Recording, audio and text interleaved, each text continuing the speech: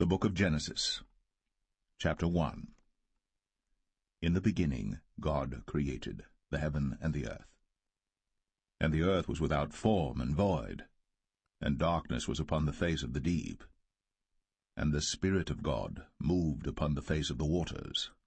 And God said, Let there be light. And there was light. And God saw the light that it was good. And God divided the light from the darkness. And God called the light day, and the darkness he called night. And the evening and the morning were the first day.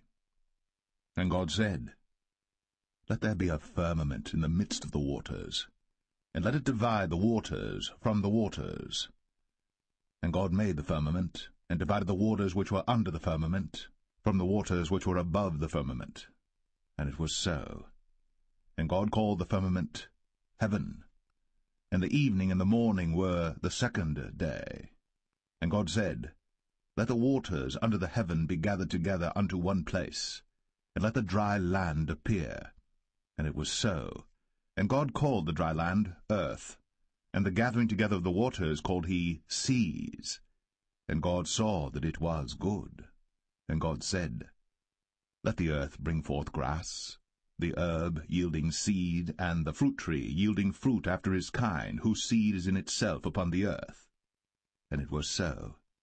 And the earth brought forth grass, an herb yielding seed after his kind, and the tree yielding fruit, whose seed was in itself after his kind. And God saw that it was good. And the evening and the morning were the third day. And God said, Let there be lights in the firmament of the heaven to divide the day from the night. And let them be for signs, and for seasons, and for days and years. And let them be for lights in the firmament of the heaven, to give light upon the earth. And it was so. And God made two great lights, the greater light to rule the day, and the lesser light to rule the night. He made the stars also. And God set them in the firmament of the heaven to give light upon the earth, and to rule over the day and over the night, and to divide the light from the darkness. And God saw that it was good. And the evening and the morning were the fourth day.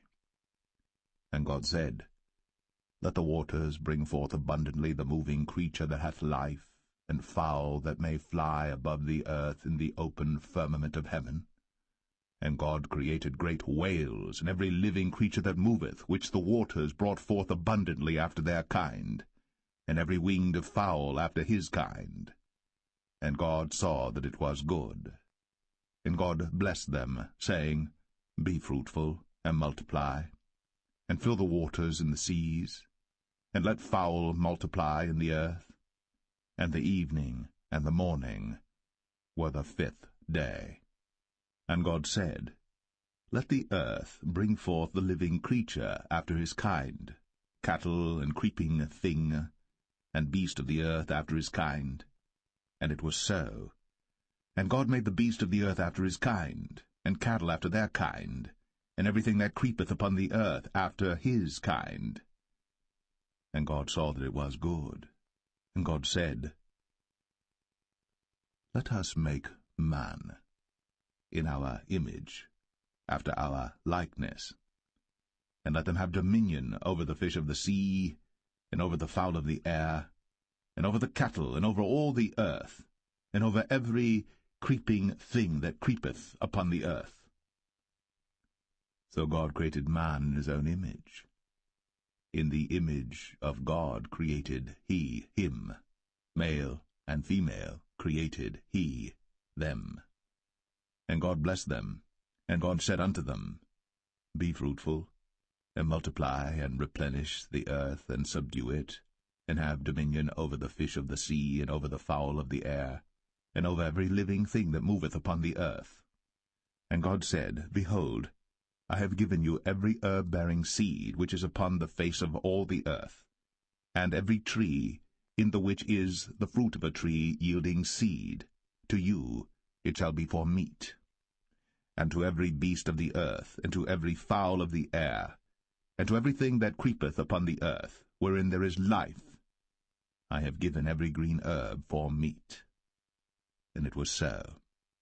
And God saw everything that he had made, and behold, it was very good. And the evening and the morning were the 6th day.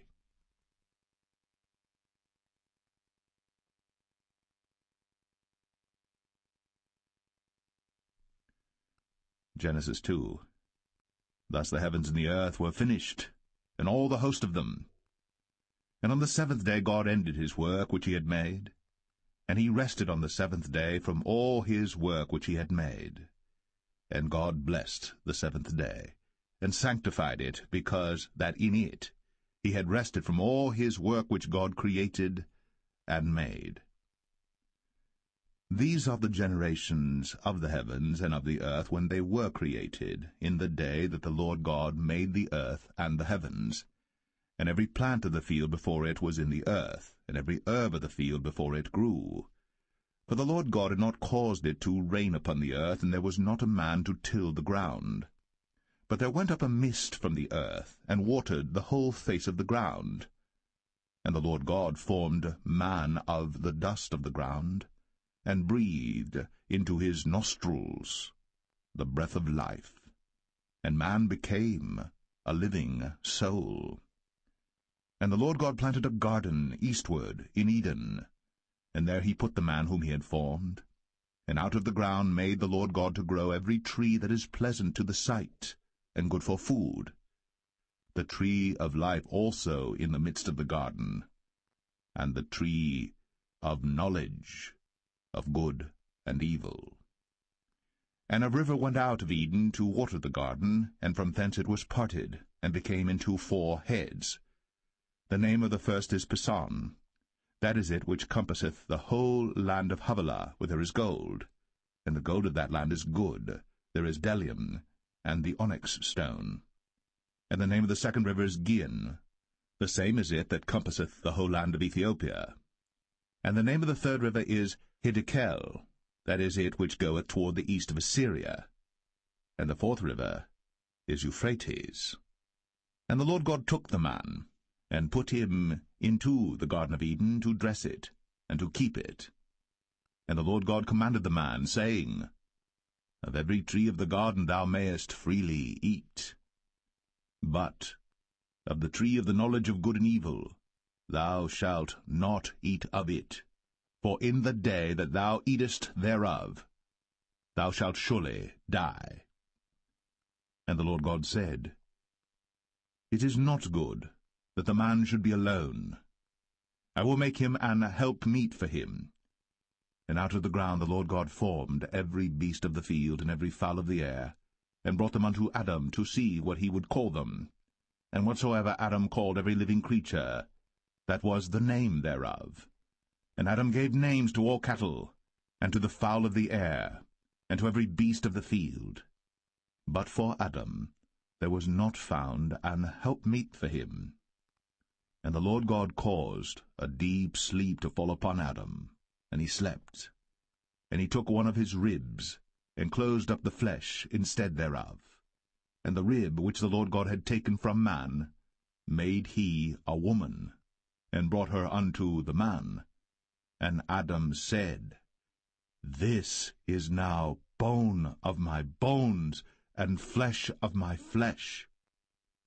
She shall be called woman, because she was taken out of man. Therefore shall a man leave his father and his mother, and shall cleave unto his wife, and they shall be one flesh. And they were both naked, the man and his wife, and were not ashamed.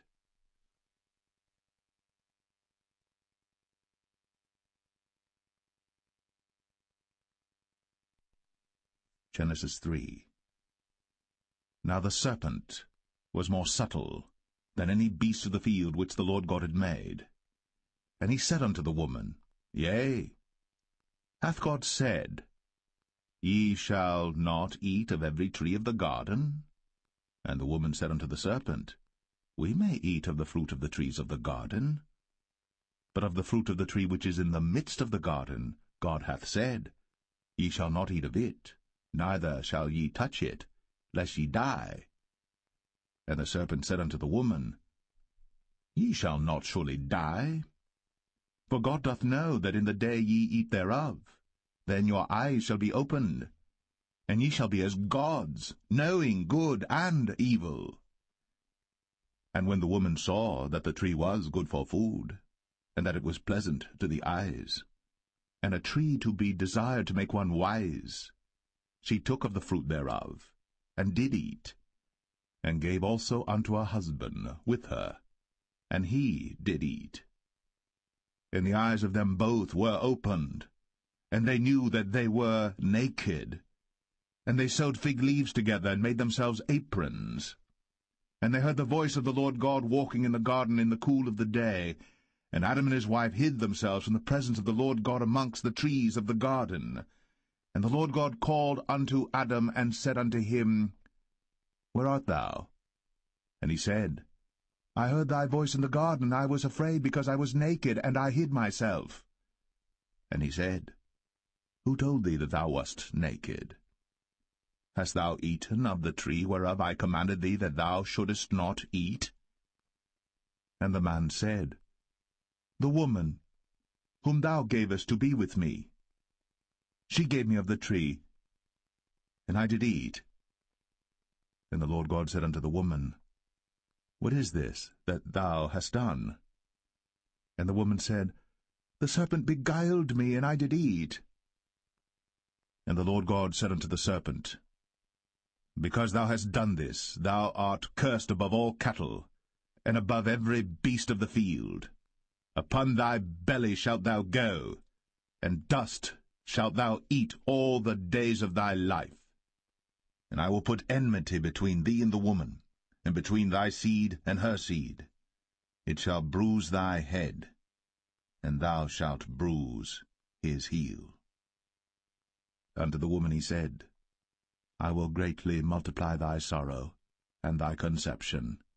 In sorrow thou shalt bring forth children, and thy desire shall be to thy husband, and he shall rule over thee.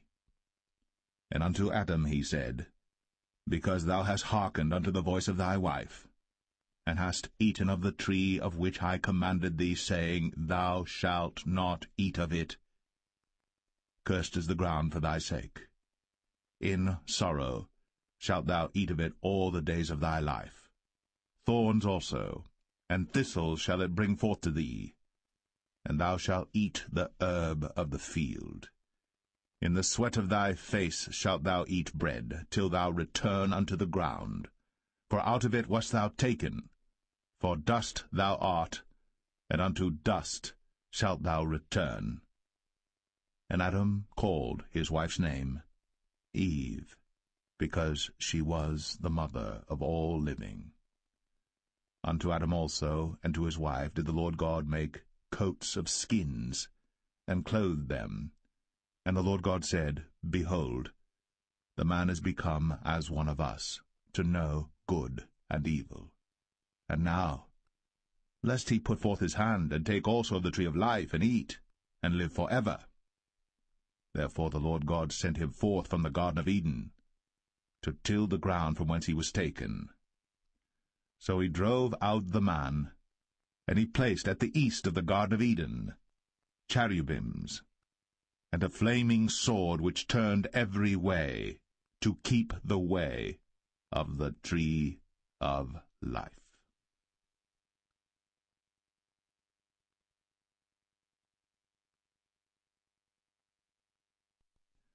Genesis 4. And Adam knew Eve his wife, and she conceived and bare Cain, and said, I have gotten a man from the Lord. And she again bare his brother Abel. And Abel was a keeper of sheep, but Cain was a tiller of the ground. And in process of time it came to pass that Cain brought of the fruit of the ground an offering unto the Lord. And Abel he also brought of the firstlings of his flock, and of the fat thereof. And the Lord had respect unto Abel and to his offering. But unto Cain and to his offering he had not respect. And Cain was very wroth, and his countenance fell. And the Lord said unto Cain, Why art thou wroth? And why is thy countenance fallen? If thou doest well, shalt thou not be accepted? And if thou doest not well, sin lieth at the door, and unto thee shall be his desire, and thou shalt rule over him. And Cain talked with Abel his brother. And it came to pass, when they were in the field, that Cain rose up against Abel his brother, and slew him. And the Lord said unto Cain, Where is Abel thy brother? And he said, I know not. Am I my brother's keeper? And he said, What hast thou done? The voice of thy brother's blood crieth unto me from the ground. And now art thou cursed from the earth, which hath opened her mouth to receive thy brother's blood from thy hand. When thou tillest the ground, it shall not henceforth yield unto thee her strength. A fugitive and a vagabond shalt thou be in the earth. And Cain said unto the Lord, My punishment is greater than I can bear. Behold, thou hast driven me out this day from the face of the earth, and from thy face shall I be hid. And I shall be a fugitive and a vagabond in the earth. And it shall come to pass that every one that findeth me shall slay me. And the Lord said unto him, Therefore whosoever slayeth Cain, vengeance shall be taken on him sevenfold. And the Lord set a mark upon Cain, lest any finding him should kill him. And Cain went out from the presence of the Lord, and dwelt in the land of Nod, on the east of Eden. And Cain knew his wife, and she conceived, and bare Enoch. And he builded a city, and called the name of the city after the name of his son, Enoch. And unto Enoch was born Irad, and Irad begat Mahushael, and Mahushael begat Methusael, and Methusael begat Lamech. And Lamech took unto him 2 wives. The name of the one was Adah, and the name of the other Zillah. And Adah bare Jabal. He was the father of such as dwell in tents, and of such as have cattle. And his brother's name was Jubal. He was the father of all such as handle the harp and organ.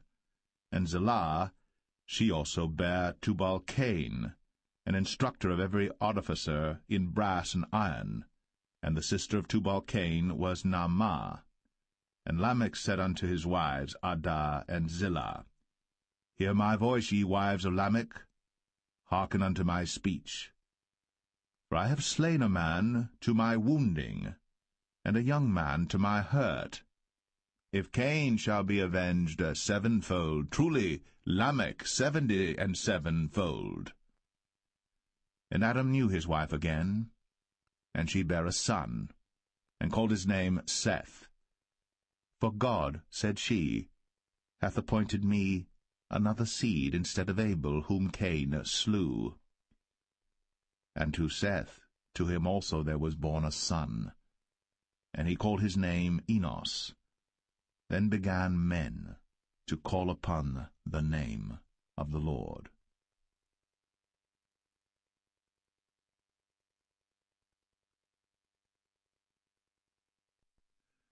Genesis 5. This is the book of the generations of Adam. In the day that God created man, in the likeness of God made he him. Male and female created he them, and blessed them, and called their name Adam, in the day when they were created. And Adam lived 130 years, and begat a son in his own likeness, after his image, and called his name Seth. And the days of Adam after he had begotten Seth were 800 years, and he begat sons and daughters. And all the days that Adam lived were 930 years, and he died. And Seth lived 105 years, and begat Enos. And Seth lived after he begat Enos 807 years, and begat sons and daughters. And all the days of Seth were 912 years, and he died. And Enos lived 90 years, and begat Canaan. And Enos lived after he begat Canaan 815 years, and begat sons and daughters. And all the days of Enos were 905 years, and he died. And Canaan lived 70 years, and begat Mahalaleel. And Canaan lived after he begat Mahalaleel 840 years, and begat sons and daughters. And all the days of Canaan were 910 years, and he died. And Mahalaleel lived 65 years, and begat Jared. And Mahalaleel lived, after he begat Jared, 830 years, and begat sons and daughters. And all the days of Mahalaleel were 895 years, and he died. And Jared lived 162 years, and he begat Enoch. And Jared lived after he begat Enoch 800 years, and begat sons and daughters. And all the days of Jared were 962 years, and he died. And Enoch lived 65 years, and begat Methuselah. And Enoch walked with God after he begat Methuselah 300 years, and begat sons and daughters. And all the days of Enoch were 365 years. And Enoch walked with God, and he was not, for God took him. And Methuselah lived 187 years, and begat Lamech. And Methuselah lived after he begat Lamech 782 years, and begat sons and daughters. And all the days of Methuselah were 969 years, and he died. And Lamech lived 182 years, and begat a son. And he called his name Noah, saying, This same shall comfort us concerning our work and toil of our hands, because of the ground which the Lord hath cursed. And Lamech lived after he begat Noah 595 years, and begat sons and daughters. And all the days of Lamech were 777 years, and he died. And Noah was 500 years old, and Noah begat Shem, Ham, and Japheth.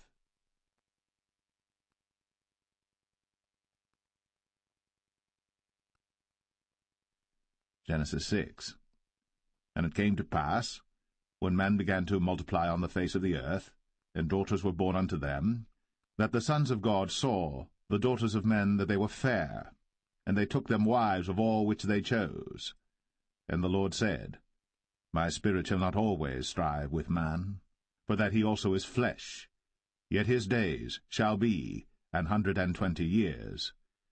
There were giants in the earth in those days, and also after that, when the sons of God came in unto the daughters of men, and they bare children to them, the same became mighty men, which were of old, men of renown.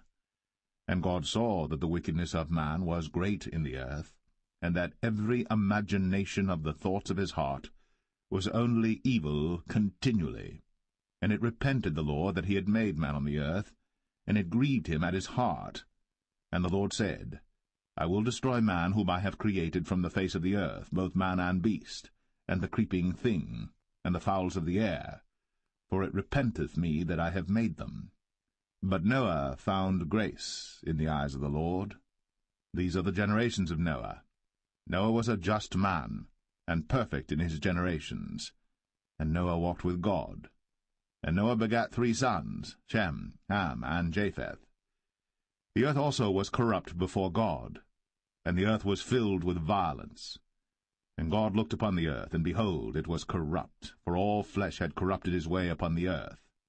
And God said unto Noah, The end of all flesh is come before me, for the earth is filled with violence through them, and behold, I will destroy them with the earth. Make thee an ark of gopher wood. Rooms shalt thou make in the ark, and shalt pitch it within and without with pitch. And this is the fashion which thou shalt make it of.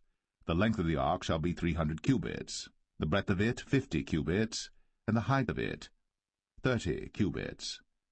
A window shalt thou make to the ark, and in a cubit shalt thou finish it above. And the door of the ark shalt thou set in the side thereof, with lower, second, and third stories shalt thou make it. And behold, I, even I, do bring a flood of waters upon the earth to destroy all flesh wherein is the breath of life from under heaven, and everything that is in the earth shall die. But with thee will I establish my covenant, and thou shalt come into the ark, thou, and thy sons, and thy wife, and thy sons' wives with thee. And of every living thing of all flesh, 2 of every sort shalt thou bring into the ark, to keep them alive with thee. They shall be male and female. Of fowls after their kind, and of cattle after their kind, of every creeping thing of the earth after his kind, 2 of every sort shall come unto thee, to keep them alive. And take thou unto thee of all food that is eaten, and thou shalt gather it to thee, and it shall be for food for thee and for them. Thus did Noah. According to all that God commanded him, so did he.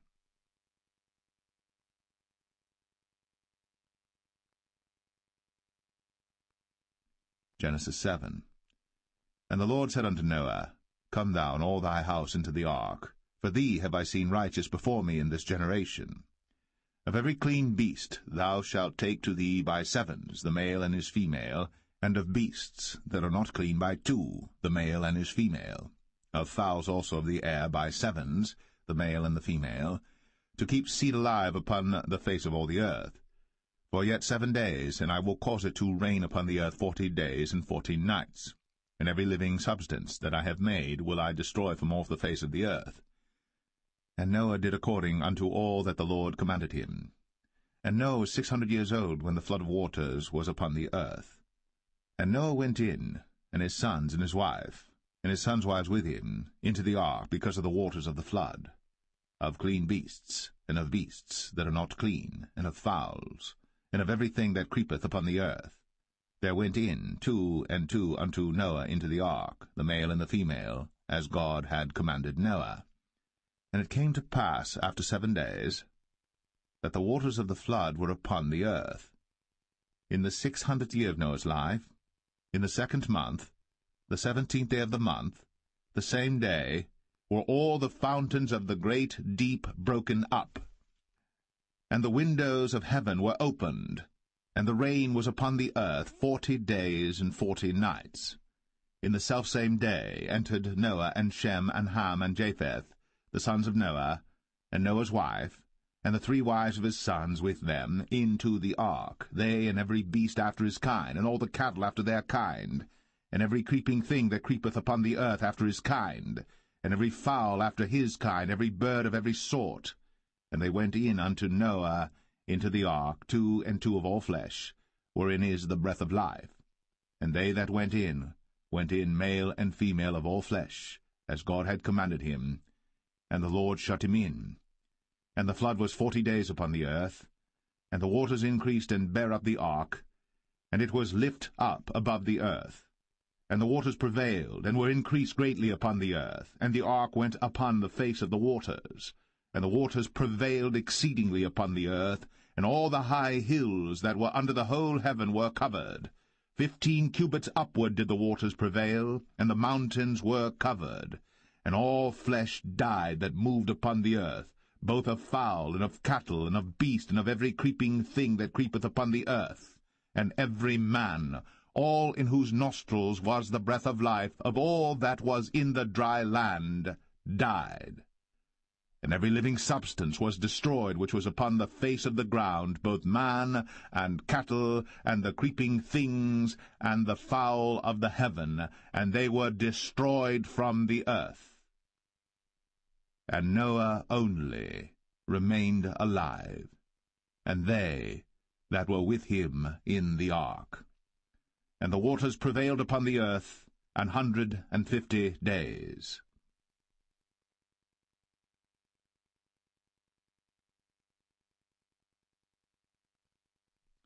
Genesis 8. And God remembered Noah, and every living thing, and all the cattle that was with him in the ark. And God made a wind to pass over the earth, and the waters assuaged. The fountains also of the deep, and the windows of heaven were stopped, and the rain from heaven was restrained. And the waters returned from off the earth continually. And after the end of the 150 days the waters were abated. And the ark rested in the 7th month, on the 17th day of the month, upon the mountains of Ararat. And the waters decreased continually until the 10th month. In the 10th month, on the 1st day of the month, were the tops of the mountains seen. And it came to pass, at the end of 40 days, that Noah opened the window of the ark which he had made. And he sent forth a raven, which went forth to and fro until the waters were dried up from off the earth. Also he sent forth a dove from him, to see if the waters were abated from off the face of the ground. But the dove found no rest for the sole of her foot. And she returned unto him into the ark, for the waters were on the face of the whole earth. Then he put forth his hand, and took her, and pulled her in unto him into the ark. And he stayed yet other 7 days, and again he sent forth the dove out of the ark. And the dove came in to him in the evening, and lo, in her mouth was an olive leaf plucked off. So Noah knew that the waters were abated from off the earth. And he stayed yet other 7 days, and sent forth the dove, which returned not again unto him any more. And it came to pass, in the 601st year, in the 1st month, the 1st day of the month, the waters were dried up from off the earth. And Noah removed the covering of the ark, and looked, and behold, the face of the ground was dry. And in the 2nd month, on the 27th day of the month, was the earth dried. And God spake unto Noah, saying, Go forth of the ark, thou, and thy wife, and thy sons wives with thee. Bring forth with thee every living thing that is with thee of all flesh, both of fowl, and of cattle, and of every creeping thing that creepeth upon the earth, that they may breed abundantly in the earth, and be fruitful and multiply upon the earth. And Noah went forth, and his sons and his wife, and his sons' wives with him, every beast, every creeping thing, and every fowl, and whatsoever creepeth upon the earth, after their kinds, went forth out of the ark. And Noah builded an altar unto the Lord, and took of every clean beast, and of every clean fowl, and offered burnt offerings on the altar. And the Lord smelled a sweet savour. And the Lord said in his heart, I will not again curse the ground any more for man's sake. For the imagination of man's heart is evil from his youth, neither will I again smite any more everything living, as I have done. While the earth remaineth, seed-time and harvest, and cold and heat, and summer and winter, and day and night, shall not cease.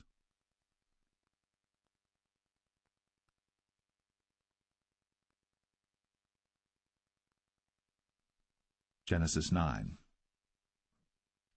And God blessed Noah and his sons, and said unto them, Be fruitful, and multiply, and replenish the earth. And the fear of you, and the dread of you shall be upon every beast of the earth, and upon every fowl of the air, upon all that moveth upon the earth, and upon all the fishes of the sea. Into your hand are they delivered. Every moving thing that liveth shall be meat for you, even as the green herb have I given you all things. But flesh, with the life thereof, which is the blood thereof, shall ye not eat. And surely your blood of your lives will I require. At the hand of every beast will I require it, and at the hand of man, at the hand of every man's brother will I require the life of man. Whoso sheddeth man's blood, by man shall his blood be shed. For in the image of God made he man. And you, be ye fruitful, and multiply, bring forth abundantly in the earth, and multiply therein. And God spake unto Noah, and to his sons with him, saying, And I, behold, I establish my covenant with you, and with your seed after you, and with every living creature that is with you, of the fowl, of the cattle, and of every beast of the earth with you, from all that go out of the ark to every beast of the earth. And I will establish my covenant with you. Neither shall all flesh be cut off any more by the waters of a flood, neither shall there any more be a flood to destroy the earth. And God said, This is the token of the covenant which I make between me and you, and every living creature that is with you, for perpetual generations. I do set my bow in the cloud, and it shall be for a token of a covenant between me and the earth. And it shall come to pass, when I bring a cloud over the earth, that the bow shall be seen in the cloud. And I will remember my covenant, which is between me and you and every living creature of all flesh.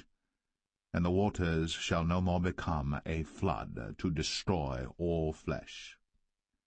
And the bow shall be in the cloud, and I will look upon it, that I may remember the everlasting covenant between God and every living creature of all flesh that is upon the earth.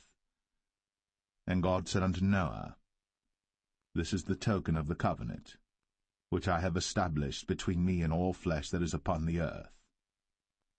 And the sons of Noah that went forth of the ark were Shem, and Ham, and Japheth. And Ham is the father of Canaan. These are the 3 sons of Noah, and of them was the whole earth overspread. And Noah began to be an husbandman, and he planted a vineyard. And he drank of the wine, and was drunken, and he was uncovered within his tent. And Ham, the father of Canaan, saw the nakedness of his father, and told his 2 brethren without. And Shem and Japheth took a garment, and laid it upon both their shoulders, and went backward, and covered the nakedness of their father. And their faces were backward, and they saw not their father's nakedness. And Noah awoke from his wine, and knew what his younger son had done unto him. And he said, Cursed be Canaan! A servant of servants shall he be unto his brethren. And he said, Blessed be the Lord God of Shem, and Canaan shall be his servant. God shall enlarge Japheth, and he shall dwell in the tents of Shem, and Canaan shall be his servant. And Noah lived after the flood 350 years. And all the days of Noah were 950 years. And he died.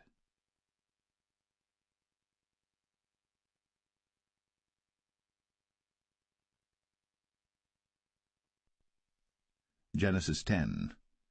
Now these are the generations of the sons of Noah, Shem, Ham, and Japheth. And unto them were sons born after the flood. The sons of Japheth, Gomer, and Magog, and Madai, and Javan, and Tubal, and Meshech, and Taras. And the sons of Gomer, Ashkenaz, and Riphath, and Togarmah.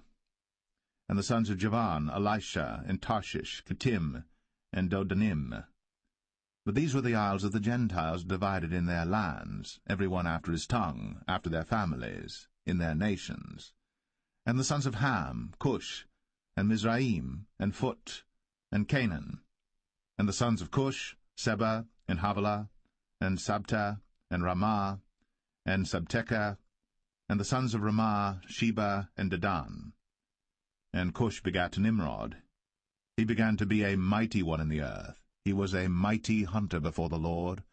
Wherefore it is said, Even as Nimrod the mighty hunter before the Lord. And the beginning of his kingdom was Babel, and Erech, and Akkad, and Calneh in the land of Shinar. Out of that land went forth Ashur, and builded Nineveh, and the city Rehoboth, and Calah. And Rezin between Nineveh and Calah, the same is a great city.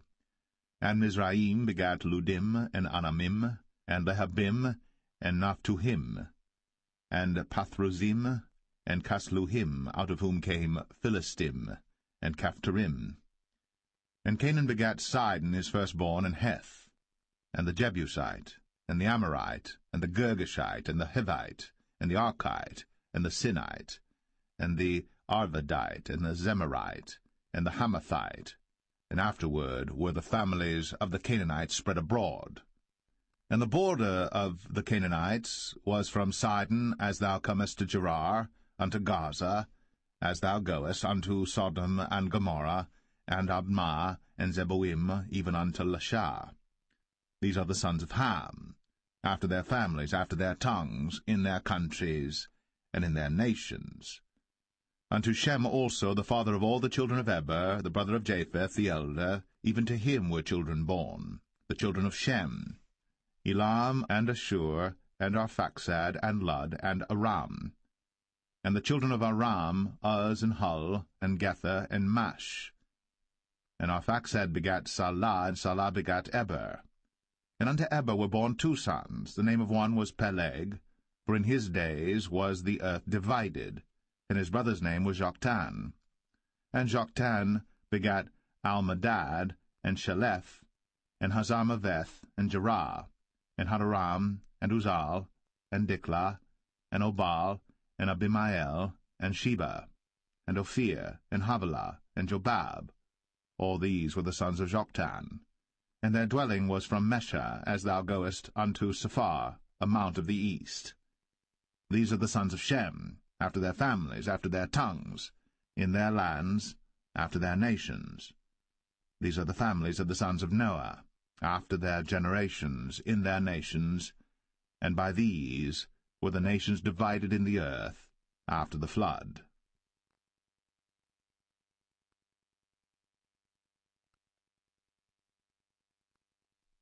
Genesis 11. And the whole earth was of one language, and of one speech. And it came to pass, as they journeyed from the east, that they found a plain in the land of Shinar, and they dwelt there. And they said one to another, Go to, let us make brick, and burn them thoroughly. And they had brick for stone, and slime had they for mortar. And they said, Go to, let us build us a city and a tower, whose top may reach unto heaven. And let us make us a name, lest we be scattered abroad upon the face of the whole earth. And the Lord came down to see the city and the tower, which the children of men builded. And the Lord said, Behold, the people is one, and they have all one language, and this they begin to do? And now nothing will be restrained from them, which they have imagined to do. Go to, let us go down, and there confound their language, that they may not understand one another's speech. So the Lord scattered them abroad from thence upon the face of all the earth, and they left off to build the city.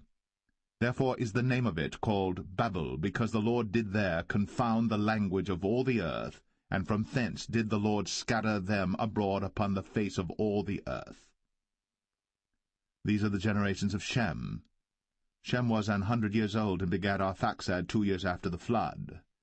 And Shem lived after he begat Arphaxad 500 years, and begat sons and daughters. And Arphaxad lived 35 years, and begat Salah. And Arphaxad lived after he begat Salah 403 years, and begat sons and daughters. And Salah lived 30 years, and begat Eber. And Salah lived after he begat Eber 403 years, and begat sons and daughters. And Eber lived 34 years, and begat Peleg. And Eber lived after he begat Peleg 430 years, and begat sons and daughters. And Peleg lived 30 years, and begat Reu.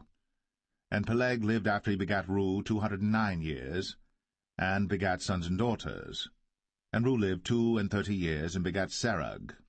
And Reu lived after he begat Serug 207 years, and begat sons and daughters. And Serug lived 30 years, and begat Nahor. And Serug lived after he begat Nahor 200 years, and begat sons and daughters. And Nahor lived 29 years, and begat Terah. And Nahor lived after he begat Terah 119 years, and begat sons and daughters. And Terah lived 70 years, and begat Abram, Nahor, and Haran. Now these are the generations of Terah. Terah begat Abram, Nahor, and Haran begat Lot. And Haran died before his father Terah in the land of his nativity, in Ur of the Chaldees. And Abram and Nahor took them wives. The name of Abram's wife was Sarai, and the name of Nahor's wife, Milcah, the daughter of Haran, the father of Milcah, and the father of Iscah. But Sarai was barren, she had no child. And Terah took Abram his son, and Lot the son of Haran his son's son, and Sarai his daughter-in-law his son Abram's wife. And they went forth with them from Ur of the Chaldees, to go into the land of Canaan. And they came unto Haran, and dwelt there. And the days of Terah were 205 years, and Terah died in Haran.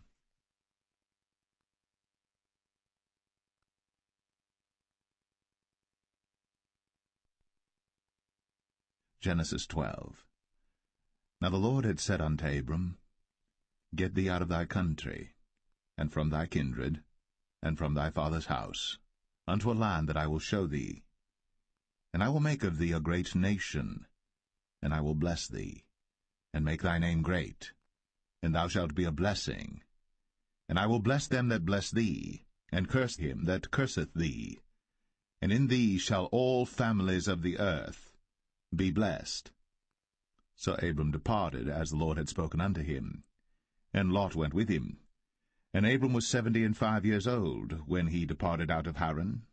And Abram took Sarai his wife, and Lot his brother's son, and all their substance that they had gathered, and the souls that they had gotten in Haran.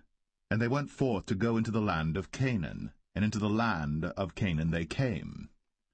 And Abram passed through the land unto the place of Sichem, unto the plain of Moreh, and the Canaanite was then in the land.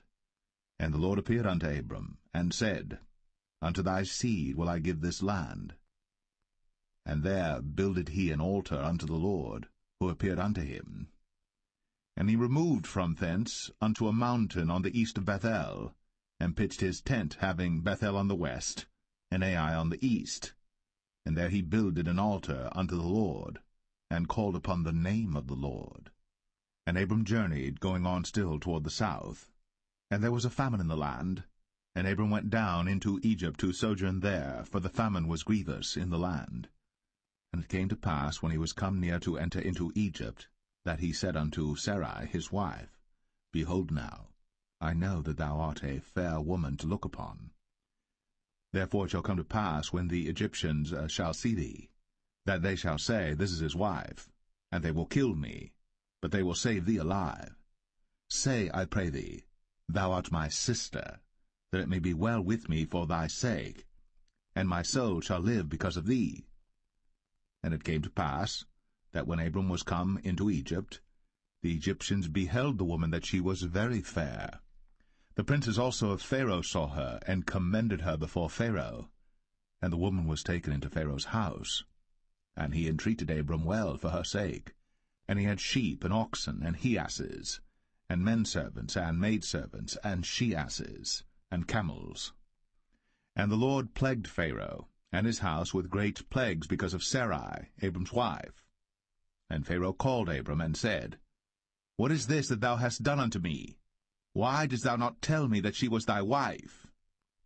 Why saidst thou, She is my sister, so I might have taken her to be my wife? Now therefore behold thy wife, take her, and go thy way. And Pharaoh commanded his men concerning him, and they sent him away, and his wife, and all that he had.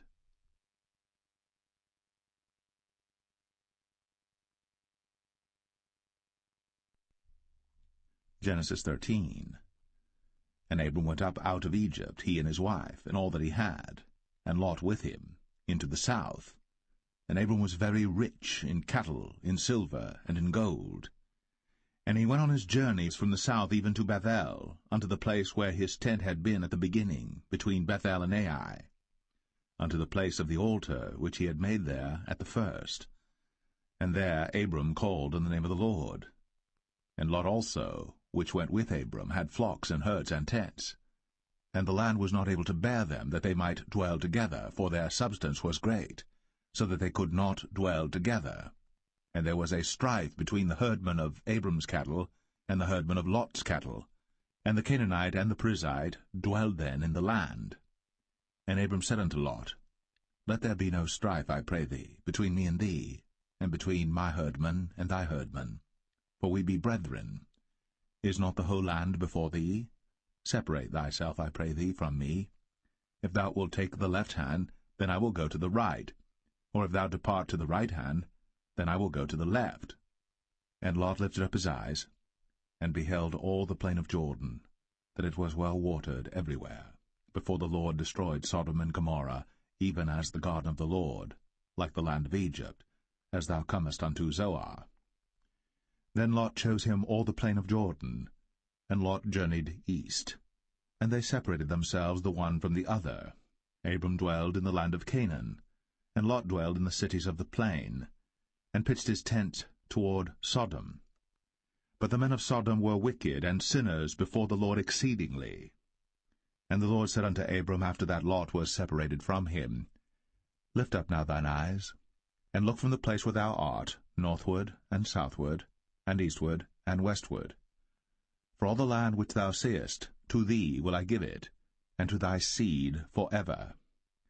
And I will make thy seed as the dust of the earth, so that if a man can number the dust of the earth, then shall thy seed also be numbered. Arise, walk through the land in the length of it, and in the breadth of it, for I will give it unto thee. Then Abram removed his tent, and came and dwelt in the plain of Mamre, which is in Hebron, and built there an altar unto the Lord.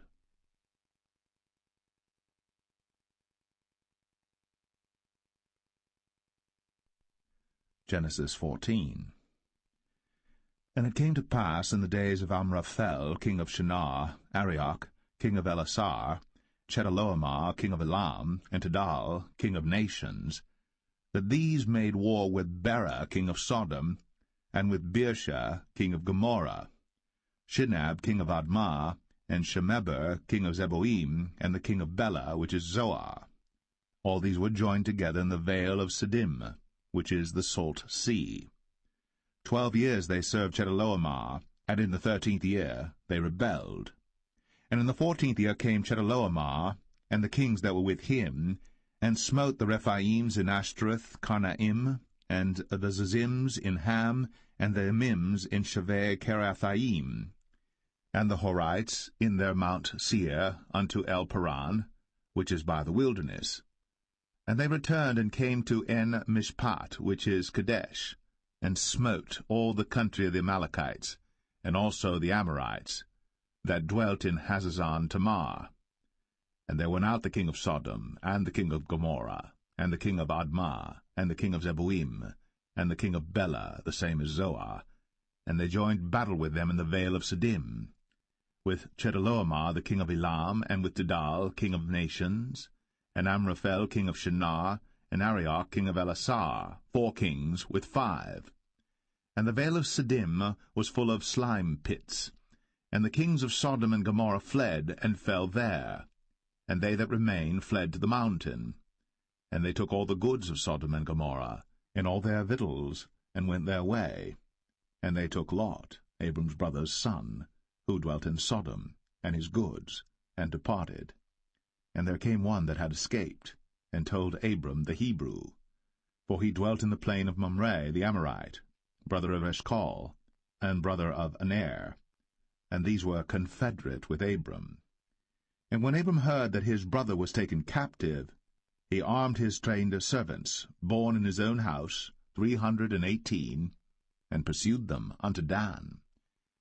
And he divided himself against them, he and his servants, by night, and smote them, and pursued them unto Hobah, which is on the left hand of Damascus. And he brought back all the goods, and also brought again his brother Lot, and his goods, and the women also, and the people. And the king of Sodom went out to meet him after his return from the slaughter of Chedorlaomer, and of the kings that were with him at the valley of Shaveh, which is the king's dale. And Melchizedek king of Salem brought forth bread and wine, and he was the priest of the Most High God. And he blessed him, and said, Blessed be Abram of the Most High God, possessor of heaven and earth. And blessed be the Most High God, which hath delivered thine enemies into thy hand. And he gave him tithes of all. And the king of Sodom said unto Abram, Give me the persons, and take the goods to thyself. And Abram said to the king of Sodom, I have lifted up mine hand unto the Lord, the Most High God, the possessor of heaven and earth, that I will not take from a thread, even to a shoe latchet, and that I will not take anything that is thine, lest thou shouldst say, I have made Abram rich. Save only that which the young men have eaten, and the portion of the men which went with me, Aner, Eshcol, and Mamre, let them take their portion.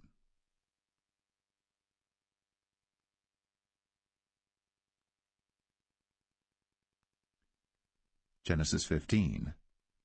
After these things, the word of the Lord came unto Abram in a vision, saying, Fear not, Abram, I am thy shield, and thy exceeding great reward. And Abram said, Lord God, what wilt thou give me, seeing I go childless? and the steward of my house is this Eliezer of Damascus.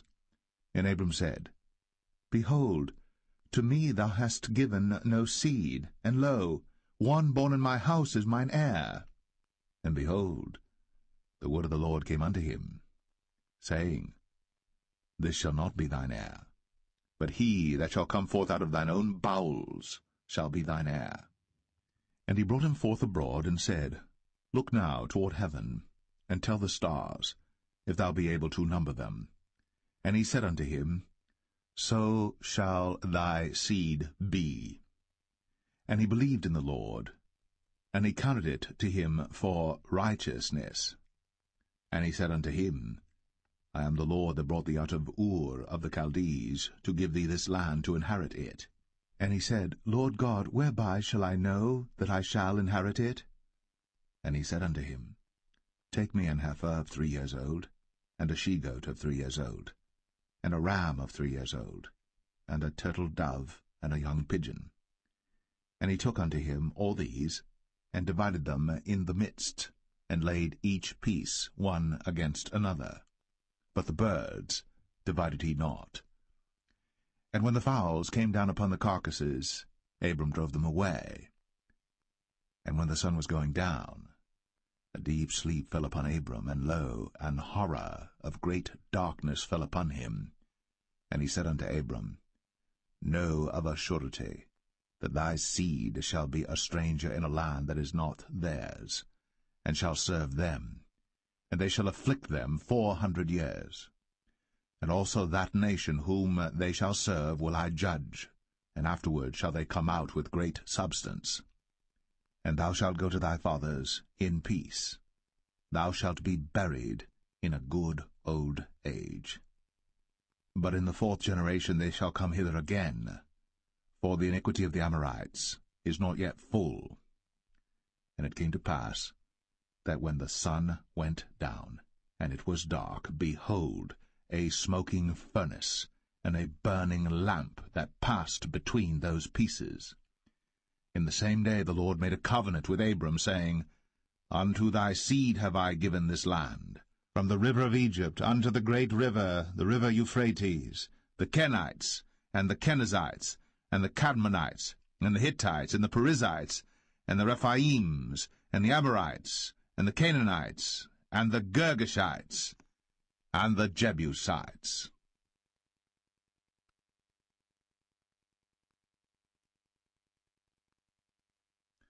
Genesis 16. Now Sarai, Abram's wife, bare him no children. And she had an handmaid, an Egyptian, whose name was Hagar. And Sarai said unto Abram, Behold now, the Lord hath restrained me from bearing. I pray thee, go in unto my maid. It may be that I may obtain children by her. And Abram hearkened to the voice of Sarai. And Sarai, Abram's wife, took Hagar her maid, the Egyptian, after Abram had dwelt 10 years in the land of Canaan, and gave her to her husband Abram to be his wife. And he went in unto Hagar, and she conceived. And when she saw that she had conceived, her mistress was despised in her eyes. And Sarai said unto Abram, My wrong be upon thee. I have given my maid into thy bosom, and when she saw that she had conceived, I was despised in her eyes. The Lord judge between me and thee. But Abram said unto Sarai, Behold, thy maid is in thy hand. Do to her as it pleaseth thee. And when Sarai dealt hardly with her, she fled from her face. And the angel of the Lord found her by a fountain of water in the wilderness, by the fountain in the way to Shur. And he said, Hagar, Sarai's maid, whence camest thou? And whither wilt thou go? And she said, I flee from the face of my mistress Sarai. And the angel of the Lord said unto her, Return to thy mistress, and submit thyself unto her hands. And the angel of the Lord said unto her, I will multiply thy seed exceedingly, that it shall not be numbered for multitude. And the angel of the Lord said unto her, Behold, thou art with child, and shalt bear a son, and shalt call his name Ishmael, because the Lord hath heard thy affliction. And he will be a wild man, his hand will be against every man, and every man's hand against him. And he shall dwell in the presence of all his brethren. And she called the name of the Lord that spake unto her, Thou God seest me. For she said, Have I also here looked after him that seeth me? Wherefore the well was called Beer-Lahai Roi. Behold, it is between Kadesh and Bered. And Hagar bare Abram a son, and Abram called his son's name, which Hagar bare, Ishmael. And Abram was 86 years old, when Hagar bare Ishmael to Abram.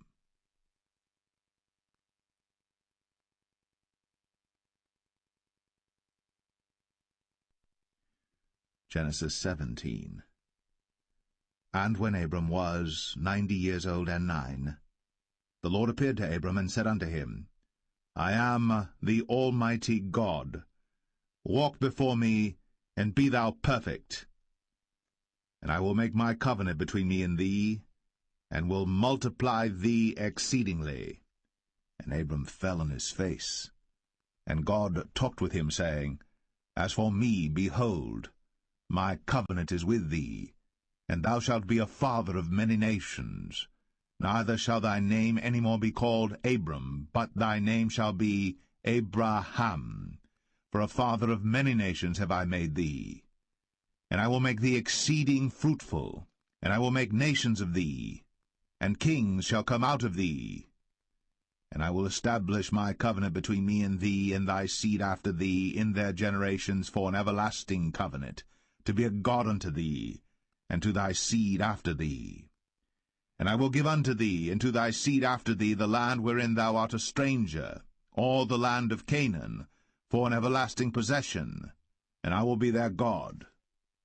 And God said unto Abraham, Thou shalt keep my covenant therefore, thou and thy seed after thee in their generations.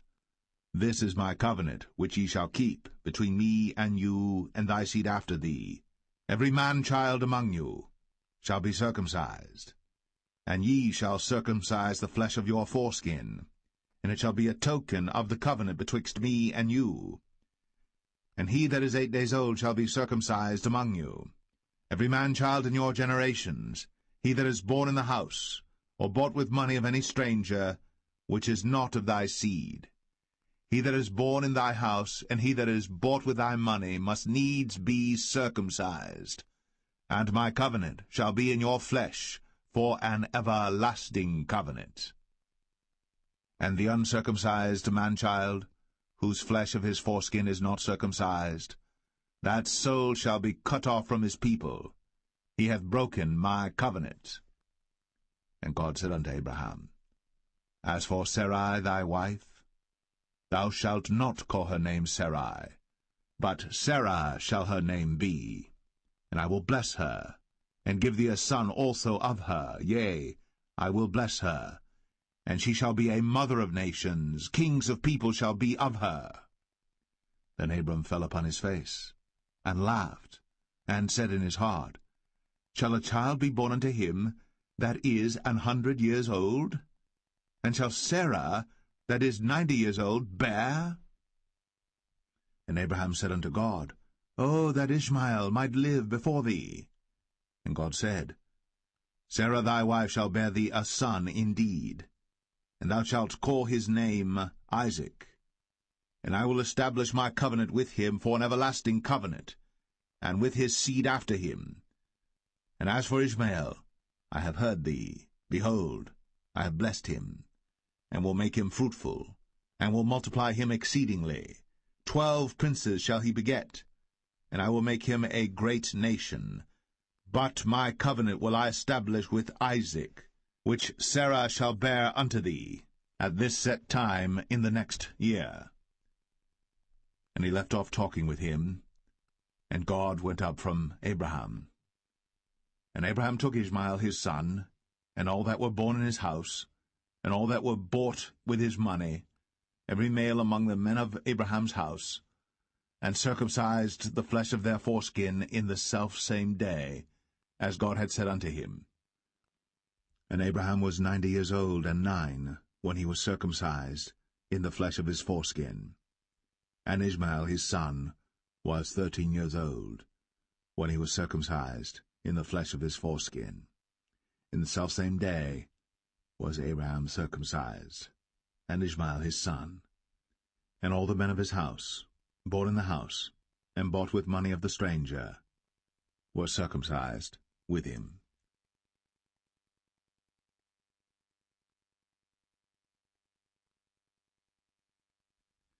Genesis 18. And the Lord appeared unto him in the plains of Mamre, and he sat in the tent door in the heat of the day.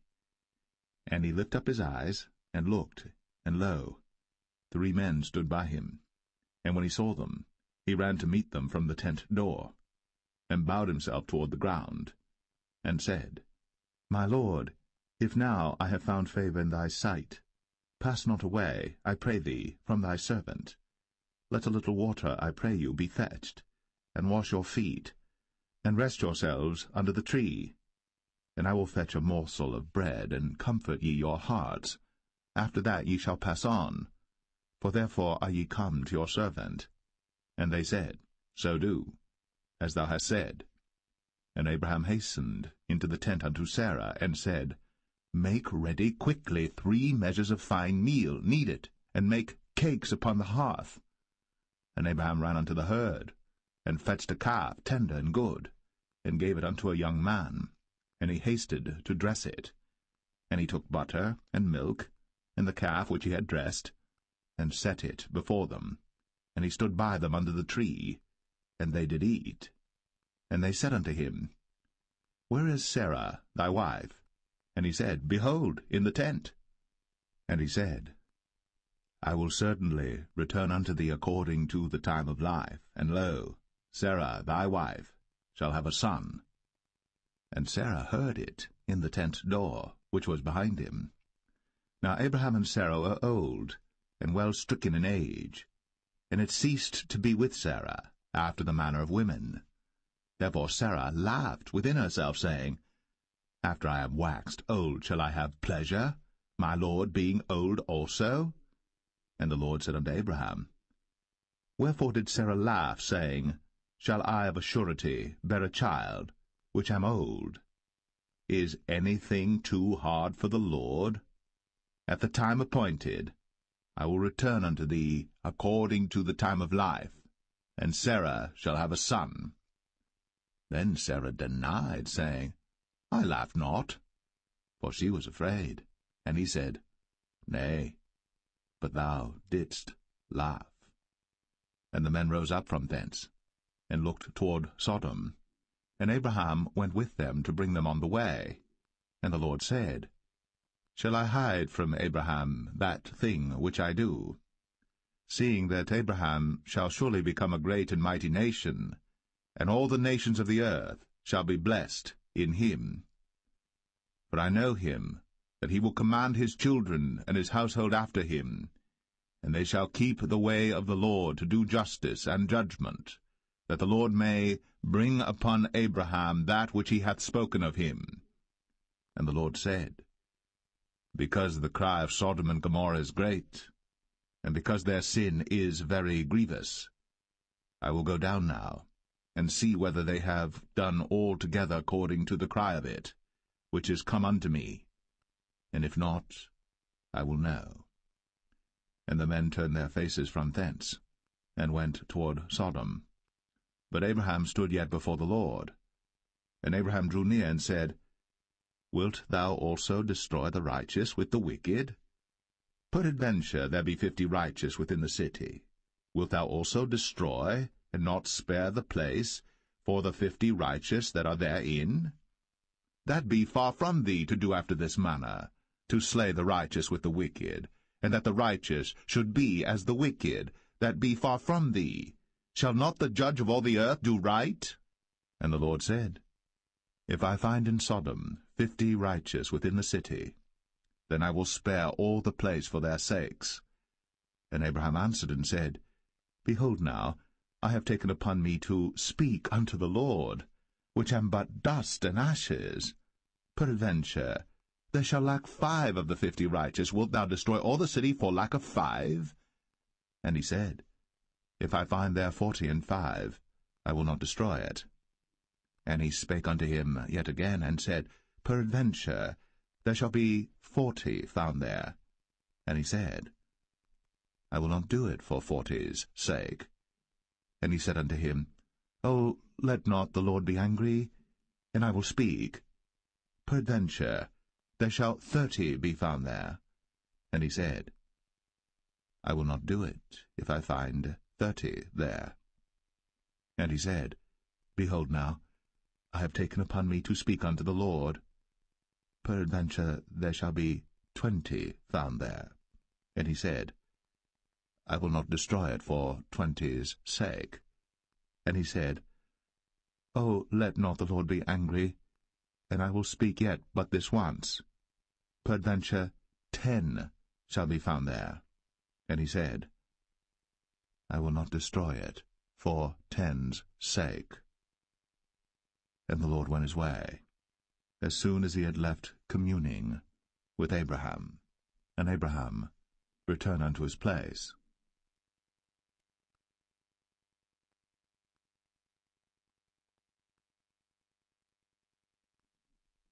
Genesis 19. And there came 2 angels to Sodom at even, and Lot sat in the gate of Sodom. And Lot, seeing them, rose up to meet them. And he bowed himself with his face toward the ground. And he said, Behold now, my lords, turn in, I pray you, into your servant's house, and tarry all night, and wash your feet, and ye shall rise up early, and go on your ways. And they said, Nay, but we will abide in the street all night. And he pressed upon them greatly. And they turned in unto him, and entered into his house. And he made them a feast, and did bake unleavened bread, and they did eat. But before they lay down, the men of the city, even the men of Sodom, compassed the house round, both old and young, all the people from every quarter. And they called unto Lot, and said unto him, Where are the men which came into thee this night? Bring them out unto us, that we may know them. And Lot went out at the door unto them, and shut the door after him, and said, I pray you, brethren, do not so wickedly. Behold now, I have 2 daughters which have not known man. Let me, I pray you, bring them out unto you, and do ye to them as is good in your eyes. Only unto these men do nothing, for therefore came they under the shadow of my roof. And they said, Stand back. And they said again, This one fellow came in to sojourn, and he will needs be a judge. Now will we deal worse with thee than with them. And they pressed sore upon the man, even Lot, and came near to break the door. But the men put forth their hand, and pulled Lot into the house to them, and shut to the door. And they smote the men that were at the door of the house with blindness, both small and great, so that they wearied themselves to find the door. And the men said unto Lot, Hast thou here any besides, son-in-law, and thy sons, and thy daughters, and whatsoever thou hast in the city, bring them out of this place? For we will destroy this place, because the cry of them is waxen great before the face of the Lord, and the Lord hath sent us to destroy it. And Lot went out, and spake unto his sons-in-law, which married his daughters, and said, Up, get you out of this place, for the Lord will destroy this city. But he seemed as one that mocked unto his sons-in-law. And when the morning arose, then the angels hastened Lot, saying, Arise, take thy wife and thy 2 daughters, which are here, lest thou be consumed in the iniquity of the city. And while he lingered, the man laid hold upon his hand, and upon the hand of his wife, and upon the hand of his 2 daughters, the Lord being merciful unto him. And they brought him forth, and set him without the city. And it came to pass, when they had brought them forth abroad, that he said, Escape for thy life, look not behind thee, neither stay thou in all the plain, escape to the mountain, lest thou be consumed. And Lot said unto them, "O not so, my lord. Behold now, thy servant hath found grace in thy sight, and thou hast magnified thy mercy which thou hast shown unto me in saving my life. And I cannot escape to the mountain, lest some evil take me and I die. Behold now, this city is near to flee unto, and it is a little one. O let me escape thither. Is it not a little one? And my soul shall live." And he said unto him, See, I have accepted thee concerning this thing also, that I will not overthrow this city, for the which thou hast spoken. Haste thee, escape thither, for I cannot do anything till thou be come thither. Therefore the name of the city was called Zoar. The sun was risen upon the earth, when Lot entered into Zoar. Then the Lord rained upon Sodom and upon Gomorrah brimstone and fire from the Lord out of heaven. And he overthrew those cities, and all the plain, and all the inhabitants of the cities, and that which grew upon the ground. But his wife looked back from behind him, and she became a pillar of salt. And Abraham got up early in the morning to the place where he stood before the Lord. And he looked toward Sodom and Gomorrah, and toward all the land of the plain, and beheld, and lo, the smoke of the country went up as the smoke of a furnace. And it came to pass, when God destroyed the cities of the plain, that God remembered Abraham, and sent Lot out of the midst of the overthrow, when he overthrew the cities in the which Lot dwelt. And Lot went up out of Zoar, and dwelt in the mountain, and his 2 daughters with him, for he feared to dwell in Zoar, and he dwelt in a cave, he and his 2 daughters. And the firstborn said unto the younger, Our father is old, and there is not a man in the earth to come in unto us after the manner of all the earth. Come, let us make our father drink wine, and we will lie with him, that we may preserve seed of our father. And they made their father drink wine that night. And the firstborn went in, and lay with her father. And he perceived not when she lay down, nor when she arose. And it came to pass on the morrow, that the firstborn said unto the younger, Behold, I lay yesternight with my father. Let us make him drink wine this night also, and go thou in, and lie with him, that we may preserve seed of our father. And they made their father drink wine that night also. And the younger arose, and lay with him. And he perceived not when she lay down, nor when she arose. Thus were both the daughters of Lot with child by their father. And the firstborn bare a son, and called his name Moab. The same is the father of the Moabites unto this day. And the younger, she also bare a son, and called his name Ben-Ami. The same is the father of the children of Ammon unto this day.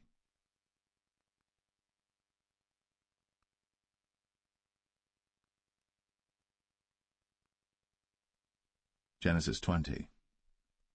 And Abraham journeyed from thence toward the south country, and dwelled between Kadesh and Shur, and sojourned in Gerar. And Abraham said of Sarah his wife, She is my sister. And Abimelech king of Gerar sent and took Sarah.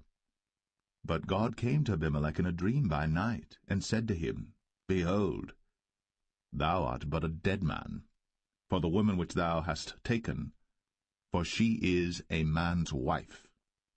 But Abimelech had not come near her, and he said, Lord, wilt thou slay also a righteous nation? Said he not unto me, She is my sister? And she, even she herself, said, He is my brother? In the integrity of my heart, and innocency of my hands, have I done this.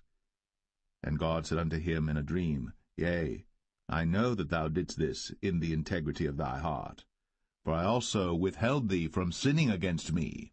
Therefore suffered I thee not to touch her. Now therefore restore the man his wife, for he is a prophet, and he shall pray for thee, and thou shalt live. And if thou restore her not, know thou that thou shalt surely die, thou and all that are thine. Therefore Abimelech rose early in the morning, and called all his servants, and told all these things in their ears. And the men were sore afraid. Then Abimelech called Abraham, and said unto him, What hast thou done unto us? And what have I offended thee, that thou hast brought on me and on my kingdom a great sin? Thou hast done deeds unto me that ought not to be done. And Abimelech said unto Abraham, What sawest thou, that thou hast done this thing? And Abraham said, Because I thought, surely the fear of God is not in this place, and they will slay me for my wife's sake. And yet indeed she is my sister. She is the daughter of my father, but not the daughter of my mother, and she became my wife. And it came to pass, when God caused me to wander from my father's house, that I said unto her, This is thy kindness which thou shalt show unto me. At every place whither we shall come, say of me, He is my brother. And Abimelech took sheep and oxen, and men servants, and women servants, and gave them unto Abraham, and restored him Sarah his wife. And Abimelech said, Behold, my land is before thee. Dwell where it pleaseth thee. And unto Sarah he said, Behold, I have given thy brother 1,000 pieces of silver. Behold, he is to thee a covering of the eyes, unto all that are with thee, and with all other. Thus she was reproved. So Abraham prayed unto God, and God healed Abimelech and his wife and his maidservants, and they bare children. For the Lord had fast closed up all the wombs of the house of Abimelech, because of Sarah, Abraham's wife.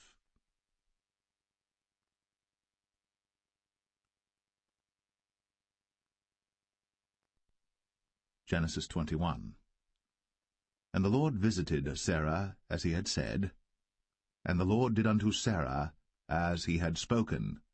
For Sarah conceived, and bare Abraham a son in his old age, at the set time of which God had spoken to him. And Abraham called the name of his son that was born unto him, whom Sarah bare to him, Isaac. And Abraham circumcised his son Isaac, being 8 days old, as God had commanded him. And Abraham was 100 years old when his son Isaac was born unto him. And Sarah said, God hath made me to laugh, so that all that hear will laugh with me. And she said, Who would have said unto Abraham, that Sarah should have given children suck? For I have borne him a son in his old age. And the child grew, and was weaned. And Abraham made a great feast, the same day that Isaac was weaned. And Sarah saw the son of Hagar the Egyptian, which she had borne unto Abraham, mocking. Wherefore she said unto Abraham, Cast out this bondwoman and her son, for the son of this bondwoman shall not be heir with my son, even with Isaac. And the thing was very grievous in Abraham's sight because of his son. And God said unto Abraham, Let it not be grievous in thy sight, because of the lad, and because of thy bondwoman. In all that Sarah hath said unto thee, hearken unto her voice, for in Isaac shall thy seed be called. And also of the son of the bondwoman will I make a nation, because he is thy seed. And Abraham rose up early in the morning, and took bread and a bottle of water, and gave it unto Hagar, putting it on her shoulder, and the child, and sent her away, and she departed and wandered in the wilderness of Beersheba. And the water was spent in the bottle, and she cast the child under one of the shrubs, and she went and sat her down over against him a good way off, as it were a bowshot, for she said, Let me not see the death of the child. And she sat over against him, and lifted up her voice, and wept.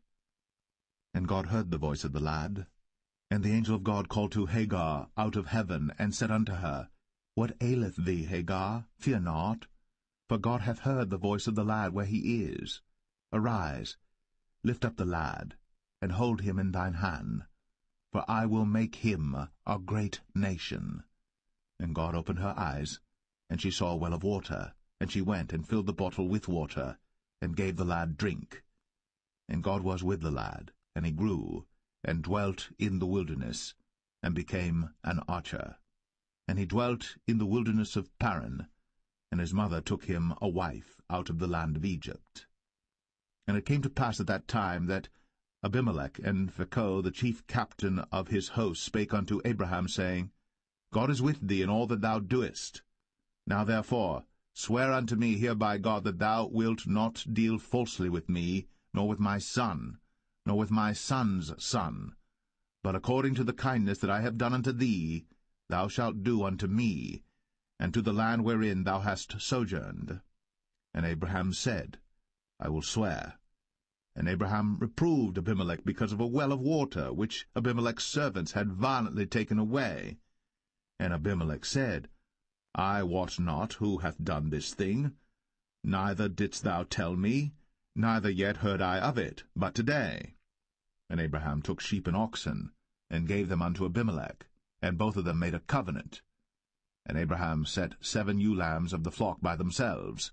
And Abimelech said unto Abraham, What mean these 7 ewe lambs which thou hast set by themselves? And he said, For these 7 ewe lambs shalt thou take of my hand, that they may be a witness unto me that I have digged this well. Wherefore he called that place Beersheba, because there they sware both of them. Thus they made a covenant at Beersheba. Then Abimelech rose up, and Phicol the chief captain of his host, and they returned into the land of the Philistines. And Abraham planted a grove in Beersheba, and called there on the name of the Lord, the everlasting God. And Abraham sojourned in the Philistines' land many days.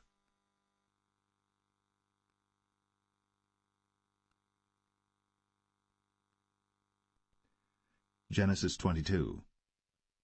And it came to pass, after these things, that God did tempt Abraham, and said unto him, Abraham. And he said, Behold, here I am. And he said, Take now thy son, thine only son Isaac, whom thou lovest, and get thee into the land of Moriah, and offer him there for a burnt offering upon one of the mountains which I will tell thee of. And Abraham rose up early in the morning, and saddled his ass, and took 2 of his young men with him, and Isaac his son, and clave the wood for the burnt offering, and rose up, and went unto the place of which God had told him. Then on the 3rd day Abraham lifted up his eyes, and saw the place afar off. And Abraham said unto his young men, Abide ye here with the ass, and I and the lad will go yonder, and worship, and come again to you. And Abraham took the wood of the burnt offering, and laid it upon Isaac his son. And he took the fire in his hand, and a knife, and they went both of them together. And Isaac spake unto Abraham his father, and said, My father? And he said, Here am I, my son. And he said, Behold, the fire and the wood. But where is the lamb for a burnt offering? And Abraham said, My son, God will provide himself a lamb for a burnt offering.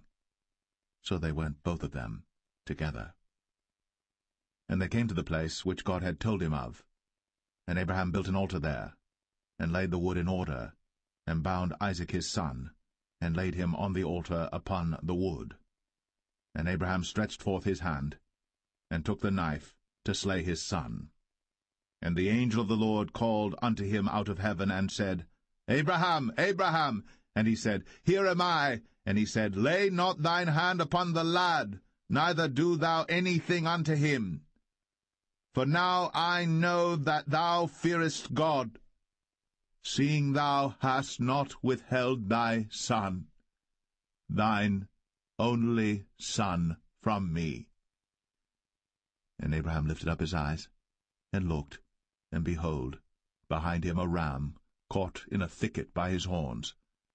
And Abraham went, and took the ram, and offered him up for a burnt offering in the stead of his son. And Abraham called the name of that place Jehovah-Jireh, as it is said to this day, In the mount of the Lord it shall be seen. And the angel of the Lord called unto Abraham out of heaven the 2nd time, and said, By myself have I sworn, saith the Lord, for because thou hast done this thing, and hast not withheld thy son, thine only son, that in blessing I will bless thee, and in multiplying I will multiply thy seed as the stars of the heaven, and as the sand which is upon the seashore, and thy seed shall possess the gate of his enemies. And in thy seed shall all the nations of the earth be blessed, because thou hast obeyed my voice. So Abraham returned unto his young men, and they rose up, and went together to Beersheba. And Abraham dwelt at Beersheba. And it came to pass after these things, that it was told Abraham, saying, Behold, Milcah, she hath also borne children unto thy brother Nahor, Huz his firstborn, and Buz his brother, and Kemuel the father of Aram, and Chesed, and Hazo, and Pildash, and Jidlaph, and Bethuel. And Bethuel begat Rebekah. These 8 Milcah did bear to Nahor, Abraham's brother. And his concubine, whose name was Rumah, she bare also Tebah, and Gaham, and Thahash, and Maacah.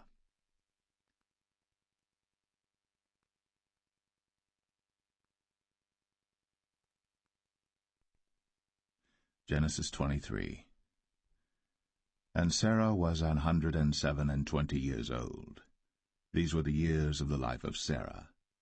And Sarah died in Kirjath-Arba, the same as Hebron in the land of Canaan. And Abraham came to mourn for Sarah, and to weep for her. And Abraham stood up from before his dead, and spake unto the sons of Heth, saying, I am a stranger, and a sojourner with you. Give me a possession of a burying place with you, that I may bury my dead out of my sight. And the children of Heth answered Abraham, saying unto him, Hear us, my lord. Thou art a mighty prince among us. In the choice of our sepulchres bury thy dead. None of us shall withhold from thee his sepulchre, but that thou mayest bury thy dead. And Abraham stood up, and bowed himself to the people of the land, even to the children of Heth. And he communed with them, saying, If it be your mind that I should bury my dead out of my sight, hear me, and entreat for me to Ephron the son of Zoar, that he may give me the cave of Machpelah, which he hath, which is in the end of his field. For as much money as it is worth, he shall give it me, for a possession of a burying place amongst you. And Ephron dwelt among the children of Heth. And Ephron the Hittite answered Abraham in the audience of the children of Heth, even of all that went in at the gate of his city, saying, Nay, my lord, hear me. The field give I thee, and the cave that is therein I give it thee. In the presence of the sons of my people give I it thee. Bury thy dead. And Abraham bowed down himself before the people of the land. And he spake unto Ephron in the audience of the people of the land, saying, But if thou wilt give it, I pray thee, hear me. I will give thee money for the field. Take it of me, and I will bury my dead there. And Ephron answered Abraham, saying unto him, My lord, hearken unto me. The land is worth 400 shekels of silver. What is that betwixt me and thee? Bury therefore thy dead. And Abraham hearkened unto Ephron, and Abraham weighed to Ephron the silver, which he had named in the audience of the sons of Heth, 400 shekels of silver, current money, with the merchant. And the field of Ephron which was in Machpelah, which was before Mamre, the field and the cave which was therein, and all the trees that were in the field, that were in all the borders round about, were made sure unto Abraham for a possession in the presence of the children of Heth, before all that went in at the gate of his city. And after this Abraham buried Sarah his wife in the cave of the field of Machpelah before Mamre. The same is Hebron in the land of Canaan. And the field, and the cave that is therein, were made sure unto Abraham for a possession of a burying place by the sons of Heth.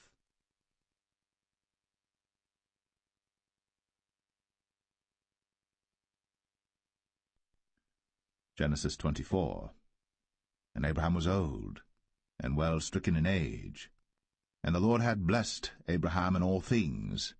And Abraham said unto his eldest servant of his house, that ruled over all that he had, Put, I pray thee, thy hand under my thigh, and I will make thee swear by the Lord, the God of heaven, and the God of the earth, that thou shalt not take a wife unto my son of the daughters of the Canaanites, among whom I dwell, but thou shalt go unto my country, and to my kindred, and take a wife unto my son Isaac.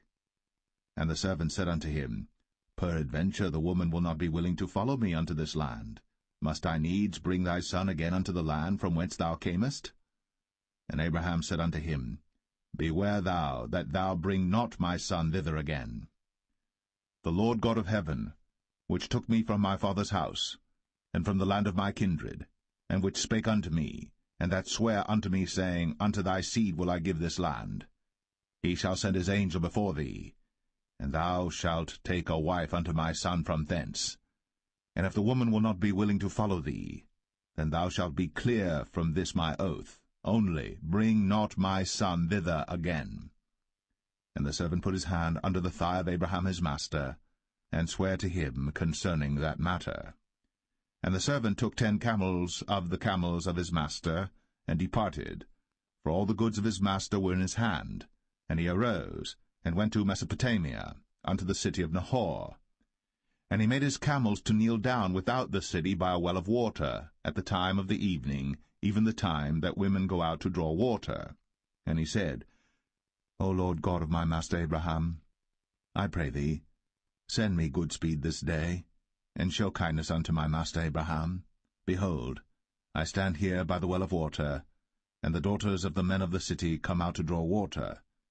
And let it come to pass, that the damsel to whom I shall say, Let down thy pitcher, I pray thee, that I may drink. And she shall say, Drink, and I will give thy camels drink also. Let the same be she that thou hast appointed for thy servant Isaac, and thereby shall I know that thou hast shown kindness unto my master. And it came to pass, before he had done speaking, that, behold, Rebekah came out, who was born to Bethuel, son of Milcah, the wife of Nahor, Abraham's brother, with her pitcher upon her shoulder. And the damsel was very fair to look upon, a virgin, neither had any man known her. And she went down to the well, and filled her pitcher, and came up. And the servant ran to meet her, and said, Let me, I pray thee, drink a little water of thy pitcher. And she said, Drink, my lord. And she hasted, and let down her pitcher upon her hand, and gave him drink. And when she had done giving him drink, she said, I will draw water for thy camels also, until they have done drinking. And she hasted, and emptied her pitcher into the trough, and ran again unto the well to draw water, and drew for all his camels. And the man, wondering at her, held his peace, to wit whether the Lord had made his journey prosperous or not. And it came to pass, as the camels had done drinking, that the man took a golden earring of 1/2 shekel weight, and 2 bracelets for her hands of 10 shekels weight of gold, and said, Whose daughter art thou? Tell me, I pray thee. Is there room in thy father's house for us to lodge in? And she said unto him, I am the daughter of Bethuel, the son of Milcah, which she bare unto Nahor.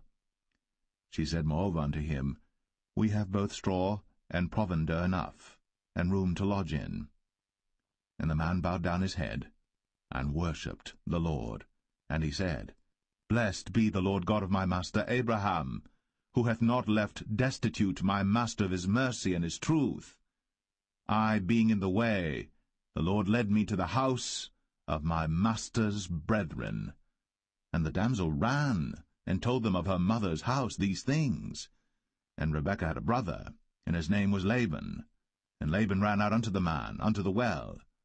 And it came to pass, when he saw the earring and bracelets upon his sister's hands, and when he heard the words of Rebekah his sister, saying, Thus spake the man unto me, that he came unto the man, and behold, he stood by the camels at the well. And he said, Come in, thou blessed of the Lord. Wherefore standest thou without? For I have prepared the house and room for the camels. And the man came into the house, and he ungirded his camels, and gave straw and provender for the camels, and water to wash his feet, and the men's feet that were with him. And there was set meat before him to eat, but he said, I will not eat until I have told mine errand. And he said, Speak on. And he said, I am Abraham's servant. And the Lord hath blessed my master greatly, and he is become great. And he hath given him flocks, and herds, and silver, and gold, and menservants, and maidservants, and camels, and asses. And Sarah my master's wife bare a son to my master when she was old, and unto him hath he given all that he hath. And my master made me swear, saying, Thou shalt not take a wife to my son of the daughters of the Canaanites in whose land I dwell, but thou shalt go unto my father's house, and to my kindred, and take a wife unto my son. And I said unto my master, Peradventure the woman will not follow me. And he said unto me, The Lord before whom I walk will send his angel with thee, and prosper thy way. And thou shalt take a wife for my son of my kindred, and of my father's house. Then shalt thou be clear from this my oath, when thou comest to my kindred. And if they give not thee one, thou shalt be clear from my oath. And I came this day unto the well, and said, O Lord God of my master Abraham, if now thou do prosper my way which I go, behold, I stand by the well of water. And it shall come to pass that when the virgin cometh forth to draw water, and I say to her, Give me, I pray thee, a little water of thy pitcher to drink, and she say to me, Both drink thou, and I will also draw for thy camels, let the same be the woman whom the Lord hath appointed out for my master's son. And before I had done speaking in mine heart, behold, Rebekah came forth with her pitcher on her shoulder, and she went down unto the well, and drew water. And I said unto her, Let me drink, I pray thee. And she made haste, and let down her pitcher from her shoulder, and said, Drink, and I will give thy camels drink also. So I drank, and she made the camels drink also.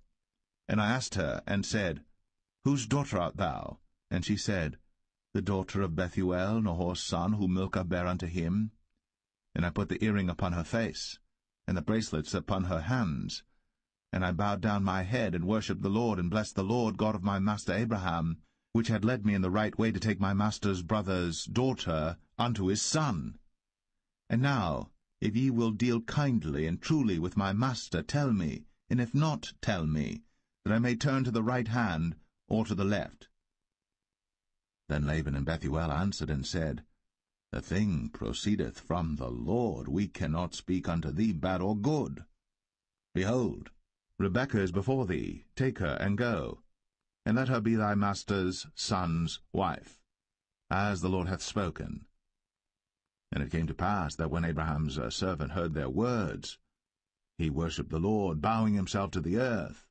And the servant brought forth jewels of silver, and jewels of gold, and raiment, and gave them to Rebekah. He gave also to her brother and to her mother precious things. And they did eat and drink, he and the men that were with him, and tarried all night. And they rose up in the morning, and he said, Send me away unto my master.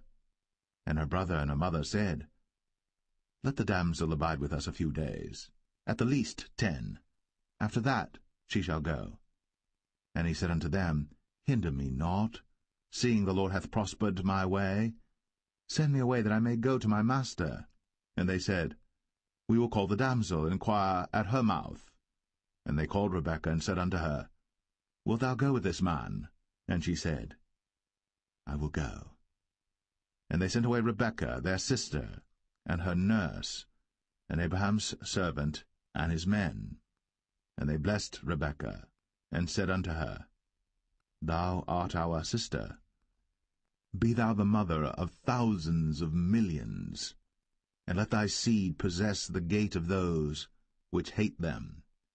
And Rebekah arose, and her damsels, and they rode upon the camels, and followed the man. And the servant took Rebekah, and went his way. And Isaac came from the way of the well Lahai-roi, for he dwelt in the south country. And Isaac went out to meditate in the field at the eventide. And he lifted up his eyes, and saw, and behold, the camels were coming. And Rebekah lifted up her eyes, and when she saw Isaac, she lighted off the camel. For she had said unto the servant, What man is this that walketh in the field to meet us? And the servant had said, It is my master. Therefore she took a veil, and covered herself. And the servant told Isaac all things that he had done. And Isaac brought her into his mother Sarah's tent, and took Rebekah, and she became his wife, and he loved her. And Isaac was comforted after his mother's death.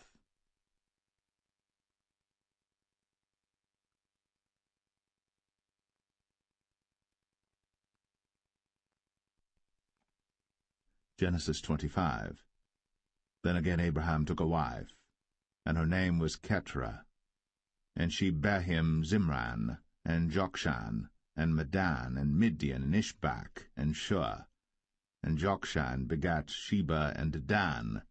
And the sons of Dedan were Ashrim, and Letashim, and Leumim.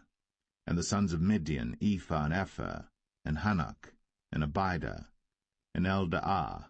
All these were the children of Keturah.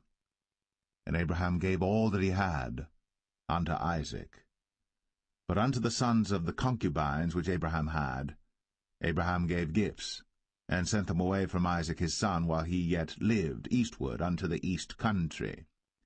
And these are the days of the years of Abraham's life which he lived, 160 years. Then Abraham gave up the ghost, and died in a good old age, an old man, and full of years, and was gathered to his people. And his sons Isaac and Ishmael buried him in the cave of Machpelah in the field of Ephron the son of Zoar the Hittite, which is before Mamre, the field which Abraham purchased of the sons of Heth. There was Abraham buried, and Sarah his wife. And it came to pass after the death of Abraham that God blessed his son Isaac, and Isaac dwelt by the well, Lahai Roi. Now these are the generations of Ishmael, Abraham's son, whom Hagar the Egyptian, Sarah's handmaid, bare unto Abraham. And these are the names of the sons of Ishmael, by their names according to their generations: the firstborn of Ishmael, Nebajoth, and Kedar, and Abiel, and Mibsam, and Mishma, and Dumah, and Massa, Hadar, and Tema, Jetur, Naphish, and Kedemah. These are the sons of Ishmael, and these are their names by their towns and by their castles, 12 princes according to their nations. And these are the years of the life of Ishmael, 137 years. And he gave up the ghost, and died, and was gathered unto his people. And they dwelt from Havilah unto Shur, that is before Egypt, as thou goest toward Assyria. And he died in the presence of all his brethren. And these are the generations of Isaac, Abraham's son. Abraham begat Isaac. And Isaac was 40 years old when he took Rebekah to wife, the daughter of Bethuel the Syrian of Padan Aram, the sister to Laban the Syrian. And Isaac entreated the Lord for his wife, because she was barren. And the Lord was entreated of him, and Rebekah his wife conceived. And the children struggled together within her. And she said, If it be so, why am I thus? And she went to inquire of the Lord. And the Lord said unto her, 2 nations are in thy womb, and 2 manner of people shall be separated from thy bowels. And the one people shall be stronger than the other people, and the elder shall serve the younger. And when her days to be delivered were fulfilled, behold, there were twins in her womb. And the first came out red, all over, like an hairy garment. And they called his name Esau. And after that came his brother out, and his hand took hold on Esau's heel, and his name was called Jacob. And Isaac was 80 years old when she bare them. And the boys grew, and Esau was a cunning hunter, a man of the field, and Jacob was a plain man, dwelling in tents. And Isaac loved Esau because he did eat of his venison, but Rebekah loved Jacob. And Jacob sod pottage, and Esau came from the field, and he was faint. And Esau said to Jacob, Feed me, I pray thee, with that same red pottage, for I am faint. Therefore was his name called Edom. And Jacob said, Sell me this day thy birthright. And Esau said, Behold, I am at the point to die, and what profit shall this birthright do to me? And Jacob said, Swear to me this day. And he sware unto him. and he sold his birthright unto Jacob. Then Jacob gave Esau bread and pottage of lentils, and he did eat and drink, and rose up, and went his way. Thus Esau despised his birthright.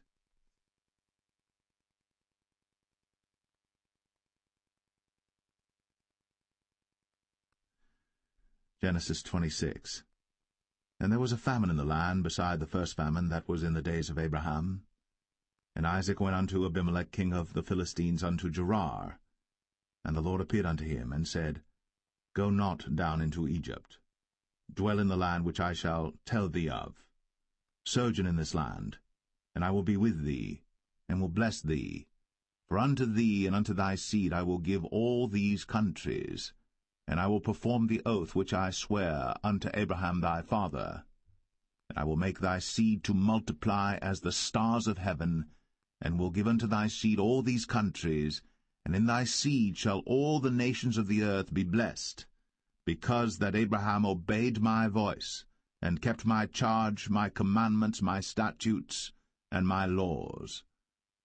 And Isaac dwelt in Gerar. And the men of the place asked him of his wife, and he said, She is my sister. For he feared to say, She is my wife, lest, said he, the men of the place should kill me for Rebekah, because she was fair to look upon.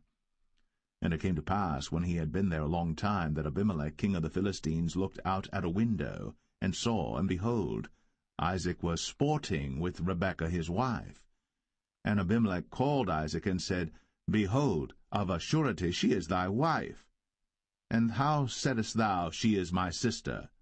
And Isaac said unto him, Because I said, Lest I die for her. And Abimelech said, What is this thou hast done unto us?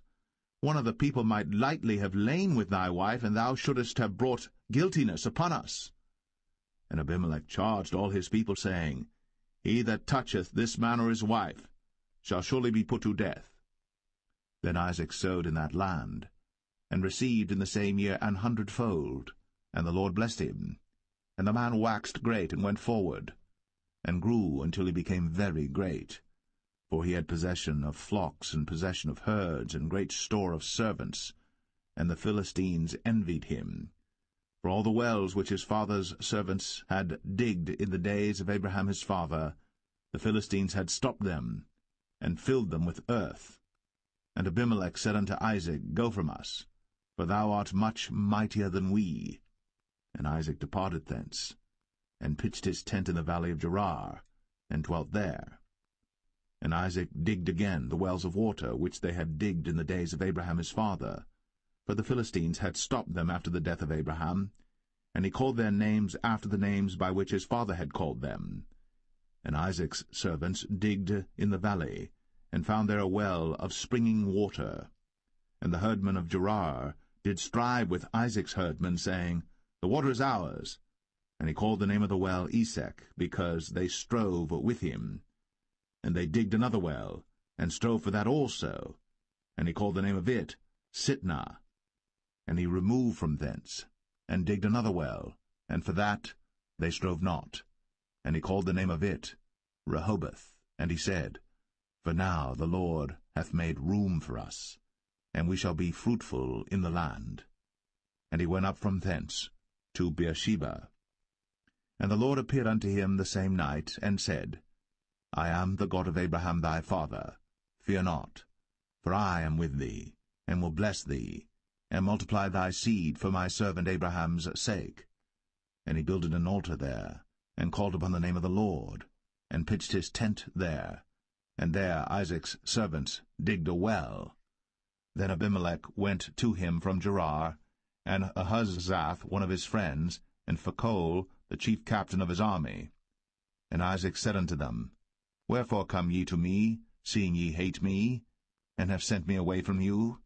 And they said, We saw certainly that the Lord was with thee. And we said, Let there be now an oath betwixt us, even betwixt us and thee, and let us make a covenant with thee, that thou wilt do us no hurt, as we have not touched thee, and as we have done unto thee nothing but good, and have sent thee away in peace.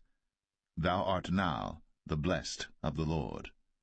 And he made them a feast, and they did eat and drink.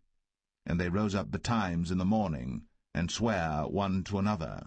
And Isaac sent them away, and they departed from him in peace. And it came to pass the same day that Isaac's servants came, and told him concerning the well which they had digged, and said unto him, We have found water. And he called it Sheba. Therefore the name of the city is Beersheba unto this day. And Esau was 40 years old when he took to wife Judith the daughter of Beri the Hittite, and Bashemath the daughter of Elon the Hittite, which were a grief of mind unto Isaac and to Rebekah.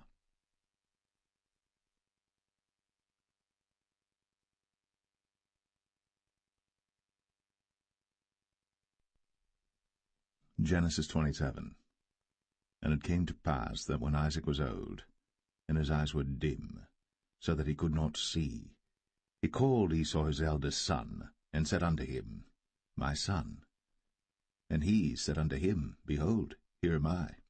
And he said, Behold now, I am old, I know not the day of my death.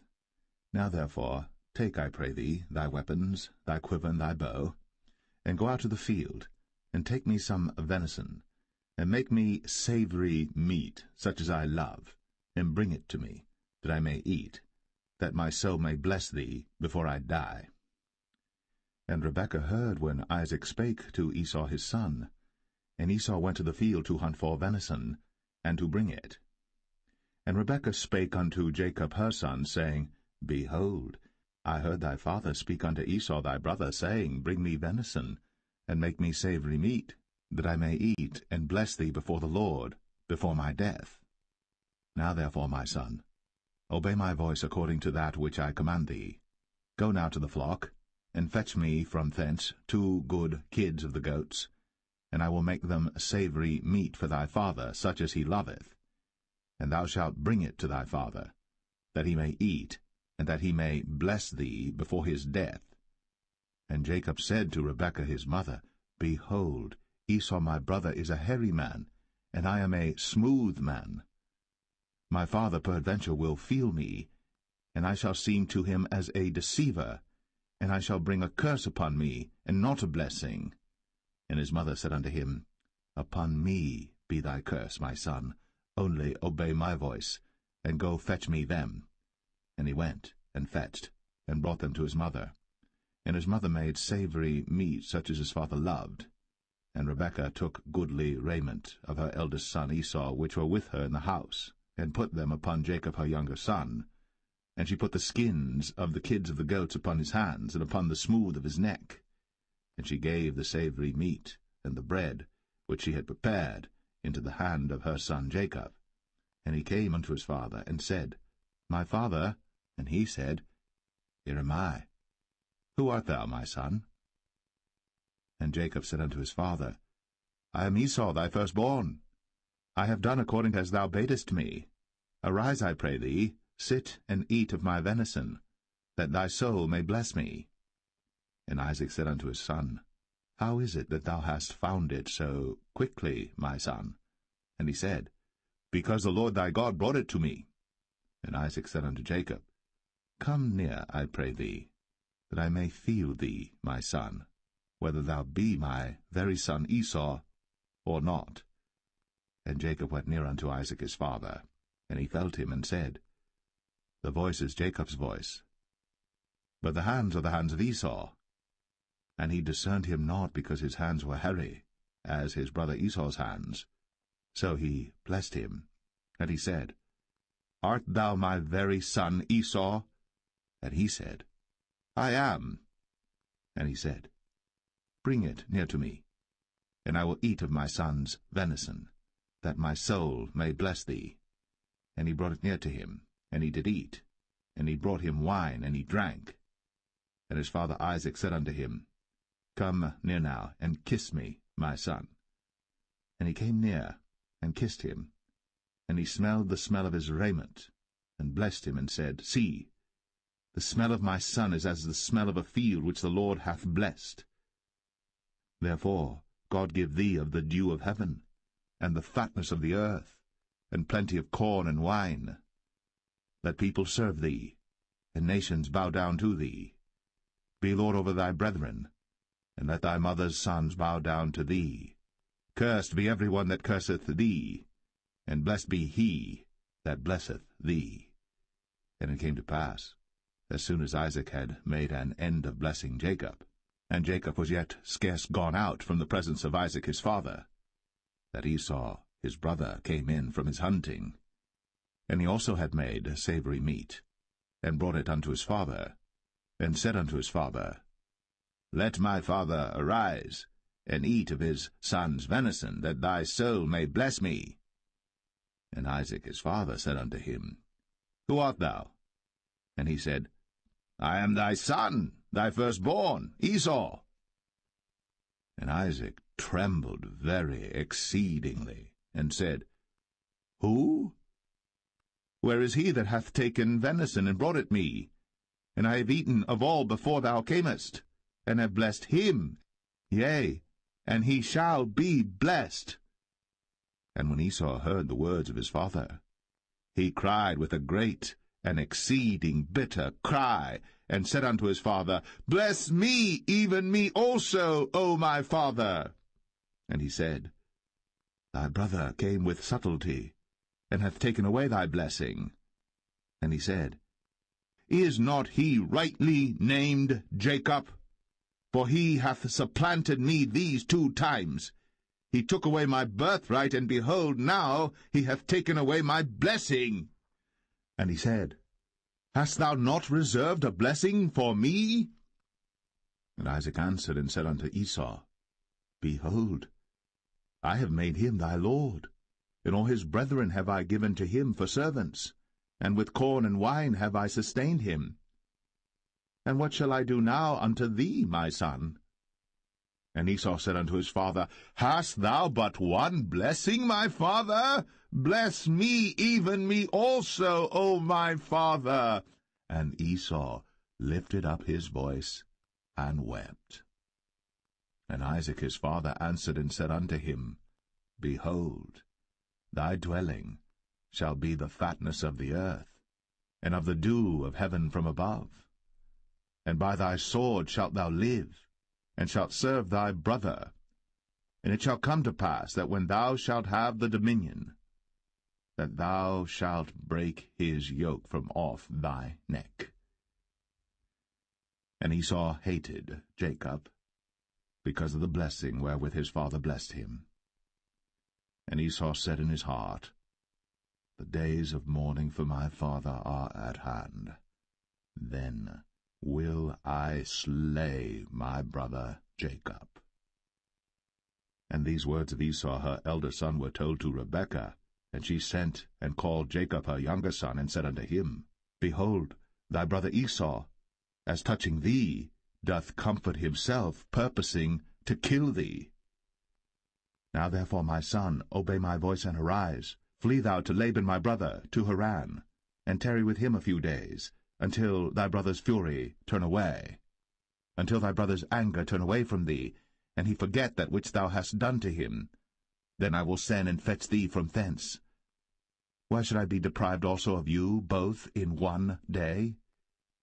And Rebekah said to Isaac, I am weary of my life because of the daughters of Heth.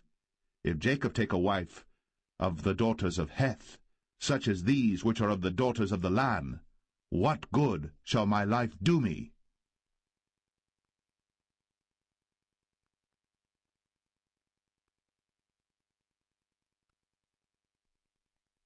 Genesis 28. And Isaac called Jacob, and blessed him, and charged him, and said unto him, Thou shalt not take a wife of the daughters of Canaan. Arise, go to Padan Aram, to the house of Bethuel thy mother's father, and take thee a wife from thence of the daughters of Laban thy mother's brother. And God Almighty bless thee, and make thee fruitful, and multiply thee, that thou mayest be a multitude of people, and give thee the blessing of Abraham to thee, and to thy seed with thee, that thou mayest inherit the land wherein thou art a stranger, which God gave unto Abraham. And Isaac sent away Jacob, And he went to Padan-aram unto Laban, son of Bethuel the Syrian, the brother of Rebekah, Jacob's and Esau's mother. When Esau saw that Isaac had blessed Jacob, and sent him away to Padan-aram, to take him a wife from thence, and that as he blessed him he gave him a charge, saying, Thou shalt not take a wife of the daughters of Canaan, and that Jacob obeyed his father and his mother, and was gone to Padan-aram. And Esau, seeing that the daughters of Canaan pleased not Isaac his father, then went Esau unto Ishmael, and took unto the wives which he had Mahalath, the daughter of Ishmael, Abraham's son, the sister of Nebajoth, to be his wife. And Jacob went out from Beersheba, and went toward Haran. And he lighted upon a certain place, and tarried there all night, because the sun was set.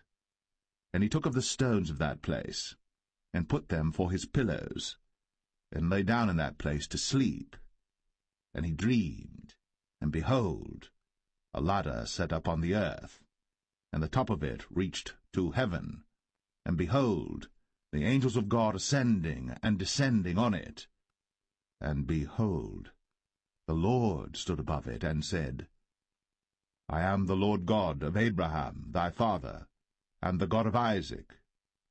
The land whereon thou liest, to thee will I give it, and to thy seed.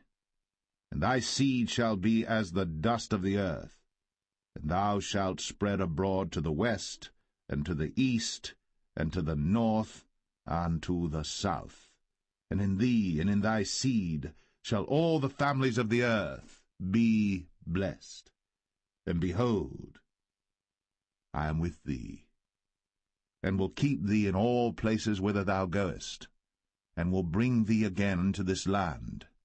For I will not leave thee, until I have done that which I have spoken to thee of.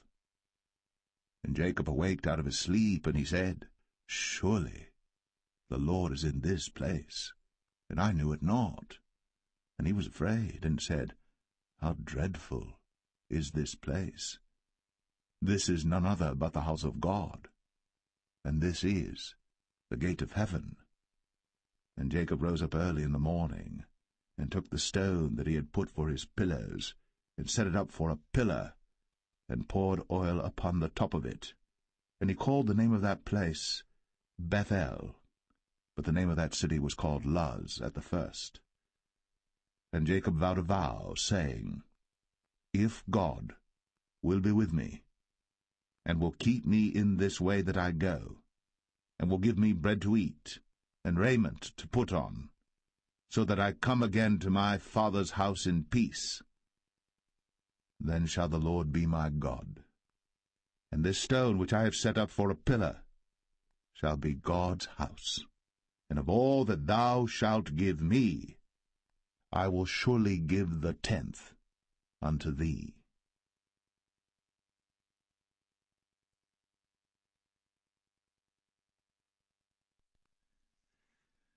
Genesis 29. Then Jacob went on his journey, and came into the land of the people of the east. And he looked, and behold, a well in the field, and lo, there were 3 flocks of sheep lying by it. For out of that well they watered the flocks, and a great stone was upon the well's mouth. And thither were all the flocks gathered. And they rolled the stone from the well's mouth, and watered the sheep, and put the stone again upon the well's mouth in his place.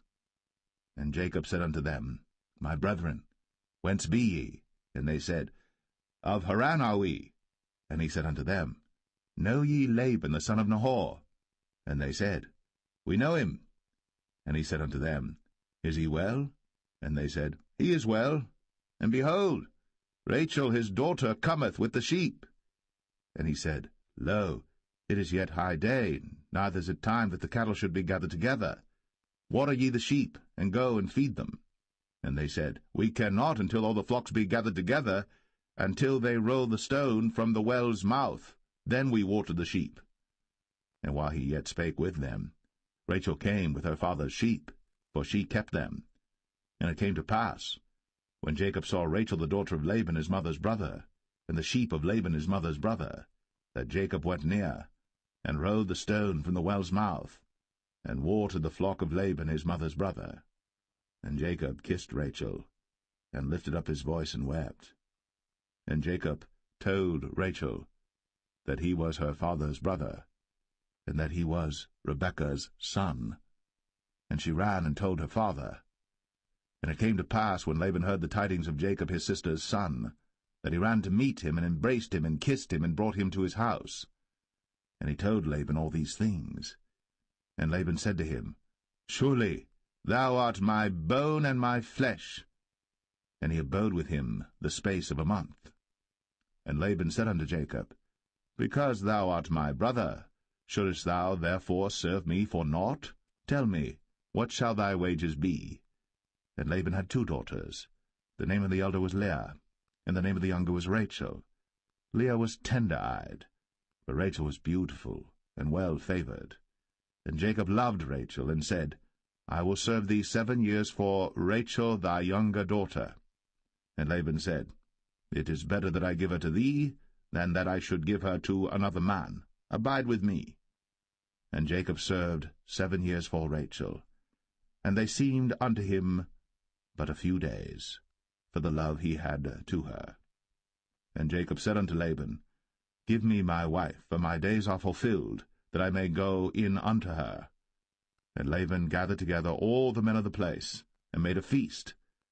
And it came to pass in the evening that he took Leah his daughter, and brought her to him, and he went in unto her.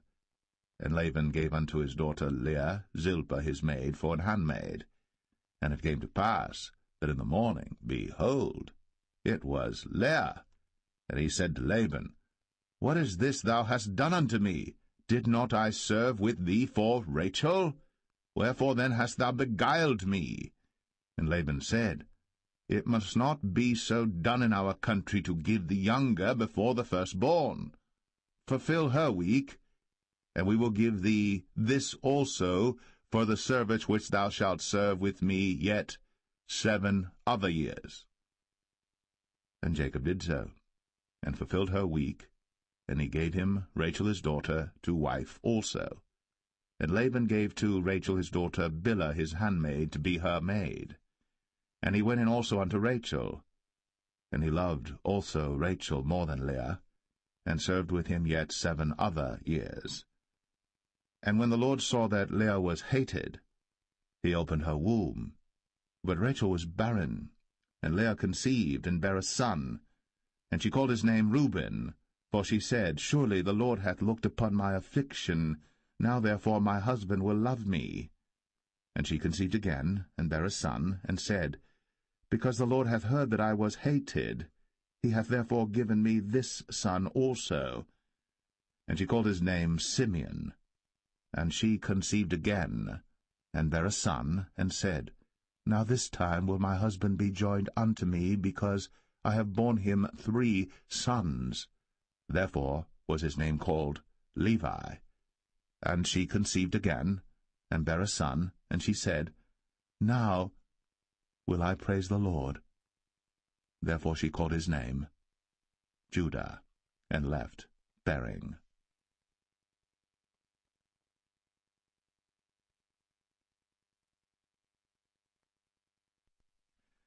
Genesis 30. And when Rachel saw that she bare Jacob no children, Rachel envied her sister, and said unto Jacob, Give me children, or else I die. And Jacob's anger was kindled against Rachel, and he said, Am I in God's stead, who hath withheld from thee the fruit of the womb? And she said, Behold my maid Bilhah, go in unto her, and she shall bear upon my knees, that I may also have children by her. And she gave him Bilhah her handmaid to wife, and Jacob went in unto her. And Bilhah conceived, and bare Jacob a son. And Rachel said, God hath judged me, and hath also heard my voice, and hath given me a son. Therefore called she his name Dan. And Bilhah Rachel's maid conceived again, and bare Jacob a second son. And Rachel said, With great wrestlings have I wrestled with my sister, and I have prevailed. And she called his name Naphtali. When Leah saw that she had left bearing, she took Zilpah her maid, and gave her Jacob to wife. And Zilpah, Leah's maid, bare Jacob a son. And Leah said, A troop cometh. And she called his name Gad. And Zilpah, Leah's maid, bare Jacob a second son. And Leah said, Happy am I, for the daughters will call me blessed. And she called his name Asher. And Reuben went in the days of wheat harvest, and found mandrakes in the field, and brought them unto his mother Leah. Then Rachel said to Leah, Give me, I pray thee, of thy son's mandrakes. And she said unto her, Is it a small matter that thou hast taken my husband? And wouldst thou take away my son's mandrakes also?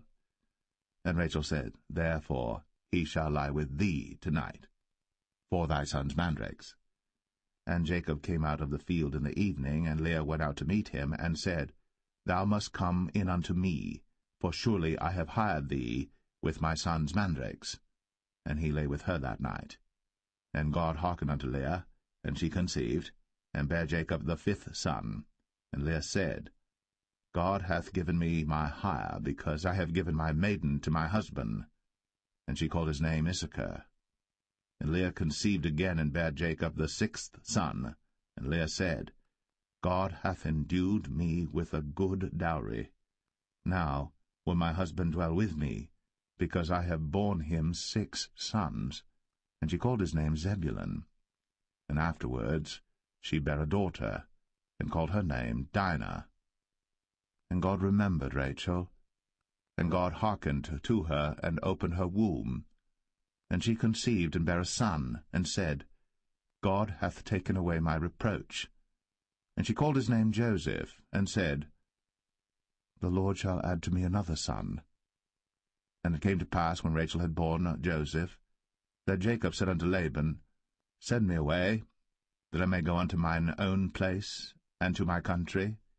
Give me my wives and my children, for whom I have served thee, and let me go, for thou knowest my service which I have done thee.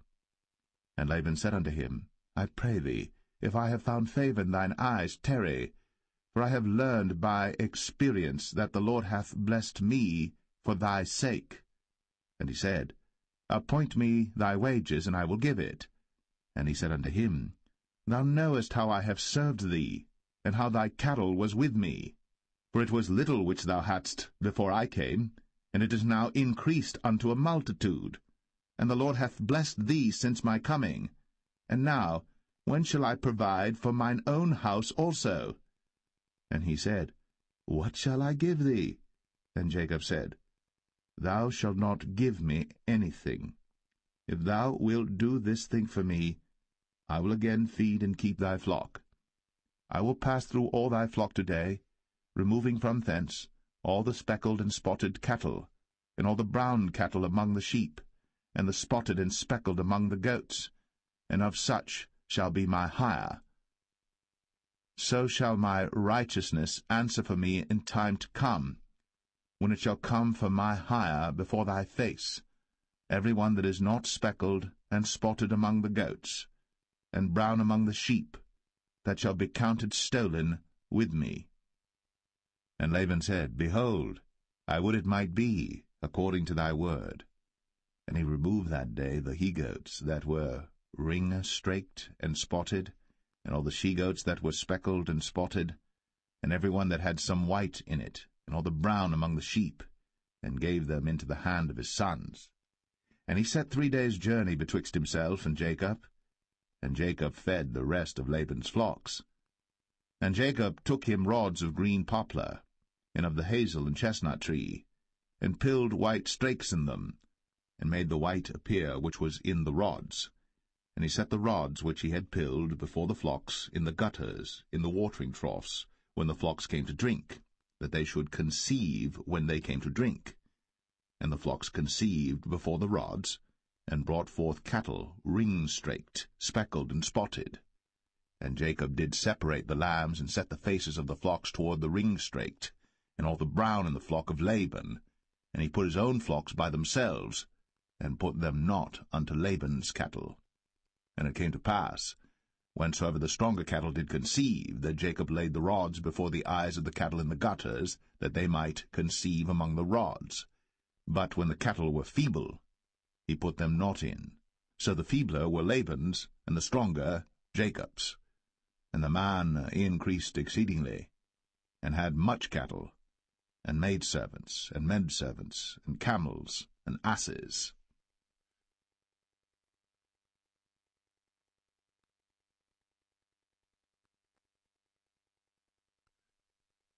Genesis 31. And he heard the words of Laban's sons, saying, Jacob hath taken away all that was our father's, and of that which was our father's hath he gotten all this glory. And Jacob beheld the countenance of Laban, and behold, it was not toward him as before.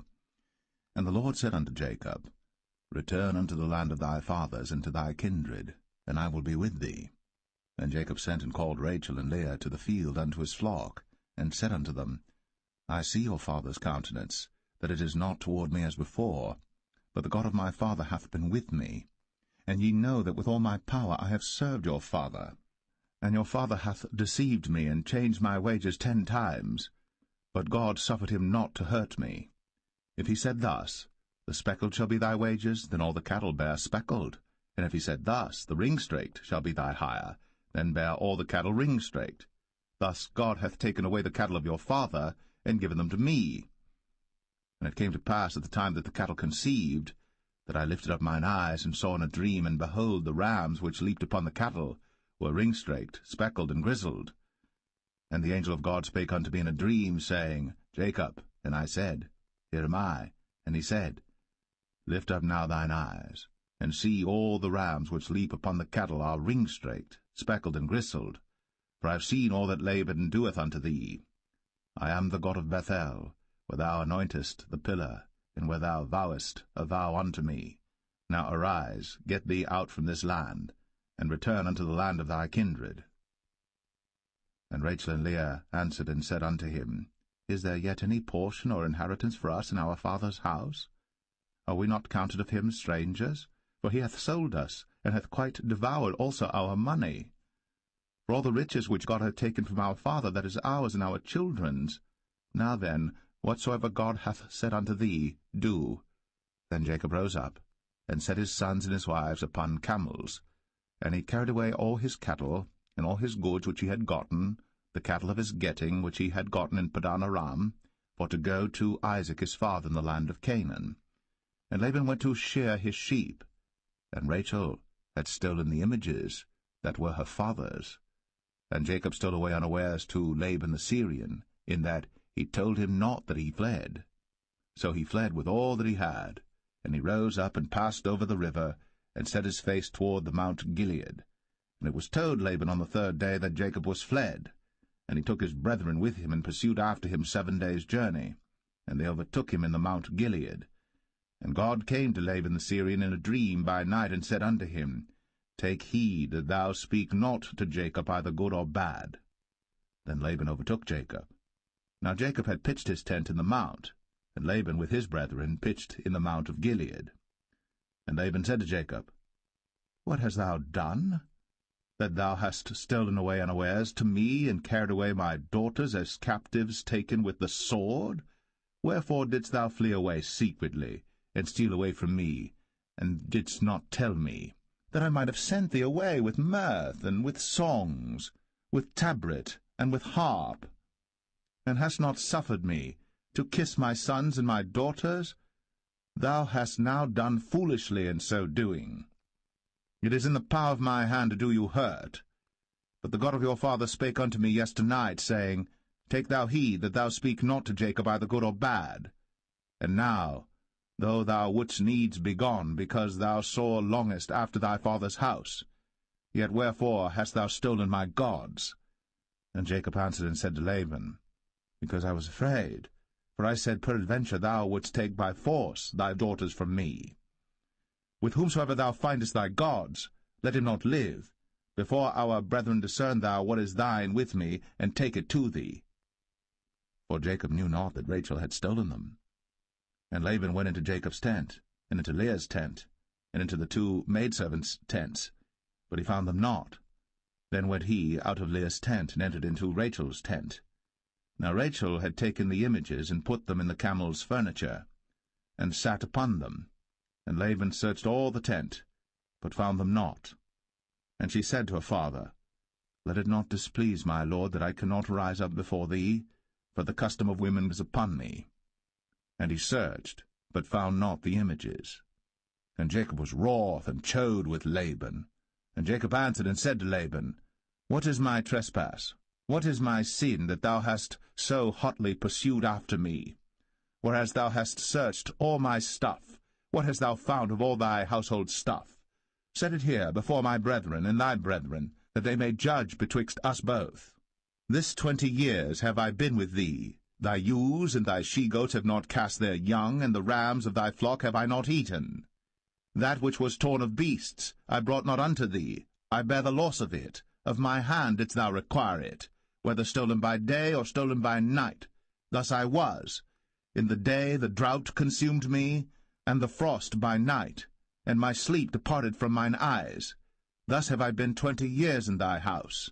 I served thee 14 years for thy 2 daughters, and 6 years for thy cattle, and thou hast changed my wages 10 times.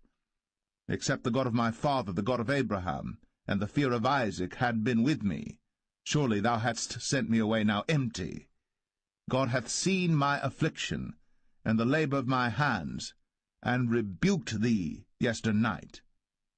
And Laban answered and said unto Jacob, These daughters are my daughters, and these children are my children, and these cattle are my cattle, and all that thou seest is mine. And what can I do this day unto these my daughters, or unto their children which they have borne?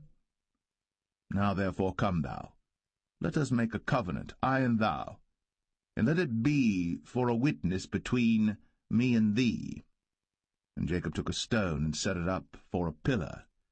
And Jacob said unto his brethren, Gather stones. And they took stones, and made an heap, and they did eat thereupon the heap. And Laban called it Jegar-sahadathah, but Jacob called it Galeed.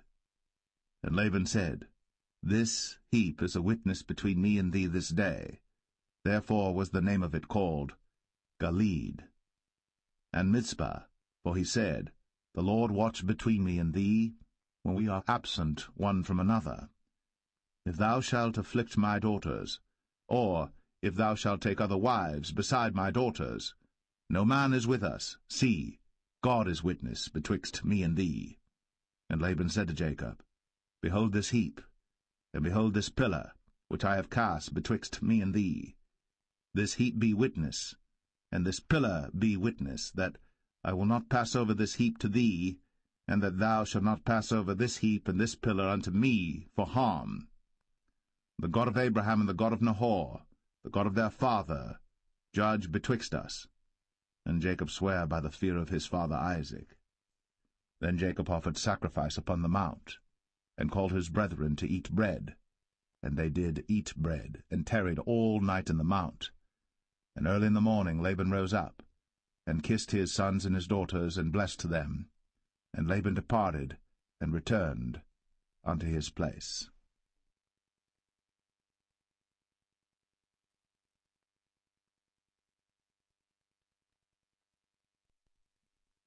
Genesis 32.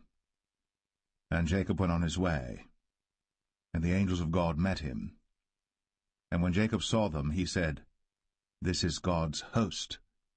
And he called the name of that place Mahanaim. And Jacob sent messengers before him to Esau his brother unto the land of Seir, the country of Edom. And he commanded them, saying, Thus shall ye speak unto my lord Esau. Thy servant Jacob saith thus, I have sojourned with Laban, and stayed there until now. And I have oxen and asses, flocks and menservants and women servants. And I have sent to tell my lord that I may find grace in thy sight. And the messengers returned to Jacob, saying, We came to thy brother Esau, and also he cometh to meet thee, and 400 men with him. Then Jacob was greatly afraid and distressed. And he divided the people that was with him, and the flocks and herds, and the camels, into 2 bands, and said, If Esau come to the one company and smite it, then the other company which is left shall escape.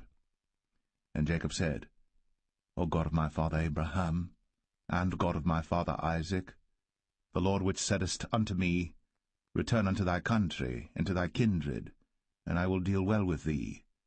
I am not worthy of the least of all the mercies, and of all the truth which thou hast shown unto thy servant. For with my staff I passed over this Jordan, and now I am become 2 bands. Deliver me, I pray thee, from the hand of my brother, from the hand of Esau, for I fear him, lest he will come and smite me, and the mother with the children. And thou saidest, I will surely do thee good, and make thy seed as the sand of the sea, which cannot be numbered for multitude. And he lodged there that same night, and took of that which came to his hand a present for Esau his brother, 200 she-goats, and 20 he-goats, 200 ewes, and 20 rams, 30 milch camels with their coats, 40 kine, and 10 bulls, 20 she-asses, and 10 foals. And he delivered them into the hand of his servants, every drove by themselves, and said unto his servants, Pass over before me, and put a space betwixt drove and drove. And he commanded the foremost, saying, When Esau my brother meeteth thee, and asketh thee, saying, Whose art thou? And whither goest thou? And whose are these before thee? Then thou shalt say, They be thy servant Jacob's. It is a present sent unto my lord Esau, and behold, also he is behind us. And so commanded he the second and the third, and all that followed the drove, saying, On this manner shall ye speak unto Esau, when ye find him. And say ye moreover, Behold, thy servant Jacob is behind us. For he said, I will appease him with the present that goeth before me, and afterward I will see his face. Peradventure he will accept of me. So went the present over before him, and himself lodged that night in the company. And he rose up that night, and took his 2 wives, and his 2 women servants, and his 11 sons, and passed over the ford Jabbok. And he took them, and sent them over the brook, and sent over that he had. And Jacob was left alone. And there wrestled a man with him until the breaking of the day. And when he saw that he prevailed not against him, he touched the hollow of his thigh, and the hollow of Jacob's thigh was out of joint as he wrestled with him. And he said, Let me go, for the day breaketh. And he said, I will not let thee go, except thou bless me. And he said unto him, What is thy name? And he said, Jacob. And he said, Thy name shall be called no more Jacob, but Israel. For as a prince hast thou power with God and with men, and hast prevailed. And Jacob asked him, and said, Tell me, I pray thee, thy name. And he said, Wherefore is it that thou dost ask after my name? And he blessed him there. And Jacob called the name of the place Peniel, for I have seen God face to face, and my life is preserved. And as he passed over Penuel, the sun rose upon him, and he halted upon his thigh. Therefore the children of Israel eat not of the sinew which shrank, which is upon the hollow of the thigh, unto this day, because he touched the hollow of Jacob's thigh in the sinew that shrank.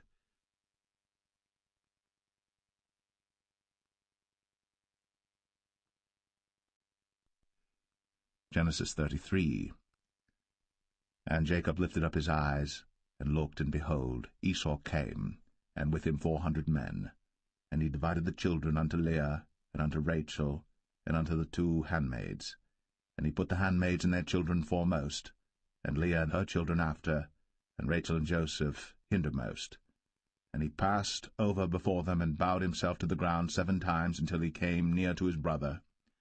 And Esau ran to meet him, and embraced him, and fell on his neck, and kissed him, and they wept. And he lifted up his eyes, and saw the women and the children, and said, Who are those with thee? And he said, The children which God hath graciously given thy servant. Then the handmaidens came near, they and their children, and they bowed themselves. And Leah also with her children came near, and bowed themselves. And after came Joseph near, and Rachel, and they bowed themselves. And he said, What meanest thou by all this drove which I met? And he said, These are to find grace in the sight of my Lord. And Esau said, I have enough, my brother, keep that thou hast unto thyself. And Jacob said, Nay, I pray thee, if now I have found grace in thy sight, Then receive my present at my hand, for therefore I have seen thy face as though I had seen the face of God, and thou wast pleased with me. Take, I pray thee, my blessing that is brought to thee, because God hath dealt graciously with me, and because I have enough. And he urged him, and he took it. And he said, Let us take our journey, and let us go, and I will go before thee. And he said unto him, My Lord knoweth that the children are tender, and the flocks and herds with young are with me. And if men should overdrive them one day, all the flock will die. Let my Lord, I pray thee, pass over before his servant, and I will lead on softly according as the cattle that goeth before me, and the children be able to endure, until I come unto my Lord unto Seir. And Esau said, Let me now leave with thee some of the folk that are with me. And he said, What needeth it? Let me find grace in the sight of my Lord. So Esau returned that day on his way unto Seir. And Jacob journeyed to Succoth, and built him an house, and made booths for his cattle. Therefore the name of the place is called Succoth. And Jacob came to Shalem, a city of Shechem, which is in the land of Canaan, when he came from Padan Aram, and pitched his tent before the city. And he bought a parcel of a field, where he had spread his tent, at the hand of the children of Hamor, Shechem's father, for 100 pieces of money. And he erected there an altar, and called it El Elohe Israel.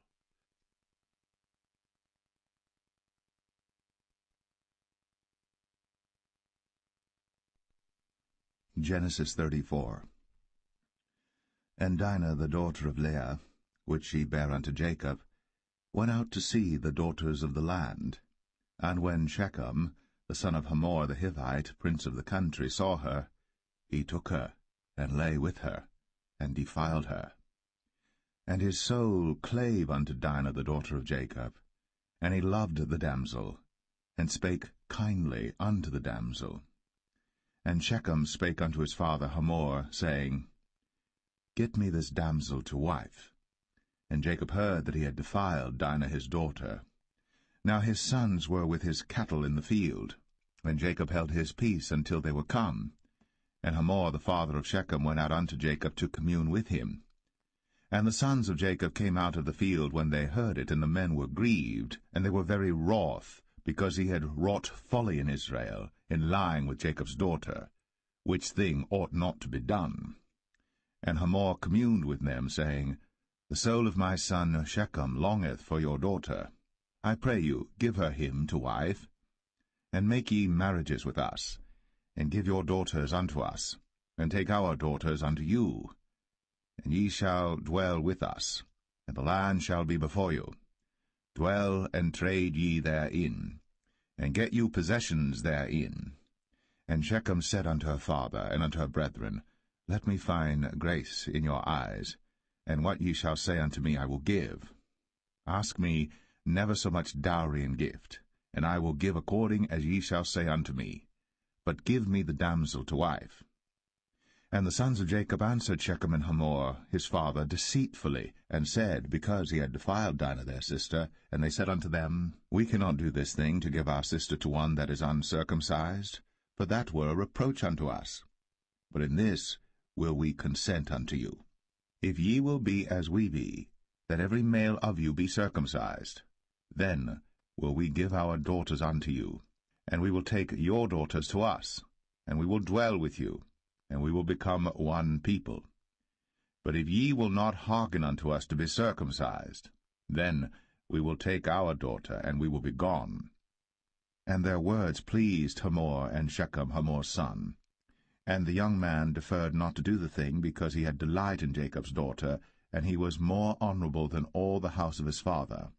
And Hamor and Shechem his son came unto the gate of their city, and communed with the men of their city, saying, These men are peaceable with us. Therefore let them dwell in the land, and trade therein. For the land, behold, it is large enough for them. Let us take their daughters to us for wives, and let us give them our daughters. Only herein will the men consent unto us, for to dwell with us, to be one people, if every male among us be circumcised, as they are circumcised. Shall not their cattle and their substance and every beast of theirs be ours? Only let us consent unto them, and they will dwell with us.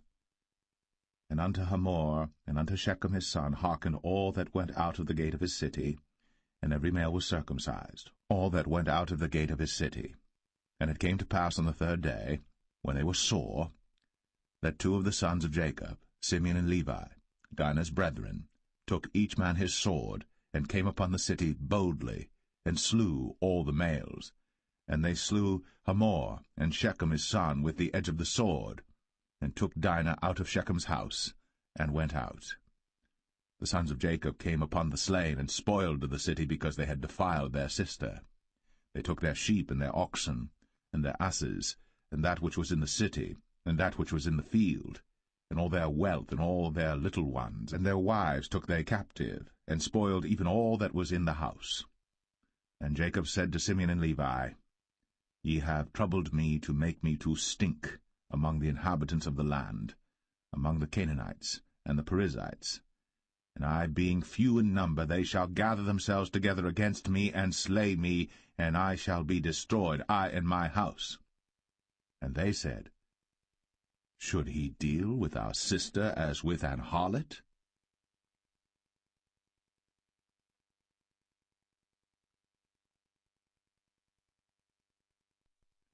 Genesis 35. And God said unto Jacob, Arise, go up to Bethel, and dwell there, and make there an altar unto God, that appeared unto thee when thou fleddest from the face of Esau thy brother. Then Jacob said unto his household, and to all that were with him, Put away the strange gods that are among you, and be clean, and change your garments, and let us arise, and go up to Bethel. And I will make there an altar unto God, who answered me in the day of my distress, and was with me in the way which I went. And they gave unto Jacob all the strange gods which were in their hand, and all their earrings which were in their ears. And Jacob hid them under the oak which was by Shechem. And they journeyed, and the terror of God was upon the cities that were round about them, and they did not pursue after the sons of Jacob. So Jacob came to Luz, which is in the land of Canaan, that is Bethel, he and all the people that were with him. And he built there an altar, and called the place El Bethel, because there God appeared unto him, when he fled from the face of his brother. But Deborah, Rebekah's nurse, died, and she was buried beneath Bethel, under an oak. And the name of it was called Elon Barkoth. And God appeared unto Jacob again when he came out of Padan Aram, and blessed him. And God said unto him, Thy name is Jacob. Thy name shall not be called any more Jacob, but Israel shall be thy name. And he called his name Israel. And God said unto him, I am God Almighty. Be fruitful and multiply. A nation and a company of nations shall be of thee, and kings shall come out of thy loins. And the land which I gave Abraham and Isaac, to thee I will give it, and to thy seed after thee will I give the land. And God went up from him in the place where he talked with him. And Jacob set up a pillar in the place where he talked with him, even a pillar of stone. And he poured a drink offering thereon, and he poured oil thereon. And Jacob called the name of the place where God spake with him, Bethel. And they journeyed from Bethel. And there was but a little way to come to Ephrath. And Rachel travailed, and she had hard labor. And it came to pass, when she was in hard labor, that the midwife said unto her, Fear not, thou shalt have this son also. And it came to pass, as her soul was in departing, for she died, that she called his name Ben-Oni, but his father called him Benjamin. And Rachel died, and was buried, in the way to Ephrath, which is Bethlehem. And Jacob set a pillar upon her grave, that is, the pillar of Rachel's grave, unto this day. And Israel journeyed, and spread his tent beyond the tower of Adar. And it came to pass, when Israel dwelt in that land, that Reuben went and lay with Bilhah his father's concubine, and Israel heard it. Now the sons of Jacob were 12, the sons of Leah, Reuben, Jacob's firstborn, and Simeon, and Levi, and Judah, and Issachar, and Zebulun. The sons of Rachel, Joseph and Benjamin. And the sons of Bilhah, Rachel's handmaid, Dan and Naphtali. And the sons of Zilpah, Leah's handmaid, Gad and Asher. These are the sons of Jacob, which were born to him in Padan Aram. And Jacob came unto Isaac his father unto Mamre, unto the city of Arba, which is Hebron, where Abraham and Isaac sojourned. And the days of Isaac were 180 years. And Isaac gave up the ghost, and died, and was gathered unto his people, being old and full of days. And his sons Esau and Jacob buried him.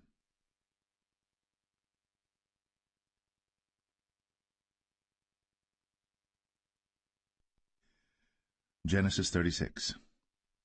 Now these are the generations of Esau, who is Edom. Esau took his wives of the daughters of Canaan, Adah the daughter of Elon the Hittite, and Aholibamah the daughter of Anah the daughter of Zibeon the Hivite, and Bashemath, Ishmael's daughter, sister of Nebajoth. And Adah bare to Esau Eliphaz, and Bashemath bare Ruel.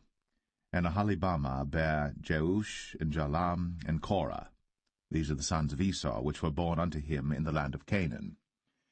And Esau took his wives, and his sons, and his daughters, and all the persons of his house, and his cattle, and all his beasts, and all his substance, which he had got in the land of Canaan, and went into the country from the face of his brother Jacob. For their riches were more than that they might dwell together, and the land wherein they were strangers could not bear them because of their cattle. Thus dwelt Esau in Mount Seir. Esau is Edom. And these are the generations of Esau, the father of the Edomites, in Mount Seir. These are the names of Esau's sons: Eliphaz the son of Adah, the wife of Esau; Ruel the son of Bashemath, the wife of Esau. And the sons of Eliphaz were Teman, Omar, Zepho, and Gatam, and Kenaz. And Timnah was concubine to Eliphaz, Esau's son, and she bare to Eliphaz Amalek. These were the sons of Adah, Esau's wife. And these are the sons of Reuel, Nahath, and Zerah, Shammah, and Mizah.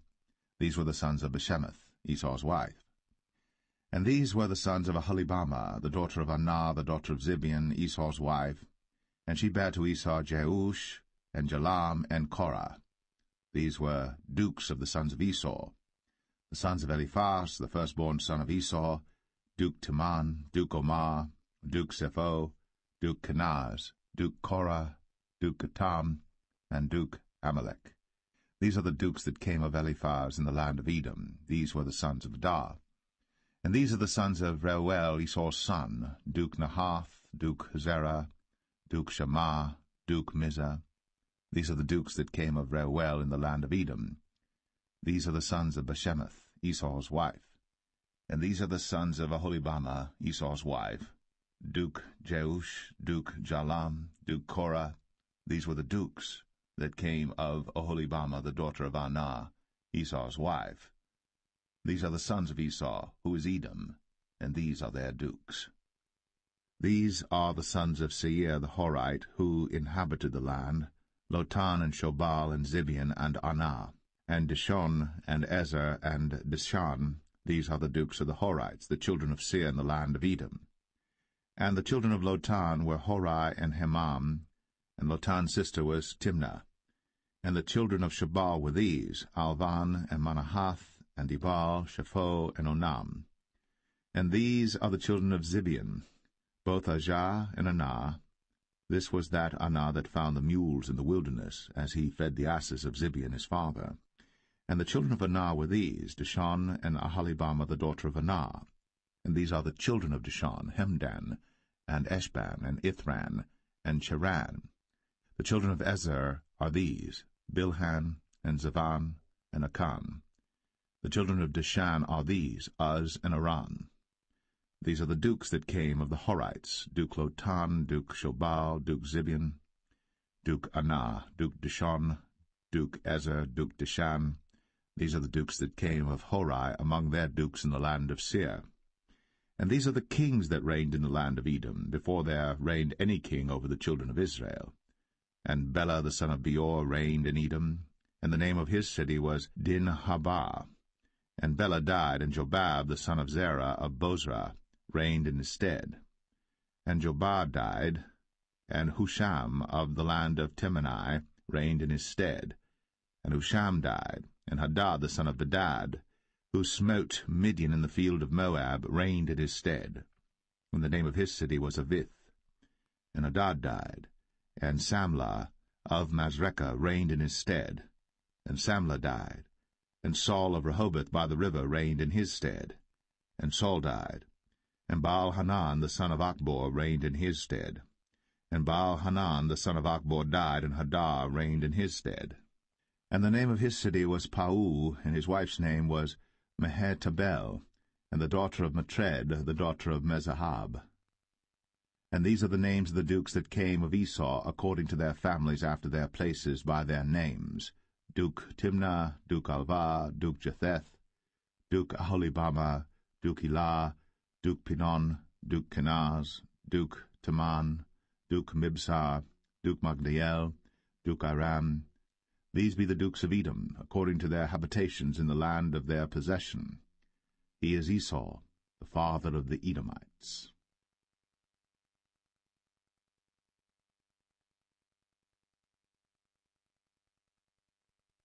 Genesis 37.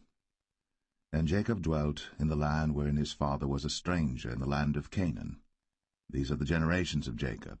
Joseph, being 17 years old, was feeding the flock with his brethren, and the lad was with the sons of Bilhah, and with the sons of Zilpah, his father's wives.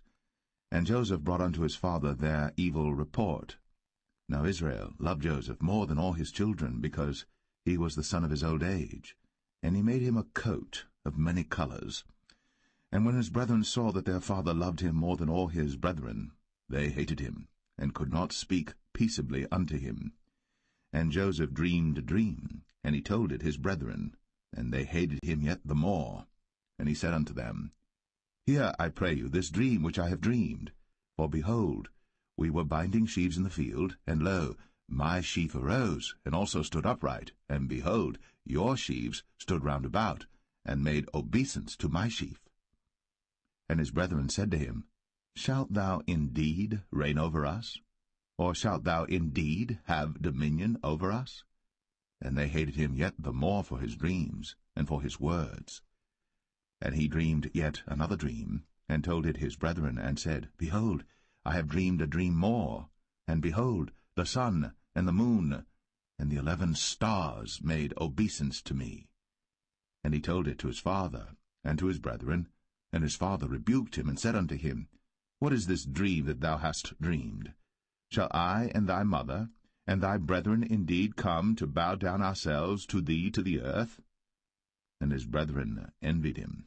But his father observed the saying. And his brethren went to feed their father's flock in Shechem. And Israel said unto Joseph, Do not thy brethren feed the flock in Shechem? Come, and I will send thee unto them. And he said to him, Here am I. And he said to him, Go, I pray thee, see whether it be well with thy brethren, and well with the flocks, and bring me word again. So he sent him out of the vale of Hebron, and he came to Shechem. And a certain man found him, and behold, he was wandering in the field.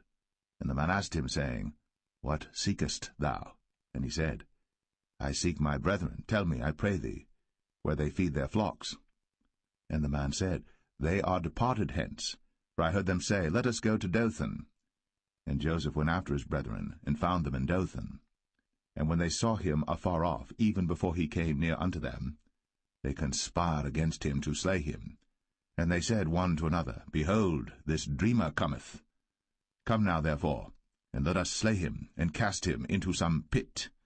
And we will say, Some evil beast hath devoured him, and we shall see what will become of his dreams. And Reuben heard it, and he delivered him out of their hands, and said, Let us not kill him. And Reuben said unto them, Shed no blood, but cast him into this pit that is in the wilderness, and lay no hand upon him, that he might rid him out of their hands, to deliver him to his father again. And it came to pass, when Joseph was come unto his brethren, that they stripped Joseph out of his coat of many colors that was on him, And they took him, and cast him into a pit, and the pit was empty, there was no water in it. And they sat down to eat bread, and they lifted up their eyes and looked, and behold, a company of Ishmaelites came from Gilead with their camels bearing spicery and balm and myrrh, going to carry it down to Egypt. And Judah said unto his brethren, What profit is it if we slay our brother, and conceal his blood? Come, and let us sell him to the Ishmaelites, and let not our hand be upon him, for he is our brother, and our flesh. And his brethren were content. Then there passed by Midianites, merchantmen, and they drew and lifted up Joseph out of the pit, and sold Joseph to the Ishmaelites for 20 pieces of silver, and they brought Joseph into Egypt. And Reuben returned unto the pit, and behold, Joseph was not in the pit. And he rent his clothes. And he returned unto his brethren, and said, The child is not, and I, whither shall I go? And they took Joseph's coat, and killed a kid of the goats, and dipped the coat in the blood. And they sent the coat of many colors, and they brought it to their father, and said, This have we found. Know now whether it be thy son's coat or no. And he knew it, and said, It is my son's coat. An evil beast hath devoured him. Joseph is without doubt rent in pieces. And Jacob rent his clothes, and put sackcloth upon his loins, and mourned for his son many days. And all his sons and all his daughters rose up to comfort him. But he refused to be comforted, and he said, For I will go down into the grave unto my son mourning. Thus his father wept for him. And the Midianites sold him into Egypt unto Potiphar, an officer of Pharaoh's, and captain of the guard.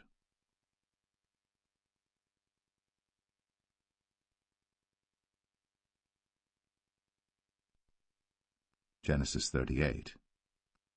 And it came to pass at that time that Judah went down from his brethren, and turned in to a certain Adulamite, whose name was Hira. And Judah saw there a daughter of a certain Canaanite, whose name was Shua. And he took her, and went in unto her. And she conceived, and bare a son. And he called his name Er. And she conceived again, and bare a son. And she called his name Onan. And she yet again conceived, and bare a son. And called his name Shelah. And he was at Chezib, when she bare him. And Judah took a wife for Er his firstborn, whose name was Tamar. And Er, Judah's firstborn, was wicked in the sight of the Lord, and the Lord slew him. And Judah said unto Onan, Go in unto thy brother's wife, and marry her, and raise up seed to thy brother. And Onan knew that the seed should not be his. And it came to pass, when he went in unto his brother's wife, that he spilled it on the ground, lest that he should give seed to his brother. And the thing which he did displeased the Lord, wherefore he slew him also. Then said Judah to Tamar his daughter-in-law, Remain a widow at thy father's house, till Shelah my son be grown. For he said, Lest peradventure he die also, as his brethren did. And Tamar went and dwelt in her father's house. And in process of time the daughter of Shua, Judah's wife, died. And Judah was comforted, and went up unto his sheep-shearers to Timnath, he and his friend Hira the Adulamite. And it was told Tamar, saying, Behold, thy father-in-law goeth up to Timnath to shear his sheep. And she put her widow's garments off from her, and covered her with a veil, and wrapped herself, and sat in an open place, which is by the way to Timnath. For she saw that Shelah was grown, and she was not given unto him to wife. When Judah saw her, he thought her to be an harlot, because she had covered her face. And he turned unto her by the way, and said, Go to, I pray thee, let me come in unto thee. For he knew not that she was his daughter-in-law. And she said, What wilt thou give me, that thou mayest come in unto me? And he said, I will send thee a kid from the flock. And she said, Wilt thou give me a pledge, till thou send it? And he said, What pledge shall I give thee? And she said, Thy signet, and thy bracelets, and thy staff that is in thine hand. And he gave it her, and came in unto her. And she conceived by him. And she arose and went away, and laid by her veil from her, and put on the garments of her widowhood. And Judah sent the kid by the hand of his friend the Adulamite, to receive his pledge from the woman's hand, but he found her not. Then he asked the men of that place, saying, Where is the harlot that was openly by the wayside? And they said, There was no harlot in this place. And he returned to Judah, and said, I cannot find her. And also the men of the place said that there was no harlot in this place. And Judah said, Let her take it to her, lest we be shamed. Behold, I sent this kid, and thou hast not found her. And it came to pass about 3 months after that it was told Judah, saying, Tamar, thy daughter-in-law, hath played the harlot, and also, behold, she is with child by whoredom. And Judah said, Bring her forth, and let her be burnt. When she was brought forth, she sent to her father-in-law, saying, By the man whose these are am I with child. And she said, Discern, I pray thee, whose are these? The signet, and bracelets, and staff. And Judah acknowledged them, and said, She hath been more righteous than I, because that I gave her not to Shelah my son. And he knew her again no more. And it came to pass in the time of her travail, that, behold, twins were in her womb. And it came to pass, when she travailed, that the one put out his hand, and the midwife took and bound upon his hand a scarlet thread, saying, This came out first. And it came to pass, as he drew back his hand, that, behold, his brother came out. And she said, How hast thou broken forth? This breach be upon thee. Therefore his name was called Pharez. And afterward came out his brother, that had the scarlet thread upon his hand, and his name was called Zerah.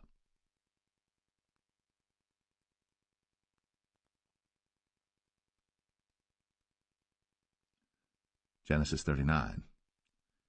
And Joseph was brought down to Egypt, and Potiphar, an officer of Pharaoh, captain of the guard, an Egyptian, bought him of the hands of the Ishmaelites, which had brought him down thither. And the Lord was with Joseph, and he was a prosperous man. And he was in the house of his master the Egyptian. And his master saw that the Lord was with him, and that the Lord made all that he did to prosper in his hand. And Joseph found grace in his sight, and he served him, and he made him overseer over his house. And all that he had he put into his hand. And it came to pass from the time that he had made him overseer in his house, and over all that he had, that the Lord blessed the Egyptian's house for Joseph's sake. And the blessing of the Lord was upon all that he had in the house and in the field. And he left all that he had in Joseph's hand. And he knew not aught he had, save the bread which he did eat. And Joseph was a goodly person, and well favored. And it came to pass after these things, that his master's wife cast her eyes upon Joseph, and she said, Lie with me. But he refused, and said unto his master's wife, Behold, my master wotteth not what is with me in the house, and he hath committed all that he hath to my hand. There is none greater in this house than I, neither hath he kept back anything from me but thee, because thou art his wife. How then can I do this great wickedness and sin against God? And it came to pass, as she spake to Joseph day by day, that he hearkened not unto her, to lie by her, or to be with her.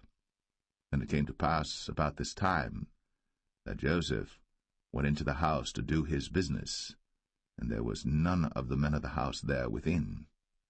And she caught him by his garment, saying, Lie with me. And he left his garment in her hand, and fled, and got him out. And it came to pass, when she saw that he had left his garment in her hand, and was fled forth, that she called unto the men of her house, and spake unto them, saying, See, he hath brought in an Hebrew unto us to mock us. He came in unto me to lie with me, and I cried with a loud voice. And it came to pass, when he heard that I lifted up my voice and cried, that he left his garment with me, and fled, and got him out. And she laid up his garment by her, until his lord came home. And she spake unto him according to these words, saying, The Hebrew servant which thou hast brought unto us came in unto me to mock me. And it came to pass, as I lifted up my voice and cried, that he left his garment with me, and fled out. And it came to pass, when his master heard the words of his wife, which she spake unto him, saying, After this manner did thy servant to me, that his wrath was kindled. And Joseph's master took him, and put him into the prison, a place where the king's prisoners were bound. And he was there in the prison. But the Lord was with Joseph, and showed him mercy, and gave him favor in the sight of the keeper of the prison. And the keeper of the prison committed to Joseph's hand all the prisoners that were in the prison. And whatsoever they did there, he was the doer of it. The keeper of the prison looked not to anything that was under his hand, because the Lord was with him. And that which he did, the Lord made it to prosper.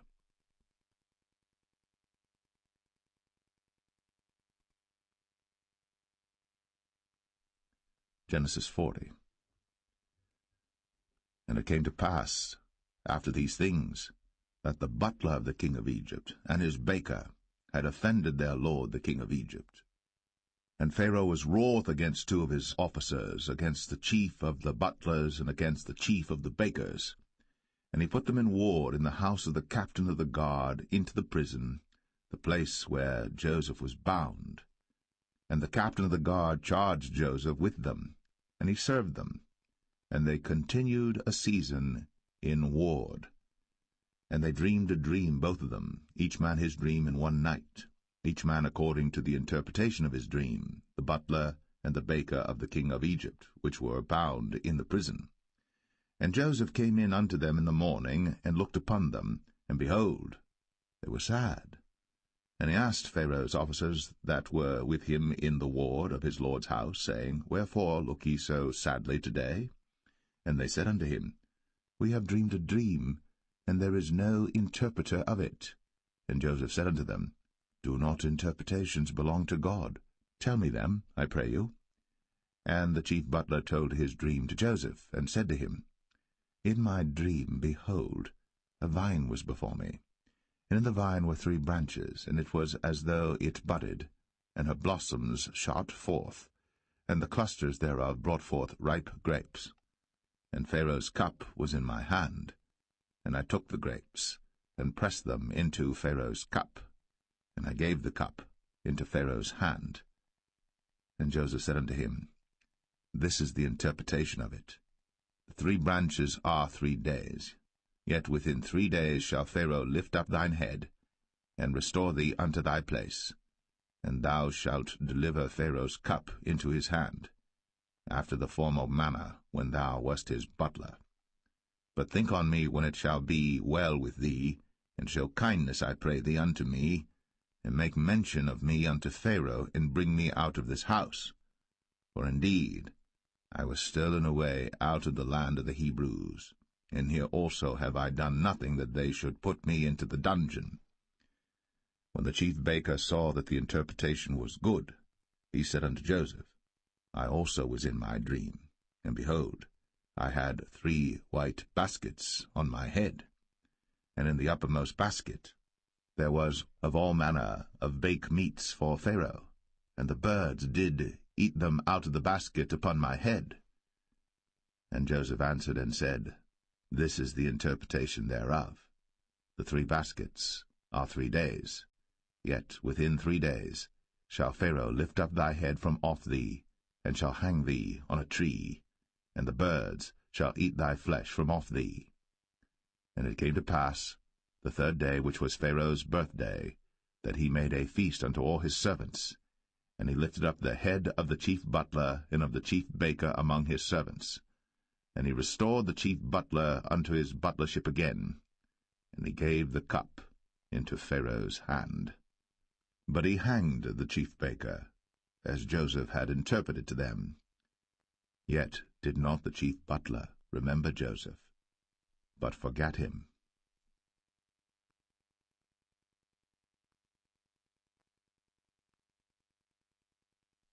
Genesis 41. And it came to pass at the end of 2 full years, that Pharaoh dreamed, and behold, he stood by the river. And behold, there came up out of the river 7 well-favored kine, and fat-fleshed, and they fed in a meadow. And behold, 7 other kine came up after them out of the river, ill-favored, and lean-fleshed, and stood by the other kine upon the brink of the river. and the ill-favored and lean-fleshed kine did eat up the 7 well-favored and fat kine. So Pharaoh awoke. And he slept and dreamed the second time, and behold, 7 ears of corn came up upon one stalk, rank and good. And behold, 7 thin ears, and blasted with the east wind, sprung up after them. And the 7 thin ears devoured the 7 rank and full ears. And Pharaoh awoke, and behold, it was a dream. And it came to pass in the morning that his spirit was troubled, and he sent and called for all the magicians of Egypt, and all the wise men thereof. And Pharaoh told them his dream, but there was none that could interpret them unto Pharaoh. Then spake the chief butler unto Pharaoh, saying, I do remember my faults this day. Pharaoh was wroth with his servants, and put me in ward of the captain of the guard's house, both me and the chief baker. And we dreamed a dream in one night, I and he. We dreamed each man according to the interpretation of his dream. And there was there with us a young man, an Hebrew, servant to the captain of the guard. And we told him, and he interpreted to us our dreams. To each man according to his dream he did interpret. And it came to pass, as he interpreted to us, so it was. Me he restored unto mine office, and him he hanged. Then Pharaoh sent and called Joseph, and they brought him hastily out of the dungeon. And he shaved himself, and changed his raiment, and came in unto Pharaoh. And Pharaoh said unto Joseph, I have dreamed a dream, and there is none that can interpret it. And I have heard say of thee, that thou canst understand a dream to interpret it. And Joseph answered Pharaoh, saying, It is not in me. God shall give Pharaoh an answer of peace. And Pharaoh said unto Joseph, In my dream, behold, I stood upon the bank of the river, and behold, there came up out of the river 7 kine, fat-fleshed, and well-favored, and they fed in a meadow. And behold, 7 other kine came up after them, poor, and very ill-favored, and lean-fleshed, such as I never saw in all the land of Egypt for badness. And the lean and the ill-favored kine did eat up the first 7 fat kine. And when they had eaten them up, it could not be known that they had eaten them, but they were still ill-favored, as at the beginning. So I awoke. And I saw in my dream, and behold, 7 ears came up in one stalk, full and good. And behold, 7 ears withered, thin, and blasted with the east wind, sprung up after them. And the thin ears devoured the 7 good ears. And I told this unto the magicians, but there was none that could declare it to me. And Joseph said unto Pharaoh, The dream of Pharaoh is one. God hath shown Pharaoh what he is about to do. The 7 good kine are 7 years, and the 7 good ears are 7 years. The dream is one. And the 7 thin and ill-favored kine that came up after them are 7 years, and the 7 empty ears blasted with the east wind shall be 7 years of famine. This is the thing which I have spoken unto Pharaoh. What God is about to do, he showeth unto Pharaoh. Behold, there come 7 years of great plenty throughout all the land of Egypt, and there shall arise after them 7 years of famine, and all the plenty shall be forgotten in the land of Egypt, and the famine shall consume the land, and the plenty shall not be known in the land by reason of that famine following, for it shall be very grievous. And for that the dream was doubled unto Pharaoh twice. It is because the thing is established by God, and God will shortly bring it to pass. Now therefore let Pharaoh look out a man discreet and wise, and set him over the land of Egypt. Let Pharaoh do this, and let him appoint officers over the land, and take up the 5th part of the land of Egypt in the 7 plenteous years, and let them gather all the food of those good years that come, and lay up corn under the hand of Pharaoh, and let them keep food in the cities. And that food shall be for store to the land against the 7 years of famine, which shall be in the land of Egypt, that the land perish not through the famine. And the thing was good in the eyes of Pharaoh, and in the eyes of all his servants. And Pharaoh said unto his servants, Can we find such a one as this is, a man in whom the Spirit of God is? And Pharaoh said unto Joseph, Forasmuch as God hath shown thee all this, there is none so discreet and wise as thou art. Thou shalt be over my house, and according unto thy word shall all my people be ruled. Only in the throne will I be greater than thou. And Pharaoh said unto Joseph, See, I have set thee over all the land of Egypt. And Pharaoh took off his ring from his hand, and put it upon Joseph's hand, and arrayed him in vestures of fine linen, and put a gold chain about his neck. And he made him to ride in the second chariot which he had. And they cried before him, Bow the knee. And he made him ruler over all the land of Egypt. And Pharaoh said unto Joseph, I am Pharaoh, and without thee shall no man lift up his hand or foot in all the land of Egypt. And Pharaoh called Joseph's name Zaphnath-Paneah, and he gave him to wife Asenath, the daughter of Potipherah, priest of On. And Joseph went out over all the land of Egypt. And Joseph was 30 years old when he stood before Pharaoh king of Egypt. And Joseph went out from the presence of Pharaoh, and went throughout all the land of Egypt. And in the 7 plenteous years the earth brought forth by handfuls. And he gathered up all the food of the 7 years which were in the land of Egypt, and laid up the food in the cities, the food of the field, which was round about every city, laid he up in the same. And Joseph gathered corn, as the sand of the sea, very much, until he left numbering, for it was without number. And unto Joseph were born 2 sons before the years of famine came, which Asenath, the daughter of Potipherah, priest of On, bare unto him. And Joseph called the name of the firstborn Manasseh, for God, said he, hath made me forget all my toil, and all my father's house. And the name of the second called he Ephraim, for God hath caused me to be fruitful in the land of my affliction. And the 7 years of plenteousness that was in the land of Egypt were ended, and the 7 years of dearth began to come, according as Joseph had said. And the dearth was in all lands, but in all the land of Egypt there was bread. And when all the land of Egypt was famished, the people cried to Pharaoh for bread. And Pharaoh said unto all the Egyptians, Go unto Joseph, what he saith to you, do. And the famine was over all the face of the earth. And Joseph opened all the storehouses, and sold unto the Egyptians, and the famine waxed sore in the land of Egypt.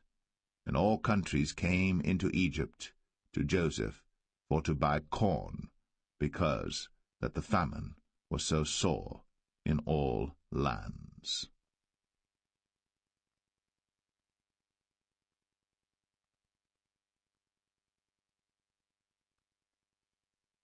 Genesis 42. Now when Jacob saw that there was corn in Egypt, Jacob said unto his sons, Why do you look one upon another? And he said, Behold, I have heard that there is corn in Egypt. Get you down thither, and buy for us from thence, that we may live and not die.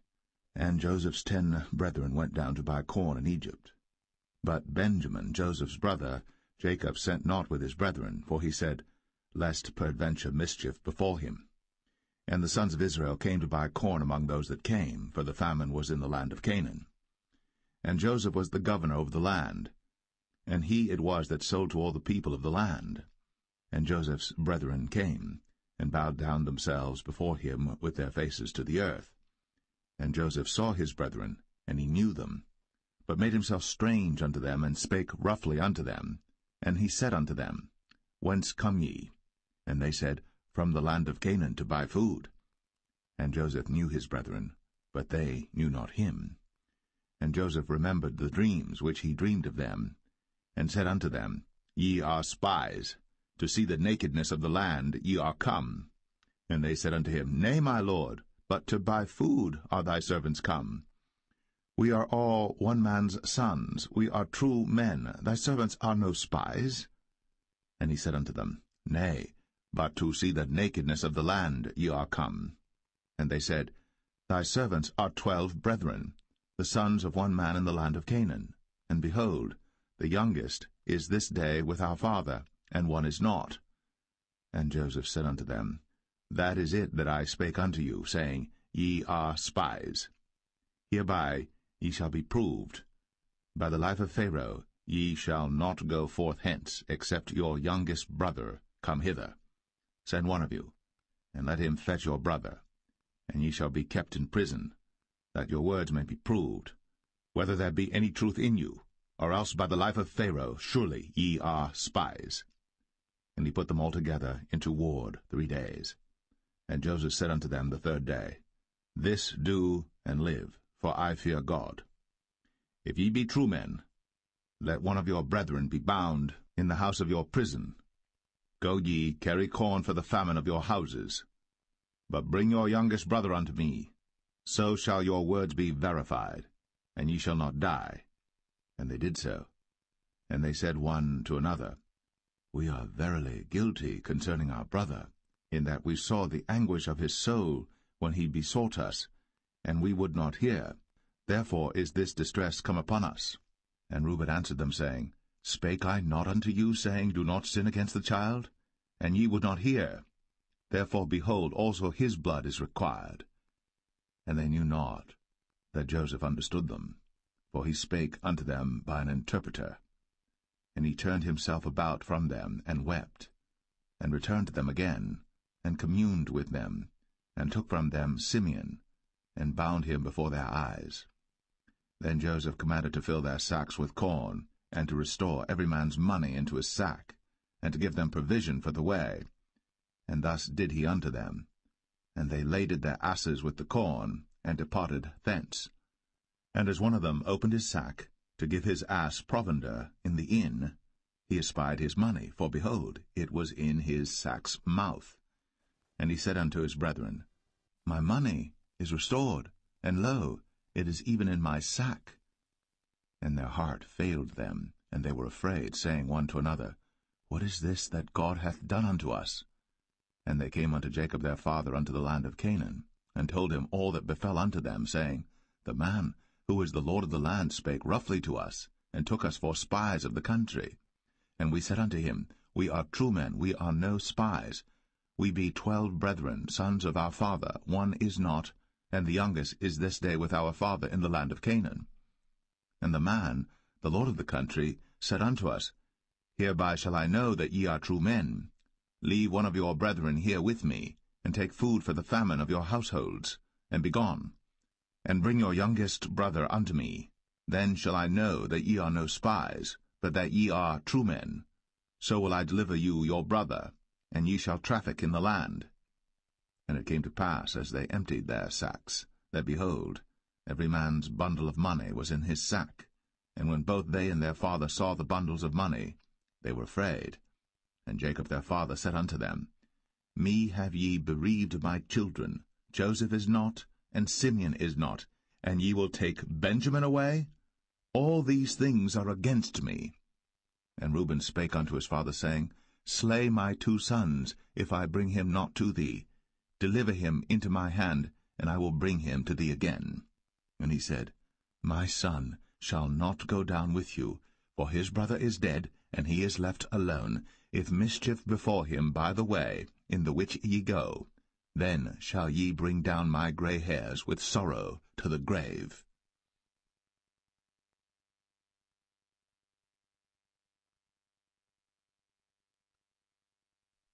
Genesis 43. And the famine was sore in the land. And it came to pass, when they had eaten up the corn which they had brought out of Egypt, their father said unto them, Go again, buy us a little food. And Judah spake unto him, saying, The man did solemnly protest unto us, saying, Ye shall not see my face, except your brother be with you. If thou wilt send our brother with us, we will go down and buy thee food. But if thou wilt not send him, we will not go down.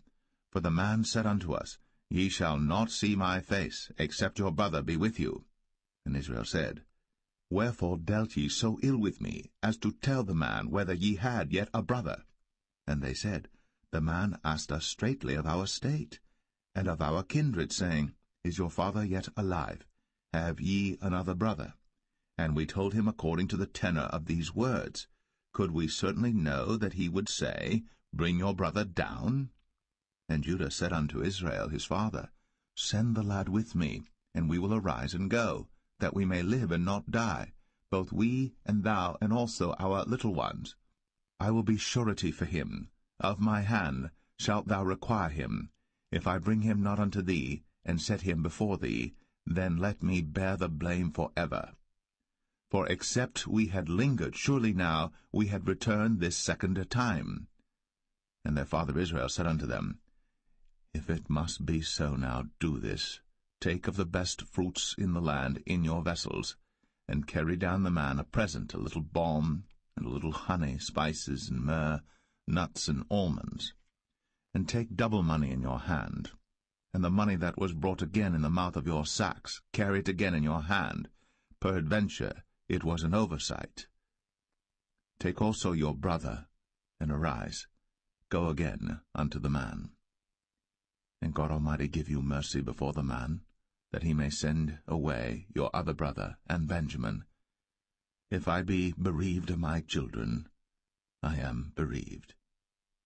And the men took that present, and they took double money in their hand, and Benjamin, and rose up, and went down to Egypt, and stood before Joseph. And when Joseph saw Benjamin with them, he said to the ruler of his house, Bring these men home, and slay, and make ready, for these men shall dine with me at noon. And the man did as Joseph bade, and the man brought the men into Joseph's house.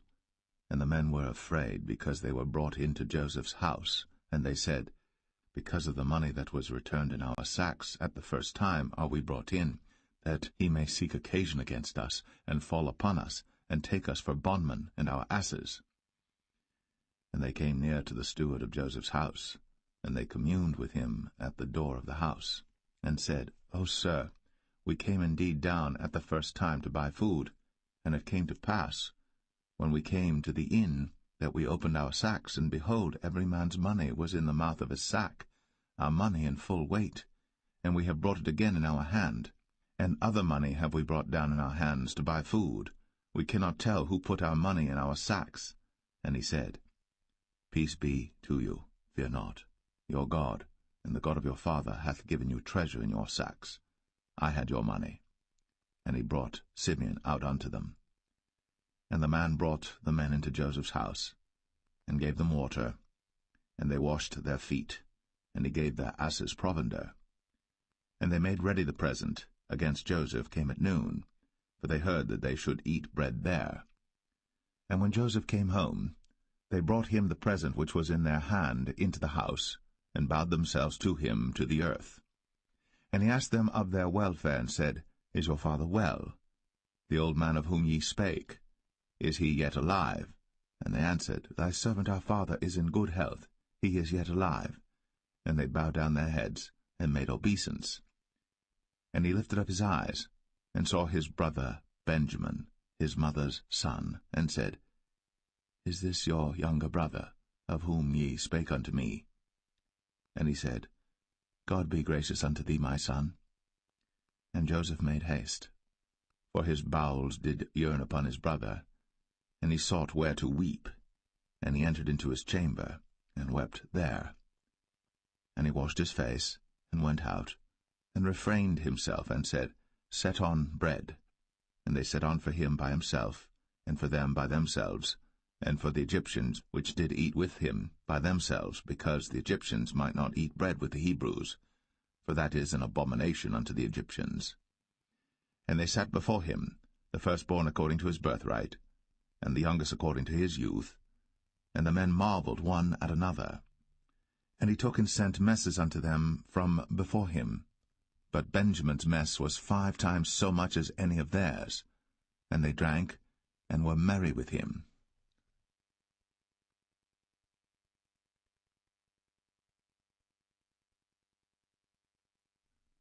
Genesis 44. And he commanded the steward of his house, saying, Fill the men's sacks with food, as much as they can carry, and put every man's money in his sack's mouth. And put my cup, the silver cup, in the sack's mouth of the youngest, and his corn money. And he did according to the word that Joseph had spoken. As soon as the morning was light, the men were sent away, they and their asses. And when they were gone out of the city, and not yet far off, Joseph said unto his steward, Up, follow after the men, and when thou dost overtake them, say unto them, Wherefore have ye rewarded evil for good? Is not this it in which my Lord drinketh, and whereby indeed he divineth? Ye have done evil in so doing. And he overtook them, and he spake unto them these same words. And they said unto him, Wherefore saith my Lord these words? God forbid that thy servants should do according to this thing. Behold, the money which we found in our sacks' mouths we brought again unto thee out of the land of Canaan. How then should we steal out of thy Lord's house silver or gold? With whomsoever of thy servants it be found, both let him die, and we also will be my Lord's bondmen. And he said, Now also let it be according unto your words. He with whom it is found shall be my servant, and ye shall be blameless. Then they speedily took down every man his sack to the ground, and opened every man his sack. And he searched, and began at the eldest, and left at the youngest, and the cup was found in Benjamin's sack. Then they rent their clothes, and laded every man his ass, and returned to the city. And Judah and his brethren came to Joseph's house, for he was yet there, and they fell before him on the ground. And Joseph said unto them, What deed is this that ye have done? Wot ye not that such a man as I can certainly divine? And Judah said, What shall we say unto my lord? What shall we speak? Or how shall we clear ourselves? God hath found out the iniquity of thy servants. Behold, we are my Lord's servants, both we, and he also with whom the cup is found.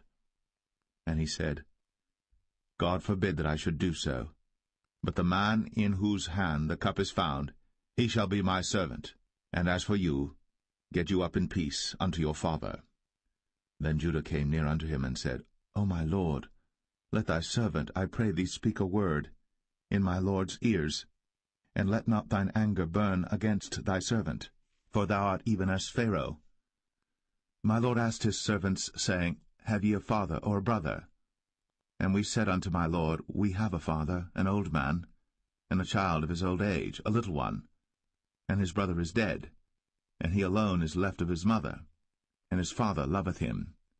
And thou saidst unto thy servants, Bring him down unto me, that I may set mine eyes upon him. And we said unto my lord, The lad cannot leave his father, for if he should leave his father would die.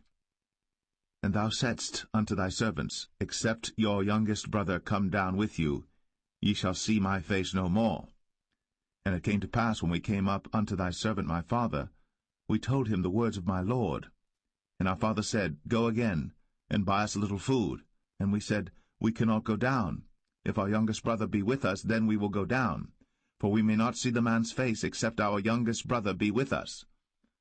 And thy servant my father said unto us, Ye know that my wife bare me 2 sons, and the one went out from me, and I said, Surely he is torn in pieces, and I saw him not since.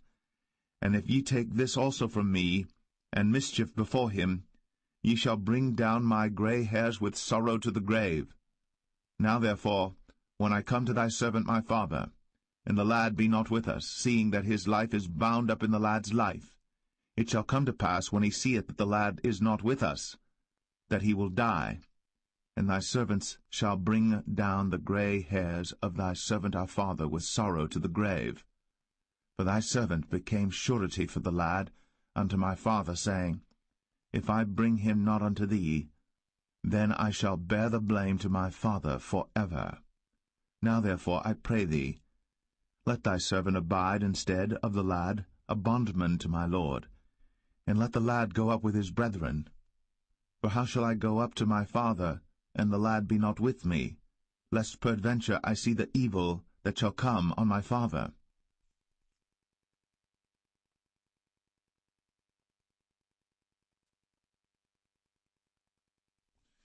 Genesis 45. Then Joseph could not refrain himself before all them that stood by him. And he cried, Cause every man to go out from me.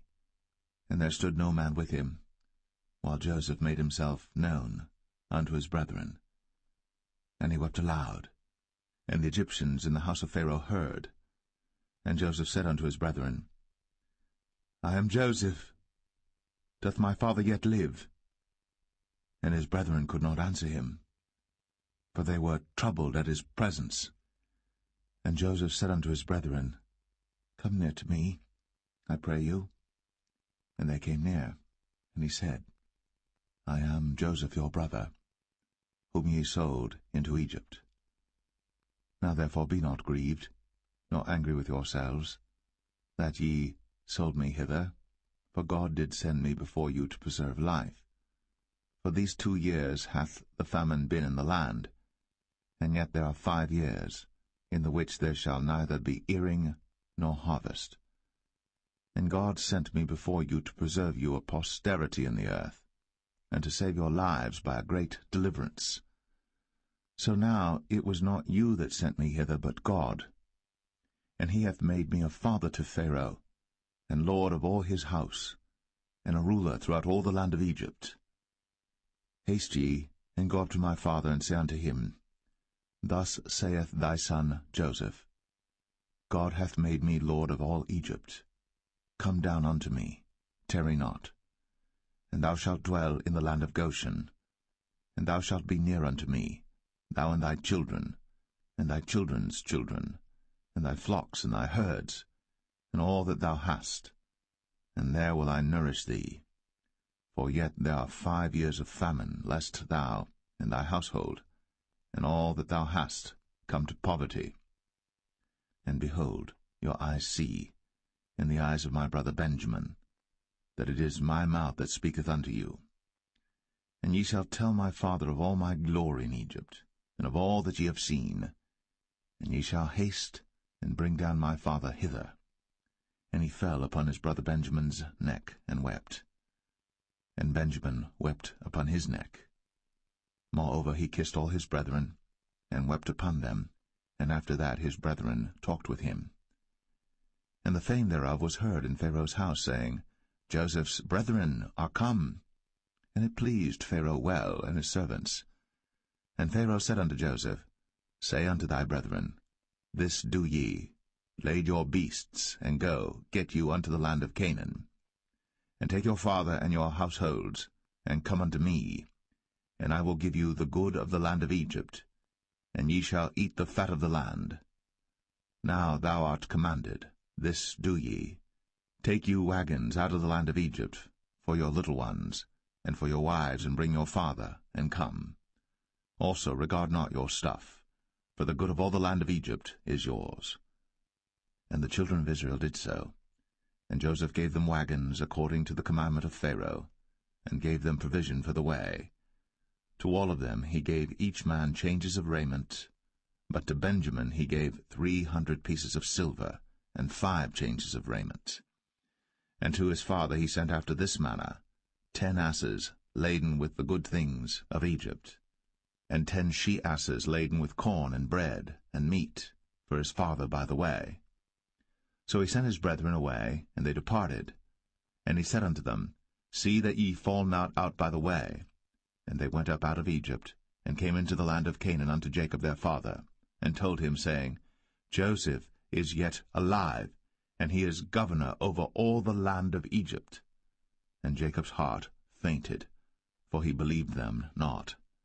And they told him all the words of Joseph, which he had said unto them. And when he saw the wagons which Joseph had sent to carry him, the spirit of Jacob their father revived. And Israel said, It is enough. Joseph my son is yet alive. I will go and see him before I die.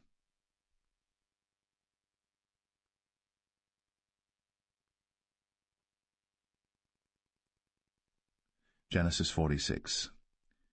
And Israel took his journey with all that he had, and came to Beersheba, and offered sacrifices unto the God of his father Isaac. And God spake unto Israel in the visions of the night, and said, Jacob, Jacob. And he said, Here am I. And he said, I am God, the God of thy father. Fear not to go down into Egypt, for I will there make of thee a great nation. I will go down with thee into Egypt, and I will also surely bring thee up again, and Joseph shall put his hand upon thine eyes. And Jacob rose up from Beersheba, and the sons of Israel carried Jacob their father, and their little ones, and their wives, in the wagons which Pharaoh had sent to carry him. And they took their cattle and their goods which they had gotten in the land of Canaan, and came into Egypt, Jacob and all his seed with him, his sons, and his sons' sons with him, his daughters, and his sons' daughters, and all his seed brought he with him into Egypt. And these are the names of the children of Israel, which came into Egypt, Jacob and his sons, Reuben, Jacob's firstborn, and the sons of Reuben, Hanok and Phalu, and Hezron and Carmi, and the sons of Simeon, Jemuel, and Jamin, and Ohad, and Jachin, and Zohar, and Shaul the son of a Canaanitish woman, and the sons of Levi, Gershon, Kohath, and Merari, and the sons of Judah, Er, and Onan, and Shelah, and Pharez, and Zerah. But Er and Onan died in the land of Canaan. And the sons of Pharez were Hezron and Hamul. And the sons of Issachar, Tola, and Phuvah, and Job, and Shimron. And the sons of Zebulun, Sered, and Elon, and Jaleel. These be the sons of Leah, which she bare unto Jacob in Padan Aram, with his daughter Dinah. All the souls of his sons and his daughters were 33.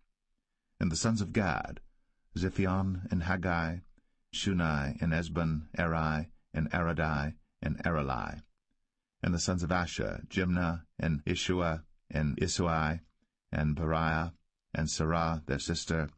And the sons of Beriah, Heber, and Malchiel. These are the sons of Zilpah, whom Laban gave to Leah his daughter, and these she bare unto Jacob, even 16 souls. The sons of Rachel, Jacob's wife, Joseph and Benjamin. And unto Joseph in the land of Egypt were born Manasseh and Ephraim, which Asenath, the daughter of Potipherah, priest of On, bare unto him. And the sons of Benjamin were Bela, and Becher, and Ashbel, Gera, and Naaman, Ehi, and Rosh, Mupim, and Hupim, and Ard. These are the sons of Rachel, which were born to Jacob. All the souls were 14. And the sons of Dan, Hushim. And the sons of Naphtali, Jaziel, and Gunai, and Jezer, and Shillem. These are the sons of Bilhah, which Laban gave unto Rachel his daughter, and she bare these unto Jacob. All the souls were 7. All the souls that came with Jacob into Egypt, which came out of his loins, besides Jacob's sons' wives, all the souls were 66. And the sons of Joseph, which were born him in Egypt, were 2 souls. All the souls of the house of Jacob, which came into Egypt, were 10. And he sent Judah before him unto Joseph, to direct his face unto Goshen. And they came into the land of Goshen. And Joseph made ready his chariot, and went up to meet Israel his father to Goshen, and presented himself unto him. And he fell on his neck, and wept on his neck a good while. And Israel said unto Joseph, Now let me die, since I have seen thy face, because thou art yet alive. And Joseph said unto his brethren, and unto his father's house, I will go up and show Pharaoh, and say unto him, My brethren, and my father's house, which were in the land of Canaan, are come unto me. And the men are shepherds, for their trade hath been to feed cattle, and they have brought their flocks, and their herds, and all that they have. And it shall come to pass, when Pharaoh shall call you, and shall say, What is your occupation? That ye shall say, Thy servant's trade hath been about cattle from our youth, even until now, both we and also our fathers, that ye may dwell in the land of Goshen. For every shepherd is an abomination unto the Egyptians.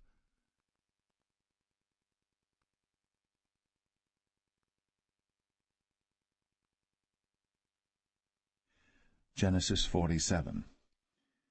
Then Joseph came and told Pharaoh, and said, My father and my brethren, and their flocks, and their herds, and all that they have, are come out of the land of Canaan, and behold, they are in the land of Goshen.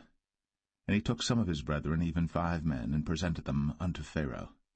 And Pharaoh said unto his brethren, What is your occupation? And they said unto Pharaoh, Thy servants are shepherds, both we and also our fathers. They said moreover unto Pharaoh, For to sojourn in the land are we come, for thy servants have no pasture for their flocks, for the famine is sore in the land of Canaan. Now therefore, we pray thee, let thy servants dwell in the land of Goshen. And Pharaoh spake unto Joseph, saying, Thy father and thy brethren are come unto thee. The land of Egypt is before thee. In the best of the land make thy father and brethren to dwell. In the land of Goshen let them dwell. And if thou knowest any men of activity among them, then make them rulers over my cattle. And Joseph brought in Jacob his father, and set him before Pharaoh. And Jacob blessed Pharaoh. And Pharaoh said unto Jacob, How old art thou? And Jacob said unto Pharaoh, The days of the years of my pilgrimage are 130 years. Few and evil have the days of the years of my life been, and have not attained unto the days of the years of the life of my fathers in the days of their pilgrimage. And Jacob blessed Pharaoh, and went out from before Pharaoh. And Joseph placed his father and his brethren, and gave them a possession in the land of Egypt, in the best of the land, in the land of Ramses, as Pharaoh had commanded. And Joseph nourished his father and his brethren, and all his father's household, with bread according to their families. And there was no bread in all the land, for the famine was very sore, so that the land of Egypt and all the land of Canaan fainted by reason of the famine. And Joseph gathered up all the money that was found in the land of Egypt and in the land of Canaan, for the corn which they bought. And Joseph brought the money into Pharaoh's house. And when money failed in the land of Egypt and in the land of Canaan, all the Egyptians came unto Joseph, and said, Give us bread, for why should we die in thy presence? For the money faileth. And Joseph said, Give your cattle, and I will give you for your cattle, if money fail. And they brought their cattle unto Joseph, and Joseph gave them bread in exchange for horses, and for the flocks, and for the cattle of the herds, and for the asses, and he fed them with bread for all their cattle for that year. When that year was ended, they came unto him the 2nd year, and said unto him, We will not hide it from my lord, how that our money is spent. My lord also hath our herds of cattle. There is not aught left in the sight of my lord, but our bodies and our lands. Wherefore shall we die before thine eyes, both we and our land?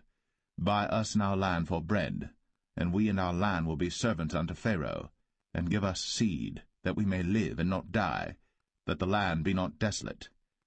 And Joseph bought all the land of Egypt for Pharaoh.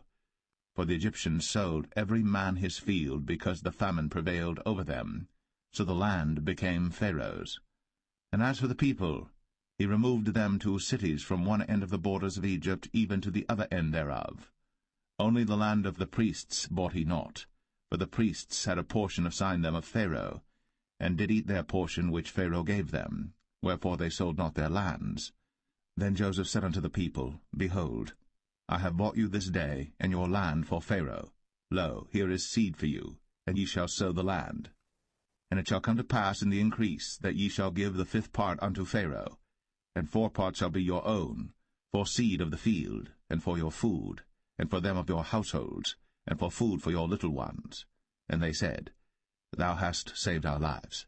Let us find grace in the sight of my lord, and we will be Pharaoh's servants. And Joseph made it a law over the land of Egypt unto this day, that Pharaoh should have the 5th part, except the land of the priests only, which became not Pharaoh's. And Israel dwelt in the land of Egypt, in the country of Goshen. And they had possessions therein, and grew and multiplied exceedingly. And Jacob lived in the land of Egypt 17 years. So the whole age of Jacob was 147 years. And the time drew nigh that Israel must die. And he called his son Joseph, and said unto him, If now I have found grace in thy sight, put, I pray thee, thy hand under my thigh, and deal kindly and truly with me. Bury me not, I pray thee, in Egypt. But I will lie with my fathers, and thou shalt carry me out of Egypt, and bury me in their burying place. And he said, I will do as thou hast said. And he said, Swear unto me. And he sware unto him. And Israel bowed himself upon the bed's head.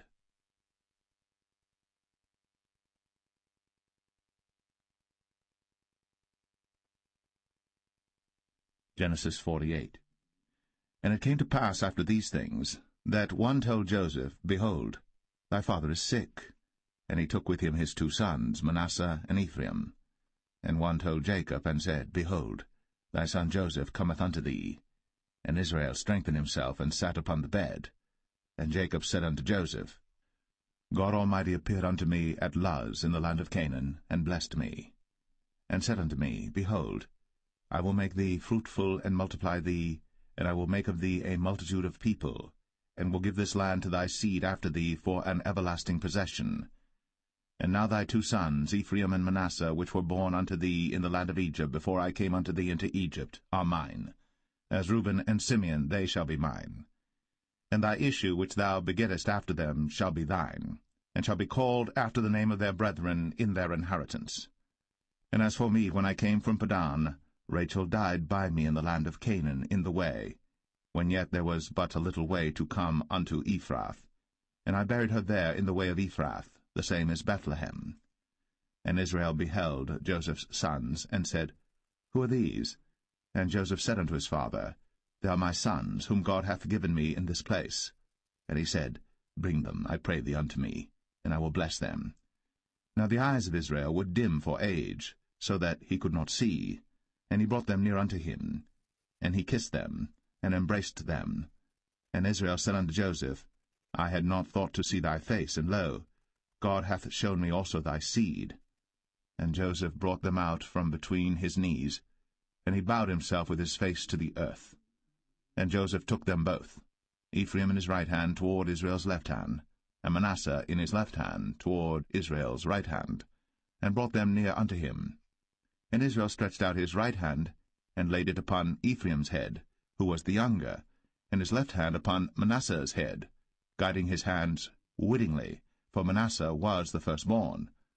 And he blessed Joseph, and said, God, before whom my fathers Abraham and Isaac did walk, the God which fed me all my life long unto this day, the angel which redeemed me from all evil, bless the lads, and let my name be named on them, and the name of my fathers Abraham and Isaac, and let them grow into a multitude in the midst of the earth.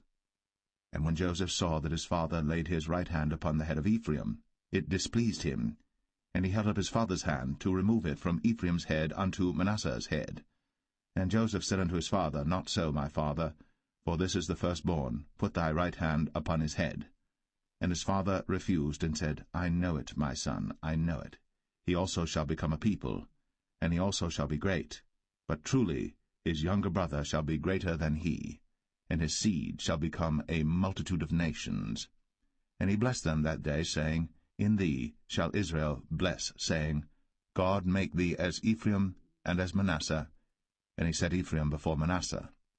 And Israel said unto Joseph, Behold, I die, but God shall be with you, and bring you again unto the land of your fathers. Moreover, I have given to thee one portion above thy brethren, which I took out of the hand of the Amorite with my sword and with my bow.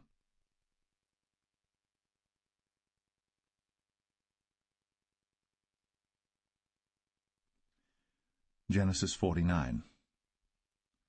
And Jacob called unto his sons, and said, Gather yourselves together, that I may tell you that which shall befall you in the last days. Gather yourselves together, and hear, ye sons of Jacob, and hearken unto Israel your father. Reuben, thou art my firstborn, my might, and the beginning of my strength, the excellency of dignity, and the excellency of power. Unstable as water, thou shalt not excel, because thou wentest up to thy father's bed. Then devilest thou it. He went up to my couch.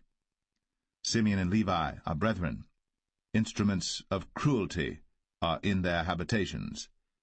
O my soul, come not thou into their secret, unto their assembly. Mine honour, be not thou united. For in their anger they slew a man, and in their self-will they digged down a wall. Cursed be their anger, for it was fierce, and their wrath, for it was cruel. I will divide them in Jacob, and scatter them in Israel. Judah, thou art he whom thy brethren shall praise. Thy hand shall be in the neck of thine enemies. Thy father's children shall bow down before thee. Judah is a lion's whelp. From the prey, my son, thou art gone up. He stooped down. He couched as a lion, and as an old lion, who shall rouse him up? The scepter shall not depart from Judah, nor a lawgiver from between his feet, until Shiloh come, and unto him shall the gathering of the people be. Binding his foal unto the vine, and his ass's colt unto the choice vine, he washed his garments in wine, and his clothes in the blood of grapes. His eyes shall be red with wine, and his teeth white with milk. Zebulun shall dwell at the haven of the sea, and he shall be for an haven of ships, and his borders shall be unto Zidon. Issachar is a strong ass couching down between two burdens, and he saw that rest was good, and the land that it was pleasant, and bowed his shoulder to bear, and became a servant unto tribute. Dan shall judge his people, as one of the tribes of Israel. Dan shall be a serpent by the way, an adder in the path, that biteth the horse heels, so that his rider shall fall backward. I have waited for thy salvation, O Lord. Gad, a troop shall overcome him, but he shall overcome at the last. Out of Asher his bread shall be fat, and he shall yield royal dainties. Naphtali is a hind let loose, he giveth goodly words. Joseph is a fruitful bough, even a fruitful bough by a well, whose branches run over the wall. The archers have sorely grieved him, and shot at him, and hated him. But his bow abode in strength, and the arms of his hands were made strong by the hands of the mighty God of Jacob. From thence is the shepherd, the stone of Israel. Even by the God of thy father, who shall help thee, and by the Almighty, who shall bless thee with blessings of heaven above, blessings of the deep that lieth under, blessings of the breasts, and of the womb. The blessings of thy father have prevailed above the blessings of my progenitors, unto the utmost bound of the everlasting hills. They shall be on the head of Joseph, and on the crown of the head of him that was separate from his brethren. Benjamin shall raven as a wolf. In the morning he shall devour the prey, and at night he shall divide the spoil. All these are the 12 tribes of Israel. And this is it that their father spake unto them, and blessed them, every one, according to his blessing, he blessed them. And he charged them, and said unto them, I am to be gathered unto my people. Bury me with my fathers in the cave that is in the field of Ephron the Hittite, in the cave that is in the field of Machpelah, which is before Mamre, in the land of Canaan, which Abraham bought with the field of Ephron the Hittite, for a possession of a burying place. There they buried Abraham and Sarah his wife. There they buried Isaac and Rebekah his wife, and there I buried Leah. The purchase of the field and of the cave that is therein was from the children of Heth. And when Jacob had made an end of commanding his sons, he gathered up his feet into the bed, and yielded up the ghost, and was gathered unto his people.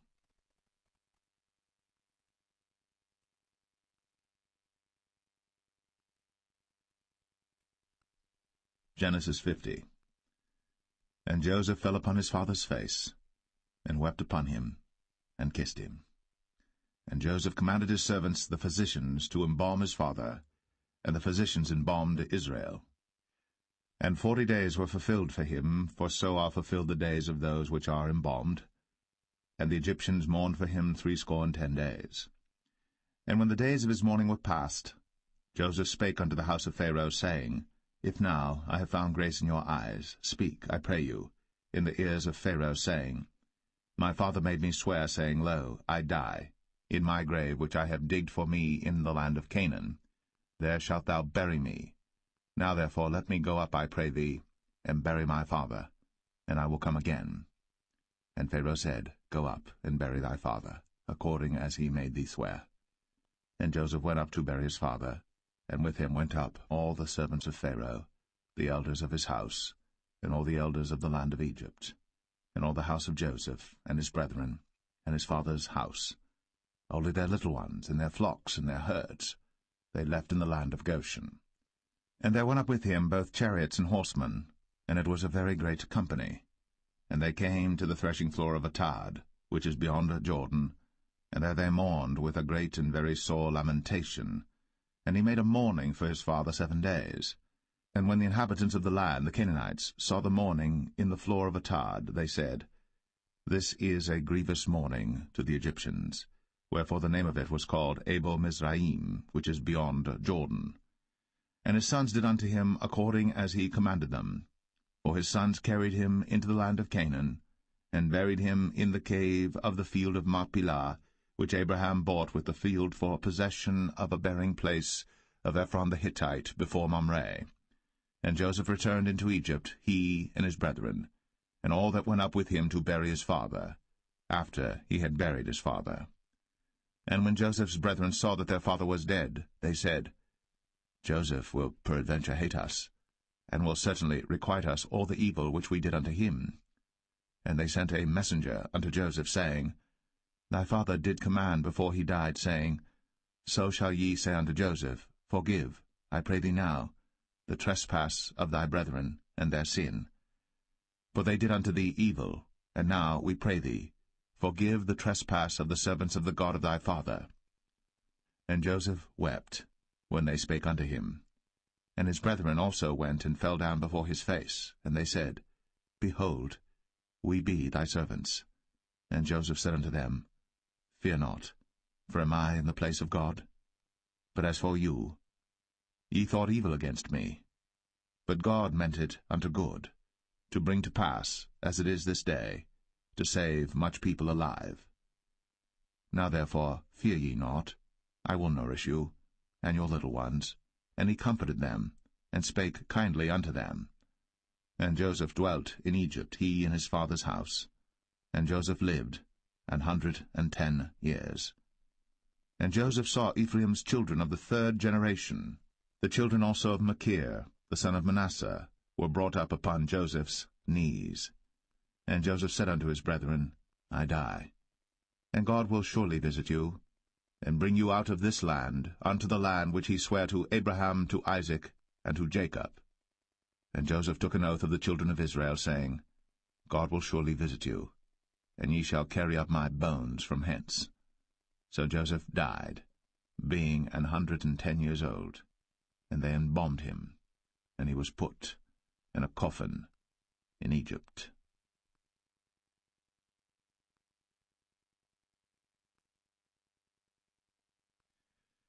The Book of Exodus, Chapter 1.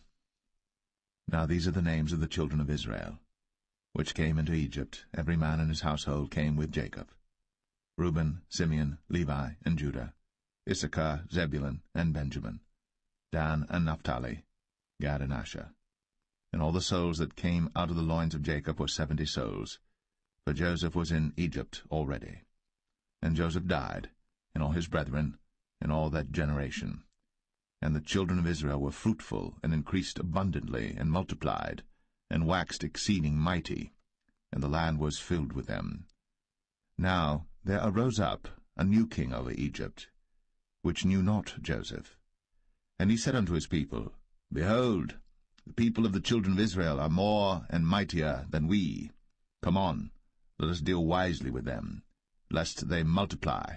And it come to pass, that when there falleth out any war, they join also unto our enemies, and fight against us, and so get them up out of the land. Therefore they did set over them taskmasters, to afflict them with their burdens, and they built for Pharaoh treasure cities, Pithom and Ramses. But the more they afflicted them, the more they multiplied and grew, and they were grieved because of the children of Israel. And the Egyptians made the children of Israel to serve with rigor, and they made their lives bitter with hard bondage, in mortar, and in brick, and in all manner of service in the field. All their service wherein they made them serve was with rigor. And the king of Egypt spake to the Hebrew midwives, of which the name of the one was Shiphrah, and the name of the other Puah. And he said, When ye do the office of a midwife to the Hebrew women, and see them upon the stools, if it be a son, then ye shall kill him, but if it be a daughter, then she shall live. But the midwives feared God, and did not as the king of Egypt commanded them, but saved the men-children alive.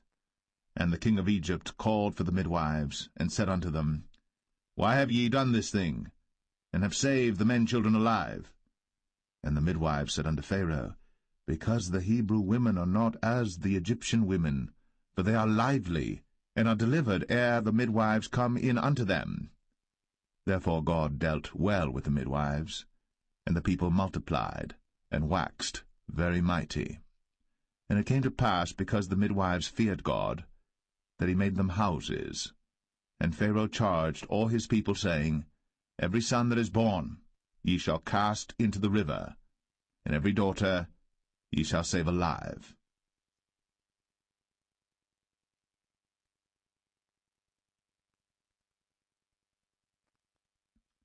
Exodus 2.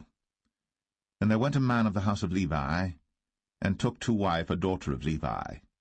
And the woman conceived, and bare a son. And when she saw him that he was a goodly child, she hid him 3 months. And when she could not longer hide him, she took for him an ark of bulrushes, and daubed it with slime, and with pitch, and put the child therein, and she laid it in the flags by the river's brink. And his sister stood afar off, to wit what would be done to him. And the daughter of Pharaoh came down to wash herself at the river, and her maidens walked along by the river's side. And when she saw the ark among the flags, she sent her maid to fetch it. And when she had opened it, she saw the child, and behold, the babe wept. And she had compassion on him, and said, This is one of the Hebrews' children. Then said his sister to Pharaoh's daughter, Shall I go and call to thee a nurse of the Hebrew women, that she may nurse the child for thee? And Pharaoh's daughter said to her, Go. And the maid went, and called the child's mother. And Pharaoh's daughter said unto her, Take this child away, and nurse it for me, and I will give thee thy wages. And the woman took the child, and nursed it. And the child grew, and she brought him unto Pharaoh's daughter, and he became her son. And she called his name Moses. And she said, Because I drew him out of the water. And it came to pass in those days, when Moses was grown, that he went out unto his brethren, and looked on their burdens. And he spied an Egyptian smiting an Hebrew, one of his brethren. And he looked this way and that way. And when he saw that there was no man, he slew the Egyptian, and hid him in the sand. And when he went out the second day, behold, 2 men of the Hebrews strove together. And he said to him that did the wrong, Wherefore smitest thou thy fellow? And he said, Who made thee a prince and a judge over us? Intendest thou to kill me, as thou killedst the Egyptian? And Moses feared, and said, Surely this thing is known. Now when Pharaoh heard this thing, he sought to slay Moses. But Moses fled from the face of Pharaoh, and dwelt in the land of Midian, and he sat down by a well. Now the priest of Midian had 7 daughters, and they came and drew water, and filled the troughs to water their father's flock. And the shepherds came and drove them away. But Moses stood up and helped them, and watered their flock. And when they came to Reuel their father, he said, How is it that ye are come so soon today? And they said, An Egyptian delivered us out of the hand of the shepherds, and also drew water enough for us, and watered the flock. And he said unto his daughters, And where is he? Why is it that ye have left the man? Call him, that he may eat bread. And Moses was content to dwell with the man. And he gave Moses Zipporah his daughter. And she bare him a son. And he called his name Gershom, for he said, I have been a stranger in a strange land.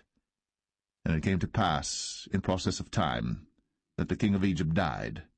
And the children of Israel sighed by reason of the bondage, and they cried, and their cry came up unto God by reason of the bondage. And God heard their groaning, and God remembered his covenant with Abraham, with Isaac, and with Jacob. And God looked upon the children of Israel, and God had respect unto them.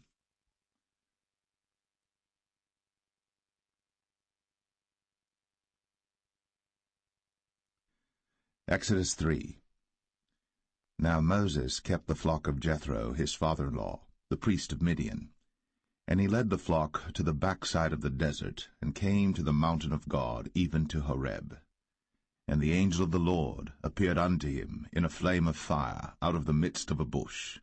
And he looked, and behold, the bush burned with fire, and the bush was not consumed. And Moses said, I will now turn aside and see this great sight, why the bush is not burnt.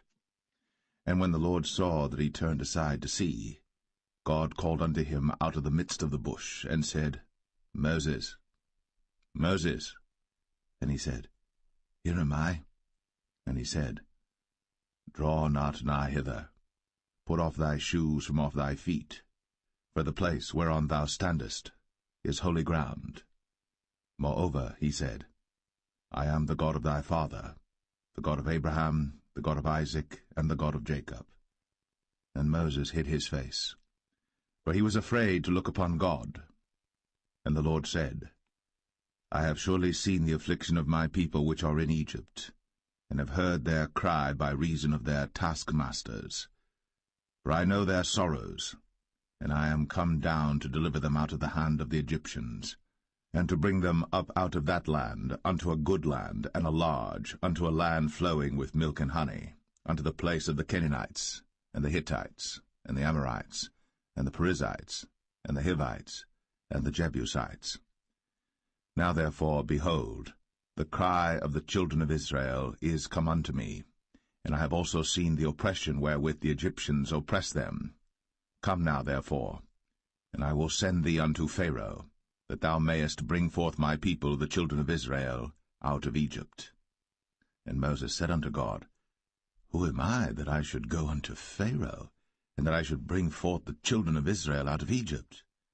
And he said, Certainly I will be with thee, and this shall be a token unto thee, that I have sent thee. When thou hast brought forth the people out of Egypt, ye shall serve God upon this mountain. And Moses said unto God, Behold, when I come unto the children of Israel, and shall say unto them, The God of your fathers has sent me unto you, and they shall say to me, What is his name? What shall I say unto them? And God said unto Moses, I am that I am. And he said, Thus shalt thou say unto the children of Israel, I am hath sent me unto you. And God said moreover unto Moses, Thus shalt thou say unto the children of Israel, The Lord God of your fathers, the God of Abraham, the God of Isaac, and the God of Jacob, hath sent me unto you. This is my name for ever, and this is my memorial unto all generations. Go and gather the elders of Israel together, and say unto them, The Lord God of your fathers, the God of Abraham, of Isaac, and of Jacob, appeared unto me, saying, I have surely visited you, and seen that which is done to you in Egypt. And I have said, I will bring you up out of the affliction of Egypt, unto the land of the Canaanites, and the Hittites, and the Amorites, and the Perizzites, and the Hivites, and the Jebusites, unto a land flowing with milk and honey. And they shall hearken to thy voice, and thou shalt come, thou and the elders of Israel, unto the king of Egypt, and ye shall say unto him, The Lord God of the Hebrews hath met with us. And now let us go, we beseech thee, 3 days' journey into the wilderness, that we may sacrifice to the Lord our God. And I am sure that the king of Egypt will not let you go, no, not by a mighty hand. And I will stretch out my hand, and smite Egypt with all my wonders which I will do in the midst thereof. And after that he will let you go. And I will give this people favor in the sight of the Egyptians. And it shall come to pass that, when ye go, ye shall not go empty. But every woman shall borrow of her neighbor, and of her that sojourneth in her house, jewels of silver, and jewels of gold, and raiment.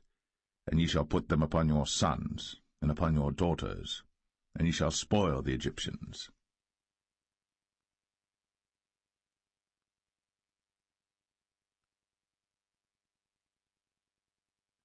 Exodus 4.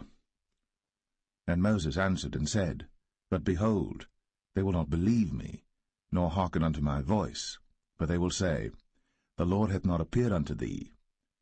And the Lord said unto him, What is that in thine hand? And he said, A rod. And he said, Cast it on the ground. And he cast it on the ground, and it became a serpent. And Moses fled from before it. And the Lord said unto Moses, Put forth thine hand, and take it by the tail. And he put forth his hand, and caught it. And it became a rod in his hand, that they may believe that the Lord God of their fathers, the God of Abraham, the God of Isaac, and the God of Jacob, hath appeared unto thee. And the Lord said furthermore unto him, Put now thine hand into thy bosom. And he put his hand into his bosom, and when he took it out, behold, his hand was leprous as snow. And he said, Put thine hand into thy bosom again. And he put his hand into his bosom again, and plucked it out of his bosom, and behold, it was turned again as his other flesh. And it shall come to pass, if they will not believe thee, neither hearken to the voice of the first sign, that they will believe the voice of the latter sign. And it shall come to pass, if they will not believe also these two signs, neither hearken unto thy voice, that thou shalt take of the water of the river, and pour it upon the dry land, and the water which thou takest out of the river shall become blood upon the dry land. And Moses said unto the Lord, O my Lord, I am not eloquent, neither heretofore nor since thou hast spoken unto thy servant, but I am slow of speech and of a slow tongue. And the Lord said unto him, Who hath made man's mouth? Or who maketh the dumb, or deaf, or the seeing, or the blind? Have not I the Lord? Now therefore go, and I will be with thy mouth, and teach thee what thou shalt say. And he said, O my Lord, send, I pray thee, by the hand of him whom thou wilt send. And the anger of the Lord was kindled against Moses, and he said, Is not Aaron the Levite thy brother? I know that he can speak well, and also, behold, he cometh forth to meet thee. And when he seeth thee, he will be glad in his heart. And thou shalt speak unto him, and put words in his mouth. And I will be with thy mouth, and with his mouth, and will teach you what ye shall do. And he shall be thy spokesman unto the people, and he shall be, even he, shall be to thee instead of a mouth, and thou shalt be to him instead of God. And thou shalt take this rod in thine hand, wherewith thou shalt do signs. And Moses went, and returned to Jethro his father-in-law, and said unto him, Let me go, I pray thee, and return unto my brethren which are in Egypt, and see whether they be yet alive. And Jethro said to Moses, Go in peace. And the Lord said unto Moses in Midian, Go, return into Egypt, for all the men are dead which sought thy life. And Moses took his wife and his sons, and set them upon an ass, and he returned to the land of Egypt. And Moses took the rod of God in his hand.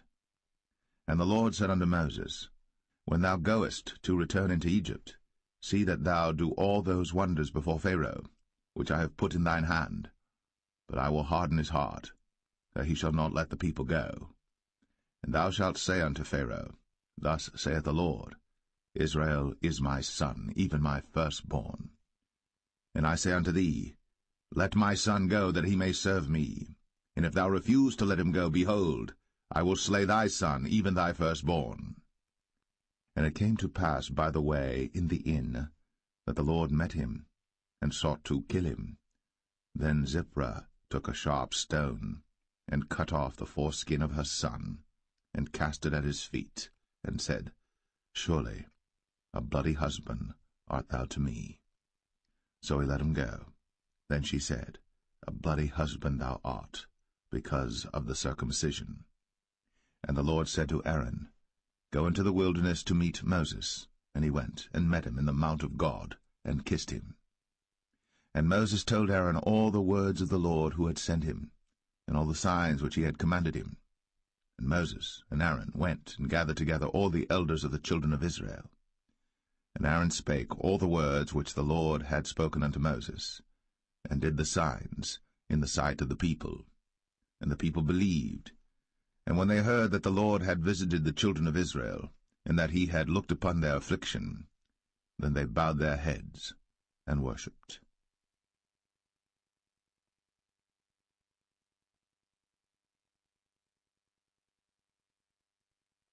Exodus 5. And afterward Moses and Aaron went in, and told Pharaoh, Thus saith the Lord God of Israel, Let my people go, that they may hold a feast unto me in the wilderness.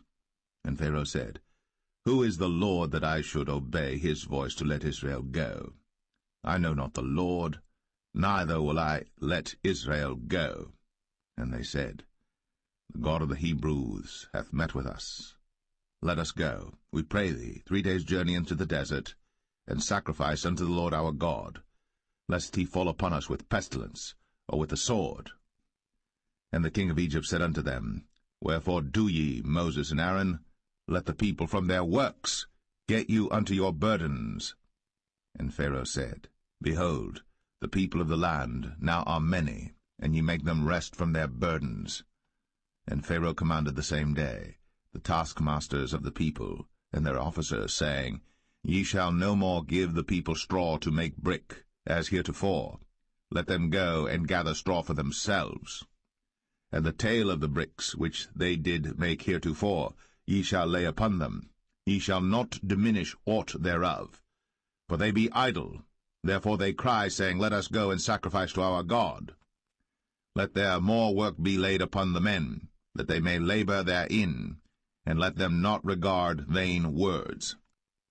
And the taskmasters of the people went out, and their officers, and they spake to the people, saying, Thus saith Pharaoh, I will not give you straw. Go ye, get you straw where you can find it, yet not aught of your work shall be diminished.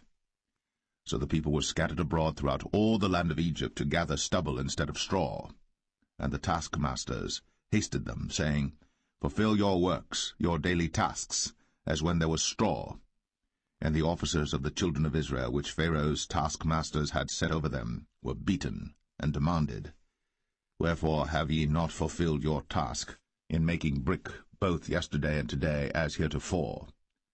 Then the officers of the children of Israel came and cried unto Pharaoh, saying, Wherefore dealest thou thus with thy servants?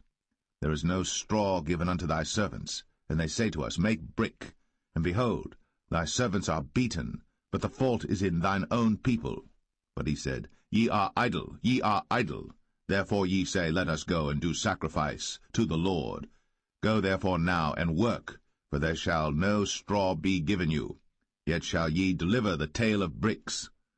And the officers of the children of Israel did see that they were in evil case, after it was said, Ye shall not minish aught from your bricks of your daily task. And they met Moses and Aaron, who stood in the way, as they came forth from Pharaoh. And they said unto them, The Lord look upon you and judge, because ye have made our savour to be abhorred in the eyes of Pharaoh, and in the eyes of his servants, to put a sword in their hand to slay us. And Moses returned unto the Lord, and said, Lord, wherefore hast thou so evil entreated this people? Why is it that thou hast sent me?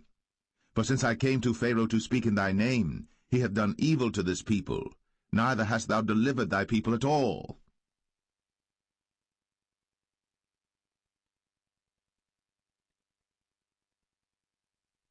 Exodus 6. Then the Lord said unto Moses, Now shalt thou see what I will do to Pharaoh. For with a strong hand shall he let them go, and with a strong hand shall he drive them out of his land. And God spake unto Moses, and said unto him, I am the Lord. And I appeared unto Abraham, unto Isaac, and unto Jacob, by the name of God Almighty, but by my name Jehovah was I not known to them. And I have also established my covenant with them, to give them the land of Canaan, the land of their pilgrimage, wherein they were strangers. And I have also heard the groaning of the children of Israel, whom the Egyptians keep in bondage, and I have remembered my covenant. Wherefore say unto the children of Israel, I am the Lord, and I will bring you out from under the burdens of the Egyptians, and I will rid you out of their bondage, and I will redeem you with a stretched out arm and with great judgments. And I will take you to me for a people, and I will be to you a God, and ye shall know that I am the Lord your God, which bringeth you out from under the burdens of the Egyptians. And I will bring you in unto the land, concerning the which I did swear to give it to Abraham, to Isaac, and to Jacob, and I will give it you for an heritage. I am the Lord. And Moses spake so unto the children of Israel, but they hearkened not unto Moses for anguish of spirit, and for cruel bondage. And the Lord spake unto Moses, saying, Go in, speak unto Pharaoh king of Egypt, that he let the children of Israel go out of his land. And Moses spake before the Lord, saying, Behold, the children of Israel have not hearkened unto me. How then shall Pharaoh hear me, who am of uncircumcised lips? And the Lord spake unto Moses and unto Aaron, and gave them a charge unto the children of Israel, and unto Pharaoh king of Egypt, to bring the children of Israel out of the land of Egypt. These be the heads of their fathers' houses, the sons of Reuben, the firstborn of Israel, Hanok and Palu, Hezron and Carmi.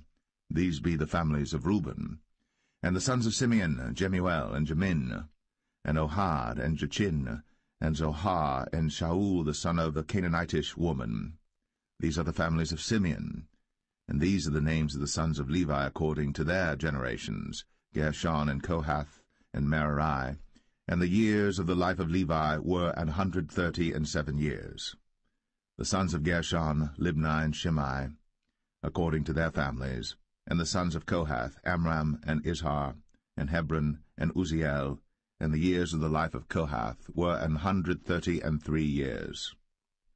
And the sons of Merari, Mahali and Mushai. These are the families of Levi according to their generations. And Amram took him Jochebed, his father's sister, to wife, and she bare him, Aaron and Moses. And the years of the life of Amram were 137 years. And the sons of Izhar, Korah and Nepheg and Zichri. And the sons of Uzziel, Mishael and Elzavan and Zithri. And Aaron took him Elisheba, daughter of Aminadab, sister of Nahshon, to wife, and she bare him Nadab and Abihu, Eleazar and Ithamar. And the sons of Korah, Asir and Elkanah and Abiasaph. These are the families of the Korhites. And Eleazar, Aaron's son, took him one of the daughters of Putiel to wife, and she bare him Phinehas. These are the heads of the fathers of the Levites according to their families. These are that Aaron and Moses, to whom the Lord said, Bring out the children of Israel from the land of Egypt, according to their armies. These are they which spake to Pharaoh king of Egypt, to bring out the children of Israel from Egypt. These are that Moses and Aaron. And it came to pass on the day when the Lord spake unto Moses in the land of Egypt, that the Lord spake unto Moses, saying, I am the Lord. Speak thou unto Pharaoh king of Egypt all that I say unto thee. And Moses said before the Lord, Behold, I am of uncircumcised lips, and how shall Pharaoh hearken unto me?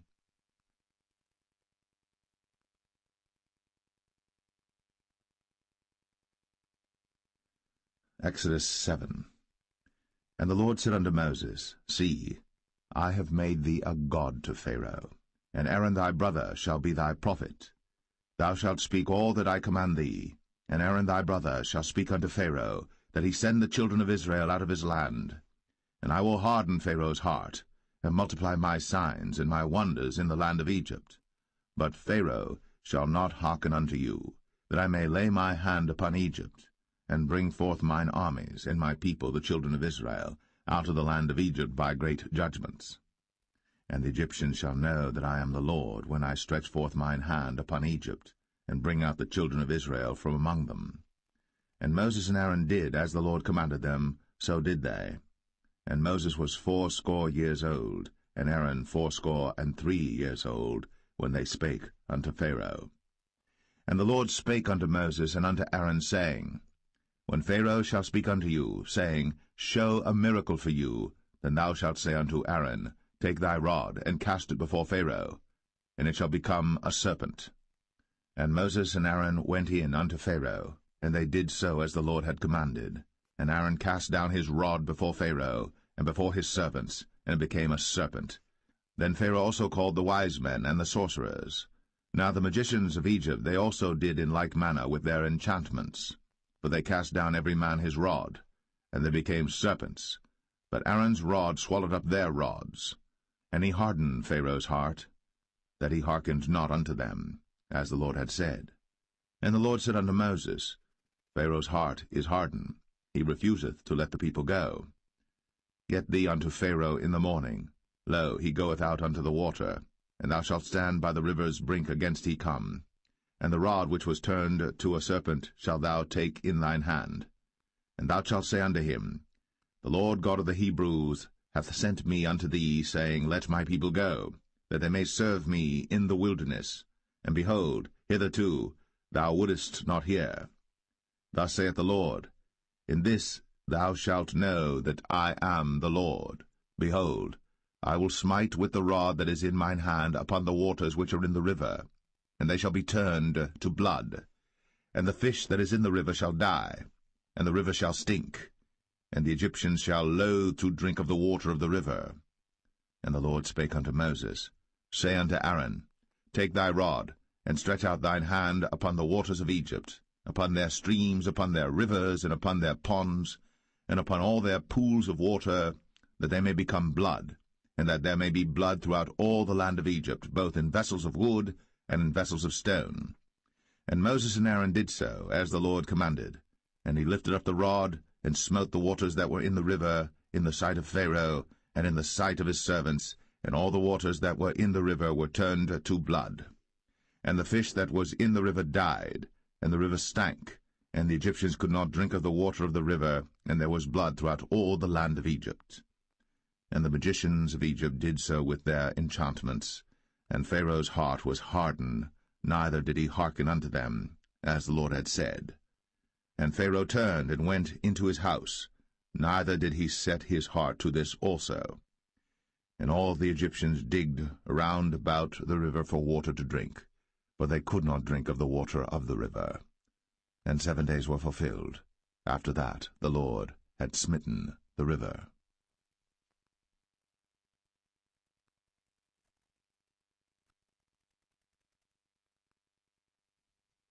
Exodus 8. And the Lord spake unto Moses, Go unto Pharaoh, and say unto him, Thus saith the Lord, Let my people go, that they may serve me. And if thou refuse to let them go, behold, I will smite all thy borders with frogs, and the river shall bring forth frogs abundantly, which shall go up and come into thine house, and into thy bedchamber, and upon thy bed, and into the house of thy servants, and upon thy people, and into thine ovens, and into thy kneading troughs. And the frogs shall come up both on thee, and upon thy people, and upon all thy servants. And the Lord spake unto Moses, Say unto Aaron, Stretch forth thine hand with thy rod over the streams, over the rivers, and over the ponds, and cause frogs to come up upon the land of Egypt. And Aaron stretched out his hand over the waters of Egypt, and the frogs came up, and covered the land of Egypt. And the magicians did so with their enchantments, and brought up frogs upon the land of Egypt. Then Pharaoh called for Moses and Aaron, and said, Entreat the Lord, that he may take away the frogs from me, and from my people, and I will let the people go, that they may do sacrifice unto the Lord. And Moses said unto Pharaoh, Glory over me. When shall I entreat for thee, and for thy servants, and for thy people, to destroy the frogs from thee, and thy houses, that they may remain in the river only? And he said, Tomorrow. And he said, Be it according to thy word, that thou mayest know that there is none like unto the Lord our God. And the frogs shall depart from thee, and from thy houses, and from thy servants, and from thy people, they shall remain in the river only. And Moses and Aaron went out from Pharaoh, and Moses cried unto the Lord because of the frogs, which he had brought against Pharaoh. And the Lord did according to the word of Moses, and the frogs died out of the houses, out of the villages, and out of the fields. And they gathered them together upon heaps, and the land stank. But when Pharaoh saw that there was respite, he hardened his heart, and hearkened not unto them, as the Lord had said. And the Lord said unto Moses, Say unto Aaron, Stretch out thy rod, and smite the dust of the land, that it may become lice throughout all the land of Egypt. And they did so.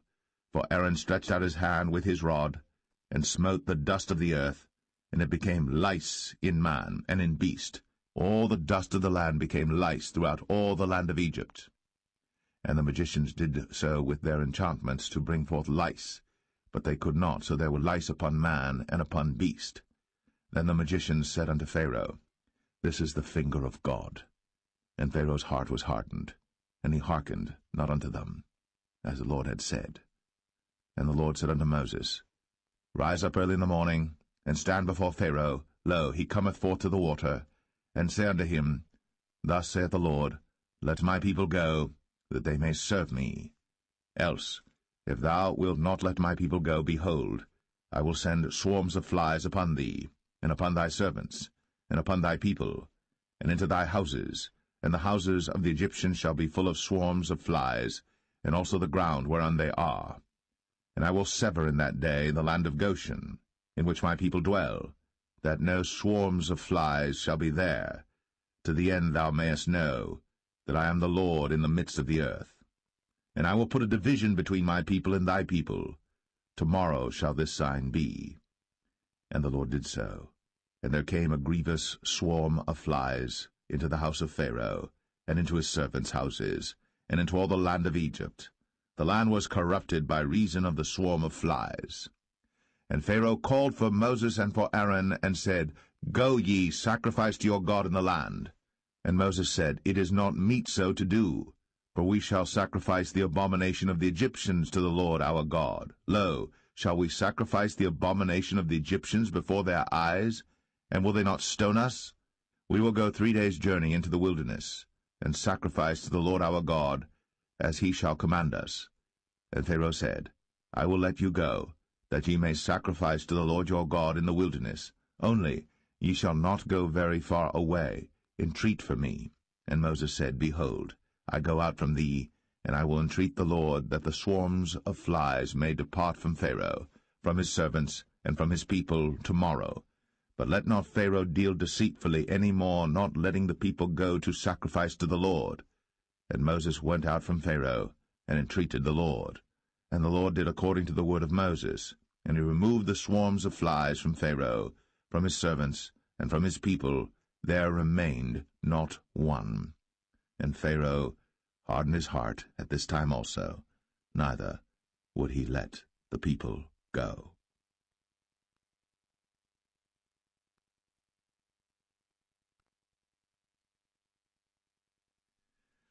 Exodus 9. Then the Lord said unto Moses, Go in unto Pharaoh, and tell him, Thus saith the Lord God of the Hebrews, Let my people go, that they may serve me.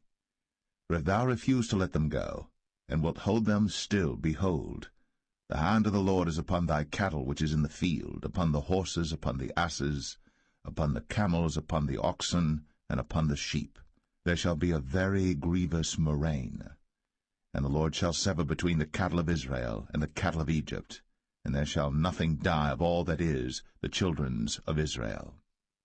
And the Lord appointed a set time, saying, Tomorrow the Lord shall do this thing in the land. And the Lord did that thing on the morrow, and all the cattle of Egypt died, but of the cattle of the children of Israel died not one. And Pharaoh sent, and behold, there was not one of the cattle of the Israelites dead, and the heart of Pharaoh was hardened, and he did not let the people go. And the Lord said unto Moses and unto Aaron, Take to you handfuls of ashes of the furnace, and let Moses sprinkle it toward the heaven in the sight of Pharaoh. And it shall become small dust in all the land of Egypt, and shall be a boil breaking forth with blains upon man and upon beast throughout all the land of Egypt. Then they took ashes of the furnace, and stood before Pharaoh. And Moses sprinkled it up toward heaven, and it became a boil, breaking forth with blains upon man and upon beast. And the magicians could not stand before Moses because of the boils, for the boil was upon the magicians and upon all the Egyptians. And the Lord hardened the heart of Pharaoh, and he hearkened not unto them, as the Lord had spoken unto Moses. And the Lord said unto Moses, Rise up early in the morning, and stand before Pharaoh, and say unto him, Thus saith the Lord God of the Hebrews, Let my people go, that they may serve me. For I will at this time send all my plagues upon thine heart, and upon thy servants, and upon thy people, that thou mayest know that there is none like me in all the earth. For now I will stretch out my hand, that I may smite thee and thy people with pestilence, and thou shalt be cut off from the earth. And in very deed for this cause have I raised thee up, for to show in thee my power, and that my name may be declared throughout all the earth. As yet exaltest thou thyself against my people, that thou wilt not let them go. Behold, tomorrow about this time I will cause it to rain a very grievous hail, such as hath not been in Egypt since the foundation thereof even until now. Send therefore now, and gather thy cattle, and all that thou hast in the field. For upon every man and beast which shall be found in the field, and shall not be brought home, the hail shall come down upon them, and they shall die. He that feared the word of the Lord among the servants of Pharaoh made his servants and his cattle flee into the houses. And he that regarded not the word of the Lord left his servants and his cattle in the field. And the Lord said unto Moses, Stretch forth thine hand toward heaven, that there may be hail in all the land of Egypt, upon man, and upon beast, and upon every herb of the field, throughout the land of Egypt. And Moses stretched forth his rod toward heaven, and the Lord sent thunder and hail, and the fire ran along upon the ground, and the Lord rained hail upon the land of Egypt. So there was hail and fire mingled with the hail, very grievous, such as there was none like it in all the land of Egypt since it became a nation. And the hail smote throughout all the land of Egypt all that was in the field, both man and beast. And the hail smote every herb of the field, and brake every tree of the field. Only in the land of Goshen, where the children of Israel were, was there no hail. And Pharaoh sent and called for Moses and Aaron, and said unto them, I have sinned at this time. The Lord is righteous, and I and my people are wicked. Entreat the Lord, for it is enough that there be no more mighty thunderings and hail, and I will let you go, and ye shall stay no longer. And Moses said unto him, As soon as I am gone out of the city, I will spread abroad my hands unto the Lord, and the thunder shall cease, neither shall there be any more hail, that thou mayest know how that the earth is the Lord's. But as for thee and thy servants, I know that ye will not yet fear the Lord God. And the flax and the barley was smitten, for the barley was in the ear, and the flax was bold. But the wheat and the rye were not smitten, for they were not grown up. And Moses went out of the city from Pharaoh, and spread abroad his hands unto the Lord, and the thunders and hail ceased, and the rain was not poured upon the earth. And when Pharaoh saw that the rain and the hail and the thunders were ceased, he sinned yet more, and hardened his heart, he and his servants. And the heart of Pharaoh was hardened, neither would he let the children of Israel go, as the Lord had spoken by Moses.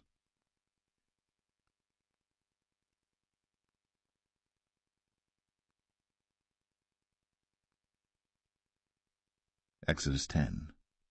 And the Lord said unto Moses, Go in unto Pharaoh, for I have hardened his heart, and the heart of his servants, that I might show these my signs before him, and that thou mayest tell in the ears of thy son, and of thy son's son, what things I have wrought in Egypt, and my signs which I have done among them, that ye may know how that I am the Lord.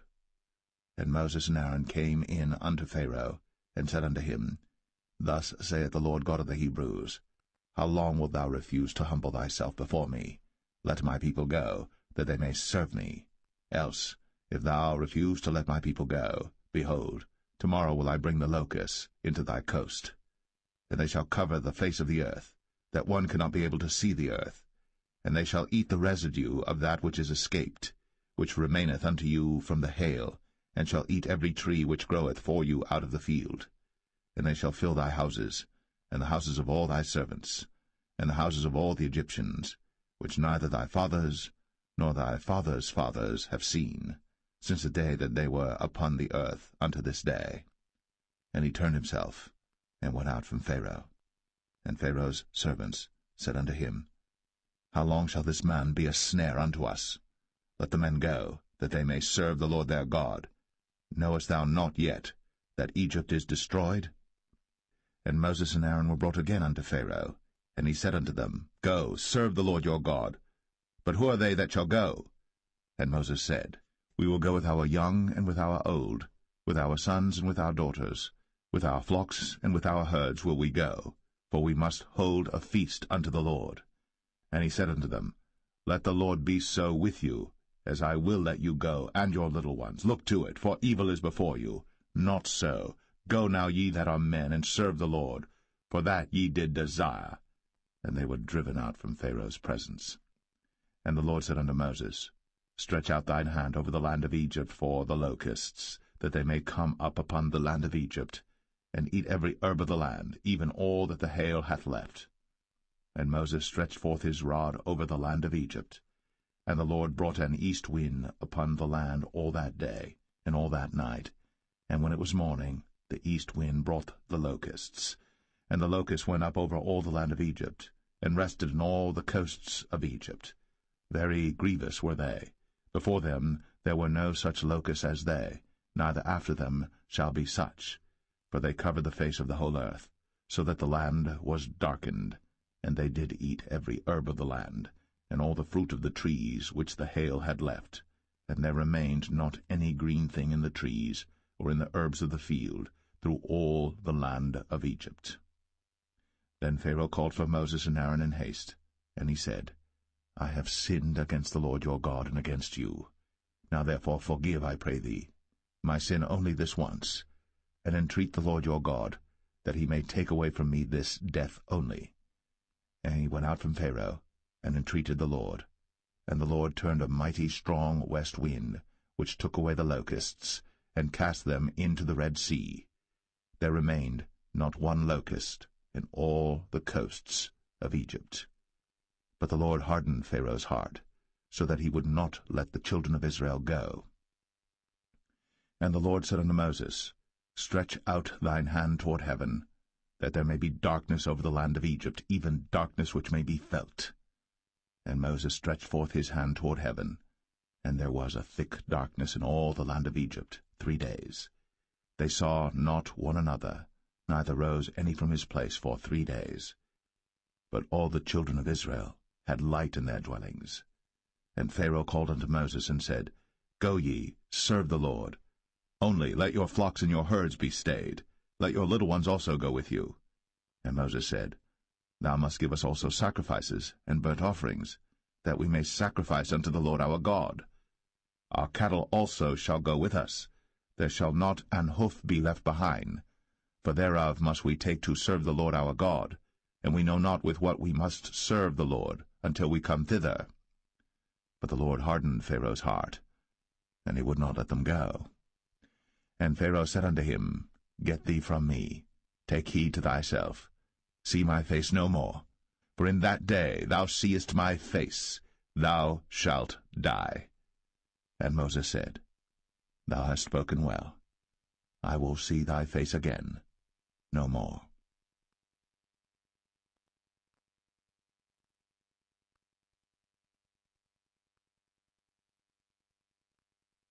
Exodus 11. And the Lord said unto Moses, Yet will I bring one plague more upon Pharaoh and upon Egypt. Afterwards he will let you go hence. When he shall let you go, he shall surely thrust you out hence altogether. Speak now in the ears of the people, and let every man borrow of his neighbor, and every woman of her neighbor, jewels of silver and jewels of gold. And the Lord gave the people favor in the sight of the Egyptians. Moreover, the man Moses was very great in the land of Egypt, in the sight of Pharaoh's servants, and in the sight of the people. And Moses said, Thus saith the Lord, About midnight will I go out into the midst of Egypt. And all the firstborn in the land of Egypt shall die, from the firstborn of Pharaoh that sitteth upon his throne, even unto the firstborn of the maidservant that is behind the mill, and all the firstborn of beasts. And there shall be a great cry throughout all the land of Egypt, such as there was none like it, nor shall be like it any more. But against any of the children of Israel shall not a dog move his tongue, against man or beast, that ye may know how that the Lord doth put a difference between the Egyptians and Israel. And all these thy servants shall come down unto me, and bow down themselves unto me, saying, Get thee out, and all the people that follow thee, and after that I will go out. And he went out from Pharaoh in a great anger. And the Lord said unto Moses, Pharaoh shall not hearken unto you, that my wonders may be multiplied in the land of Egypt. And Moses and Aaron did all these wonders before Pharaoh. And the Lord hardened Pharaoh's heart, so that he would not let the children of Israel go out of his land.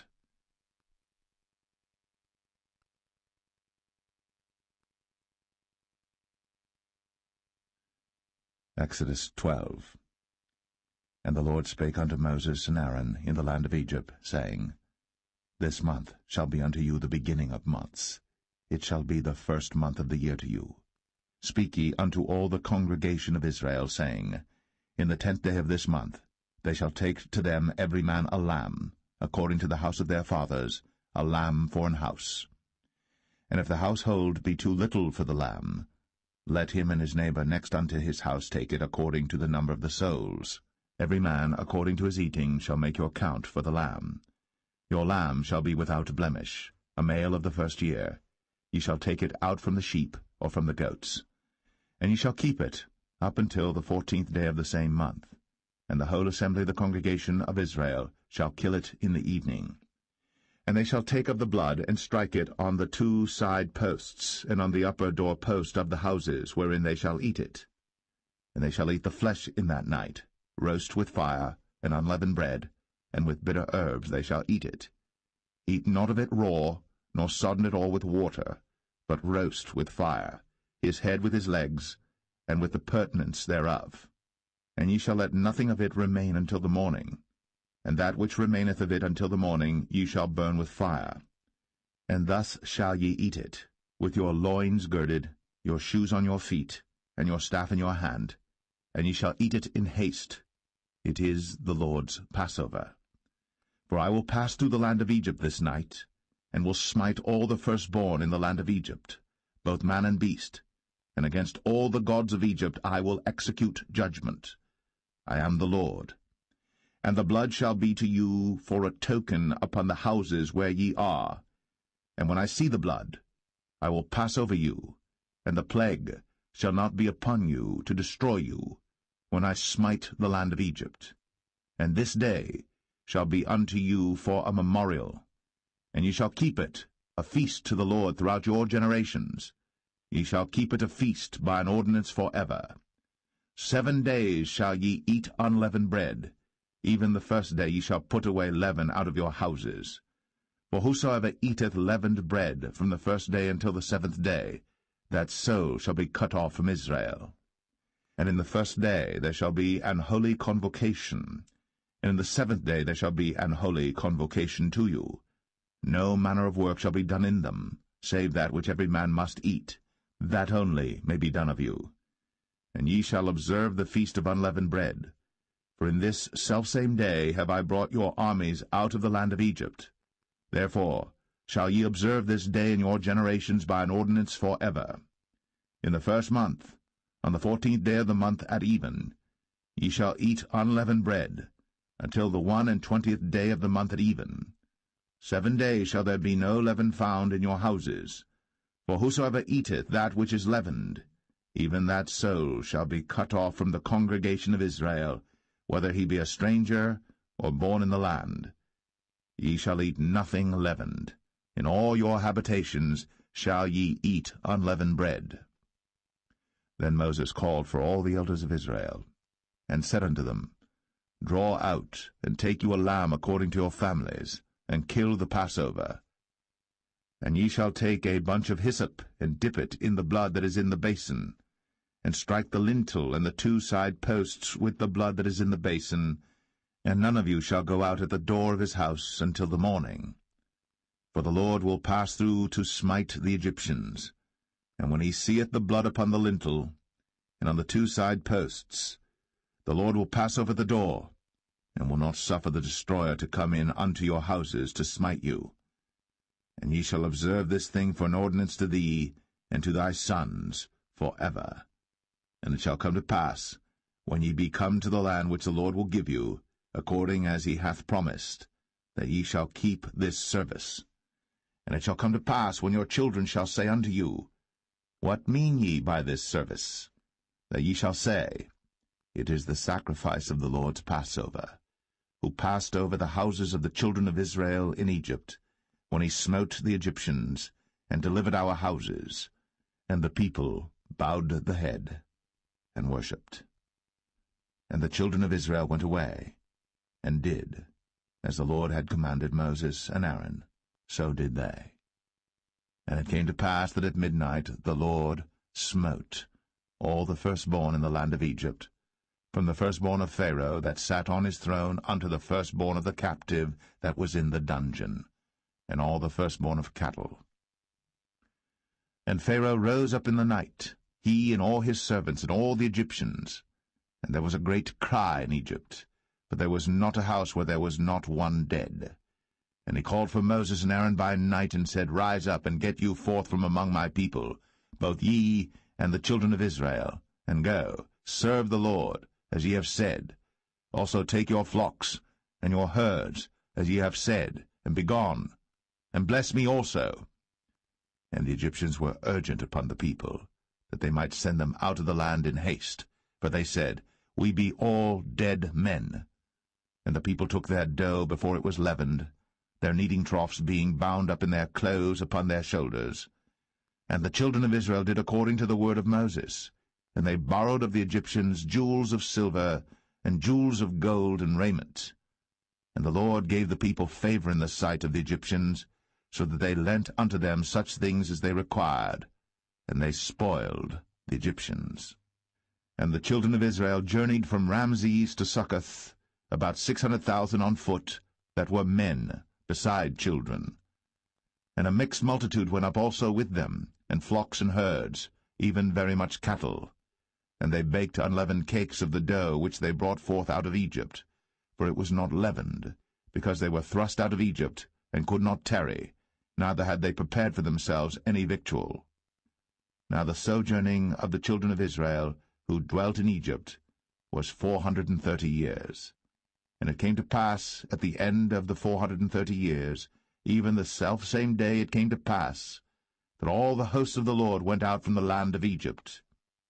It is a night to be much observed unto the Lord for bringing them out from the land of Egypt. This is that night of the Lord to be observed of all the children of Israel in their generations. And the Lord said unto Moses and Aaron, This is the ordinance of the Passover. There shall no stranger eat thereof. But every man's servant that is bought for money, when thou hast circumcised him, then shall he eat thereof.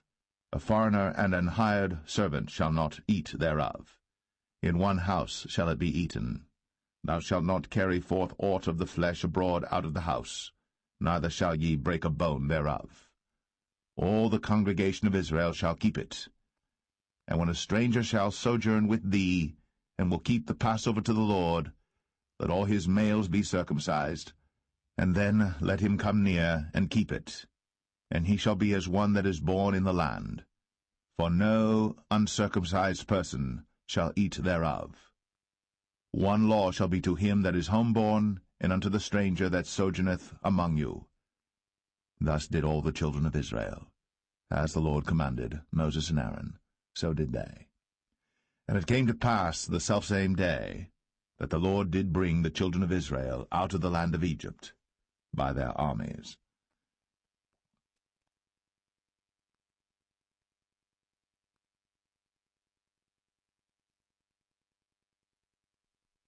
Exodus 13. And the Lord spake unto Moses, saying, Sanctify unto me all the firstborn, whatsoever openeth the womb among the children of Israel, both of man and of beast, it is mine. And Moses said unto the people, Remember this day in which ye came out from Egypt, out of the house of bondage, for by strength of hand the Lord brought you out from this place. There shall no leavened bread be eaten. This day came ye out in the month Abib. And it shall be, when the Lord shall bring thee into the land of the Canaanites, and the Hittites, and the Amorites, and the Hivites, and the Jebusites, which he sware unto thy fathers to give thee, a land flowing with milk and honey, that thou shalt keep this service in this month. 7 days thou shalt eat unleavened bread, and in the 7th day shall be a feast to the Lord.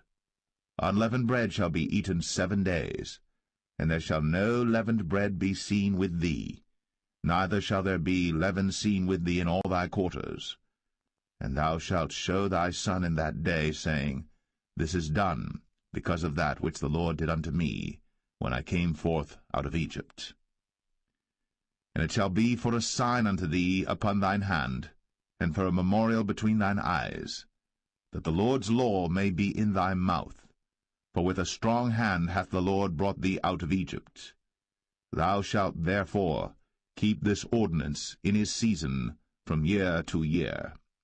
And it shall be, when the Lord shall bring thee into the land of the Canaanites, as he sware unto thee and to thy fathers, and shall give it thee, that thou shalt set apart unto the Lord all that openeth the matrix, and every firstling that cometh of a beast which thou hast, the males shall be the Lord's. And every firstling of an ass thou shalt redeem with a lamb, and if thou wilt not redeem it, then thou shalt break his neck. And all the firstborn of man among thy children shalt thou redeem. And it shall be, when thy son asketh thee in time to come, saying, What is this? That thou shalt say unto him, By strength of hand the Lord brought us out from Egypt, from the house of bondage. And it came to pass, when Pharaoh would hardly let us go, that the Lord slew all the firstborn in the land of Egypt, both the firstborn of man and the firstborn of beast. Therefore I sacrifice to the Lord all that openeth the matrix, being males, but all the firstborn of my children I redeem. And it shall be for a token upon thine hand, and for frontlets between thine eyes, for by strength of hand the Lord brought us forth out of Egypt.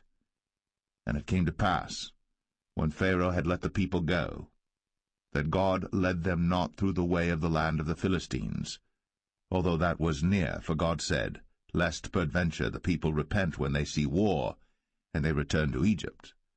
But God led the people about through the way of the wilderness of the Red Sea, and the children of Israel went up harnessed out of the land of Egypt. And Moses took the bones of Joseph with him, for he had straitly sworn the children of Israel, saying, God will surely visit you, and ye shall carry up my bones away hence with you. And they took their journey from Succoth, and encamped in Etham, in the edge of the wilderness. And the Lord went before them by day in a pillar of a cloud, to lead them the way, and by night in a pillar of fire, to give them light, to go by day and night. He took not away the pillar of the cloud by day, nor the pillar of fire by night, from before the people.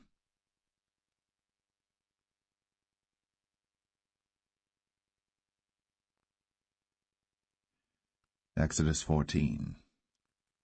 And the Lord spake unto Moses, saying, Speak unto the children of Israel, that they turn and encamp before Pi-hahiroth, between Migdol and the sea, over against Baal-zephon. Before it shall ye encamp by the sea.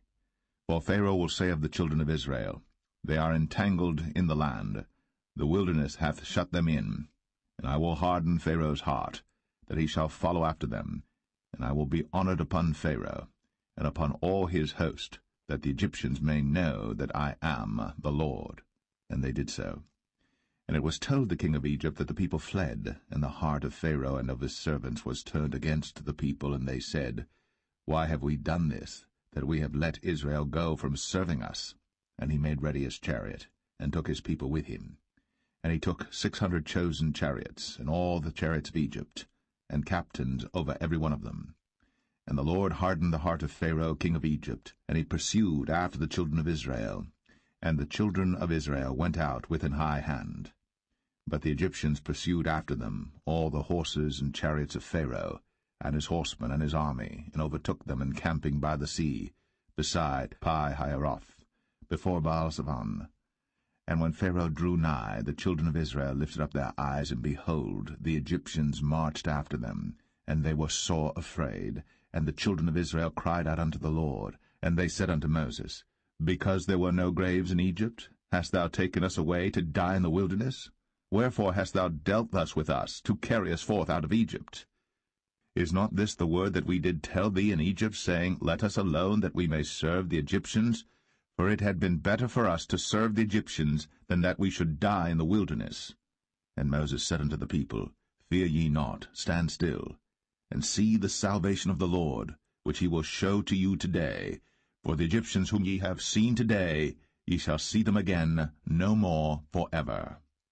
The Lord shall fight for you, and ye shall hold your peace. And the Lord said unto Moses, Wherefore criest thou unto me? Speak unto the children of Israel, that they go forward. But lift thou up thy rod, and stretch out thine hand over the sea, and divide it. And the children of Israel shall go on dry ground through the midst of the sea. And I, behold, I will harden the hearts of the Egyptians, and they shall follow them. And I will get me honor upon Pharaoh, and upon all his host, upon his chariots, and upon his horsemen. And the Egyptians shall know that I am the Lord, when I have gotten me honor upon Pharaoh, upon his chariots, and upon his horsemen. And the angel of God, which went before the camp of Israel, removed, and went behind them.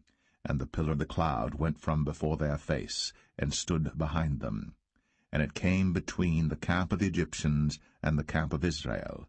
And it was a cloud and darkness to them, but it gave light by night to these, so that the one came not near the other all the night. And Moses stretched out his hand over the sea, and the Lord caused the sea to go back by a strong east wind all that night, and made the sea dry land, and the waters were divided.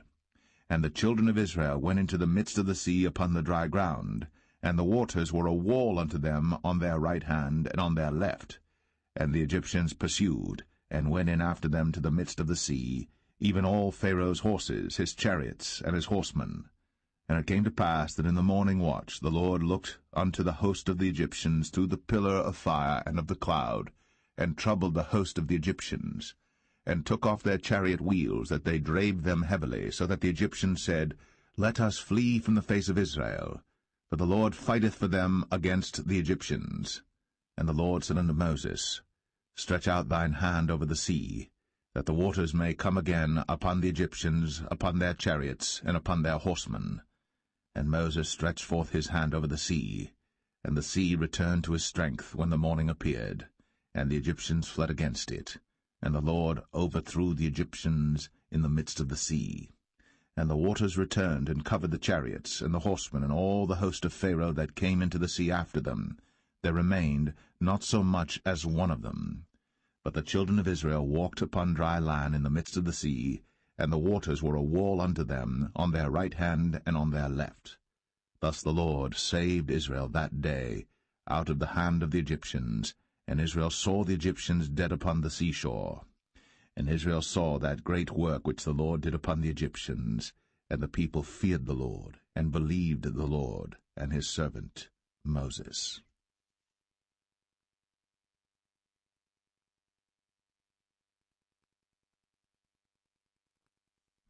Exodus 15. Then sang Moses and the children of Israel this song unto the Lord, and spake, saying, I will sing unto the Lord, for he hath triumphed gloriously. The horse and his rider hath he thrown into the sea. The Lord is my strength and song, and he is become my salvation. He is my God, and I will prepare him an habitation, my father's God, and I will exalt him. The Lord is a man of war, the Lord is his name. Pharaoh's chariots and his host hath he cast into the sea. His chosen captains also are drowned in the Red Sea. The depths have covered them, they sank into the bottom as a stone. Thy right hand, O Lord, is become glorious in power. Thy right hand, O Lord, hath dashed in pieces the enemy. And in the greatness of thine excellency thou hast overthrown them that rose up against thee. Thou sentest forth thy wrath, which consumed them as stubble. And with the blast of thy nostrils the waters were gathered together. The floods stood upright as an heap, and the depths were congealed in the heart of the sea. The enemy said, I will pursue, I will overtake, I will divide the spoil. My lust shall be satisfied upon them. I will draw my sword, my hand shall destroy them. Thou didst blow with thy wind, the sea covered them. They sank as lead in the mighty waters. Who is like unto thee, O Lord, among the gods? Who is like thee, glorious in holiness, fearful in praises, doing wonders? Thou stretchest out thy right hand, the earth swallowed them. Thou in thy mercy hast led forth the people which thou hast redeemed. Thou hast guided them in thy strength unto thy holy habitation. The people shall hear and be afraid. Sorrow shall take hold on the inhabitants of Palestina. Then the dukes of Edom shall be amazed. The mighty men of Moab, trembling, shall take hold upon them. All the inhabitants of Canaan shall melt away. Fear and dread shall fall upon them. By the greatness of thine arm they shall be as still as a stone. till thy people pass over, O Lord, till the people pass over, which thou hast purchased. Thou shalt bring them in, and plant them in the mountain of thine inheritance, in the place, O Lord, which thou hast made for thee to dwell in the sanctuary, O Lord, which thy hands have established. The Lord shall reign for ever and ever. For the horse of Pharaoh went in with his chariots and with his horsemen into the sea, and the Lord brought again the waters of the sea upon them. But the children of Israel went on dry land in the midst of the sea. And Miriam the prophetess, the sister of Aaron, took a timbrel in her hand, and all the women went out after her with timbrels and with dances. And Miriam answered them, Sing ye to the Lord, for he hath triumphed gloriously. The horse and his rider hath he thrown into the sea. So Moses brought Israel from the Red Sea, and they went out into the wilderness of Shur. And they went 3 days in the wilderness, and found no water. And when they came to Marah, they could not drink of the waters of Marah, for they were bitter. Therefore the name of it was called Marah. And the people murmured against Moses, saying, What shall we drink? And he cried unto the Lord, and the Lord showed him a tree, which when he had cast into the waters were made sweet. There he made for them a statute and an ordinance, and there he proved them, and said, If thou wilt diligently hearken to the voice of the Lord thy God, and wilt do that which is right in his sight, and wilt give ear to his commandments, and keep all his statutes, I will put none of these diseases upon thee, which I have brought upon the Egyptians, for I am the Lord that healeth thee. And they came to Elim, where were 12 wells of water, and 60 palm trees, and they encamped there by the waters.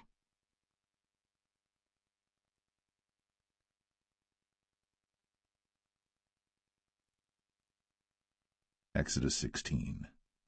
And they took their journey from Elim, and all the congregation of the children of Israel came unto the wilderness of Sin, which is between Elim and Sinai, on the 15th day of the 2nd month, after their departing out of the land of Egypt. And the whole congregation of the children of Israel murmured against Moses and Aaron in the wilderness. And the children of Israel said unto them, Would to God we had died by the hand of the Lord in the land of Egypt, when we sat by the flesh pots, and when we did eat bread to the full. For ye have brought us forth into this wilderness to kill this whole assembly with hunger. Then said the Lord unto Moses, Behold, I will rain bread from heaven for you, and the people shall go out and gather a certain rate every day, that I may prove them, whether they will walk in my law or no. And it shall come to pass that on the 6th day they shall prepare that which they bring in, and it shall be twice as much as they gather daily. And Moses and Aaron said unto all the children of Israel, At even then ye shall know that the Lord hath brought you out from the land of Egypt. And in the morning then ye shall see the glory of the Lord, for that he heareth your murmurings against the Lord. And what are we that ye murmur against us? And Moses said, This shall be when the Lord shall give you in the evening flesh to eat, and in the morning bread to the full, for that the Lord heareth your murmurings, which ye murmur against him. And what are we? Your murmurings are not against us, but against the Lord. And Moses spake unto Aaron, Say unto all the congregation of the children of Israel, Come near before the Lord, for he hath heard your murmurings. And it came to pass, as Aaron spake unto the whole congregation of the children of Israel, that they looked toward the wilderness, and behold, the glory of the Lord appeared in the cloud. And the Lord spake unto Moses, saying, I have heard the murmurings of the children of Israel. Speak unto them, saying, At even ye shall eat flesh, and in the morning ye shall be filled with bread, and ye shall know that I am the Lord your God. And it came to pass that at even the quails came up and covered the camp, and in the morning the dew lay round about the host. And when the dew that lay was gone up, behold, upon the face of the wilderness there lay a small round thing, as small as the hoarfrost on the ground. And when the children of Israel saw it, they said one to another, It is manna, for they wist not what it was. And Moses said unto them, This is the bread which the Lord hath given you to eat. This is the thing which the Lord hath commanded. Gather of it every man according to his eating, an omer for every man according to the number of your persons. Take ye every man for them which are in his tents. And the children of Israel did so, and gathered some more, some less.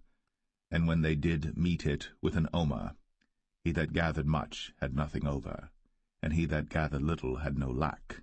They gathered every man according to his eating. And Moses said, Let no man leave of it till the morning. Notwithstanding they hearkened not unto Moses, but some of them left of it until the morning. And it bred worms, and stank. And Moses was wroth with them.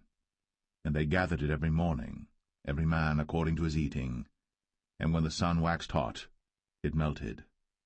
And it came to pass that on the 6th day they gathered twice as much bread, 2 omers for one man.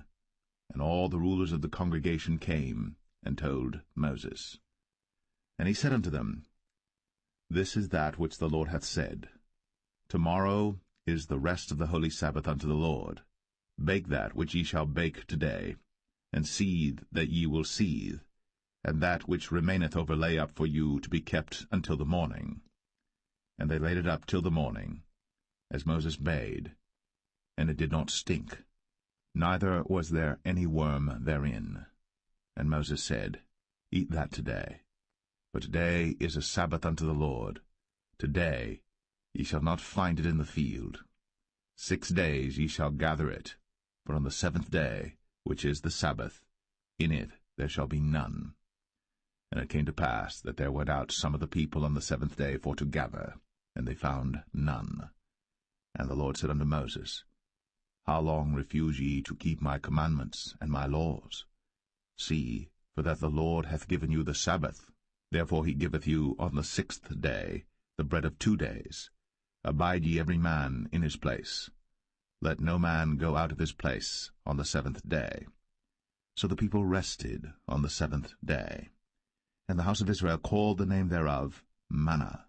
And it was like coriander seed, white, and the taste of it was like wafers made with honey. And Moses said, This is the thing which the Lord commandeth. Fill an omer of it to be kept for your generations, that they may see the bread wherewith I have fed you in the wilderness, when I brought you forth from the land of Egypt. And Moses said unto Aaron, Take a pot, and put an omer full of manna therein, and lay it up before the Lord, to be kept for your generations. As the Lord commanded Moses, so Aaron laid it up before the testimony to be kept. And the children of Israel did eat manna 40 years, until they came to a land inhabited. They did eat manna until they came unto the borders of the land of Canaan. Now an omer is the 10th part of an ephah.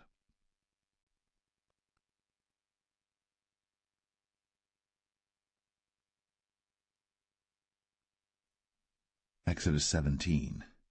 And all the congregation of the children of Israel journeyed from the wilderness of Sin after their journeys, according to the commandment of the Lord, and pitched in Rephidim.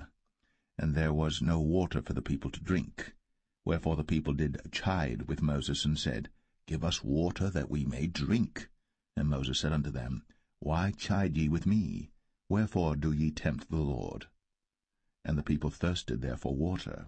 And the people murmured against Moses, and said, Wherefore is this that thou hast brought us up out of Egypt, to kill us, and our children, and our cattle with thirst? And Moses cried unto the Lord, saying, What shall I do unto this people? They be almost ready to stone me. And the Lord said unto Moses, Go on before the people, and take with thee of the elders of Israel, and thy rod wherewith thou smotest the river, take in thine hand, and go. Behold, I will stand before thee there upon the rock in Horeb, and thou shalt smite the rock. And there shall come water out of it, that the people may drink. And Moses did so in the sight of the elders of Israel. And he called the name of the place Massah and Meribah, because of the chiding of the children of Israel, and because they tempted the Lord, saying, Is the Lord among us or not? Then came Amalek and fought with Israel in Rephidim. And Moses said unto Joshua, Choose us out men, and go out, fight with Amalek. Tomorrow I will stand on the top of the hill with the rod of God in mine hand. So Joshua did as Moses had said to him, and fought with Amalek. And Moses, Aaron, and Hur went up to the top of the hill. And it came to pass, when Moses held up his hand, that Israel prevailed. And when he let down his hand, Amalek prevailed.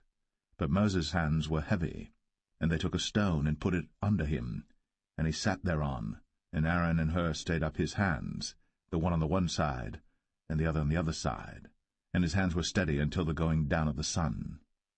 And Joshua discomfited Amalek and his people with the edge of the sword. And the Lord said unto Moses, Write this for a memorial in a book, and rehearse it in the ears of Joshua. For I will utterly put out the remembrance of Amalek from under heaven. And Moses built an altar, and called the name of it Jehovah Nissi. For he said, Because the Lord has sworn that the Lord will have war with Amalek from generation to generation.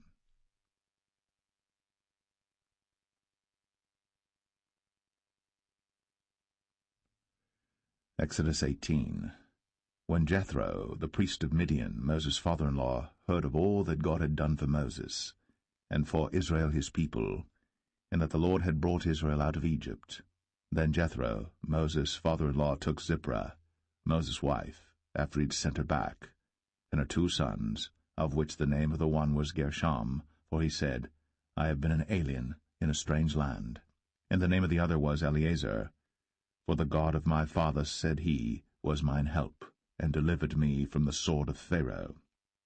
And Jethro, Moses' father-in-law, came with his sons and his wife unto Moses into the wilderness, where he encamped at the mount of God. And he said unto Moses, I thy father-in-law Jethro am come unto thee, and thy wife and her 2 sons with her. And Moses went out to meet his father-in-law, and did obeisance, and kissed him. And they asked each other of their welfare, and they came into the tent. And Moses told his father-in-law all that the Lord had done unto Pharaoh and to the Egyptians for Israel's sake, and all the travail that had come upon them by the way, and how the Lord delivered them. And Jethro rejoiced for all the goodness which the Lord had done to Israel, whom he had delivered out of the hand of the Egyptians. And Jethro said, Blessed be the Lord, who hath delivered you out of the hand of the Egyptians, and out of the hand of Pharaoh, who hath delivered the people from under the hand of the Egyptians. Now I know that the Lord is greater than all gods, for in the thing wherein they dealt proudly he was above them. And Jethro, Moses' father-in-law, took a burnt offering and sacrifices for God, and Aaron came, and all the elders of Israel, to eat bread with Moses' father-in-law before God. And it came to pass on the morrow that Moses sat to judge the people, and the people stood by Moses from the morning unto the evening. And when Moses' father-in-law saw all that he did to the people, he said, What is this thing that thou doest to the people? Why sittest thou thyself alone, and all the people stand by thee from morning unto even? And Moses said unto his father-in-law, Because the people come unto me to inquire of God. When they have a matter they come unto me, and I judge between one and another, and I do make them know the statutes of God and his laws. And Moses' father-in-law said unto him, The thing that thou doest is not good. Thou wilt surely wear away, both thou and this people that is with thee. For this thing is too heavy for thee. Thou art not able to perform it thyself alone. Hearken now unto my voice. I will give thee counsel, and God shall be with thee. Be thou for the people too Godward, that thou mayest bring the causes unto God. And thou shalt teach them ordinances and laws, and shalt show them the way wherein they must walk, and the work that they must do. Moreover, thou shalt provide out of all the people able men, such as fear God, men of truth, hating covetousness, and place such over them to be rulers of thousands, and rulers of hundreds, rulers of 50s, and rulers of 10s. And let them judge the people at all seasons. And it shall be, that every great matter they shall bring unto thee, but every small matter they shall judge.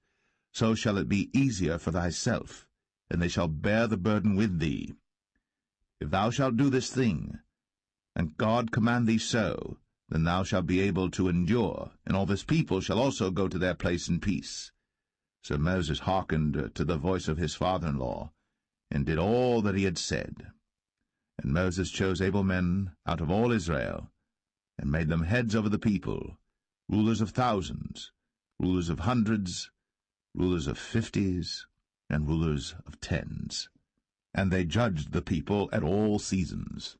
The hard causes they brought unto Moses, but every small matter they judged themselves. And Moses let his father-in-law depart, and he went his way. into his own land.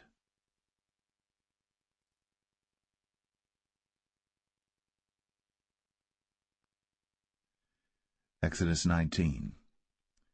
In the 3rd month, when the children of Israel were gone forth out of the land of Egypt, the same day came they into the wilderness of Sinai. But they were departed from Rephidim, and were come to the desert of Sinai, and had pitched in the wilderness, and there Israel camped before the mount. And Moses went up unto God, and the Lord called unto him out of the mountain, saying, Thus shalt thou say to the house of Jacob, and tell the children of Israel, Ye have seen what I did unto the Egyptians, and how I bare you on eagle's wings, and brought you unto myself. Now therefore, if ye will obey my voice indeed, and keep my covenant, then ye shall be a peculiar treasure unto me above all people. For all the earth is mine, and ye shall be unto me a kingdom of priests, and an holy nation. These are the words which thou shalt speak unto the children of Israel. And Moses came and called for the elders of the people, and laid before their faces all these words which the Lord commanded him. And all the people answered together, and said, All that the Lord hath spoken we will do. And Moses returned the words of the people unto the Lord. And the Lord said unto Moses, Lo, I come unto thee in a thick cloud, that the people may hear when I speak with thee, and believe thee for ever. And Moses told the words of the people unto the Lord. And the Lord said unto Moses, Go unto the people, and sanctify them today and tomorrow, and let them wash their clothes, and be ready against the 3rd day. For the 3rd day the Lord will come down in the sight of all the people upon Mount Sinai. And thou shalt set bounds unto the people round about, saying, Take heed to yourselves, that ye go not up into the mount, or touch the border of it. Whosoever toucheth the mount shall be surely put to death.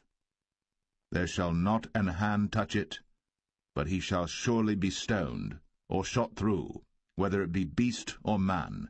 It shall not live. When the trumpet soundeth long, they shall come up to the mount. And Moses went down from the mount unto the people, and sanctified the people, and they washed their clothes. And he said unto the people, Be ready against the 3rd day. Come not at your wives.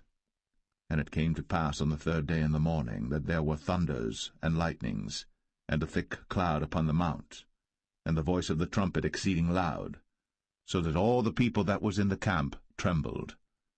And Moses brought forth the people out of the camp to meet with God. And they stood at the nether part of the mount.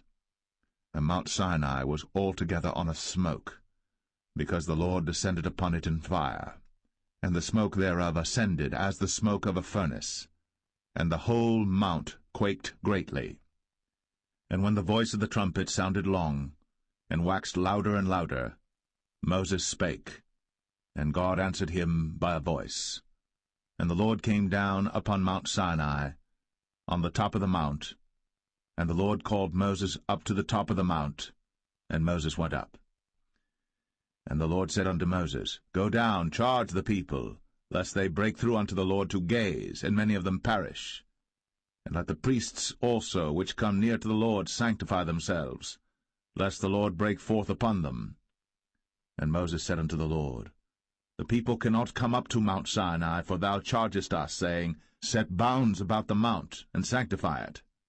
And the Lord said unto him, Away, get thee down, and thou shalt come up, thou and Aaron with thee. But let not the priests and the people break through to come up unto the Lord, lest he break forth upon them. So Moses went down unto the people, and spake unto them.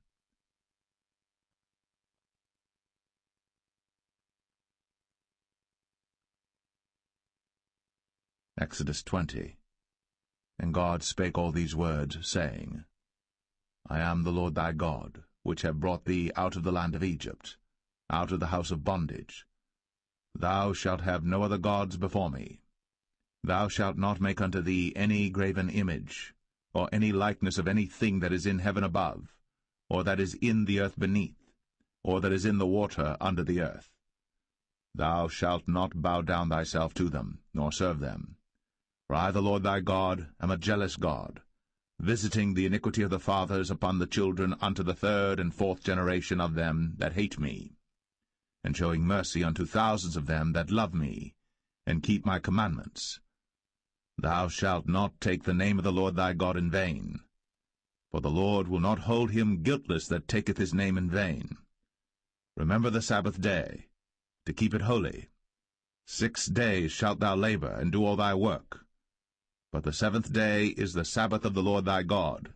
In it thou shalt not do any work, thou, nor thy son, nor thy daughter, thy manservant, nor thy maidservant, nor thy cattle, nor thy stranger that is within thy gates.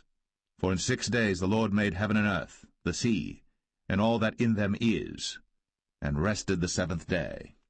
Wherefore the Lord blessed the Sabbath day, and hallowed it. Honor thy father and thy mother, that thy days may be long upon the land which the Lord thy God giveth thee. Thou shalt not kill. Thou shalt not commit adultery. Thou shalt not steal. Thou shalt not bear false witness against thy neighbor. Thou shalt not covet thy neighbor's house. Thou shalt not covet thy neighbor's wife, nor his manservant, nor his maidservant, nor his ox, nor his ass, nor anything that is thy neighbor's. And all the people saw the thunderings, and the lightnings, and the noise of the trumpet, and the mountain smoking. And when the people saw it, they removed, and stood afar off. And they said unto Moses, Speak thou with us, and we will hear. But let not God speak with us, lest we die. And Moses said unto the people, Fear not, for God is come to prove you, and that his fear may be before your faces, that ye sin not. And the people stood afar off. And Moses drew near unto the thick darkness where God was. And the Lord said unto Moses, Thus thou shalt say unto the children of Israel, Ye have seen that I have talked with you from heaven. Ye shall not make with me gods of silver, neither shall ye make unto you gods of gold. An altar of earth thou shalt make unto me, and shalt sacrifice thereon thy burnt offerings, and thy peace offerings, thy sheep and thine oxen. In all places where I record my name I will come unto thee, and I will bless thee. And if thou wilt make me an altar of stone, thou shalt not build it of hewn stone, for if thou lift up thy tool upon it, thou hast polluted it. Neither shalt thou go up by steps unto mine altar, that thy nakedness be not discovered thereon.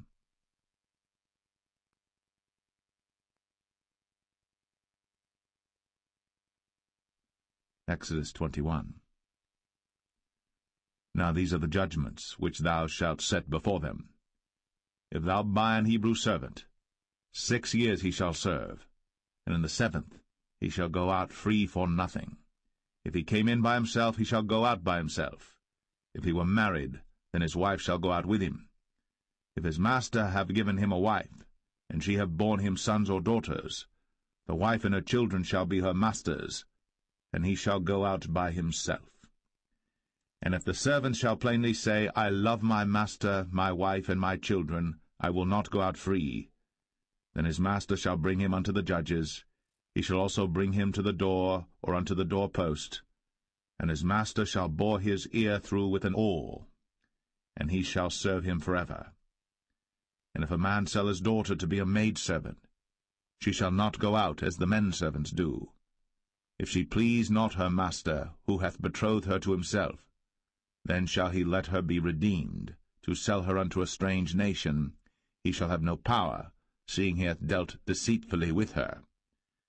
And if he have betrothed her unto his son, he shall deal with her after the manner of daughters. If he take him another wife, her food, her raiment, and her duty of marriage, shall he not diminish? And if he do not these 3 unto her, then shall she go out free without money. He that smiteth a man so that he die shall be surely put to death. And if a man lie not in wait, but God deliver him into his hand, then I will appoint thee a place whither he shall flee. But if a man come presumptuously upon his neighbor, to slay him with guile, thou shalt take him from mine altar, that he may die. And he that smiteth his father or his mother shall be surely put to death. And he that stealeth a man, and selleth him, or if he be found in his hand, he shall surely be put to death. And he that curseth his father or his mother shall surely be put to death. And if men strive together, and one smite another with a stone, or with his fist, and he die not, but keepeth his bed, if he rise again and walk abroad upon his staff, then shall he that smote him be quit, only he shall pay for the loss of his time, and shall cause him to be thoroughly healed. And if a man smite his servant or his maid with a rod, and he die under his hand, he shall be surely punished.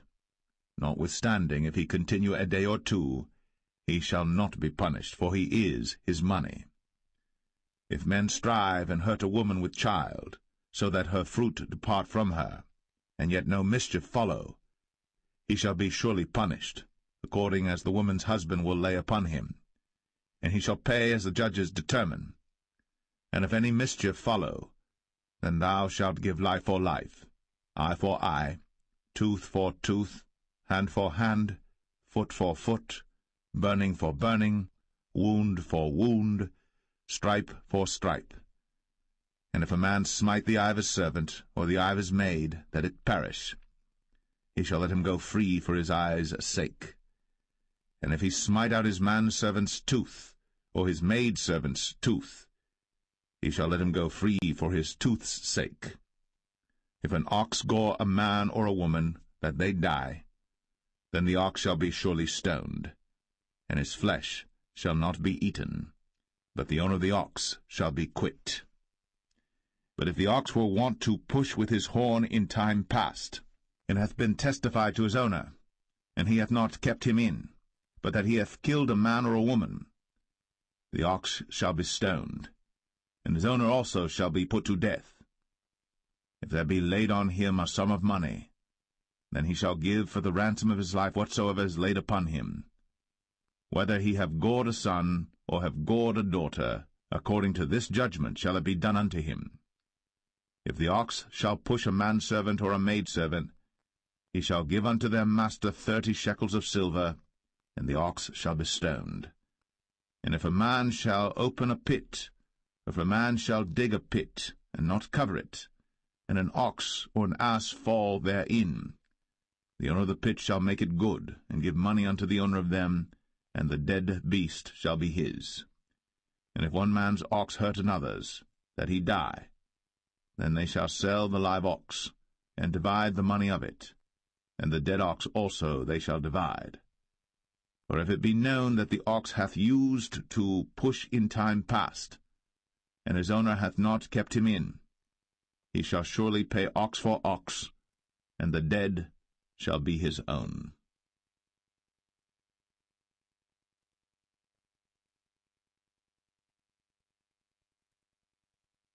Exodus 22.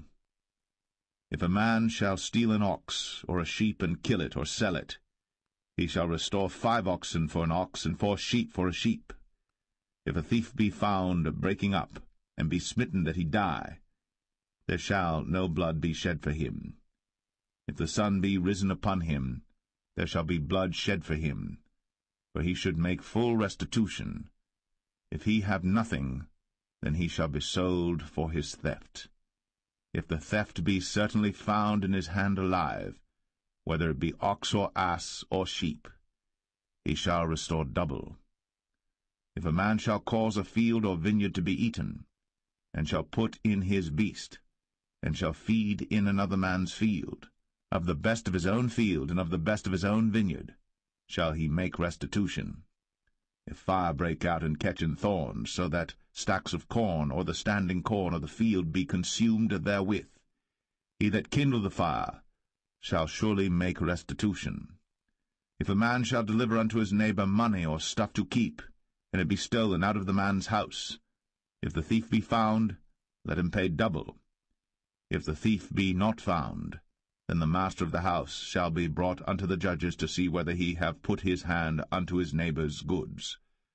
For all manner of trespass, whether it be for ox, for ass, for sheep, for raiment, or for any manner of lost thing, which another challengeth to be his, the cause of both parties shall come before the judges, and whom the judges shall condemn, he shall pay double unto his neighbor.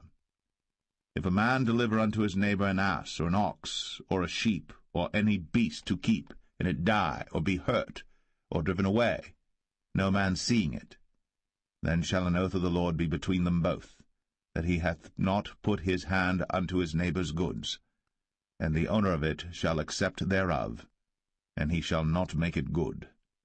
And if it be stolen from him, he shall make restitution unto the owner thereof. If it be torn in pieces, then let him bring it for witness, and he shall not make good that which was torn.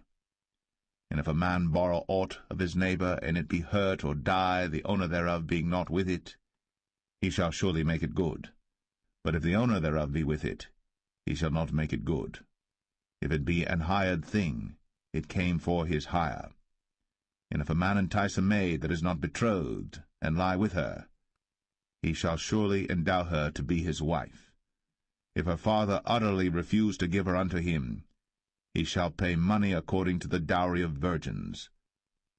Thou shalt not suffer a witch to live. Whosoever lieth with a beast shall surely be put to death. He that sacrificeth unto any god, save unto the Lord only, he shall be utterly destroyed. Thou shalt neither vex a stranger nor oppress him, for ye were strangers in the land of Egypt. Ye shall not afflict any widow or fatherless child. If thou afflict them in any wise, and they cry at all unto me, I will surely hear their cry, and my wrath shall wax hot, and I will kill you with the sword, and your wives shall be widows, and your children fatherless. If thou lend money to any of my people that is poor by thee, thou shalt not be to him as an usurer, neither shalt thou lay upon him usury. If thou at all take thy neighbor's raiment to pledge, thou shalt deliver it unto him by that the sun goeth down. For that is his covering only, it is his raiment for his skin. Wherein shall he sleep? And it shall come to pass, when he crieth unto me, that I will hear, for I am gracious. Thou shalt not revile the gods, nor curse the ruler of thy people. Thou shalt not delay to offer the first of thy ripe fruits, and of thy liquors, the firstborn of thy sons shalt thou give unto me. Likewise shalt thou do with thine oxen, and with thy sheep. 7 days it shall be with his dam. On the 8th day thou shalt give it me. And ye shall be holy men unto me. Neither shall ye eat any flesh that is torn of beasts in the field. Ye shall cast it to the dogs.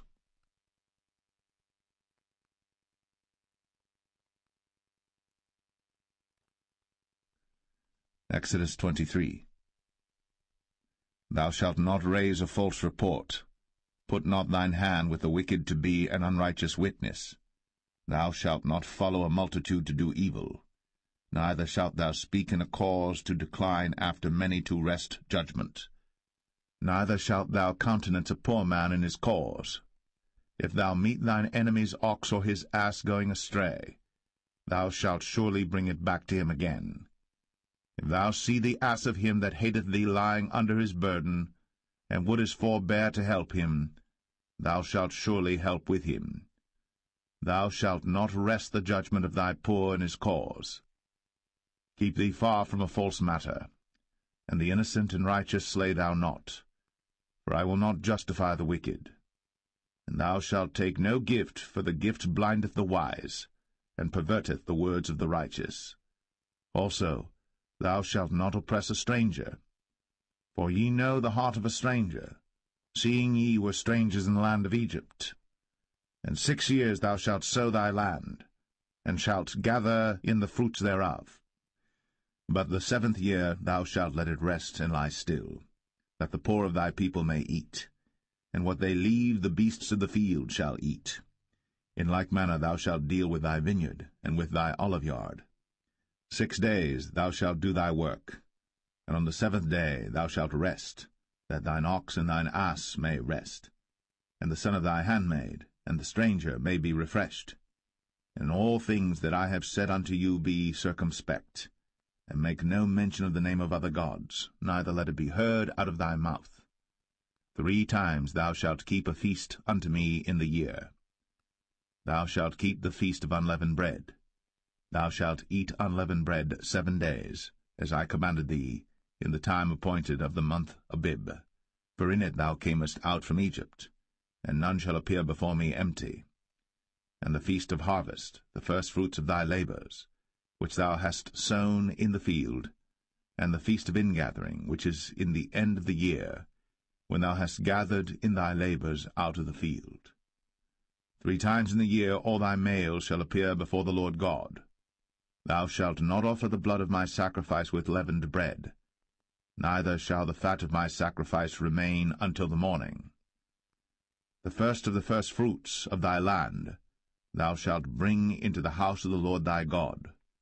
Thou shalt not see the kid in his mother's milk. Behold, I send an angel before thee, to keep thee in the way, and to bring thee into the place which I have prepared. Beware of him, and obey his voice. Provoke him not, for he will not pardon your transgressions, for my name is in him. But if thou shalt indeed obey his voice, and do all that I speak, then I will be an enemy unto thine enemies, and an adversary unto thine adversaries. For mine angel shall go before thee, and bring thee in unto the Amorites, and the Hittites, and the Perizzites, and the Canaanites, the Hivites, and the Jebusites, and I will cut them off. Thou shalt not bow down to their gods, nor serve them, nor do after their works, but thou shalt utterly overthrow them, and quite break down their images. And ye shall serve the Lord your God, and he shall bless thy bread and thy water, and I will take sickness away from the midst of thee. There shall nothing cast their young, nor be barren in thy land. The number of thy days I will fulfill. I will send my fear before thee, and will destroy all the people to whom thou shalt come, and I will make all thine enemies turn their backs unto thee. And I will send hornets before thee, which shall drive out the Hivite, the Canaanite, and the Hittite from before thee. I will not drive them out from before thee in 1 year, lest the land become desolate, and the beasts of the field multiply against thee. By little and little I will drive them out from before thee, until thou be increased and inherit the land. And I will set thy bounds from the Red Sea even unto the sea of the Philistines, and from the desert unto the river. For I will deliver the inhabitants of the land into your hand, and thou shalt drive them out before thee. Thou shalt make no covenant with them, nor with their gods. They shall not dwell in thy land, lest they make thee sin against me. For if thou serve their gods, it will surely be a snare unto thee.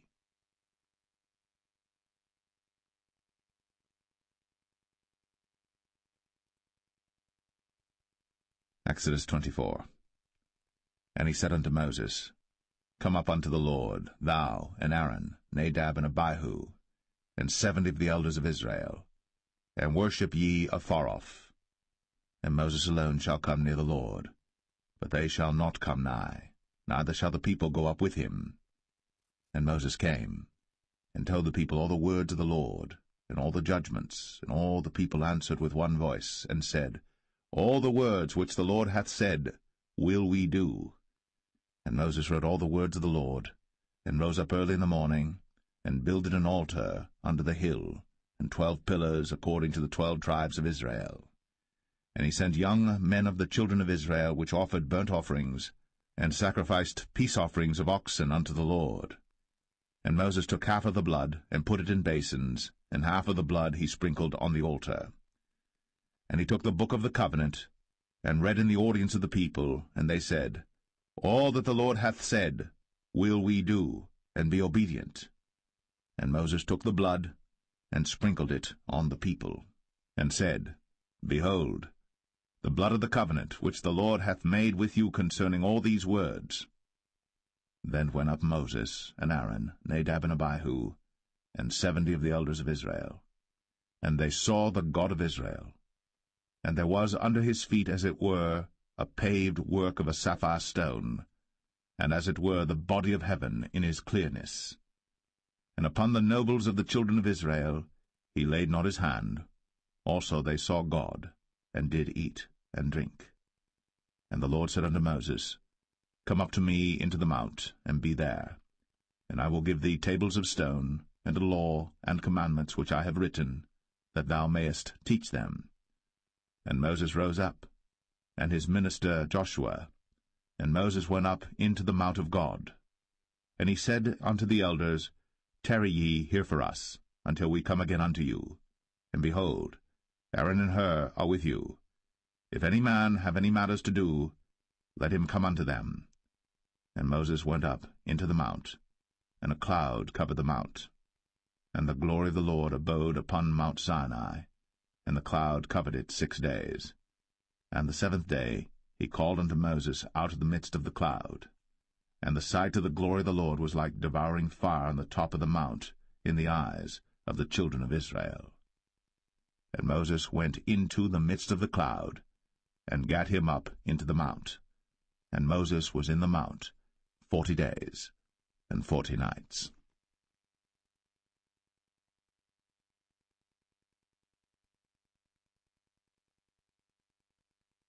Exodus 25.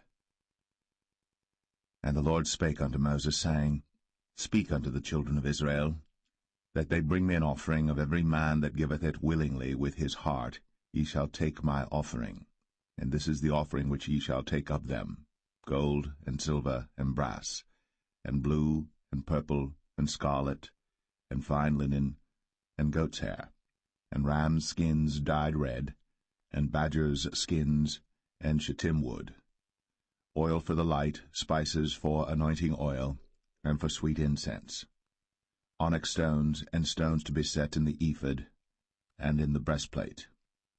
And let them make me a sanctuary, that I may dwell among them, according to all that I show thee, after the pattern of the tabernacle, and the pattern of all the instruments thereof, even so shall ye make it.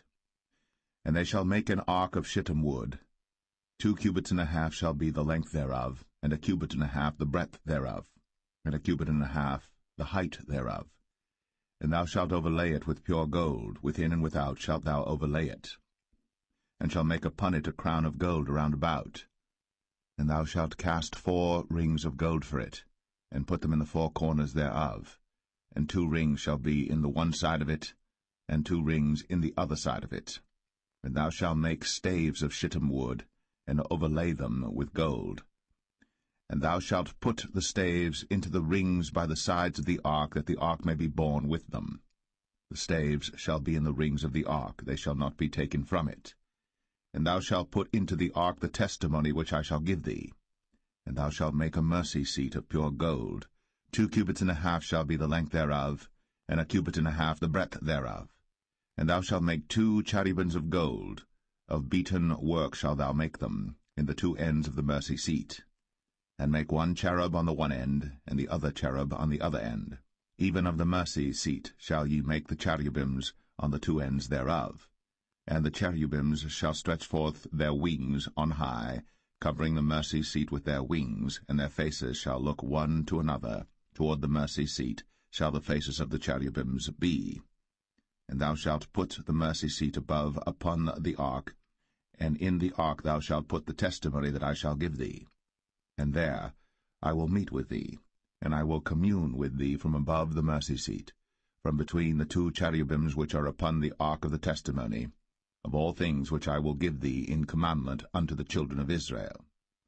Thou shalt also make a table of shittim wood. 2 cubits shall be the length thereof, and 1 cubit the breadth thereof, and 1 cubit and a half the height thereof.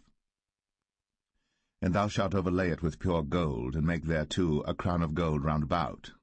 And thou shalt make unto it a border of an handbreadth round about, and thou shalt make a golden crown to the border thereof round about. And thou shalt make for it 4 rings of gold, and put the rings in the 4 corners that are on the 4 feet thereof. Over against the border shall the rings be for places of the staves to bear the table. And thou shalt make the staves of shittim wood, and overlay them with gold, that the table may be borne with them. And thou shalt make the dishes thereof, and spoons thereof, and covers thereof, and bowls thereof, to cover withal, of pure gold shalt thou make them. And thou shalt set upon the table showbread before me always. And thou shalt make a candlestick of pure gold. Of beaten work shall the candlestick be made. His shaft and his branches, his bowls, his knobs and his flowers shall be of the same. And 6 branches shall come out of the sides of it, 3 branches of the candlestick out of the one side, and 3 branches of the candlestick out of the other side. 3 bowls made like unto almonds, with a knob and a flower in one branch, and 3 bowls made like almonds in the other branch, with a knob and a flower. So in the 6 branches that come out of the candlestick. And in the candlestick shall be 4 bowls made like unto almonds, with their knobs and their flowers. And there shall be a knob under 2 branches of the same, and a knob under 2 branches of the same, and a knob under 2 branches of the same, according to the 6 branches that proceed out of the candlestick. Their knobs and their branches shall be of the same. All it shall be one beaten work of pure gold. And thou shalt make the 7 lamps thereof, and they shall light the lamps thereof, that they may give light over against it. And the tongs thereof, and the snuff dishes thereof, shall be of pure gold. Of a talent of pure gold shall he make it with all these vessels. And look that thou make them after their pattern, which was shown thee in the mount.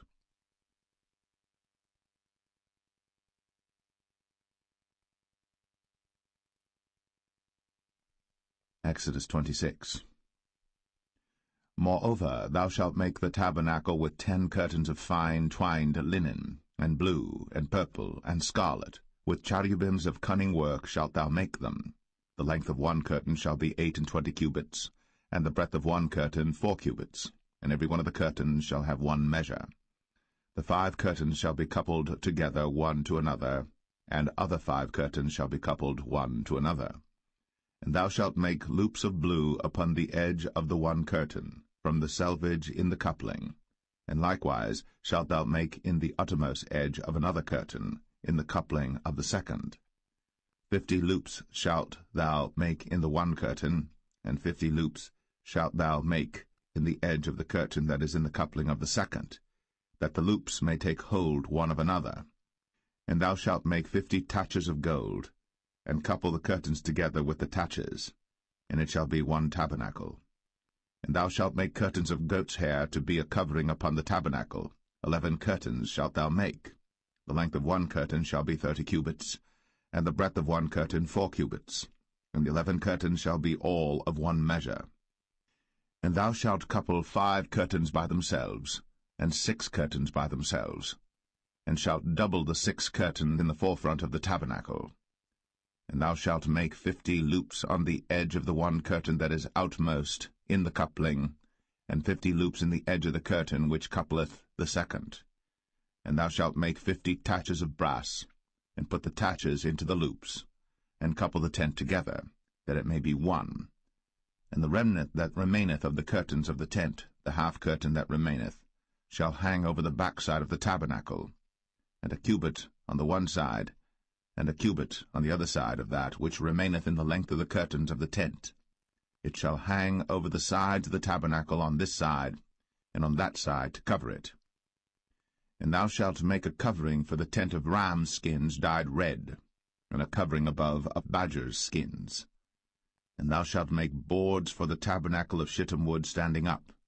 10 cubits shall be the length of a board, and a cubit and a half shall be the breadth of one board. 2 tenons shall there be in one board, set in order, one against another. Thus shalt thou make for all the boards of the tabernacle. And thou shalt make the boards for the tabernacle 20 boards on the south side southward.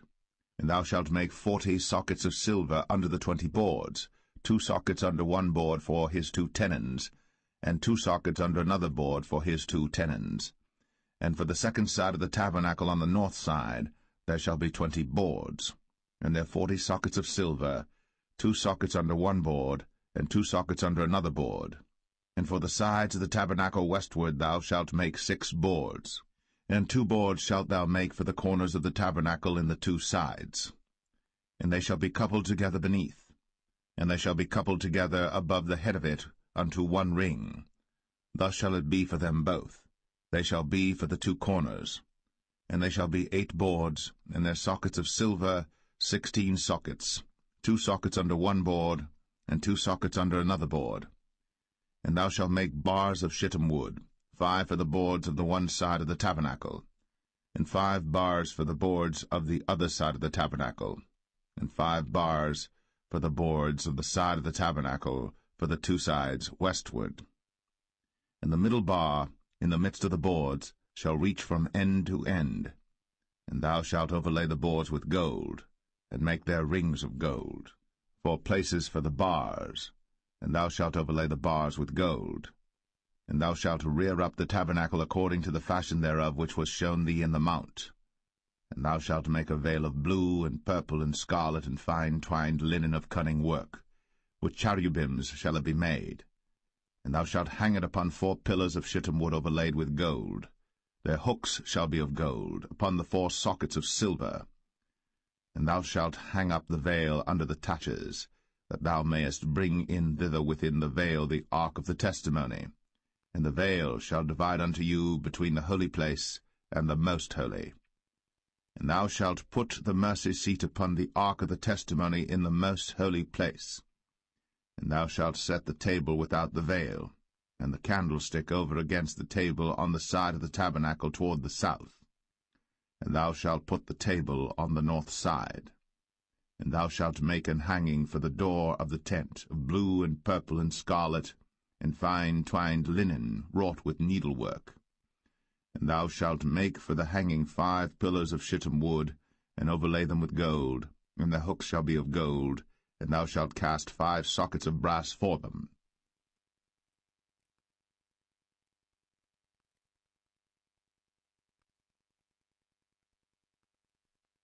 Exodus 27.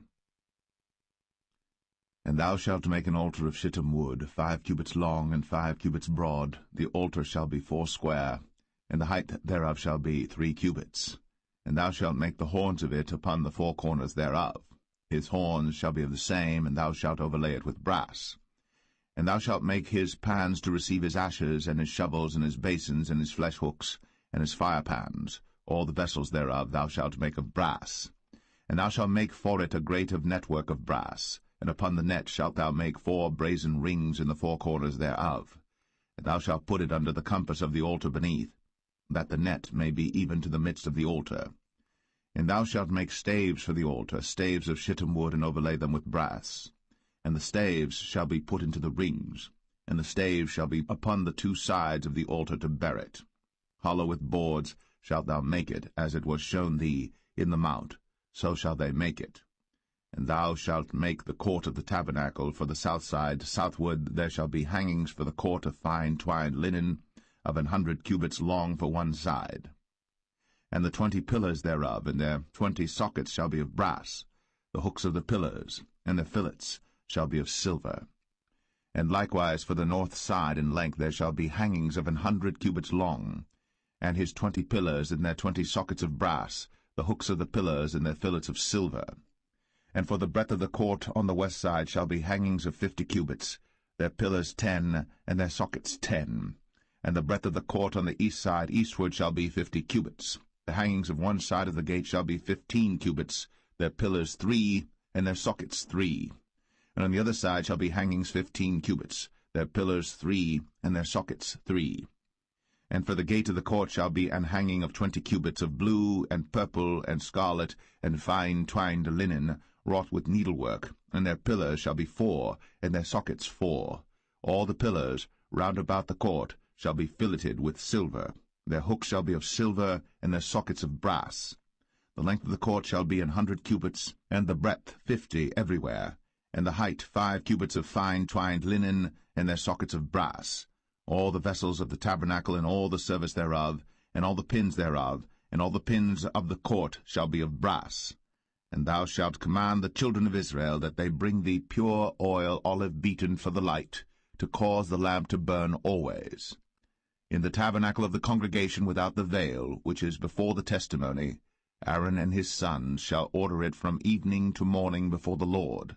It shall be a statute for ever, unto their generations, on the behalf of the children of Israel.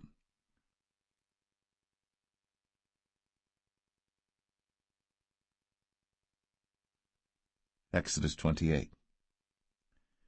And take thou unto thee Aaron thy brother, and his sons with him, from among the children of Israel, that he may minister unto me in the priest's office, even Aaron, Nadab, and Abihu, Eleazar, and Ithamar, Aaron's sons. And thou shalt make holy garments for Aaron thy brother, for glory and for beauty. And thou shalt speak unto all that are wise-hearted, whom I have filled with the spirit of wisdom, that they may make Aaron's garments to consecrate him, that he may minister unto me in the priest's office. And these are the garments which they shall make, a breastplate, and an ephod, and a robe, and a broidered coat, a mitre, and a girdle. And they shall make holy garments for Aaron thy brother, and his sons, that he may minister unto me in the priest's office. And they shall take gold, and blue, and purple, and scarlet, and fine linen. And they shall make the ephod of gold, of blue, and of purple, of scarlet, and fine twined linen with cunning work. It shall have the 2 shoulder pieces thereof joined at the 2 edges thereof, and so it shall be joined together. And the curious girdle of the ephod which is upon it shall be of the same, according to the work thereof, even of gold, of blue, and purple, and scarlet, and fine twined linen. And thou shalt take 2 onyx stones, and grave on them the names of the children of Israel, 6 of their names on one stone, and the other 6 names of the rest on the other stone, according to their birth. With the work of an engraver in stone, like the engravings of a signet, shalt thou engrave the 2 stones with the names of the children of Israel. Thou shalt make them to be set in ouches of gold. And thou shalt put the 2 stones upon the shoulders of the ephod for stones of memorial unto the children of Israel. And Aaron shall bear their names before the Lord upon his 2 shoulders for a memorial. And thou shalt make ouches of gold, and 2 chains of pure gold at the ends. Of wreathen work shalt thou make them, and fasten the wreathen chains to the ouches. And thou shalt make the breastplate of judgment with cunning work. After the work of the ephod thou shalt make it, of gold, of blue, and of purple, and of scarlet, and of fine twined linen shalt thou make it. 4 square it shall be, being doubled. A span shall be the length thereof, and a span shall be the breadth thereof. And thou shalt set in it settings of stones, even 4 rows of stones. The first row shall be a sardius, a topaz, and a carbuncle. This shall be the first row. And the second row shall be an emerald, a sapphire, and a diamond. And the third row a ligure, an agate, and an amethyst. And the 4th row a beryl, and an onyx, and a jasper. They shall be set in gold in their enclosings. And the stones shall be with the names of the children of Israel, 12 according to their names, like the engravings of a signet. Every one with his name shall they be according to the 12 tribes. And thou shalt make upon the breastplate chains at the ends of wreathen work of pure gold. And thou shalt make upon the breastplate 2 rings of gold, and shalt put the 2 rings on the 2 ends of the breastplate. And thou shalt put the 2 wreathen chains of gold in the 2 rings which are on the ends of the breastplate. And the other 2 ends of the 2 wreathen chains thou shalt fasten in the 2 ouches, and put them on the shoulder pieces of the ephod before it. And thou shalt make 2 rings of gold, and thou shalt put them upon the 2 ends of the breastplate, in the border thereof, which is in the side of the ephod inward. And 2 other rings of gold thou shalt make, and shalt put them on the 2 sides of the ephod underneath, toward the forepart thereof, over against the other coupling thereof, above the curious girdle of the ephod. And they shall bind the breastplate by the rings thereof unto the rings of the ephod with a lace of blue, that it may be above the curious girdle of the ephod, and that the breastplate be not loosed from the ephod. And Aaron shall bear the names of the children of Israel in the breastplate of judgment upon his heart, when he goeth in unto the holy place for a memorial before the Lord continually.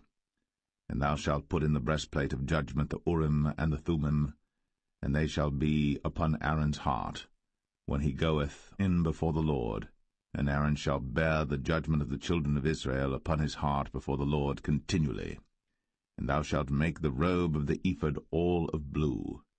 And there shall be an hole in the top of it, in the midst thereof. It shall have a binding of woven work round about the whole of it, as it were the whole of an habergeon, that it be not rent. And beneath upon the hem of it thou shalt make pomegranates of blue, and of purple, and of scarlet round about the hem thereof, and bells of gold between them round about, a golden bell and a pomegranate, a golden bell and a pomegranate, upon the hem of the robe round about. and it shall be upon Aaron to minister. And his sound shall be heard when he goeth in unto the holy place before the Lord, and when he cometh out, that he die not. And thou shalt make a plate of pure gold, and grave upon it, like the engravings of a signet, Holiness to the Lord. And thou shalt put it on a blue lace, that it may be upon the mitre, upon the forefront of the mitre it shall be. And it shall be upon Aaron's forehead, that Aaron may bear the iniquity of the holy things, which the children of Israel shall hallow in all their holy gifts. And it shall be always upon his forehead, that they may be accepted before the Lord. And thou shalt embroider the coat of fine linen, and thou shalt make the mitre of fine linen, and thou shalt make the girdle of needlework. And for Aaron's sons thou shalt make coats, and thou shalt make for them girdles, and bonnets shalt thou make for them for glory and for beauty. And thou shalt put them upon Aaron thy brother, and his sons with him, and shalt anoint them, and consecrate them, and sanctify them, that they may minister unto me in the priest's office. And thou shalt make them linen breeches to cover their nakedness, from the loins even unto the thighs they shall reach. And they shall be upon Aaron and upon his sons when they come in unto the tabernacle of the congregation, or when they come near unto the altar to minister in the holy place, that they bear not iniquity, and die. It shall be a statute for ever unto him and his seed after him.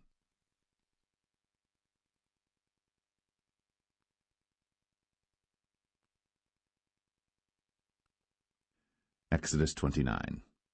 And this is the thing that thou shalt do unto them to hallow them, to minister unto me in the priest's office.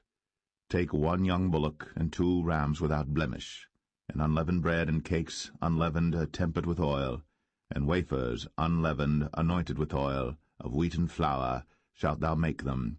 And thou shalt put them into 1 basket, and bring them in the basket, with the bullock and the 2 rams. And Aaron and his sons thou shalt bring unto the door of the tabernacle of the congregation, and shalt wash them with water. And thou shalt take the garments, and put upon Aaron the coat, and the robe of the ephod, and the ephod, and the breastplate, and gird him with the curious girdle of the ephod. And thou shalt put the mitre upon his head, and put the holy crown upon the mitre. Then shalt thou take the anointing oil, and pour it upon his head, and anoint him. And thou shalt bring his sons, and put coats upon them. And thou shalt gird them with girdles, Aaron and his sons, and put the bonnets on them, and the priest's office shall be theirs for a perpetual statute. And thou shalt consecrate Aaron and his sons. And thou shalt cause a bullock to be brought before the tabernacle of the congregation, and Aaron and his sons shall put their hands upon the head of the bullock. And thou shalt kill the bullock before the Lord, by the door of the tabernacle of the congregation. And thou shalt take of the blood of the bullock, and put it upon the horns of the altar with thy finger, and pour all the blood beside the bottom of the altar. And thou shalt take all the fat that covereth the inwards, and the caul that is above the liver, and the 2 kidneys, and the fat that is upon them, and burn them upon the altar. But the flesh of the bullock, and his skin, and his dung, shalt thou burn with fire without the camp. It is a sin offering. Thou shalt also take 1 ram, and Aaron and his sons shall put their hands upon the head of the ram. And thou shalt slay the ram, and thou shalt take his blood, and sprinkle it round about upon the altar. And thou shalt cut the ram in pieces, and wash the inwards of him and his legs, and put them unto his pieces and unto his head. And thou shalt burn the whole ram upon the altar. It is a burnt offering unto the Lord. It is a sweet savour, an offering made by fire unto the Lord. And thou shalt take the other ram, and Aaron and his sons shall put their hands upon the head of the ram. Then shalt thou kill the ram, and take of his blood, and put it upon the tip of the right ear of Aaron, and upon the tip of the right ear of his sons, and upon the thumb of their right hand, and upon the great toe of their right foot, and sprinkle the blood upon the altar round about.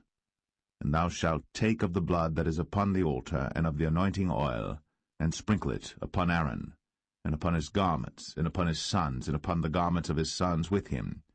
And he shall be hallowed, and his garments, and his sons' garments with him. Also thou shalt take of the ram the fat and the rump, and the fat that covereth the inwards, and the caul above the liver, and the 2 kidneys, and the fat that is upon them, and the right shoulder, for it is a ram of consecration. and 1 loaf of bread, and 1 cake of oiled bread, and 1 wafer out of the basket of the unleavened bread that is before the Lord.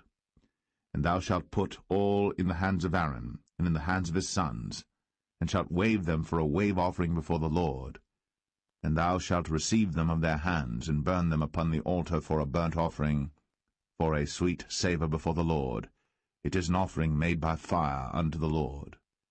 And thou shalt take the breast of the ram of Aaron's consecration, and wave it for a wave offering before the Lord, and it shall be thy part. And thou shalt sanctify the breast of the wave offering, and the shoulder of the heave offering, which is waved, and which is heaved up, of the ram of the consecration, even of that which is for Aaron, and of that which is for his sons. And it shall be Aaron's and his sons by a statute for ever from the children of Israel. For it is an heave offering, and it shall be an heave offering from the children of Israel of the sacrifice of their peace offerings, even their heave offering unto the Lord. And the holy garments of Aaron shall be his sons after him, to be anointed therein, and to be consecrated in them. And that son that is priest in his stead shall put them on 7 days, when he cometh into the tabernacle of the congregation to minister in the holy place. And thou shalt take the ram of the consecration, and seethe his flesh in the holy place. And Aaron and his sons shall eat the flesh of the ram, and the bread that is in the basket by the door of the tabernacle of the congregation. And they shall eat those things wherewith the atonement was made, to consecrate and to sanctify them. But a stranger shall not eat thereof, because they are holy. And if aught of the flesh of the consecrations, or of the bread, remain unto the morning, then thou shalt burn the remainder with fire. It shall not be eaten, because it is holy. And thus shalt thou do unto Aaron and to his sons, according to all things which I have commanded thee. 7 days shalt thou consecrate them. And thou shalt offer every day a bullock for a sin offering, for atonement. And thou shalt cleanse the altar, when thou hast made an atonement for it. And thou shalt anoint it, to sanctify it. 7 days thou shalt make an atonement for the altar, and sanctify it. And it shall be an altar most holy. Whatsoever toucheth the altar shall be holy. Now this is that which thou shalt offer upon the altar: 2 lambs of the first year, day by day, continually. The 1 lamb thou shalt offer in the morning, and the other lamb thou shalt offer at even. And with the 1 lamb a 10th deal of flour mingled with the 4th part of an hin of beaten oil, and the 4th part of an hin of wine for a drink offering. And the other lamb thou shalt offer at even, and shalt do thereto according to the meat offering of the morning, and according to the drink offering thereof, for a sweet savour, an offering made by fire unto the Lord. This shall be a continual burnt offering throughout your generations at the door of the tabernacle of the congregation before the Lord, where I will meet you, to speak there unto thee. And there I will meet with the children of Israel, and the tabernacle shall be sanctified by my glory. And I will sanctify the tabernacle of the congregation and the altar. I will sanctify also both Aaron and his sons to minister to me in the priest's office. And I will dwell among the children of Israel, and will be their God. And they shall know that I am the Lord their God, that brought them forth out of the land of Egypt, that I may dwell among them. I am the Lord their God.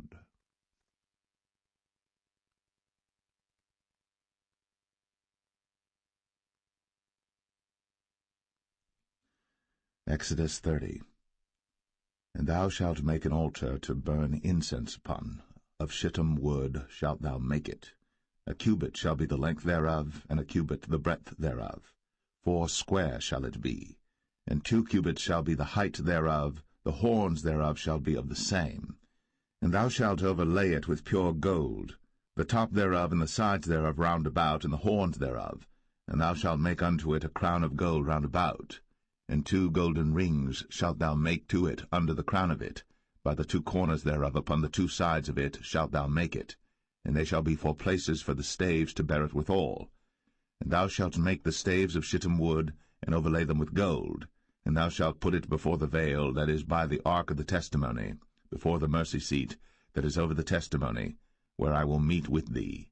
And Aaron shall burn thereon sweet incense every morning. When he dresseth the lamps, he shall burn incense upon it. And when Aaron lighteth the lamps at even, he shall burn incense upon it, a perpetual incense before the Lord throughout your generations. Ye shall offer no strange incense thereon, nor burnt sacrifice, nor meat offering, neither shall ye pour drink offering thereon. And Aaron shall make an atonement upon the horns of it once in a year with the blood of the sin offering of atonements. Once in the year shall he make atonement upon it throughout your generations. It is most holy unto the Lord. And the Lord spake unto Moses, saying, When thou takest the sum of the children of Israel after their number, then shall they give every man a ransom for his soul unto the Lord, when thou numberest them, that there be no plague among them, when thou numberest them. This they shall give every one that passeth among them that are numbered, half a shekel after the shekel of the sanctuary. A shekel is 20 gerahs, and half shekel shall be the offering of the Lord. Every one that passeth among them that are numbered, from 20 years old and above, shall give an offering unto the Lord. The rich shall not give more, and the poor shall not give less than half a shekel, when they give an offering unto the Lord, to make an atonement for your souls. And thou shalt take the atonement money of the children of Israel, and shalt appoint it for the service of the tabernacle of the congregation, that it may be a memorial unto the children of Israel before the Lord, to make an atonement for your souls. And the Lord spake unto Moses, saying, Thou shalt also make a laver of brass, and his foot also of brass, to wash withal. And thou shalt put it between the tabernacle of the congregation and the altar, and thou shalt put water therein. For Aaron and his sons shall wash their hands and their feet thereat. When they go into the tabernacle of the congregation, they shall wash with water, that they die not, or when they come near to the altar to minister, to burn offering made by fire unto the Lord. So they shall wash their hands and their feet, that they die not. And it shall be a statute forever to them, even to him and to his seed throughout their generations. Moreover the Lord spake unto Moses, saying, Take thou also unto thee principal spices, of pure myrrh 500 shekels, and of sweet cinnamon half so much, even 250 shekels, and of sweet calamus 250 shekels, and of cassia 500 shekels after the shekel of the sanctuary, and of oil olive and hin. And thou shalt make it an oil of holy ointment, an ointment compound after the art of the apothecary. It shall be an holy anointing oil. And thou shalt anoint the tabernacle of the congregation therewith, and the ark of the testimony, and the table and all his vessels, and the candlestick and his vessels, and the altar of incense, and the altar of burnt offering with all his vessels, and the laver and his foot. And thou shalt sanctify them, that they may be most holy. Whatsoever toucheth them shall be holy.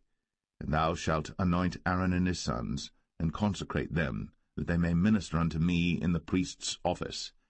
And thou shalt speak unto the children of Israel, saying, This shall be an holy anointing oil unto me throughout your generations. Upon man's flesh shall it not be poured, neither shall ye make any other like it, after the composition of it. It is holy, and it shall be holy unto you. Whosoever compoundeth any like it, or whosoever putteth any of it upon a stranger, shall even be cut off from his people.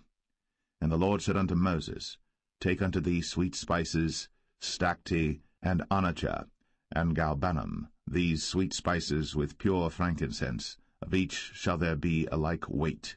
And thou shalt make it a perfume, a confection after the art of the apothecary, tempered together pure and holy. And thou shalt beat some of it very small, and put of it before the testimony in the tabernacle of the congregation, where I will meet with thee. It shall be unto you most holy. And as for the perfume which thou shalt make, ye shall not make to yourselves according to the composition thereof. It shall be unto thee holy for the Lord. Whosoever shall make like unto that, to smell thereto, shall even be cut off from his people.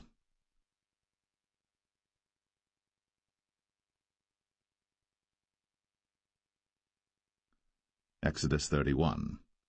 And the Lord spake unto Moses, saying, See, I have called by name Bezalel the son of Uri, the son of Hur, of the tribe of Judah, and I have filled him with the Spirit of God, in wisdom, and in understanding, and in knowledge, and in all manner of workmanship, to devise cunning works, to work in gold, and in silver, and in brass, and in cutting of stones, to set them, and in carving of timber, to work in all manner of workmanship.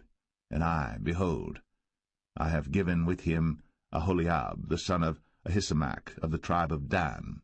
And in the hearts of all that are wise-hearted I have put wisdom, that they may make all that I have commanded thee: the tabernacle of the congregation, and the ark of the testimony, and the mercy seat that is thereupon, and all the furniture of the tabernacle, and the table, and his furniture, and the pure candlestick with all his furniture, and the altar of incense, and the altar of burnt offering with all his furniture, and the laver and his foot, and the cloths of service, and the holy garments for Aaron the priest, and the garments of his sons to minister in the priest's office, and the anointing oil, and sweet incense for the holy place, according to all that I have commanded thee shall they do.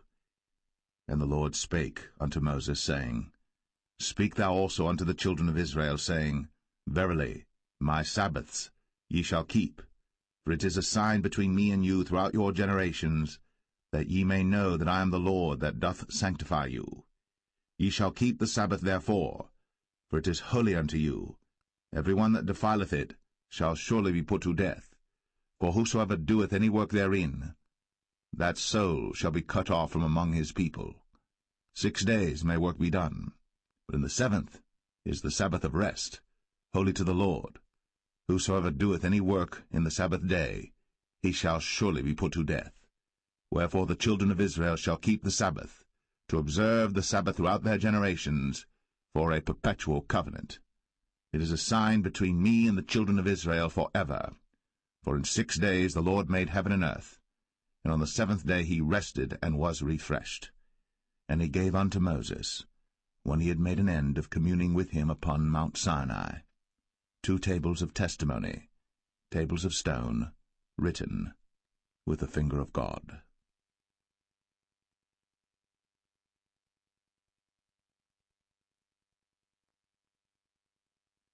Exodus 32. And when the people saw that Moses delayed to come down out of the mount, the people gathered themselves together unto Aaron, and said unto him, Up, make us gods, which shall go before us. For as for this Moses, the man that brought us up out of the land of Egypt, we wot not what is become of him. And Aaron said unto them, Break off the golden earrings which are in the ears of your wives, of your sons, and of your daughters, and bring them unto me. And all the people brake off the golden earrings which were in their ears, and brought them unto Aaron. And he received them at their hand, and fashioned it with a graving tool, after he had made it a molten calf. And they said, These be thy gods, O Israel, which brought thee up out of the land of Egypt. And when Aaron saw it, he built an altar before it. And Aaron made proclamation and said, Tomorrow is a feast to the Lord. And they rose up early on the morrow, and offered burnt offerings, and brought peace offerings. And the people sat down to eat and to drink, and rose up to play.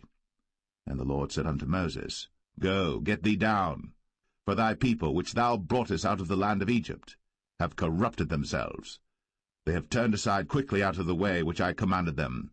They have made them a molten calf, and have worshipped it, and have sacrificed thereunto, and said, These be thy gods, O Israel, which have brought thee up out of the land of Egypt.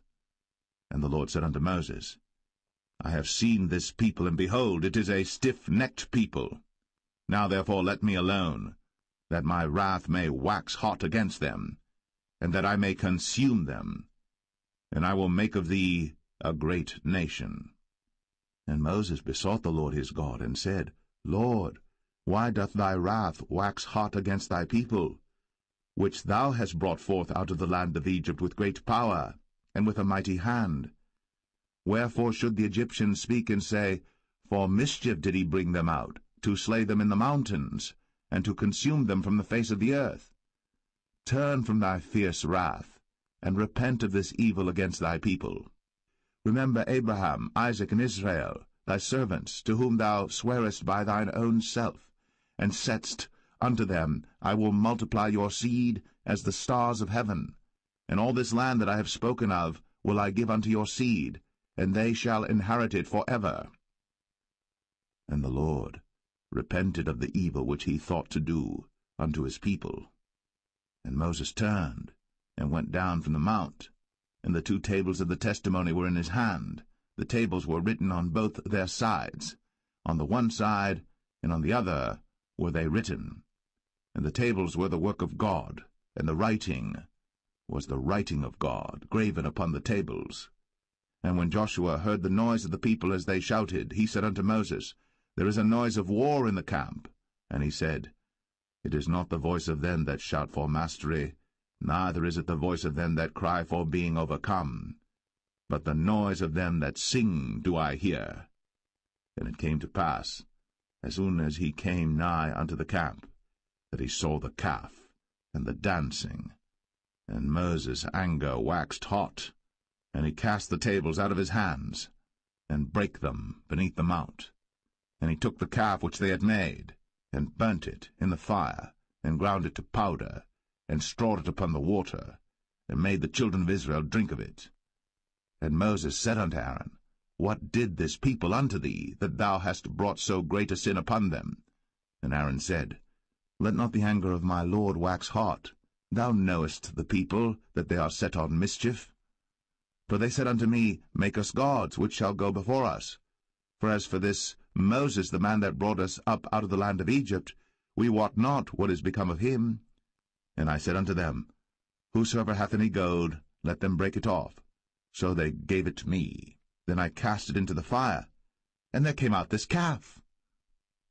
And when Moses saw that the people were naked, for Aaron had made them naked unto their shame among their enemies, then Moses stood in the gate of the camp, and said, Who is on the Lord's side? Let him come unto me. And all the sons of Levi gathered themselves together unto him. And he said unto them, Thus saith the Lord God of Israel, Put every man his sword by his side, and go in and out from gate to gate throughout the camp, and slay every man his brother, and every man his companion, and every man his neighbor. And the children of Levi did according to the word of Moses. And there fell of the people that day about 3,000 men. For Moses had said, Consecrate yourselves today to the Lord, even every man upon his son, and upon his brother, that he may bestow upon you a blessing this day. And it came to pass on the morrow, that Moses said unto the people, Ye have sinned a great sin, and now I will go up unto the Lord. Peradventure I shall make an atonement for your sin. And Moses returned unto the Lord, and said, O this people have sinned a great sin, and have made them gods of gold. Yet now, if thou wilt forgive their sin, and if not, blot me, I pray thee, out of thy book, which thou hast written. And the Lord said unto Moses, Whosoever hath sinned against me, him will I blot out of my book. Therefore now go, lead the people unto the place of which I have spoken unto thee. Behold, mine angel shall go before thee. Nevertheless, in the day when I visit, I will visit their sin upon them. And the Lord plagued the people, because they made the calf which Aaron made.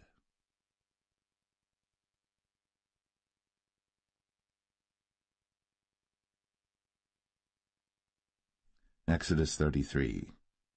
And the Lord said unto Moses, Depart, and go up hence, thou, and the people which thou hast brought up out of the land of Egypt, unto the land which I sware unto Abraham, to Isaac, and to Jacob, saying, Unto thy seed will I give it. And I will send an angel before thee, and I will drive out the Canaanite, the Amorite, and the Hittite, and the Perizzite, the Hivite, and the Jebusite, unto a land flowing with milk and honey. For I will not go up in the midst of thee, for thou art a stiff-necked people, lest I consume thee in the way. And when the people heard these evil tidings, they mourned, and no man did put on him his ornaments. For the Lord had said unto Moses, Say unto the children of Israel, Ye are a stiff-necked people. I will come up into the midst of thee in a moment, and consume thee. Therefore now put off thy ornaments from thee, that I may know what to do unto thee. And the children of Israel stripped themselves of their ornaments by the mount Horeb. And Moses took the tabernacle, and pitched it without the camp, afar off from the camp, and called it the tabernacle of the congregation. And it came to pass that every one which sought the Lord went out unto the tabernacle of the congregation, which was without the camp. And it came to pass, when Moses went out unto the tabernacle, that all the people rose up, and stood every man at his tent door, and looked after Moses, until he was gone into the tabernacle. And it came to pass, as Moses entered into the tabernacle, the cloudy pillar descended, and stood at the door of the tabernacle, and the Lord talked with Moses. And all the people saw the cloudy pillar stand at the tabernacle door. And all the people rose up and worshipped, every man in his tent door. And the Lord spake unto Moses face to face, as a man speaketh unto his friend. And he turned again into the camp. But his servant Joshua the son of Nun, a young man, departed not out of the tabernacle. And Moses said unto the Lord, See, thou sayest unto me, Bring up this people, and thou hast not let me know whom thou wilt send with me. Yet thou hast said, I know thee by name, and thou hast also found grace in my sight.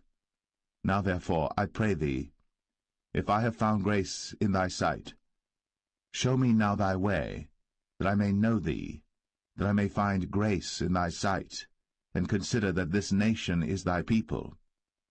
And he said, My presence shall go with thee, and I will give thee rest. And he said unto him, If thy presence go not with me, carry us not up hence. For wherein shall it be known here that I and thy people have found grace in thy sight? Is it not in that thou goest with us? So shall we be separated, I and thy people, from all the people that are upon the face of the earth. And the Lord said unto Moses, I will do this thing also that thou hast spoken, for thou hast found grace in my sight, and I know thee by name. And he said, I beseech thee, show me thy glory. And he said, I will make all my goodness pass before thee, and I will proclaim the name of the Lord before thee, and will be gracious to whom I will be gracious, and will show mercy on whom I will show mercy. And he said, Thou canst not see my face, for there shall no man see me and live. And the Lord said, Behold, there is a place by me, and thou shalt stand upon a rock. And it shall come to pass, while my glory passeth by, that I will put thee in a cleft of the rock, and will cover thee with my hand while I pass by. And I will take away mine hand, and thou shalt see my back parts, but my face shall not be seen.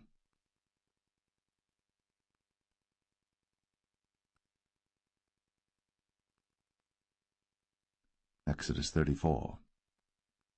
And the Lord said unto Moses, Hew thee 2 tables of stone like unto the first. And I will write upon these tables the words that were in the first tables which thou breakest. And be ready in the morning, and come up in the morning unto Mount Sinai, and present thyself there to me in the top of the mount. And no man shall come up with thee, neither let any man be seen throughout all the mount, neither let the flocks nor herds feed before that mount. And he hewed 2 tables of stone like unto the first. And Moses rose up early in the morning, and went up unto Mount Sinai, as the Lord had commanded him, and took in his hand the 2 tables of stone. And the Lord descended in the cloud, and stood with him there, and proclaimed the name of the Lord. And the Lord passed by before him, and proclaimed, the Lord God, merciful and gracious, long-suffering, and abundant in goodness and truth, keeping mercy for thousands, forgiving iniquity, and transgression and sin, and that will by no means clear the guilty, visiting the iniquity of the fathers upon the children, and upon the children's children, unto the 3rd and to the 4th generation. And Moses made haste, and bowed his head toward the earth, and worshipped, and he said, If now I have found grace in thy sight, O Lord, let my Lord, I pray thee, go among us. For it is a stiff-necked people, and pardon our iniquity and our sin, and take us for thine inheritance. And he said, Behold, I make a covenant. Before all thy people I will do marvels, such as have not been done in all the earth, nor in any nation. And all the people among which thou art shall see the work of the Lord, for it is a terrible thing that I will do with thee. Observe thou that which I command thee this day. Behold, I drive out before thee the Amorite, and the Canaanite, and the Hittite, and the Perizzite, and the Hivite, and the Jebusite. Take heed to thyself, lest thou make a covenant with the inhabitants of the land whither thou goest, lest it be for a snare in the midst of thee. But ye shall destroy their altars, break their images, and cut down their groves. For thou shalt worship no other god, for the Lord whose name is jealous is a jealous God. Lest thou make a covenant with the inhabitants of the land, and they go a-whoring after their gods, and do sacrifice unto their gods, and one call thee, and thou eat of his sacrifice, and thou take of their daughters unto thy sons, and their daughters go a-whoring after their gods, and make thy sons go a-whoring after their gods. Thou shalt make thee no molten gods. The feast of unleavened bread shalt thou keep. 7 days thou shalt eat unleavened bread, as I commanded thee, in the time of the month Abib. For in the month Abib thou camest out from Egypt. All that openeth the matrix is mine, and every firstling among thy cattle, whether ox or sheep that is male. But the firstling of an ass thou shalt redeem with a lamb, and if thou redeem him not, then shalt thou break his neck. All the firstborn of thy sons thou shalt redeem, and none shall appear before me empty. 6 days thou shalt work, but on the 7th day thou shalt rest. In earing time and in harvest thou shalt rest. And thou shalt observe the feast of weeks, of the firstfruits of wheat harvest, and the feast of ingathering at the year's end. Thrice in the year shall all your men-children appear before the Lord God, the God of Israel. For I will cast out the nations before thee, and enlarge thy borders. Neither shall any man desire thy land, when thou shalt go up to appear before the Lord thy God thrice in the year. Thou shalt not offer the blood of my sacrifice with leaven, neither shall the sacrifice of the feast of the Passover be left unto the morning. The first of the firstfruits of thy land thou shalt bring unto the house of the Lord thy God. Thou shalt not see the kid in his mother's milk. And the Lord said unto Moses, Write thou these words, for after the tenor of these words I have made a covenant with thee and with Israel. And he was there with the Lord 40 days and 40 nights. He did neither eat bread nor drink water. And he wrote upon the tables the words of the covenant, the 10 commandments. And it came to pass, when Moses came down from Mount Sinai, with the 2 tables of testimony in Moses' hand, when he came down from the mount, that Moses wist not that the skin of his face shone, while he talked with him. And when Aaron and all the children of Israel saw Moses, behold, the skin of his face shone, and they were afraid to come nigh him.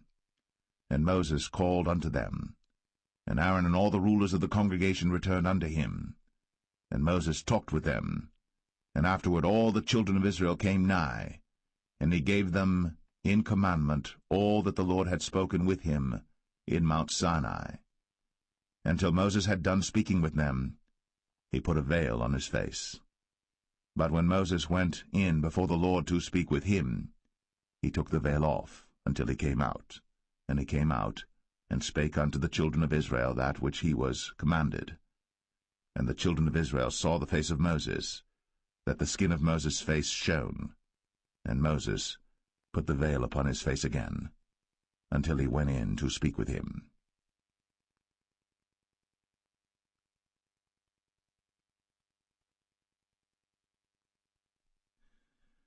Exodus 35.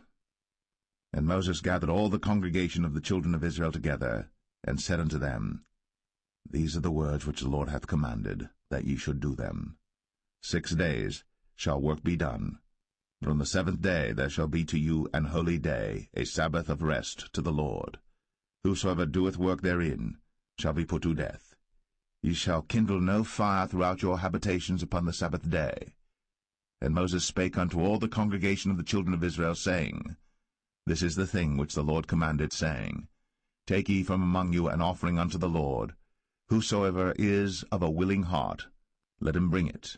an offering of the Lord, gold and silver and brass, and blue and purple and scarlet and fine linen and goat's hair, and rams' skins dyed red, and badgers' skins, and shittim wood, and oil for the light, and spices for anointing oil, and for the sweet incense, and onyx stones, and stones to be set for the ephod and for the breastplate. And every wise-hearted among you shall come, and make all that the Lord hath commanded, the tabernacle, his tent, and his covering, his taches, and his boards, his bars, his pillars, and his sockets, the ark and the staves thereof, with the mercy seat and the veil of the covering, the table and his staves, and all his vessels, and the showbread, the candlestick also for the light, and his furniture, and his lamps, with the oil for the light, and the incense altar, and his staves, and the anointing oil, and the sweet incense, and the hanging for the door at the entering in of the tabernacle, the altar of burnt offering, with his brazen grate, his staves, and all his vessels, the laver and his foot, the hangings of the court, his pillars, and their sockets, and the hanging for the door of the court, the pins of the tabernacle, and the pins of the court, and their cords, the cloths of service, to do service in the holy place, the holy garments for Aaron the priest, and the garments of his sons to minister in the priest's office. And all the congregation of the children of Israel departed from the presence of Moses. And they came, every one whose heart stirred him up, and every one whom his spirit made willing. And they brought the Lord's offering to the work of the tabernacle of the congregation, and for all his service, and for the holy garments. And they came, both men and women, as many as were willing-hearted, and brought bracelets and earrings and rings and tablets, all jewels of gold. And every man that offered an offering of gold unto the Lord. And every man with whom was found blue and purple and scarlet and fine linen and goat's hair, and red skins of rams and badgers' skins brought them. Every one that did offer an offering of silver and brass brought the Lord's offering, and every man with whom was found shittim wood for any work of the service brought it. And all the women that were wise-hearted did spin with their hands, and brought that which they had spun, both of blue and of purple and of scarlet and of fine linen. And all the women whose heart stirred them up in wisdom spun goat's hair. And the rulers brought onyx stones, and stones to be set for the ephod and for the breastplate, and spice, and oil for the light, and for the anointing oil, and for the sweet incense. The children of Israel brought a willing offering unto the Lord, every man and woman whose heart made them willing to bring for all manner of work, which the Lord had commanded to be made by the hand of Moses. And Moses said unto the children of Israel, See, the Lord hath called by name Bezalel the son of Uri, the son of Hur, of the tribe of Judah.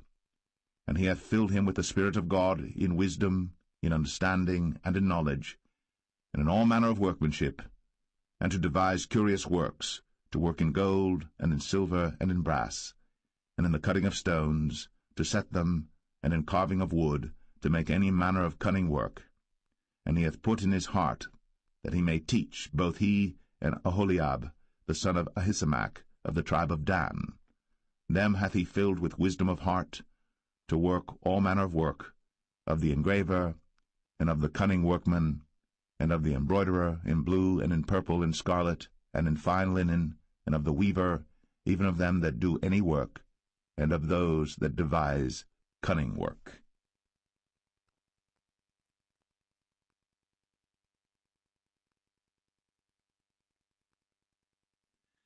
Exodus 36. Then wrought Bezalel and Aholiab, and every wise-hearted man, in whom the Lord put wisdom and understanding to know how to work all manner of work for the service of the sanctuary, according to all that the Lord had commanded. And Moses called Bezalel and Aholiab, and every wise-hearted man, in whose heart the Lord had put wisdom, even every one whose heart stirred him up to come unto the work to do it. And they received of Moses all the offering, which the children of Israel had brought for the work of the service of the sanctuary, to make it withal. And they brought yet unto him free offerings every morning. And all the wise men that wrought all the work of the sanctuary came every man from his work which they made. And they spake unto Moses, saying, The people bring much more than enough for the service of the work, which the Lord commanded to make. And Moses gave commandment, and they caused it to be proclaimed throughout the camp, saying, Let neither man nor woman make any more work for the offering of the sanctuary. So the people were restrained from bringing. For the stuff they had was sufficient for all the work to make it, and too much. And every wise-hearted man among them that wrought the work of the tabernacle made 10 curtains of fine twined linen and blue and purple and scarlet. With cherubims of cunning work made he them. The length of one curtain was 28 cubits, and the breadth of one curtain 4 cubits. The curtains were all of one size. And he coupled the 5 curtains one unto another, and the other 5 curtains he coupled one unto another.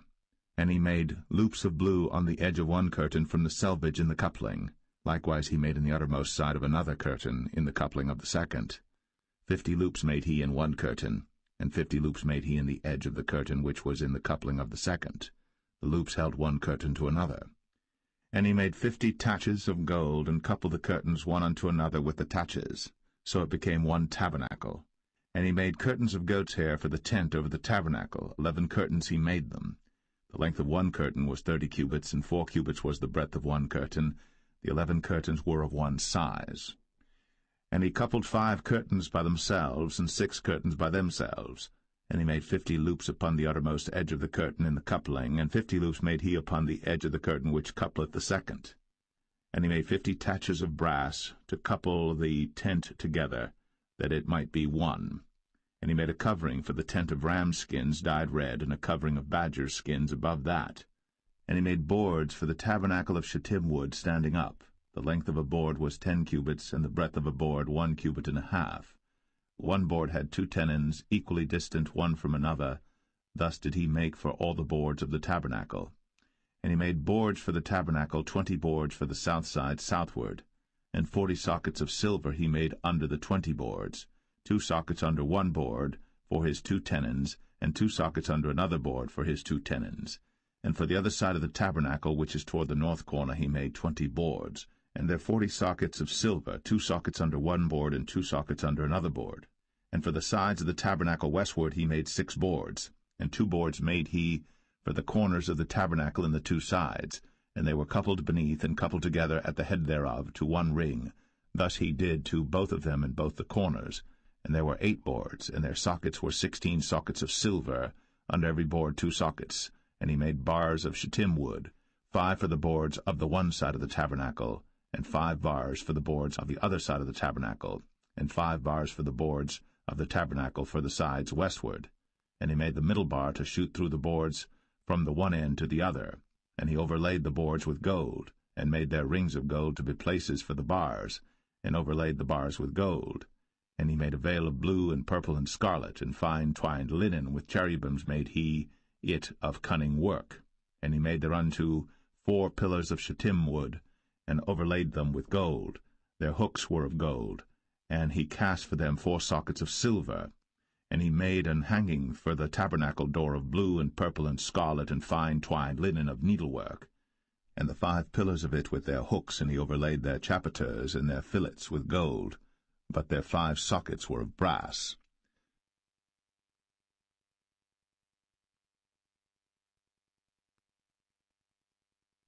Exodus 37. And Bezalel made the ark of shittim wood. 2 cubits and a half was the length of it, and 1 cubit and a half the breadth of it, and 1 cubit and a half the height of it. And he overlaid it with pure gold within and without, and made a crown of gold to it round about. And he cast for it 4 rings of gold, to be set by the 4 corners of it, even 2 rings upon the one side of it, and 2 rings upon the other side of it. And he made staves of shittim wood, and overlaid them with gold. And he put the staves into the rings by the sides of the ark to bear the ark. And he made the mercy seat of pure gold. 2 cubits and a half was the length thereof, and 1 cubit and a half the breadth thereof. And he made 2 cherubims of gold, beaten out of one piece made he them, on the 2 ends of the mercy seat, 1 cherub on the end on this side, and another cherub on the other end on that side. Out of the mercy seat made he the cherubims on the 2 ends thereof. And the cherubims spread out their wings on high, and covered with their wings over the mercy seat, with their faces one to another. Even to the mercy seatward were the faces of the cherubims. And he made the table of shittim wood. 2 cubits was the length thereof, and 1 cubit the breadth thereof, and 1 cubit and a half the height thereof. And he overlaid it with pure gold, and made thereunto a crown of gold round about. Also he made thereunto a border of an handbreadth round about, and made a crown of gold for the border thereof round about. And he cast for it 4 rings of gold. and put the rings upon the 4 corners that were in the 4 feet thereof. Over against the border were the rings, the places for the staves to bear the table. And he made the staves of shittim wood, and overlaid them with gold to bear the table. And he made the vessels which were upon the table, his dishes, and his spoons, and his bowls, and his covers, to cover withal of pure gold. And he made the candlestick of pure gold. Of beaten work made he the candlestick. His shaft and his branch, his bowls, his knobs, and his flowers were of the same. And 6 branches going out of the sides thereof, 3 branches of the candlestick out of the one side thereof, and 3 branches of the candlestick out of the other side thereof. 3 bowls made after the fashion of almonds in one branch, a knob and a flower, and 3 bowls made like almonds in another branch, a knob and a flower. So throughout the 6 branches, going out of the candlestick. And in the candlestick were 4 bowls made like almonds, his knobs and his flowers, and a knob under 2 branches of the same, and a knob under 2 branches of the same, and a knob under 2 branches of the same, according to the 6 branches going out of it. Their knobs and their branches were of the same. All of it was one beaten work of pure gold. And he made his 7 lamps, and his snuffers, and his snuff dishes of pure gold. Of a talent of pure gold made he it, and all the vessels thereof. And he made the incense altar of shittim wood. The length of it was a cubit, the breadth of it a cubit. It was 4 square, and 2 cubits was the height of it. The horns thereof were of the same. And he overlaid it with pure gold, both the top of it and the sides thereof round about. And the horns of it also he made unto it a crown of gold round about. And he made 2 rings of gold for it under the crown thereof, by the 2 corners of it upon the 2 sides thereof, to be places for the staves to bear it withal. And he made the staves of shittim wood, and overlaid them with gold. And he made the holy anointing oil, and the pure incense of sweet spices, according to the work of the apothecary.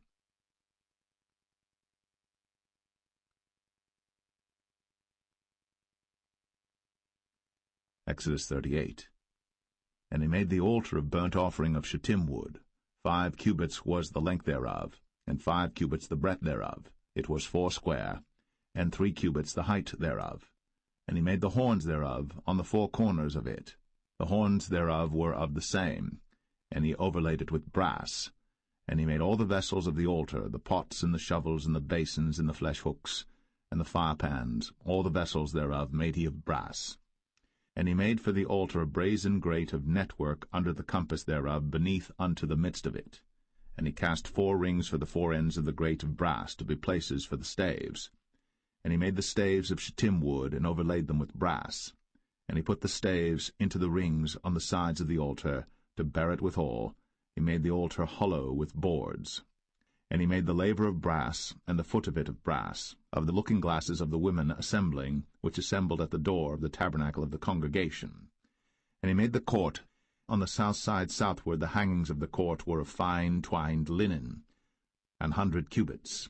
Their pillars were 20, and their brazen sockets 20. The hooks of the pillars and their fillets were of silver. And for the north side the hangings were 100 cubits, their pillars were 20, and their sockets of brass 20. The hooks of the pillars and their fillets of silver. And for the west side were hangings of 50 cubits, their pillars 10, and their sockets 10, the hooks of the pillars and their fillets of silver. And for the east side eastward 50 cubits. The hangings of the one side of the gate were 15 cubits, their pillars 3, and their sockets 3.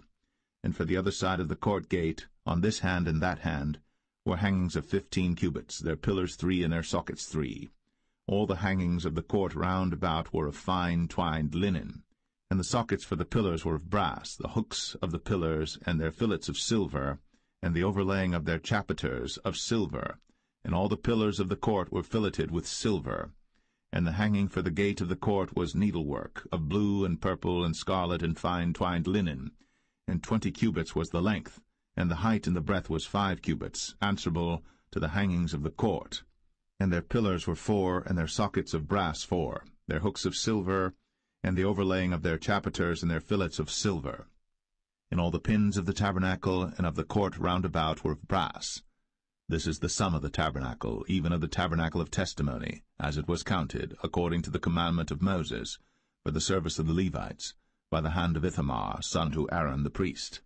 And Bezalel, the son of Uri, the son of Hur, of the tribe of Judah, made all that the Lord commanded Moses. And with him was Aholiab, son of Ahisamach, of the tribe of Dan. an engraver, and a cunning workman, and an embroiderer in blue, and in purple, and in scarlet, and fine linen. All the gold that was occupied for the work in all the work of the holy place, even the gold of the offering, was 29 talents, and 730 shekels after the shekel of the sanctuary. And the silver of them that were numbered of the congregation was 100 talents, and 1,760 shekels after the shekel of the sanctuary.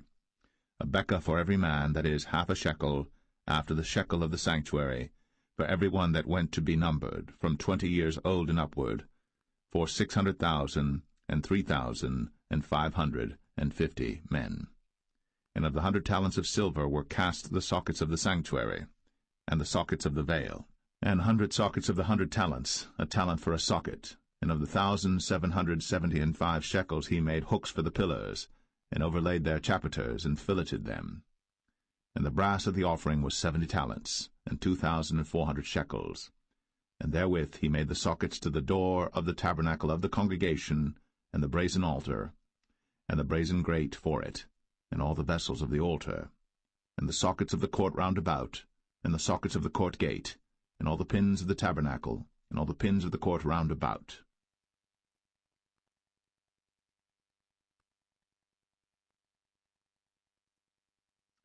Exodus 39.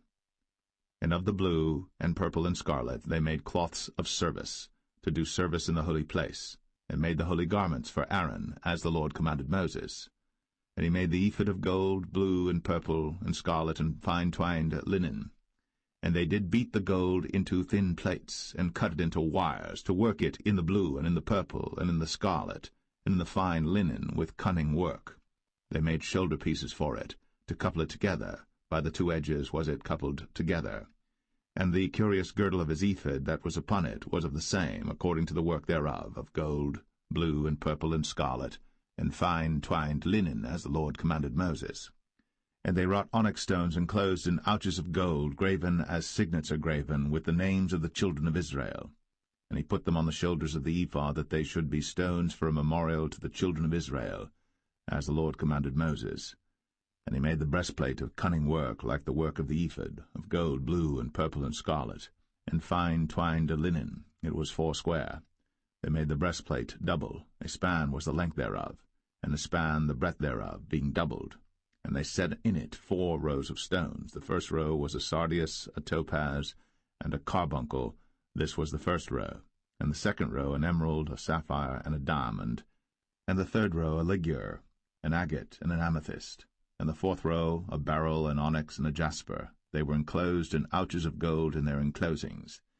And the stones were according to the names of the children of Israel, 12 according to their names, like the engravings of a signet, every one with his name, according to the 12 tribes. And they made upon the breastplate chains at the ends of wreathen work of pure gold. And they made 2 ouches of gold, and 2 gold rings, and put the 2 rings in the 2 ends of the breastplate. And they put the 2 wreathen chains of gold in the 2 rings on the ends of the breastplate. And the 2 ends of the 2 wreathen chains they fastened in the 2 ouches, and put them on the shoulder pieces of the ephod before it. And they made 2 rings of gold, and put them on the 2 ends of the breastplate, upon the border of it, which was on the side of the ephod inward. And they made 2 other golden rings, and put them on the 2 sides of the ephod underneath, toward the forepart of it, over against the other coupling thereof, above the curious girdle of the ephod. And they did bind the breastplate by his rings unto the rings of the ephod with a lace of blue, that it might be above the curious girdle of the ephod, and that the breastplate might not be loosed from the ephod, as the Lord commanded Moses. And he made the robe of the ephod of woven work, all of blue. And there was an hole in the midst of the robe, as the hole of an habergeon, with a band round about the hole, that it should not rend. And they made upon the hems of the robe pomegranates of blue and purple and scarlet and twined linen. And they made bells of pure gold, and put the bells between the pomegranates upon the hem of the robe, round about between the pomegranates, a bell and a pomegranate, a bell and a pomegranate, round about the hem of the robe to minister in, as the Lord commanded Moses. And they made coats of fine linen of woven work for Aaron and for his sons, and a mitre of fine linen, and goodly bonnets of fine linen, and linen breeches of fine twined linen, and a girdle of fine twined linen, and blue and purple and scarlet of needlework, as the Lord commanded Moses. And they made the plate of the holy crown of pure gold, and wrote upon it a writing like to the engravings of a signet, Holiness to the Lord. And they tied unto it a lace of blue, to fasten it on high upon the mitre, as the Lord commanded Moses. Thus was all the work of the tabernacle of the tent of the congregation finished. And the children of Israel did according to all that the Lord commanded Moses, so did they. And they brought the tabernacle unto Moses, the tent, and all his furniture, his taches, his boards, his bars, and his pillars, and his sockets, and the covering of ram skins dyed red, and the covering of badger skins, and the veil of the covering, the ark of the testimony, and the staves thereof, and the mercy seat, the table and all the vessels thereof, and the showbread, the pure candlestick, with the lamps thereof, even with the lamps to be set in order, and all the vessels thereof, and the oil for light, and the golden altar, and the anointing oil, and the sweet incense, and the hanging for the tabernacle door, the brazen altar, and his grate of brass, his staves and all his vessels, the laver and his foot, the hangings of the court, his pillars and his sockets, and the hanging for the court gate, his cords, and his pins, and all the vessels of the service of the tabernacle for the tent of the congregation, the cloths of service to do service in the holy place, and the holy garments for Aaron the priest, and his sons' garments, to minister in the priest's office. According to all that the Lord commanded Moses, so the children of Israel made all the work. And Moses did look upon all the work, and behold, they had done it, as the Lord had commanded, even so had they done it. And Moses blessed them.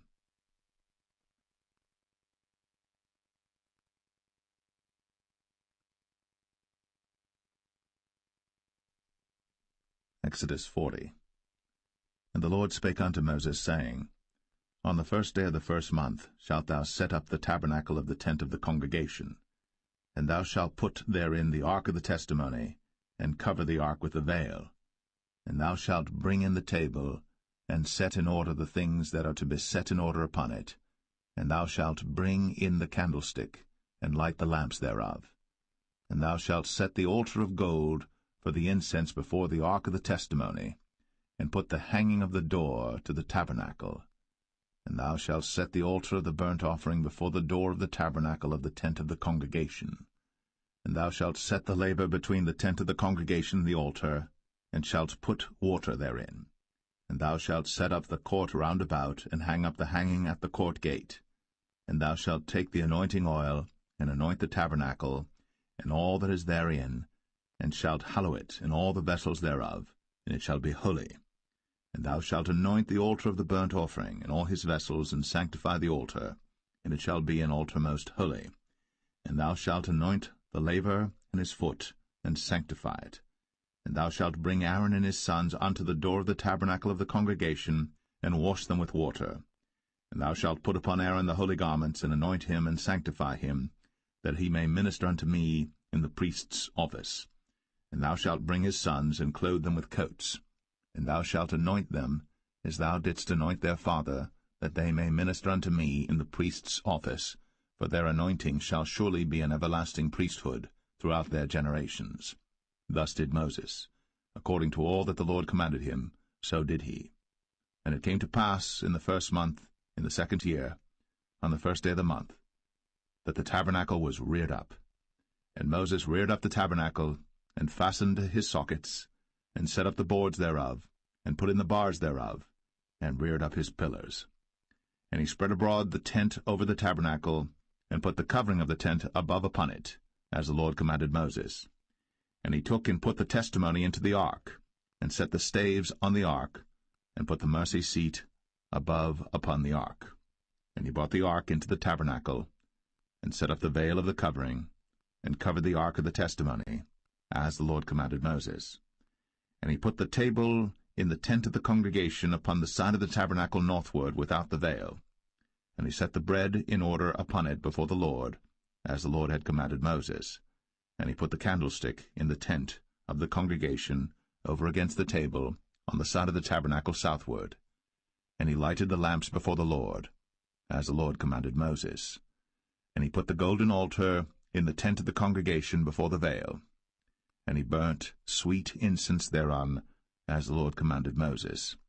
And he set up the hanging at the door of the tabernacle, And he put the altar of burnt offering by the door of the tabernacle of the tent of the congregation, and offered upon it the burnt offering and the meat offering, as the Lord commanded Moses. And he set the laver between the tent of the congregation and the altar, and put water there to wash withal. And Moses and Aaron and his sons washed their hands, and their feet thereat, when they went into the tent of the congregation, and when they came near unto the altar, they washed, as the Lord commanded Moses. And he reared up the court round about the tabernacle and the altar, and set up the hanging of the court gate. So Moses finished the work. Then a cloud covered the tent of the congregation, and the glory of the Lord filled the tabernacle. And Moses was not able to enter into the tent of the congregation, because the cloud abode thereon, and the glory of the Lord filled the tabernacle. And when the cloud was taken up from over the tabernacle, the children of Israel went onward in all their journeys. But if the cloud were not taken up, then they journeyed not till the day that it was taken up. For the cloud of the Lord was upon the tabernacle by day, and fire was on it by night, in the sight of all the house of Israel, throughout all their journeys.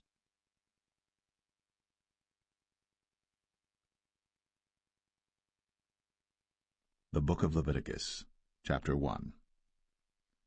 And the Lord called unto Moses, and spake unto him out of the tabernacle of the congregation, saying, Speak unto the children of Israel, and say unto them, If any man of you bring an offering unto the Lord, ye shall bring your offering of the cattle, even of the herd, and of the flock. If his offering be a burnt sacrifice of the herd, let him offer a male without blemish. He shall offer it of his own voluntary will at the door of the tabernacle of the congregation before the Lord. And he shall put his hand upon the head of the burnt offering, and it shall be accepted for him to make atonement for him. And he shall kill the bullock before the Lord, and the priests, Aaron's sons, shall bring the blood, and sprinkle the blood round about upon the altar that is by the door of the tabernacle of the congregation. And he shall flay the burnt offering, and cut it into his pieces.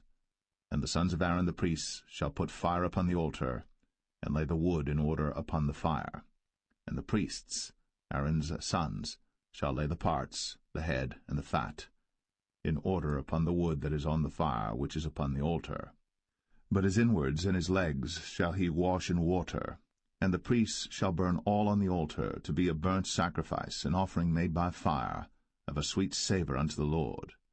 And if his offering be of the flocks, namely of the sheep or of the goats, for a burnt sacrifice, he shall bring it a male without blemish, and he shall kill it on the side of the altar northward before the Lord, and the priests, Aaron's sons, shall sprinkle his blood round about upon the altar.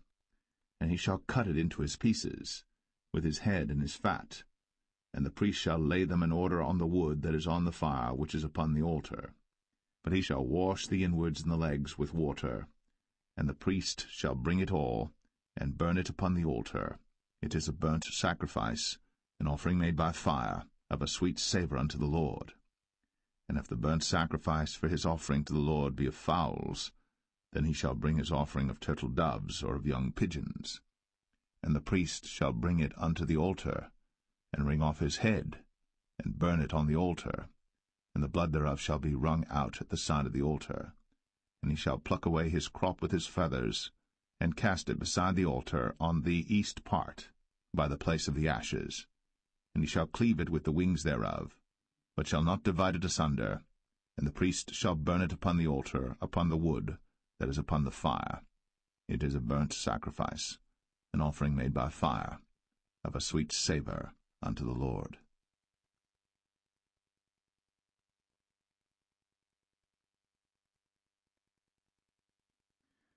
Leviticus 2. And when any will offer a meat offering unto the Lord, his offering shall be of fine flour.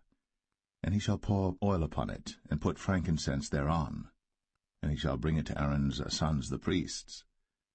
And he shall take thereout his handful of the flour thereof, and of the oil thereof, with all the frankincense thereof. And the priests shall burn the memorial of it upon the altar, to be an offering made by fire, of a sweet savour unto the Lord. And the remnant of the meat offering shall be Aaron's and his sons'. It is a thing most holy of the offerings of the Lord made by fire. And if thou bring an oblation of a meat offering baked in the oven, it shall be unleavened cakes of fine flour mingled with oil, or unleavened wafers anointed with oil. And if thy oblation be a meat offering baked in a pan, it shall be of fine flour, unleavened, mingled with oil. Thou shalt part it in pieces, and pour oil thereon. It is a meat offering. And if thy oblation be a meat offering baked in the frying pan, it shall be made of fine flour with oil. And thou shalt bring the meat offering that is made of these things unto the Lord, and when it is presented unto the priest, he shall bring it unto the altar. And the priest shall take from the meat offering a memorial thereof, and shall burn it upon the altar. It is an offering made by fire, of a sweet savour unto the Lord. And that which is left of the meat offering shall be Aaron's and his sons'. It is a thing most holy of the offerings of the Lord made by fire. No meat offering which ye shall bring unto the Lord shall be made with leaven, for ye shall burn no leaven, nor any honey, in any offering of the Lord made by fire. As for the oblation of the firstfruits, ye shall offer them unto the Lord, but they shall not be burnt on the altar for a sweet savour. And every oblation of thy meat offering shalt thou season with salt, neither shalt thou suffer the salt of the covenant of thy God to be lacking from thy meat offering. With all thine offerings thou shalt offer salt. And if thou offer a meat offering of thy firstfruits unto the Lord, thou shalt offer for the meat offering of thy firstfruits green ears of corn dried by the fire, even corn beaten out of full ears. And thou shalt put oil upon it, and lay frankincense thereon. It is a meat offering. And the priest shall burn the memorial of it, part of the beaten corn thereof, and part of the oil thereof, with all the frankincense thereof. It is an offering made by fire unto the Lord.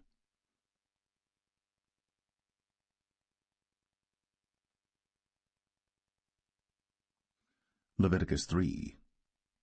And if his oblation be a sacrifice of peace offering, if he offer it of the herd, whether it be a male or female, he shall offer it without blemish before the Lord. And he shall lay his hand upon the head of his offering, and kill it at the door of the tabernacle of the congregation. And Aaron's sons, the priests, shall sprinkle the blood upon the altar round about. And he shall offer of the sacrifice of the peace offering an offering made by fire unto the Lord, the fat that covereth the inwards, and all the fat that is upon the inwards, and the 2 kidneys, and the fat that is on them, which is by the flanks, and the caul above the liver, with the kidneys, it shall he take away. And Aaron's sons shall burn it on the altar upon the burnt sacrifice which is upon the wood that is on the fire. It is an offering made by fire, of a sweet savour unto the Lord. And if his offering for a sacrifice of peace offering unto the Lord be of the flock, male or female, he shall offer it without blemish. If he offer a lamb for his offering, then shall he offer it before the Lord. And he shall lay his hand upon the head of his offering, and kill it before the tabernacle of the congregation. And Aaron's sons shall sprinkle the blood thereof round about upon the altar. And he shall offer of the sacrifice of the peace offering an offering made by fire unto the Lord, the fat thereof, and the whole rump, it shall he take off hard by the backbone, and the fat that covereth the inwards, and all the fat that is upon the inwards, and the 2 kidneys, and the fat that is upon them, which is by the flanks, and the caul above the liver, with the kidneys, it shall he take away. And the priest shall burn it upon the altar. It is the food of the offering made by fire unto the Lord. And if his offering be a goat, then he shall offer it before the Lord. And he shall lay his hand upon the head of it, and kill it before the tabernacle of the congregation. And the sons of Aaron shall sprinkle the blood thereof upon the altar round about. And he shall offer thereof his offering, even an offering made by fire unto the Lord, the fat that covereth the inwards, and all the fat that is upon the inwards, and the 2 kidneys, and the fat that is upon them, which is by the flanks, and the caul above the liver, with the kidneys, it shall he take away. And the priest shall burn them upon the altar. It is the food of the offering made by fire for a sweet savour. All the fat is the Lord's. It shall be a perpetual statute for your generations throughout all your dwellings, that ye eat neither fat nor blood.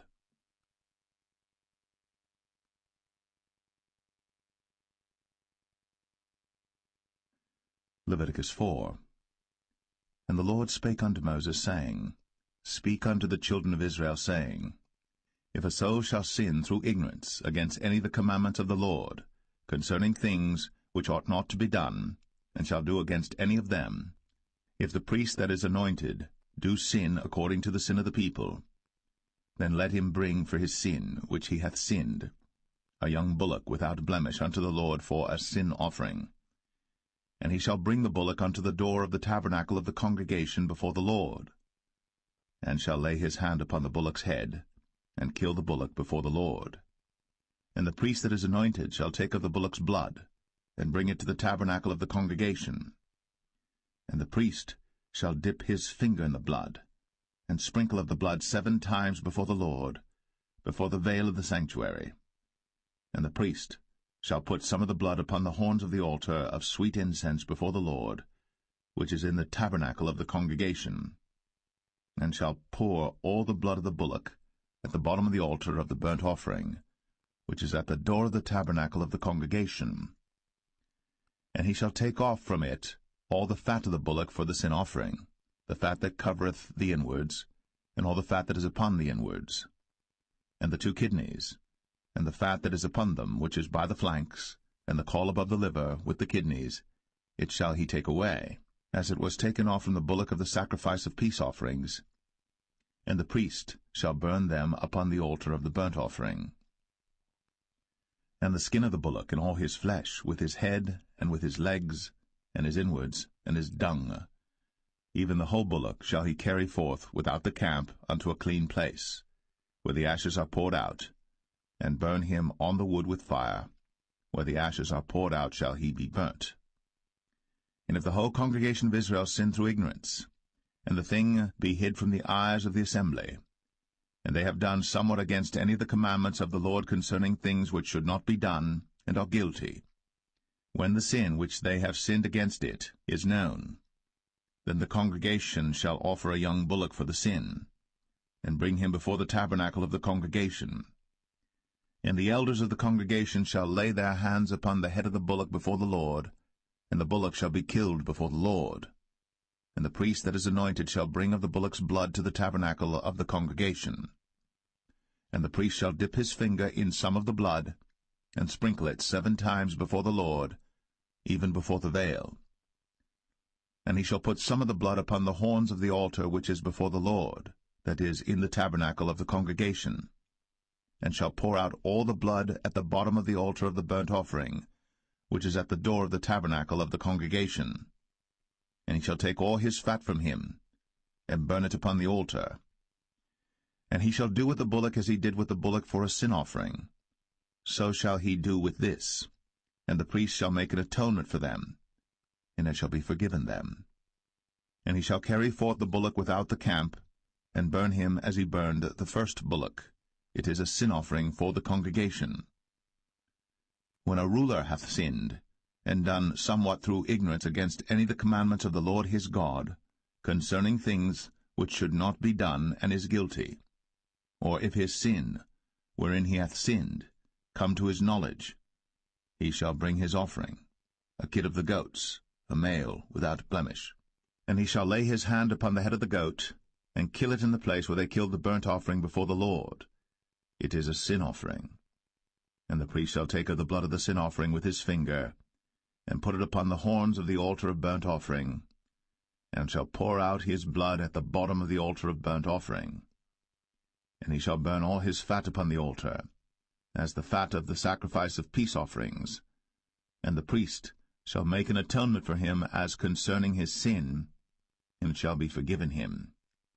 And if any one of the common people sin through ignorance, while he doeth somewhat against any of the commandments of the Lord concerning things which ought not to be done, and be guilty, or if his sin, which he hath sinned, come to his knowledge, then he shall bring his offering, a kid of the goats, a female without blemish, for his sin, which he hath sinned. And he shall lay his hand upon the head of the sin offering, and slay the sin offering in the place of the burnt offering. And the priest shall take of the blood thereof with his finger, and put it upon the horns of the altar of burnt offering, and shall pour out all the blood thereof at the bottom of the altar. And he shall take away all the fat thereof, as the fat is taken away from off the sacrifice of peace offerings. And the priest shall burn it upon the altar for a sweet savour unto the Lord. And the priest shall make an atonement for him, and it shall be forgiven him. And if he bring a lamb for a sin offering, he shall bring it a female without blemish. And he shall lay his hand upon the head of the sin offering, and slay it for a sin offering in the place where they kill the burnt offering. And the priest shall take of the blood of the sin offering with his finger, and put it upon the horns of the altar of burnt offering, and shall pour out all the blood thereof at the bottom of the altar. And he shall take away all the fat thereof, as the fat of the lamb is taken away from the sacrifice of the peace offerings. And the priest shall burn them upon the altar, according to the offerings made by fire unto the Lord. And the priest shall make an atonement for his sin that he hath committed, and it shall be forgiven him.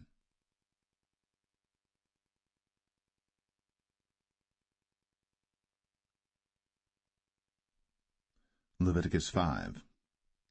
And if a soul sin, and hear the voice of swearing, and is a witness, whether he hath seen or known of it, if he do not utter it, then he shall bear his iniquity. Or if a soul touch any unclean thing, whether it be a carcass of an unclean beast, or a carcass of unclean cattle, or the carcass of unclean creeping things, and if it be hidden from him, he also shall be unclean and guilty. Or if he touch the uncleanness of man, whatsoever uncleanness it be that a man shall be defiled withal, and it be hid from him, when he knoweth of it, then he shall be guilty. Or if a soul swear, pronouncing with his lips to do evil, or to do good, whatsoever it be that a man shall pronounce with an oath, and it be hid from him, when he knoweth of it, then he shall be guilty in one of these. And it shall be, when he shall be guilty in one of these things, that he shall confess that he hath sinned in that thing. And he shall bring his trespass offering unto the Lord for his sin which he hath sinned, a female from the flock, a lamb or a kid of the goats, for a sin offering, and the priest shall make an atonement for him concerning his sin. And if he be not able to bring a lamb, then he shall bring for his trespass which he hath committed 2 turtle doves, or 2 young pigeons unto the Lord, one for a sin offering, and the other for a burnt offering. And he shall bring them unto the priest, who shall offer that which is for the sin offering first, and wring off his head from his neck, but shall not divide it asunder. And he shall sprinkle of the blood of the sin offering upon the side of the altar, and the rest of the blood shall be wrung out at the bottom of the altar. It is a sin offering. And he shall offer the second for a burnt offering according to the manner, and the priest shall make an atonement for him for his sin which he hath sinned, and it shall be forgiven him. But if he be not able to bring 2 turtle doves or 2 young pigeons, then he that sinned shall bring for his offering the 10th part of an ephah of fine flour for a sin offering. He shall put no oil upon it, neither shall he put any frankincense thereon, for it is a sin offering. Then shall he bring it to the priest, and the priest shall take his handful of it, even a memorial thereof, and burn it on the altar, according to the offerings made by fire unto the Lord. It is a sin offering. And the priest shall make an atonement for him as touching his sin that he hath sinned in one of these, and it shall be forgiven him. And the remnant shall be the priest's, as a meat offering. And the Lord spake unto Moses, saying, If a soul commit a trespass, and sin through ignorance in the holy things of the Lord, then he shall bring for his trespass unto the Lord a ram without blemish out of the flocks, with thy estimation by shekels of silver, after the shekel of the sanctuary, for a trespass offering. And he shall make amends for the harm that he hath done in the holy thing, and shall add the 5th part thereto, and give it unto the priest. And the priest shall make an atonement for him with the ram of the trespass offering, and it shall be forgiven him. And if a soul sin, and commit any of these things which are forbidden to be done by the commandments of the Lord, though he wist it not, yet is he guilty, and shall bear his iniquity. And he shall bring a ram without blemish out of the flock, with thy estimation, for a trespass offering unto the priest. And the priest shall make an atonement for him concerning his ignorance, wherein he erred and wist it not, and it shall be forgiven him. It is a trespass offering. He hath certainly trespassed against the Lord.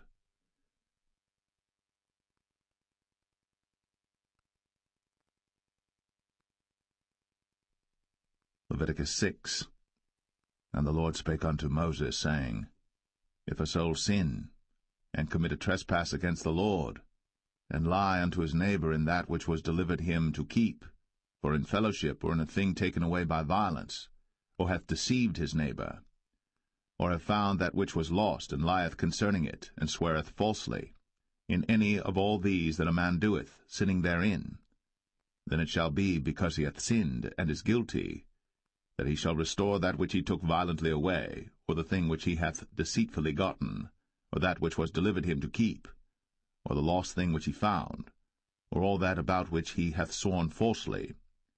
He shall even restore it in the principal, and shall add the 5th part more thereto, and give it unto him to whom it appertaineth in the day of his trespass offering.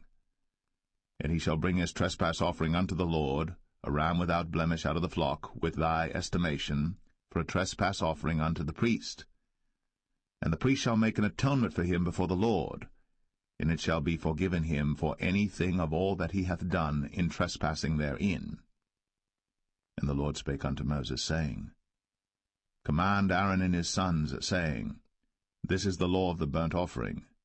It is the burnt offering because of the burning upon the altar all night unto the morning, and the fire of the altar shall be burning in it.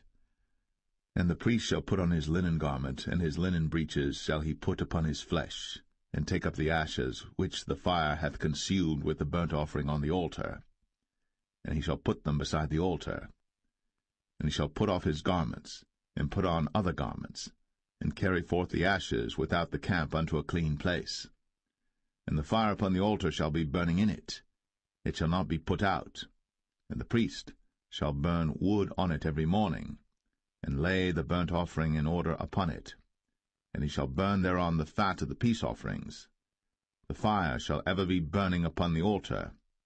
It shall never go out. And this is the law of the meat offering. The sons of Aaron shall offer it before the Lord, before the altar.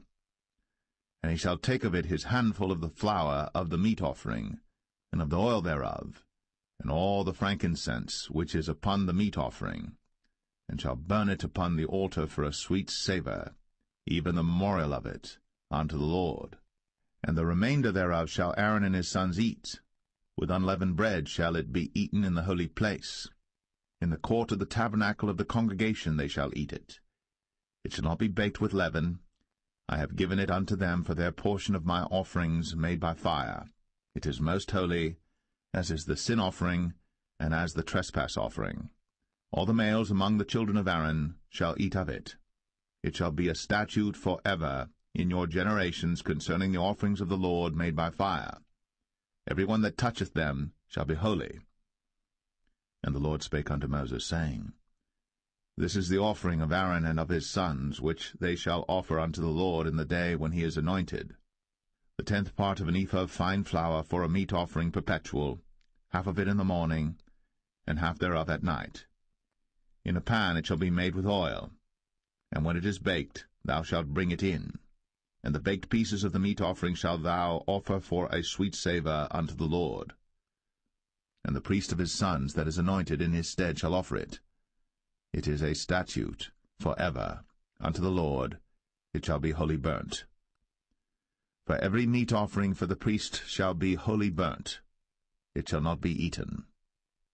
And the Lord spake unto Moses, saying, Speak unto Aaron and to his sons, saying, This is the law of the sin offering. In the place where the burnt offering is killed shall the sin offering be killed before the Lord.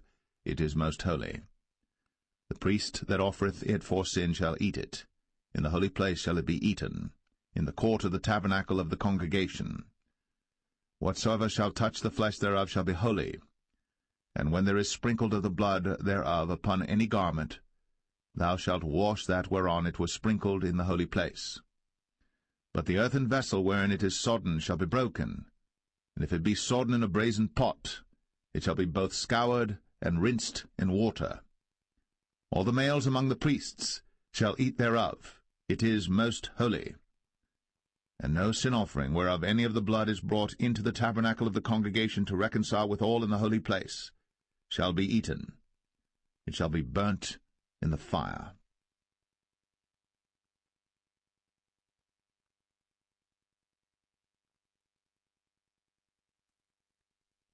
Leviticus 7.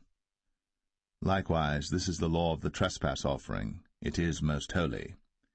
In the place where they kill the burnt offering shall they kill the trespass offering, and the blood thereof shall he sprinkle round about upon the altar. And he shall offer of it all the fat thereof, the rump, and the fat that covereth the inwards, and the 2 kidneys, and the fat that is on them, which is by the flanks, and the caul that is above the liver, with the kidneys, it shall he take away. And the priest shall burn them upon the altar for an offering made by fire unto the Lord. It is a trespass offering. Every male among the priests shall eat thereof. It shall be eaten in the holy place. It is most holy. As the sin offering is, so is the trespass offering. There is one law for them. The priest that maketh atonement therewith shall have it. And the priest that offereth any man's burnt offering, even the priest, shall have to himself the skin of the burnt offering which he hath offered. And all the meat offering that is baked in the oven, and all that is dressed in the frying pan, and in the pan, shall be the priest's that offereth it. And every meat offering mingled with oil and dry shall all the sons of Aaron have, one as much as another. And this is the law of the sacrifice of peace offerings which he shall offer unto the Lord.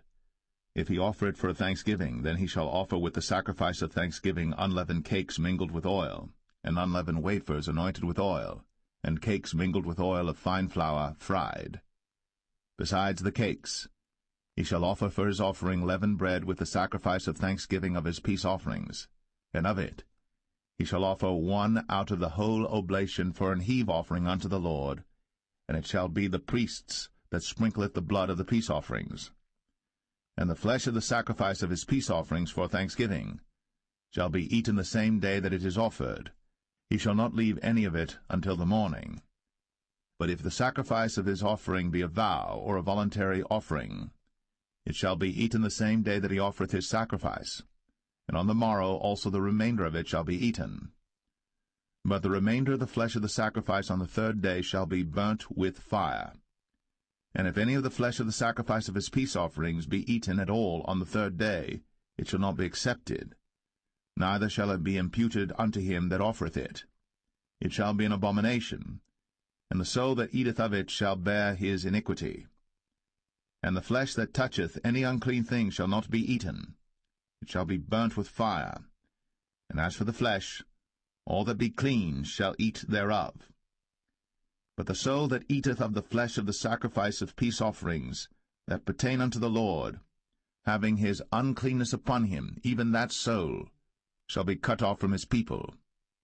Moreover, the soul that shall touch any unclean thing, as the uncleanness of man, or any unclean beast, or any abominable unclean thing, and eat of the flesh of the sacrifice of peace offerings, which pertain unto the Lord, even that soul shall be cut off from his people. And the Lord spake unto Moses, saying, Speak unto the children of Israel, saying, Ye shall eat no manner of fat, of ox, or of sheep, or of goat, and the fat of the beast that dieth of itself, and the fat of that which is torn with beasts, may be used in any other use, but ye shall in no wise eat of it. For whosoever eateth the fat of the beast, of which men offer an offering made by fire unto the Lord, even the soul that eateth it shall be cut off from his people. Moreover, ye shall eat no manner of blood, whether it be of fowl or of beast, in any of your dwellings. Whatsoever soul it be that eateth any manner of blood, even that soul shall be cut off from his people. And the Lord spake unto Moses, saying, Speak unto the children of Israel, saying, He that offereth the sacrifice of his peace offerings unto the Lord shall bring his oblation unto the Lord the sacrifice of his peace offerings. His own hands shall bring the offerings of the Lord made by fire, the fat with the breast. It shall he bring, that the breast may be waved for a wave offering before the Lord. And the priest shall burn the fat upon the altar, but the breast shall be Aaron's and his sons'. And the right shoulder shall ye give unto the priest for an heave offering of the sacrifices of your peace offerings. He among the sons of Aaron, that offereth the blood of the peace offerings, and the fat, shall have the right shoulder for his part. For the wave breast and the heave shoulder have I taken of the children of Israel, from off the sacrifices of their peace offerings, and have given them unto Aaron the priest, and unto his sons by a statute for ever from among the children of Israel. This is the portion of the anointing of Aaron, and of the anointing of his sons, out of the offerings of the Lord made by fire, in the day when he presented them to minister unto the Lord in the priest's office, which the Lord commanded to be given them of the children of Israel, in the day that he anointed them, by a statute for ever throughout their generations. This is the law of the burnt offering, of the meat offering, and of the sin offering, and of the trespass offering, and of the consecrations, and of the sacrifice of the peace offerings, which the Lord commanded Moses in Mount Sinai, in the day that he commanded the children of Israel to offer their oblations unto the Lord, in the wilderness of Sinai.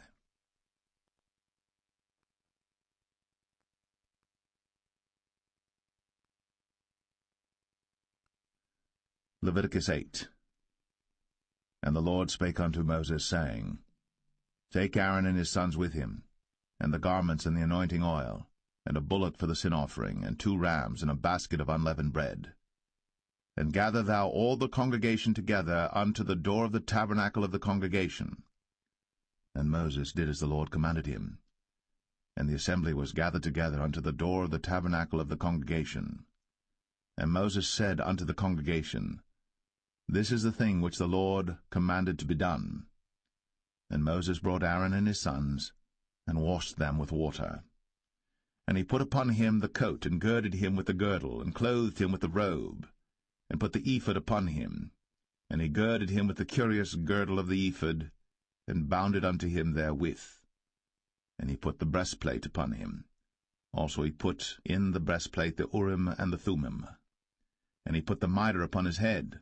Also upon the mitre, even upon his forefront, did he put the golden plate, the holy crown, as the Lord commanded Moses.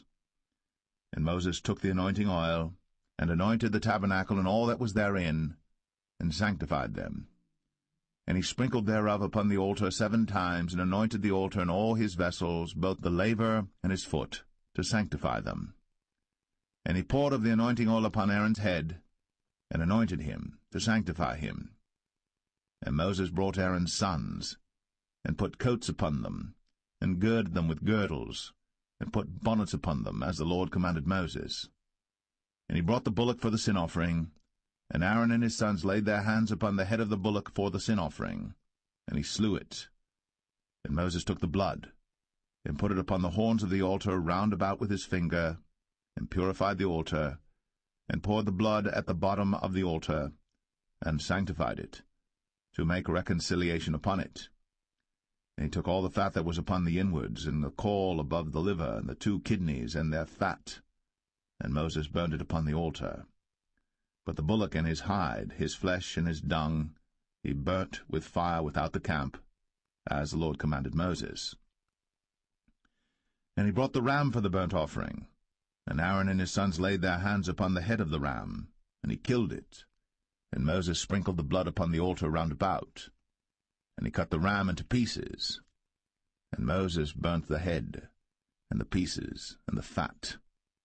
And he washed the inwards and the legs in water. And Moses burnt the whole ram upon the altar. It was a burnt sacrifice for a sweet savour, and an offering made by fire unto the Lord, as the Lord commanded Moses. And he brought the other ram, the ram of consecration. And Aaron and his sons laid their hands upon the head of the ram, and he slew it.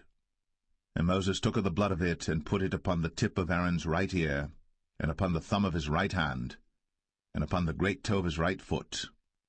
And he brought Aaron's sons, and Moses put of the blood upon the tip of their right ear, and upon the thumbs of their right hands, and upon the great toes of their right feet.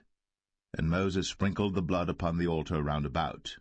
And he took the fat, and the rump, and all the fat that was upon the inwards, and the caul above the liver, and the 2 kidneys in their fat, and the right shoulder, and out of the basket of unleavened bread that was before the Lord, he took 1 unleavened cake, and a cake of oiled bread, and 1 wafer, and put them on the fat, and upon the right shoulder. And he put all upon Aaron's hands, and upon his sons' hands, and waved them for a wave offering before the Lord. And Moses took them from off their hands, and burnt them on the altar upon the burnt offering. They were consecrations for a sweet savour. It is an offering made by fire unto the Lord. And Moses took the breast, and waved it for a wave offering before the Lord. For of the ram of consecration it was Moses' part, as the Lord commanded Moses. And Moses took of the anointing oil, and of the blood which was upon the altar, and sprinkled it upon Aaron, and upon his garments, and upon his sons, and upon his sons' garments with him, and sanctified Aaron, and his garments, and his sons' garments with him. And Moses said unto Aaron and to his sons, Boil the flesh at the door of the tabernacle of the congregation, and there eat it with the bread that is in the basket of consecrations, as I commanded, saying, Aaron and his sons shall eat it. And that which remaineth of the flesh and of the bread shall ye burn with fire. And ye shall not go out of the door of the tabernacle of the congregation in 7 days, until the days of your consecration be at an end. For 7 days shall he consecrate you. As he hath done this day, so the Lord hath commanded to do, to make an atonement for you. Therefore shall ye abide at the door of the tabernacle of the congregation day and night, 7 days, and keep the charge of the Lord, that ye die not, for so I am commanded. So Aaron and his sons did all things which the Lord commanded by the hand of Moses.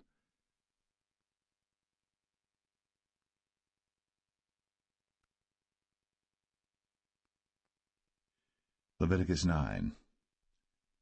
And it came to pass on the 8th day that Moses called Aaron and his sons and the elders of Israel. And he said unto Aaron, Take thee a young calf for a sin offering, and a ram for a burnt offering without blemish, and offer them before the Lord. And unto the children of Israel thou shalt speak, saying, Take ye a kid of the goats for a sin offering, and a calf and a lamb, both of the first year, without blemish, for a burnt offering. Also a bullock and a ram for peace offerings to sacrifice before the Lord, and a meat offering mingled with oil. For today the Lord will appear unto you. And they brought that which Moses commanded before the tabernacle of the congregation, and all the congregation drew near, and stood before the Lord. And Moses said, This is the thing which the Lord commanded that ye should do, and the glory of the Lord shall appear unto you. And Moses said unto Aaron, Go unto the altar, and offer thy sin offering, and thy burnt offering, and make an atonement for thyself, and for the people. And offer the offering of the people, and make an atonement for them, as the Lord commanded. Aaron therefore went unto the altar, and slew the calf of the sin offering, which was for himself. And the sons of Aaron brought the blood unto him, and he dipped his finger in the blood, and put it upon the horns of the altar, and poured out the blood at the bottom of the altar. But the fat and the kidneys and the caul above the liver of the sin offering he burnt upon the altar, as the Lord commanded Moses. And the flesh and the hide he burnt with fire without the camp. And he slew the burnt offering. And Aaron's sons presented unto him the blood, which he sprinkled round about upon the altar. And they presented the burnt offering unto him, with the pieces thereof, and the head, and he burnt them upon the altar. And he did wash the inwards and the legs, and burnt them upon the burnt offering on the altar. And he brought the people's offering, and took the goat which was the sin offering for the people, and slew it, and offered it for sin as the first. And he brought the burnt offering, and offered it according to the manner. And he brought the meat offering, and took an handful thereof, and burnt it upon the altar, beside the burnt sacrifice of the morning. He slew also the bullock and the ram for a sacrifice of peace offerings, which was for the people. And Aaron's sons presented unto him the blood which he sprinkled upon the altar round about. And the fat of the bullock and of the ram, the rump, and that which covereth the inwards, and the kidneys, and the caul above the liver. And they put the fat upon the breasts, and he burnt the fat upon the altar.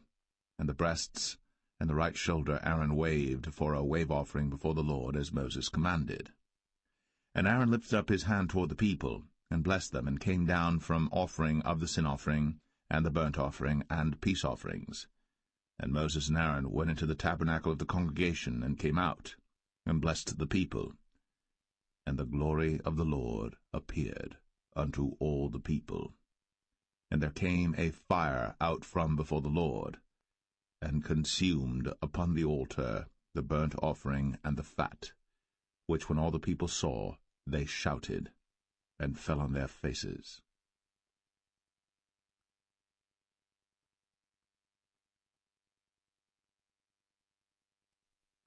Leviticus 10. And Nadab and Abihu, the sons of Aaron, took either of them his censer, and put fire therein, and put incense thereon, and offered strange fire before the Lord, which he commanded them not. And there went out fire from the Lord, and devoured them, and they died before the Lord. Then Moses said unto Aaron, This is it that the Lord spake, saying, I will be sanctified in them that come nigh me, and before all the people I will be glorified. And Aaron held his peace. And Moses called Mishael and Elzaphan, the sons of Uzziel, the uncle of Aaron, and said unto them, Come near, carry your brethren from before the sanctuary out of the camp. So they went near, and carried them in their coats out of the camp, as Moses had said. And Moses said unto Aaron, and unto Eleazar, and unto Ithamar his sons, Uncover not your heads, neither rend your clothes, lest ye die, and lest wrath come upon all the people. But let your brethren, the whole house of Israel, bewail the burning which the Lord hath kindled. And ye shall not go out from the door of the tabernacle of the congregation, lest ye die. For the anointing oil of the Lord is upon you. And they did according to the word of Moses. And the Lord spake unto Aaron, saying, Do not drink wine nor strong drink, thou nor thy sons with thee, when ye go into the tabernacle of the congregation, lest ye die. It shall be a statute for ever throughout your generations. And that ye may put difference between holy and unholy, and between unclean and clean, and that ye may teach the children of Israel all the statutes which the Lord hath spoken unto them by the hand of Moses. And Moses spake unto Aaron, and unto Eleazar, and unto Ithamar, his sons that were left, Take the meat offering that remaineth of the offerings of the Lord made by fire, and eat it without leaven beside the altar, for it is most holy. And ye shall eat it in the holy place, because it is thy due, and thy son's due, of the sacrifices of the Lord made by fire, for so I am commanded. And the wave breast and heave shoulder shall ye eat in a clean place, thou and thy sons, and thy daughters with thee, for they be thy due, and thy son's due, which are given out of the sacrifices of peace offerings of the children of Israel. The heave shoulder and the wave breast shall they bring with the offerings made by fire of the fat, to wave it for a wave offering before the Lord, and it shall be thine, and thy sons with thee, by a statute for ever, as the Lord hath commanded. And Moses diligently sought the goat of the sin offering, and behold, it was burnt. And he was angry with Eleazar and Ithamar, the sons of Aaron, which were left alive, saying, Wherefore have ye not eaten the sin offering in the holy place, seeing it is most holy? And God hath given it you to bear the iniquity of the congregation, to make atonement for them before the Lord. Behold, the blood of it was not brought in within the holy place. Ye should indeed have eaten it in the holy place, as I commanded. And Aaron said unto Moses, Behold, this day have they offered their sin offering and their burnt offering before the Lord. And such things have befallen me. And if I had eaten the sin offering today, should it have been accepted in the sight of the Lord? And when Moses heard that, he was content.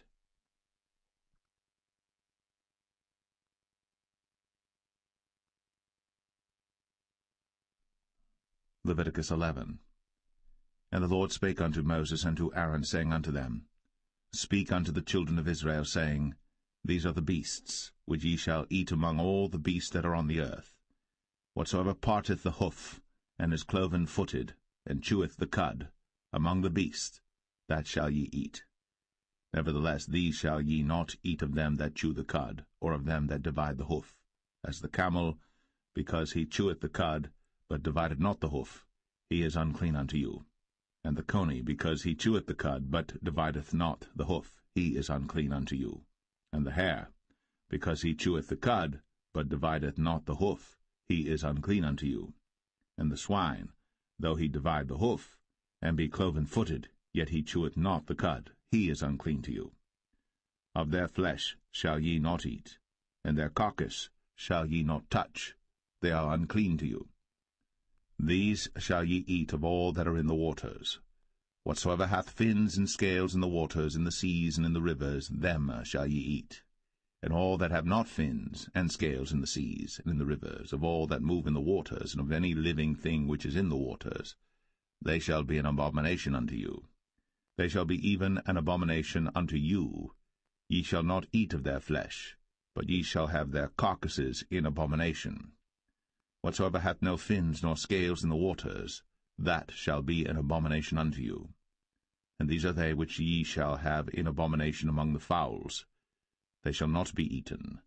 They are an abomination, the eagle, and the ossifrage, and the osprey, and the vulture, and the kite after his kind, every raven after his kind, and the owl, and the nighthawk, and the cuckoo, and the hawk after his kind, and the little owl, and the cormorant, and the great owl, and the swan, and the pelican, and the gyre eagle, and the stork, the heron after her kind, and the lapwing, and the bat. All fowls that creep, going upon all four, shall be an abomination unto you. Yet these may ye eat of every flying creeping thing that goeth upon all four, which have legs above their feet, to leap withal upon the earth. Even these of them ye may eat. The locust after his kind, and the bald locust after his kind, and the beetle after his kind, and the grasshopper after his kind. But all other flying creeping things which have 4 feet shall be an abomination unto you. And for these ye shall be unclean. Whosoever toucheth the carcass of them shall be unclean until the even. And whosoever beareth aught of the carcass of them shall wash his clothes, and be unclean until the even. The carcasses of every beast which divideth the hoof, and is not cloven-footed, nor cheweth the cud, are unclean unto you. Every one that toucheth them shall be unclean. And whatsoever goeth upon his paws among all manner of beasts that go on all four, those are unclean unto you. Whoso toucheth their carcass shall be unclean until the even. And he that beareth the carcass of them shall wash his clothes, and be unclean until the even. They are unclean unto you. These also shall be unclean unto you among the creeping things that creep upon the earth, the weasel, and the mouse, and the tortoise after his kind, and the ferret, and the chameleon, and the lizard, and the snail, and the mole. These are unclean to you among all that creep. Whosoever doth touch them, when they be dead, shall be unclean until the even. And upon whatsoever any of them, when they are dead, doth fall, it shall be unclean, whether it be any vessel of wood, or raiment, or skin, or sack, whatsoever vessel it be, wherein any work is done, it must be put into water, and it shall be unclean until the even. So it shall be cleansed. And every earthen vessel, whereinto any of them falleth, whatsoever is in it shall be unclean, and ye shall break it. Of all meat which may be eaten, that on which such water cometh shall be unclean, and all drink that may be drunk in every such vessel shall be unclean. And everything whereupon any part of their carcass falleth shall be unclean, whether it be oven, or ranges, or pots, they shall be broken down, for they are unclean, and shall be unclean unto you. Nevertheless a fountain or pit wherein there is plenty of water shall be clean, but that which toucheth their carcass shall be unclean. And if any part of their carcass fall upon any sowing seed which is to be sown, it shall be clean. But if any water be put upon the seed, and any part of their carcass fall thereon, it shall be unclean unto you. And if any beast, of which ye may eat, die, he that toucheth the carcass thereof shall be unclean until the even. And he that eateth of the carcass of it shall wash his clothes, and be unclean until the even. He also that beareth the carcass of it shall wash his clothes, and be unclean until the even. And every creeping thing that creepeth upon the earth shall be an abomination. It shall not be eaten. Whatsoever goeth upon the belly, and whatsoever goeth upon all four, or whatsoever hath more feet among all creeping things that creep upon the earth, them ye shall not eat, for they are an abomination. Ye shall not make yourselves abominable with any creeping thing that creepeth, neither shall ye make yourselves unclean with them, that ye should be defiled thereby. For I am the Lord your God. Ye shall therefore sanctify yourselves, and ye shall be holy, for I am holy. Neither shall ye defile yourselves with any manner of creeping thing that creepeth upon the earth. For I am the Lord that bringeth you up out of the land of Egypt, to be your God. Ye shall therefore be holy, for I am holy. This is the law of the beasts, and of the fowl, and of every living creature that moveth in the waters, and of every creature that creepeth upon the earth, to make a difference between the unclean and the clean, and between the beast that may be eaten, and the beast that may not be eaten.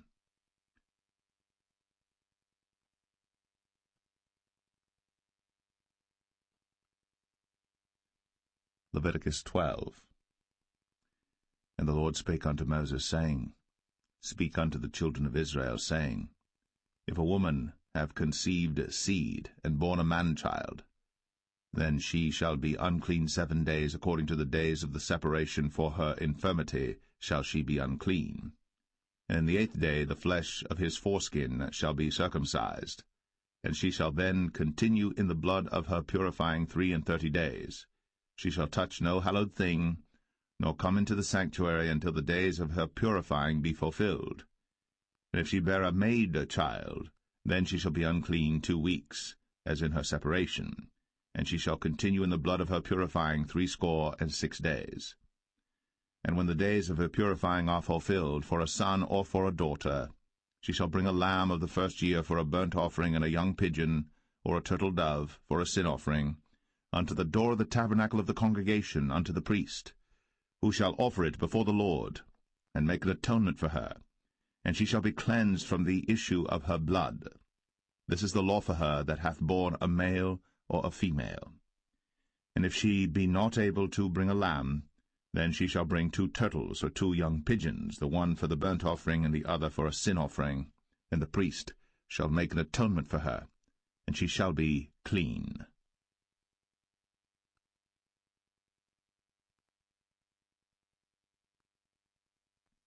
Leviticus 13. And the Lord spake unto Moses and Aaron, saying, When a man shall have in the skin of his flesh a rising, a scab, or bright spot, and it be in the skin of his flesh like the plague of leprosy, then he shall be brought unto Aaron the priest, or unto one of his sons the priests. And the priest shall look on the plague in the skin of the flesh, and when the hair in the plague is turned white, and the plague in sight be deeper than the skin of his flesh, it is a plague of leprosy, and the priest shall look on him, and pronounce him unclean. If the bright spot be white in the skin of his flesh, and in sight be not deeper than the skin, and the hair thereof be not turned white, then the priest shall shut up him that hath the plague 7 days. And the priest shall look on him the 7th day, and behold, if the plague in his sight be at a stay, and the plague spread not in the skin, then the priest shall shut him up 7 days more. And the priest shall look on him again the 7th day, and behold, if the plague be somewhat dark, and the plague spread not in the skin, the priest shall pronounce him clean. It is but a scab, and he shall wash his clothes, and be clean. But if the scab spread much abroad in the skin, after that he hath been seen of the priest for his cleansing, he shall be seen of the priest again. And if the priest see that, behold, the scab spreadeth in the skin, then the priest shall pronounce him unclean. It is a leprosy. When the plague of leprosy is in a man, then he shall be brought unto the priest. And the priest shall see him, and behold, if the rising be white in the skin, and it have turned the hair white, and there be quick raw flesh in the rising, it is an old leprosy in the skin of his flesh. And the priest shall pronounce him unclean, and shall not shut him up, for he is unclean. And if a leprosy break out abroad in the skin, and the leprosy cover all the skin of him that hath the plague from his head even to his foot, wheresoever the priest looketh.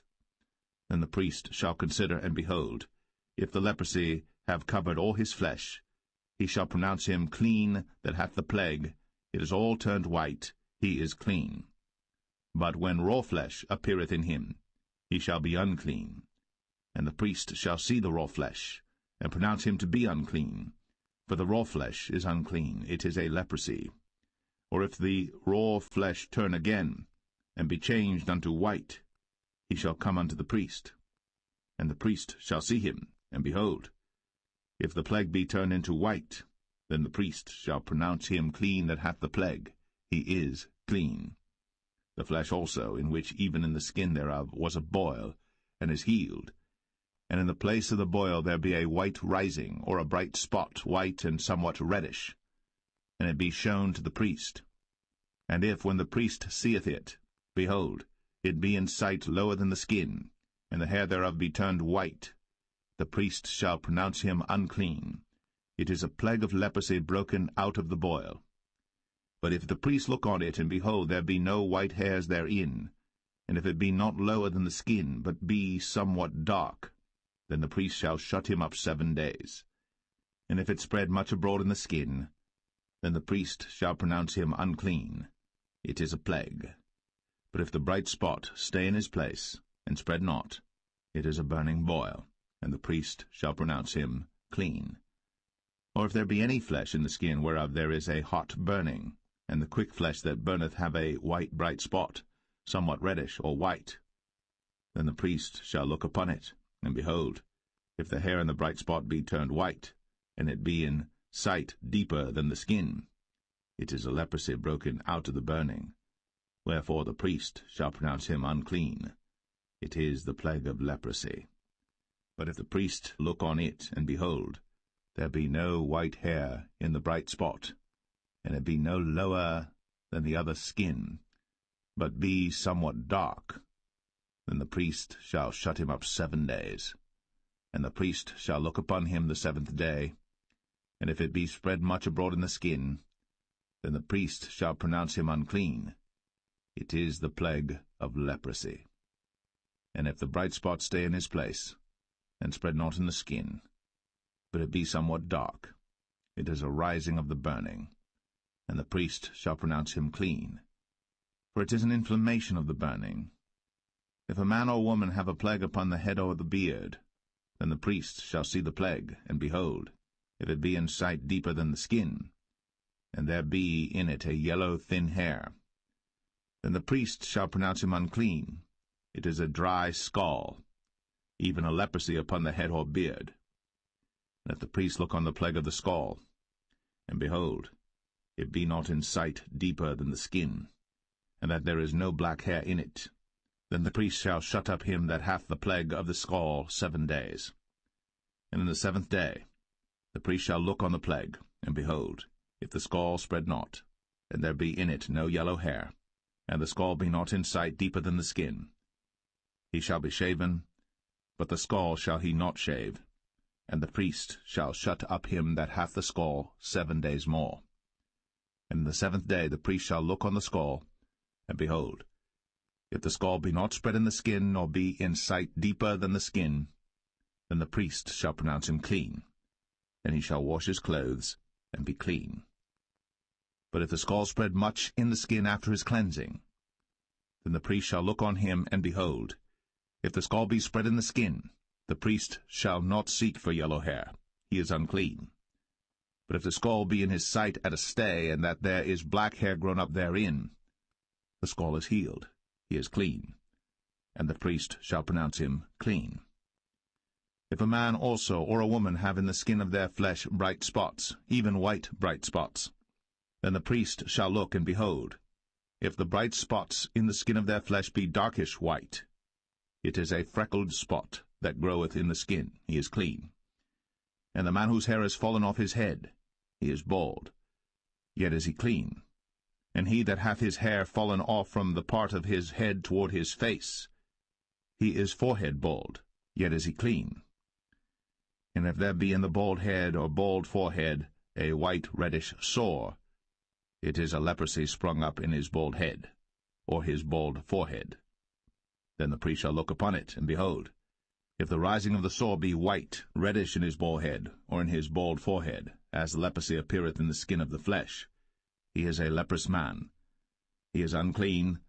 The priest shall pronounce him utterly unclean. His plague is in his head. And the leper in whom the plague is, his clothes shall be rent, and his head bare. And he shall put a covering upon his upper lip, and shall cry, Unclean, unclean. All the days wherein the plague shall be in him, he shall be defiled. He is unclean. He shall dwell alone. Without the camp shall his habitation be. The garment also that the plague of leprosy is in, whether it be a woolen garment or a linen garment, whether it be in the warp or woof of linen or of woolen, whether in a skin or in anything made of skin, and if the plague be greenish or reddish in the garment or in the skin, either in the warp or in the woof or in anything of skin, it is a plague of leprosy, and shall be shown unto the priest. And the priest shall look upon the plague, and shut up it that hath the plague 7 days. And he shall look on the plague on the 7th day, if the plague be spread in the garment, either in the warp, or in the woof, or in a skin, or in any work that is made of skin, the plague is a fretting leprosy, it is unclean. He shall therefore burn the garment, whether warp or woof, in woolen or in linen, or anything of skin, wherein the plague is, for it is a fretting leprosy, it shall be burnt in the fire. And if the priest shall look, and behold, the plague be not spread in the garment, either in the warp or in the woof, or in anything of skin, then the priest shall command that they wash the thing wherein the plague is, and he shall shut it up 7 days more. And the priest shall look on the plague, after that it is washed, and behold, if the plague have not changed his colour, and the plague be not spread, it is unclean. Thou shalt burn it in the fire. It is fret inward, whether it be bare within or without. And if the priest look, and behold, the plague be somewhat dark after the washing of it, then he shall rend it out of the garment, or out of the skin, or out of the warp, or out of the woof. And if it appear still in the garment, either in the warp or in the woof, or in anything of skin, it is a spreading plague. Thou shalt burn that wherein the plague is, with fire.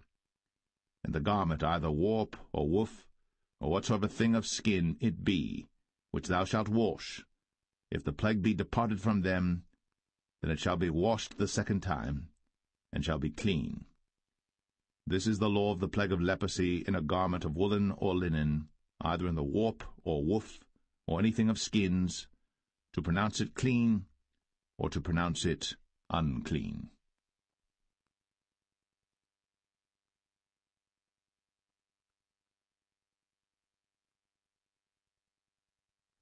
Leviticus 14. And the Lord spake unto Moses, saying, This shall be the law of the leper in the day of his cleansing. He shall be brought unto the priest. And the priest shall go forth out of the camp, and the priest shall look, and behold, if the plague of leprosy be healed in the leper, then shall the priest command to take for him that is to be cleansed 2 birds alive and clean, and cedar wood, and scarlet and hyssop. And the priest shall command that one of the birds be killed in an earthen vessel over running water. As for the living bird, he shall take it, and the cedar wood, and the scarlet, and the hyssop, and shall dip them and the living bird in the blood of the bird that was killed over the running water. And he shall sprinkle upon him that is to be cleansed from the leprosy 7 times, and shall pronounce him clean, and shall let the living bird loose into the open field. And he that is to be cleansed shall wash his clothes, and shave off all his hair, and wash himself in water, that he may be clean. And after that he shall come into the camp, and shall tarry abroad out of his tent 7 days.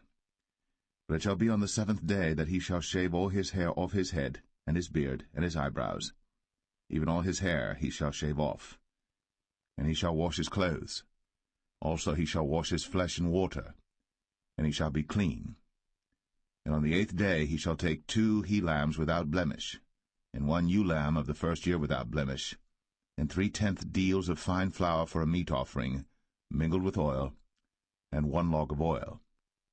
And the priest that maketh him clean shall present the man that is to be made clean, and those things before the Lord, at the door of the tabernacle of the congregation.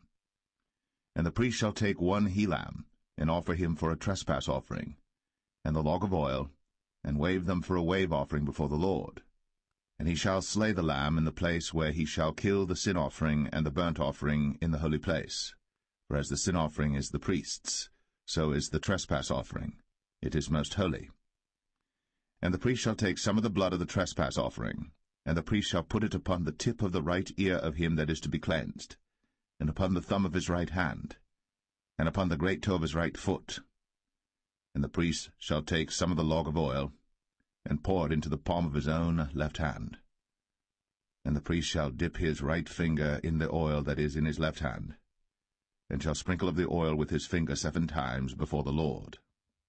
And of the rest of the oil that is in his hand shall the priest put upon the tip of the right ear of him that is to be cleansed, and upon the thumb of his right hand, and upon the great toe of his right foot, upon the blood of the trespass offering. And the remnant of the oil that is in the priest's hand he shall pour upon the head of him that is to be cleansed, and the priest shall make an atonement for him before the Lord. And the priest shall offer the sin offering, and make an atonement for him that is to be cleansed from his uncleanness. And afterward he shall kill the burnt offering. And the priest shall offer the burnt offering and the meat offering upon the altar. And the priest shall make an atonement for him, and he shall be clean. And if he be poor, and cannot get so much, then he shall take 1 lamb for a trespass offering to be waved, to make an atonement for him, and 1/10 deal of fine flour mingled with oil for a meat offering, and a log of oil, and 2 turtle doves, or 2 young pigeons, such as he is able to get, and the one shall be a sin offering, and the other a burnt offering. And he shall bring them on the 8th day for his cleansing unto the priest, unto the door of the tabernacle of the congregation before the Lord. And the priest shall take the lamb of the trespass offering, and the log of oil, and the priest shall wave them for a wave offering before the Lord. And he shall kill the lamb of the trespass offering, and the priest shall take some of the blood of the trespass offering, and put it upon the tip of the right ear of him that is to be cleansed, and upon the thumb of his right hand, and upon the great toe of his right foot. And the priest shall pour of the oil into the palm of his own left hand. And the priest shall sprinkle with his right finger some of the oil that is in his left hand 7 times before the Lord. And the priest shall put of the oil that is in his hand upon the tip of the right ear of him that is to be cleansed, and upon the thumb of his right hand, and upon the great toe of his right foot, upon the place of the blood of the trespass offering. And the rest of the oil that is in the priest's hand he shall put upon the head of him that is to be cleansed, to make an atonement for him before the Lord.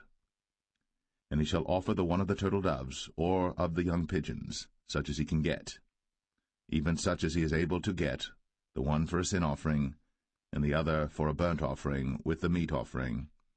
And the priest shall make an atonement for him that is to be cleansed before the Lord. This is the law of him in whom is the plague of leprosy, whose hand is not able to get that which pertaineth to his cleansing. And the Lord spake unto Moses and unto Aaron, saying, When ye be come into the land of Canaan, which I give to you for a possession, and I put the plague of leprosy in a house of the land of your possession, and he that owneth the house shall come and tell the priest, saying, It seemeth to me there is as it were a plague in the house. Then the priest shall command that they empty the house before the priests go into it to see the plague, that all that is in the house be not made unclean. And afterward the priest shall go in to see the house. And he shall look on the plague, and behold, if the plague be in the walls of the house with hollow strakes, greenish or reddish, which in sight are lower than the wall, then the priest shall go out of the house to the door of the house, and shut up the house 7 days.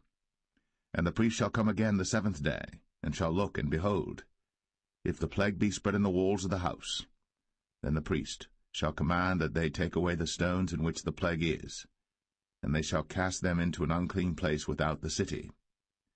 And he shall cause the house to be scraped within round about, and they shall pour out the dust that they scrape off without the city into an unclean place.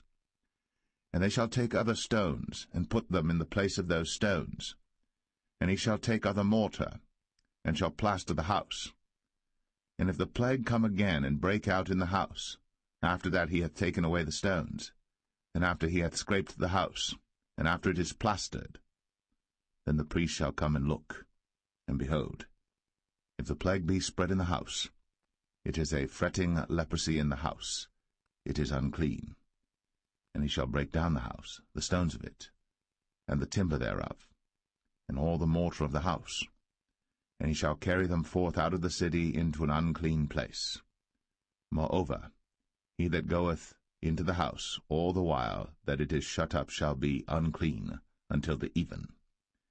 And he that lieth in the house shall wash his clothes, and he that eateth in the house shall wash his clothes. And if the priest shall come in and look upon it, and behold, the plague hath not spread in the house, after the house was plastered, then the priest shall pronounce the house clean, because the plague is healed. And he shall take to cleanse the house 2 birds, and cedar wood, and scarlet, and hyssop. And he shall kill the one of the birds in an earthen vessel over running water. And he shall take the cedar wood, and the hyssop, and the scarlet, and the living bird, and dip them in the blood of the slain bird, and in the running water, and sprinkle the house 7 times. And he shall cleanse the house with the blood of the bird, and with the running water, and with the living bird, and with the cedar wood, and with the hyssop, and with the scarlet. But he shall let go the living bird out of the city into the open fields, and make an atonement for the house, and it shall be clean. This is the law for all manner of plague of leprosy and scall, and for the leprosy of a garment and of a house, and for a rising, and for a scab, and for a bright spot, to teach when it is unclean, and when it is clean.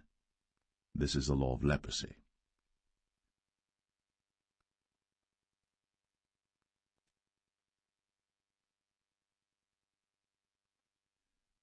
Leviticus 15.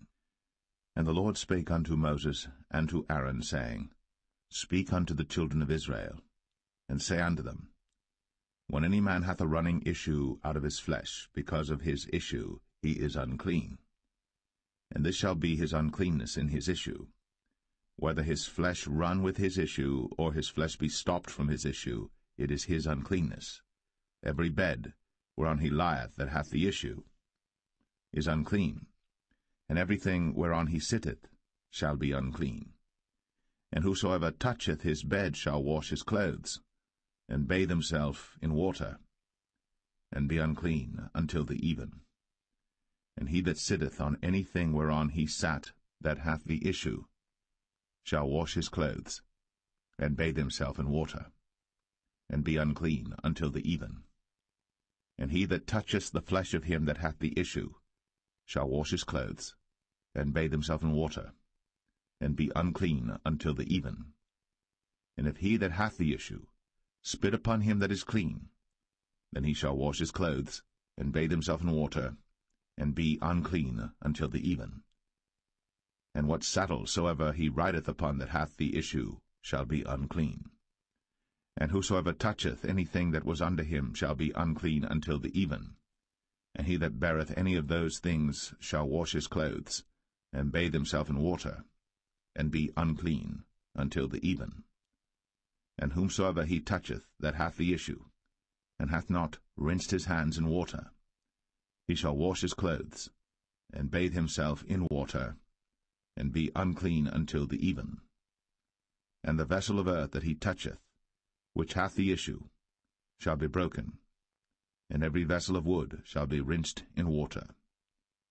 And when he that hath an issue is cleansed of his issue, then he shall number to himself 7 days for his cleansing, and wash his clothes, and bathe his flesh in running water, and shall be clean. And on the 8th day he shall take to him 2 turtle doves, or 2 young pigeons, and come before the Lord unto the door of the tabernacle of the congregation, and give them unto the priest. And the priest shall offer them, the one for a sin offering, and the other for a burnt offering. And the priest shall make an atonement for him before the Lord for his issue. And if any man's seed of copulation go out from him, then he shall wash all his flesh in water, and be unclean until the even. And every garment, and every skin, whereon is the seed of copulation, shall be washed with water, and be unclean until the even. The woman also with whom man shall lie with seed of copulation, they shall both bathe themselves in water, and be unclean until the even. And if a woman have an issue, and her issue in her flesh be blood, she shall be put apart 7 days, and whosoever toucheth her shall be unclean until the even. And everything that she lieth upon in her separation shall be unclean. Everything also that she sitteth upon shall be unclean. And whosoever toucheth her bed shall wash his clothes, and bathe himself in water, and be unclean until the even. And whosoever toucheth anything that she sat upon shall wash his clothes, and bathe himself in water, and be unclean until the even. And if it be on her bed, or on any thing whereon she sitteth, when he toucheth it, he shall be unclean until the even. And if any man lie with her at all, and her flowers be upon him, he shall be unclean 7 days, and all the bed whereon he lieth shall be unclean. And if a woman have an issue of her blood many days out of the time of her separation, or if it run beyond the time of her separation, all the days of the issue of her uncleanness shall be as the days of her separation. She shall be unclean. Every bed whereon she lieth all the days of her issue shall be unto her as the bed of her separation. And whatsoever she sitteth upon shall be unclean, as the uncleanness of her separation. And whosoever toucheth those things shall be unclean, and shall wash his clothes, and bathe himself in water, and be unclean until the even. But if she be cleansed of her issue, then she shall number to herself 7 days, and after that she shall be clean. And on the 8th day she shall take unto her 2 turtles, or 2 young pigeons, and bring them unto the priest, to the door of the tabernacle of the congregation. And the priest shall offer the one for a sin offering, and the other for a burnt offering. And the priest shall make an atonement for her before the Lord for the issue of her uncleanness. Thus shall ye separate the children of Israel from their uncleanness, that they die not in their uncleanness, when they defile my tabernacle that is among them. This is the law of him that hath an issue, and of him whose seed goeth from him, and is defiled therewith, and of her that is sick of her flowers, and of him that hath an issue, of the man, and of the woman, and of him that lieth with her that is unclean.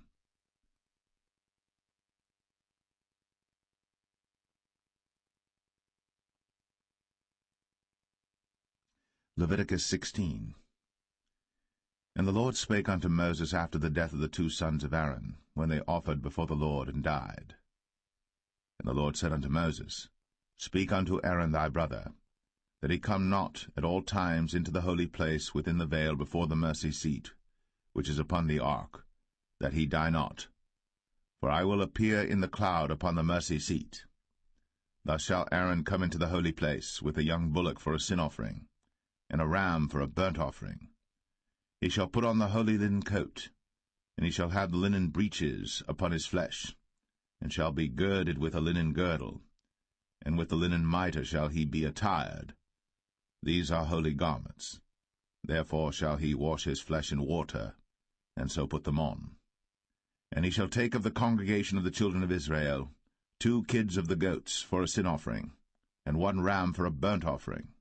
And Aaron shall offer his bullock of the sin offering which is for himself, and make an atonement for himself, and for his house. And he shall take the 2 goats and present them before the Lord at the door of the tabernacle of the congregation. And Aaron shall cast lots upon the 2 goats, 1 lot for the Lord, and the other lot for the scapegoat. And Aaron shall bring the goat upon which the Lord's lot fell, and offer him for a sin offering. But the goat on which the lot fell to be the scapegoat shall be presented alive before the Lord, to make an atonement with him, and to let him go for a scapegoat into the wilderness. And Aaron shall bring the bullock of the sin offering which is for himself, and shall make an atonement for himself, and for his house, and shall kill the bullock of the sin offering which is for himself. And he shall take a censer full of burning coals of fire from off the altar before the Lord, and his hands full of sweet incense beaten small, and bring it within the veil. And he shall put the incense upon the fire before the Lord, that the cloud of the incense may cover the mercy seat that is upon the testimony, that he die not. And he shall take of the blood of the bullock, and sprinkle it with his finger upon the mercy seat eastward, and before the mercy seat shall he sprinkle of the blood with his finger 7 times. Then shall he kill the goat of the sin offering that is for the people, and bring his blood within the veil, and do with that blood as he did with the blood of the bullock, and sprinkle it upon the mercy seat, and before the mercy seat. And he shall make an atonement for the holy place, because of the uncleanness of the children of Israel, and because of their transgressions and all their sins. And so shall he do for the tabernacle of the congregation that remaineth among them in the midst of their uncleanness. And there shall be no man in the tabernacle of the congregation when he goeth in to make an atonement in the holy place, until he come out, and have made an atonement for himself, and for his household, and for all the congregation of Israel. And he shall go out unto the altar that is before the Lord, and make an atonement for it, and shall take of the blood of the bullock, and of the blood of the goat, and put it upon the horns of the altar round about. And he shall sprinkle of the blood upon it with his finger 7 times, and cleanse it, and hallow it from the uncleanness of the children of Israel. And when he hath made an end of reconciling the holy place, and the tabernacle of the congregation, and the altar, he shall bring the live goat.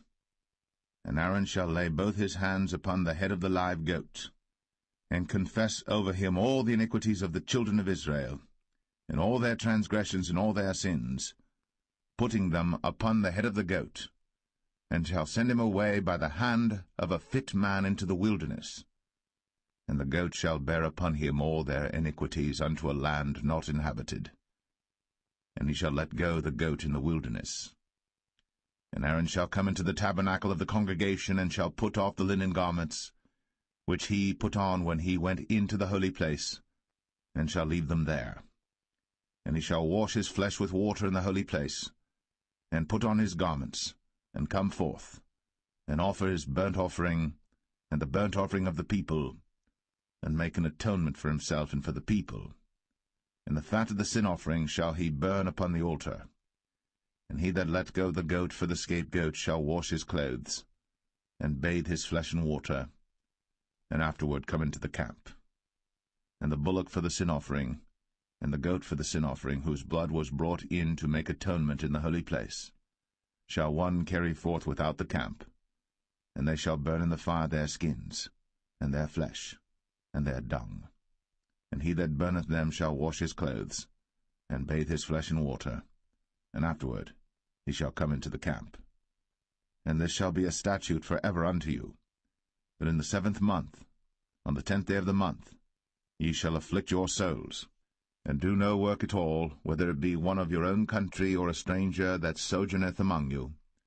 For on that day shall the priest make an atonement for you, to cleanse you, that ye may be clean from all your sins before the Lord.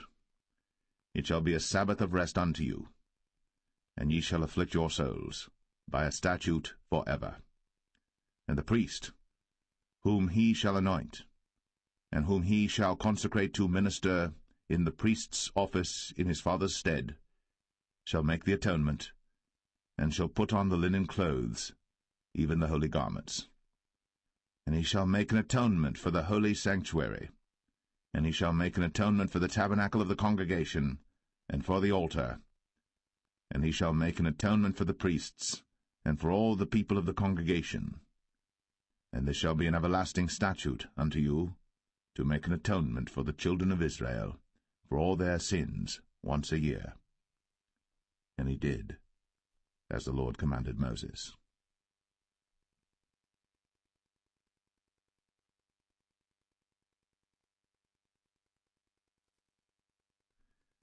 Leviticus 17.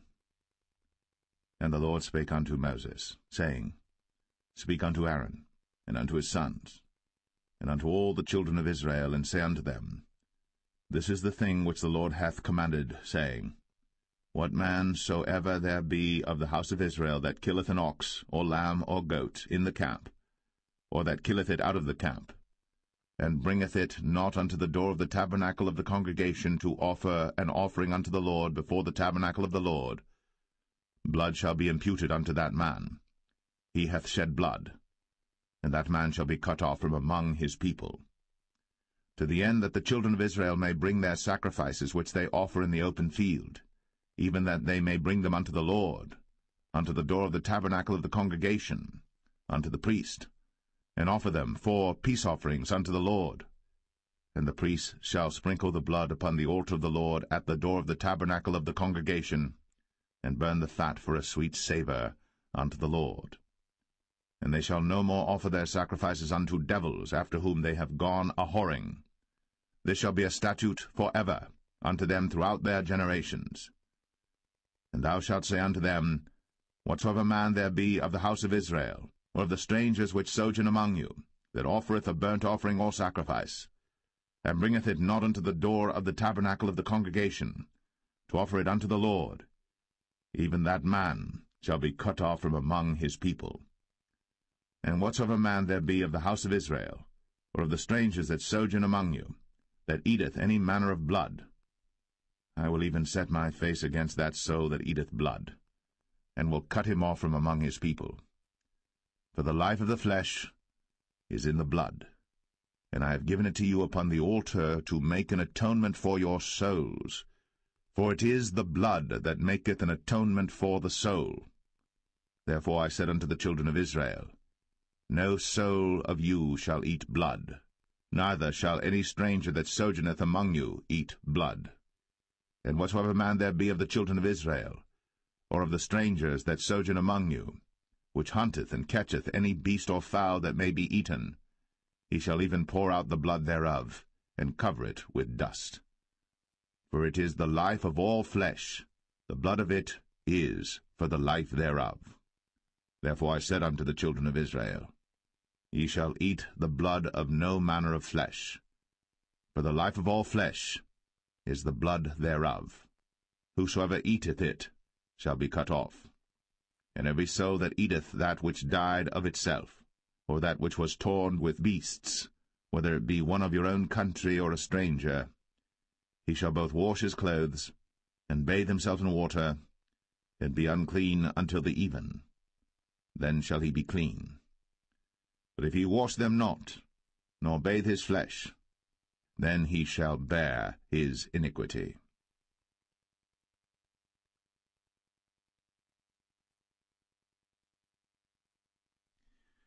Leviticus 18. And the Lord spake unto Moses, saying, Speak unto the children of Israel, and say unto them, I am the Lord your God. After the doings of the land of Egypt, wherein ye dwelt, shall ye not do, and after the doings of the land of Canaan, whither I bring you, shall ye not do, neither shall ye walk in their ordinances. Ye shall do my judgments, and keep mine ordinances, to walk therein. I am the Lord your God. Ye shall therefore keep my statutes and my judgments, which if a man do, he shall live in them. I am the Lord. None of you shall approach to any that is near of kin to him, to uncover their nakedness. I am the Lord. The nakedness of thy father, or the nakedness of thy mother, shalt thou not uncover. She is thy mother, thou shalt not uncover her nakedness. The nakedness of thy father's wife shalt thou not uncover. It is thy father's nakedness. The nakedness of thy sister, the daughter of thy father, or daughter of thy mother, whether she be born at home, or born abroad, even their nakedness thou shalt not uncover. The nakedness of thy son's daughter, or of thy daughter's daughter, even their nakedness thou shalt not uncover. For theirs is thine own nakedness. The nakedness of thy father's wife's daughter, begotten of thy father, she is thy sister. Thou shalt not uncover her nakedness. Thou shalt not uncover the nakedness of thy father's sister. She is thy father's near kinswoman. Thou shalt not uncover the nakedness of thy mother's sister, for she is thy mother's near kinswoman. Thou shalt not uncover the nakedness of thy father's brother. Thou shalt not approach to his wife. She is thine aunt. Thou shalt not uncover the nakedness of thy daughter-in-law. She is thy son's wife. thou shalt not uncover her nakedness. Thou shalt not uncover the nakedness of thy brother's wife. It is thy brother's nakedness. Thou shalt not uncover the nakedness of a woman and her daughter, neither shalt thou take her son's daughter, or her daughter's daughter, to uncover her nakedness, for they are her near kinswoman. It is wickedness. Neither shalt thou take a wife to her sister, to vex her, to uncover her nakedness, beside the other in her lifetime. Also thou shalt not approach unto a woman to uncover her nakedness, as long as she is put apart for her uncleanness. Moreover, thou shalt not lie carnally with thy neighbor's wife, to defile thyself with her. And thou shalt not let any of thy seed pass through the fire to Moloch, neither shalt thou profane the name of thy God. I am the Lord. Thou shalt not lie with mankind, as with womankind. It is abomination. Neither shalt thou lie with any beast, to defile thyself therewith. Neither shall any woman stand before a beast to lie down thereto. It is confusion. Defile not ye yourselves in any of these things. For in all these the nations are defiled which I cast out before you, and the land is defiled. Therefore I do visit the iniquity thereof upon it, and the land itself vomiteth out her inhabitants. Ye shall therefore keep my statutes and my judgments, and shall not commit any of these abominations, neither any of your own nation, nor any stranger that sojourneth among you. For all these abominations have the men of the land done, which were before you, and the land is defiled, that the land spew not you out also, when ye defile it, as it spewed out the nations that were before you. For whosoever shall commit any of these abominations, even the souls that commit them, shall be cut off from among their people. Therefore shall ye keep mine ordinance, that ye commit not any one of these abominable customs, which were committed before you, and that ye defile not yourselves therein. I am the Lord your God.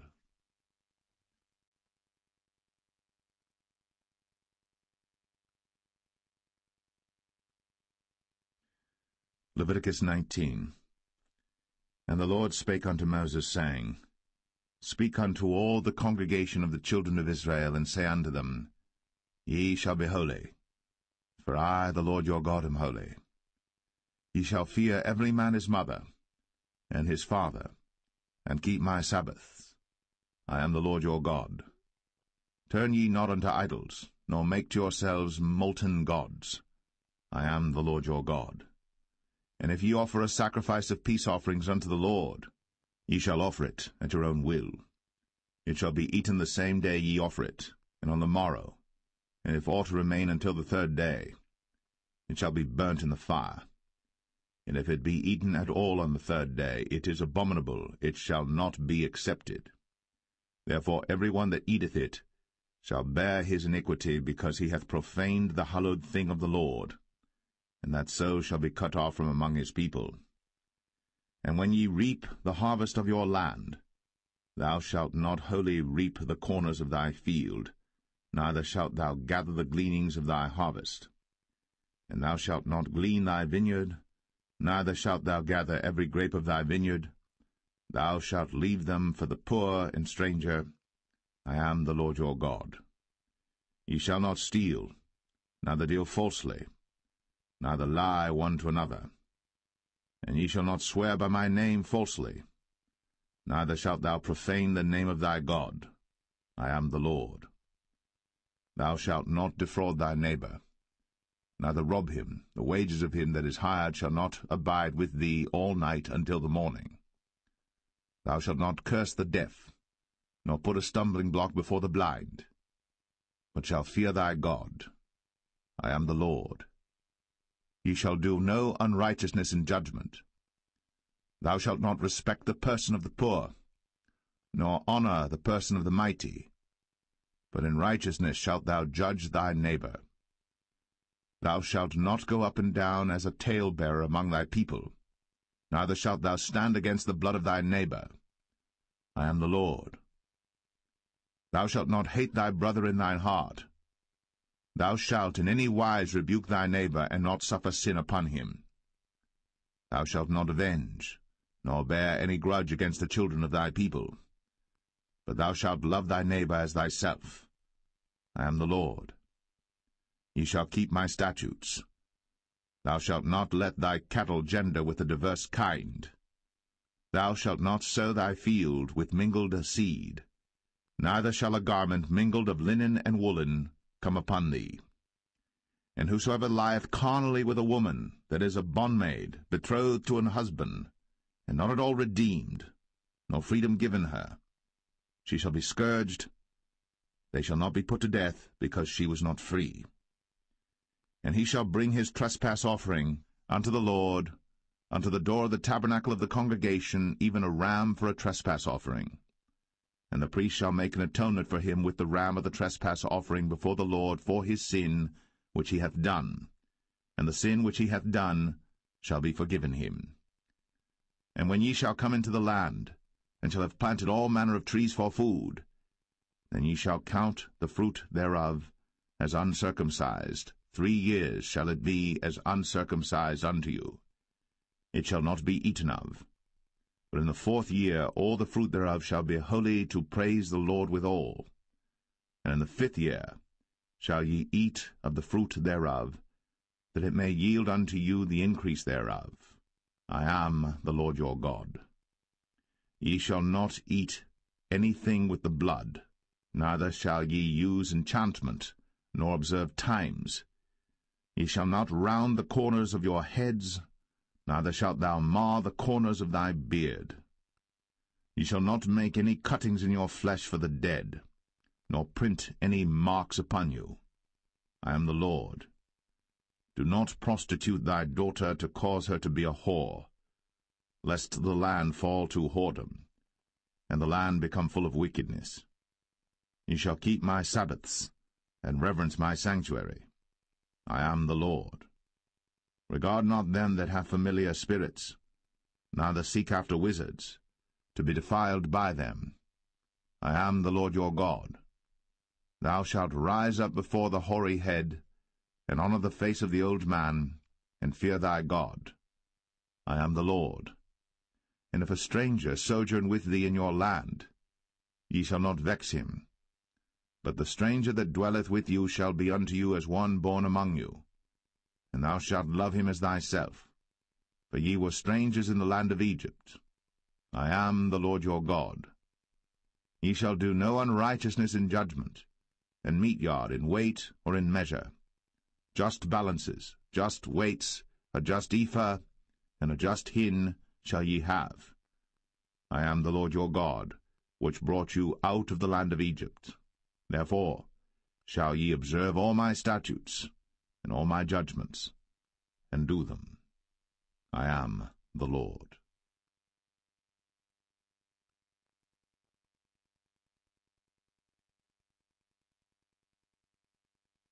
Leviticus 20. And the Lord spake unto Moses, saying, Again, thou shalt say to the children of Israel, Whosoever he be of the children of Israel, or of the strangers that sojourn in Israel, that giveth any of his seed unto Moloch, he shall surely be put to death. The people of the land shall stone him with stones. And I will set my face against that man, and will cut him off from among his people, because he hath given of his seed unto Moloch, to defile my sanctuary, and to profane my holy name. And if the people of the land do any ways hide their eyes from the man, when he giveth of his seed unto Moloch, and kill him not, then I will set my face against that man, and against his family, and will cut him off, and all that go a-whoring after him, to commit whoredom with Moloch from among their people. And the soul that turneth after such as have familiar spirits, and after wizards, to go a-whoring after them, I will even set my face against that soul, and will cut him off from among his people. Sanctify yourselves, therefore, and be ye holy, for I am the Lord your God. And ye shall keep my statutes, and do them. I am the Lord which sanctify you. For every one that curseth his father or his mother shall be surely put to death. He hath cursed his father or his mother, his blood shall be upon him. And the man that committeth adultery with another man's wife, even he that committeth adultery with his neighbour's wife, the adulterer and the adulteress shall surely be put to death. And the man that lieth with his father's wife hath uncovered his father's nakedness. Both of them shall surely be put to death. Their blood shall be upon them. And if a man lie with his daughter-in-law, both of them shall surely be put to death. They have wrought confusion. Their blood shall be upon them. If a man also lie with mankind, as he lieth with a woman, both of them have committed an abomination. They shall surely be put to death. Their blood shall be upon them. And if a man take a wife and her mother, it is wickedness. They shall be burnt with fire, both he and they, that there be no wickedness among you. And if a man lie with a beast, he shall surely be put to death, and ye shall slay the beast. And if a woman approach unto any beast, and lie down thereto, thou shalt kill the woman and the beast. They shall surely be put to death. Their blood shall be upon them.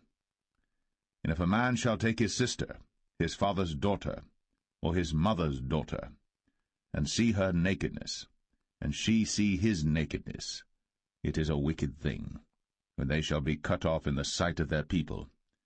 He hath uncovered his sister's nakedness, he shall bear his iniquity. And if a man shall lie with a woman having her sickness, and shall uncover her nakedness, he hath discovered her fountain, and she hath uncovered the fountain of her blood, and both of them shall be cut off from among their people. And thou shalt not uncover the nakedness of thy mother's sister, nor of thy father's sister, for he uncovereth his near kin. They shall bear their iniquity. And if a man shall lie with his uncle's wife, he hath uncovered his uncle's nakedness. They shall bear their sin. They shall die childless. And if a man shall take his brother's wife, it is an unclean thing. He hath uncovered his brother's nakedness. They shall be childless. Ye shall therefore keep all my statutes and all my judgments, and do them, that the land, whither I bring you to dwell therein, spew you not out. And ye shall not walk in the manners of the nation, which I cast out before you. For they committed all these things, and therefore I abhorred them. But I have said unto you, Ye shall inherit their land, and I will give it unto you to possess it, a land that floweth with milk and honey.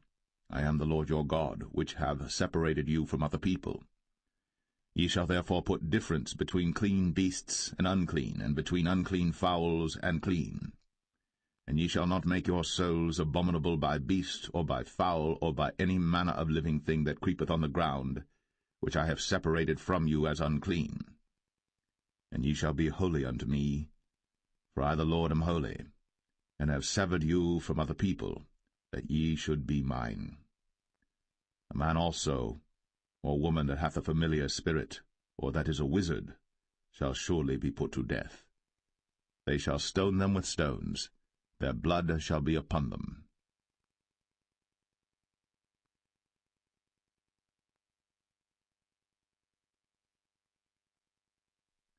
Leviticus 21. And the Lord said unto Moses, Speak unto the priests, the sons of Aaron, and say unto them, There shall none be defiled for the dead among his people. But for his kin that is near unto him, that is, for his mother, and for his father, and for his son, and for his daughter, and for his brother, and for his sister a virgin, that is nigh unto him, which hath had no husband, for her may he be defiled.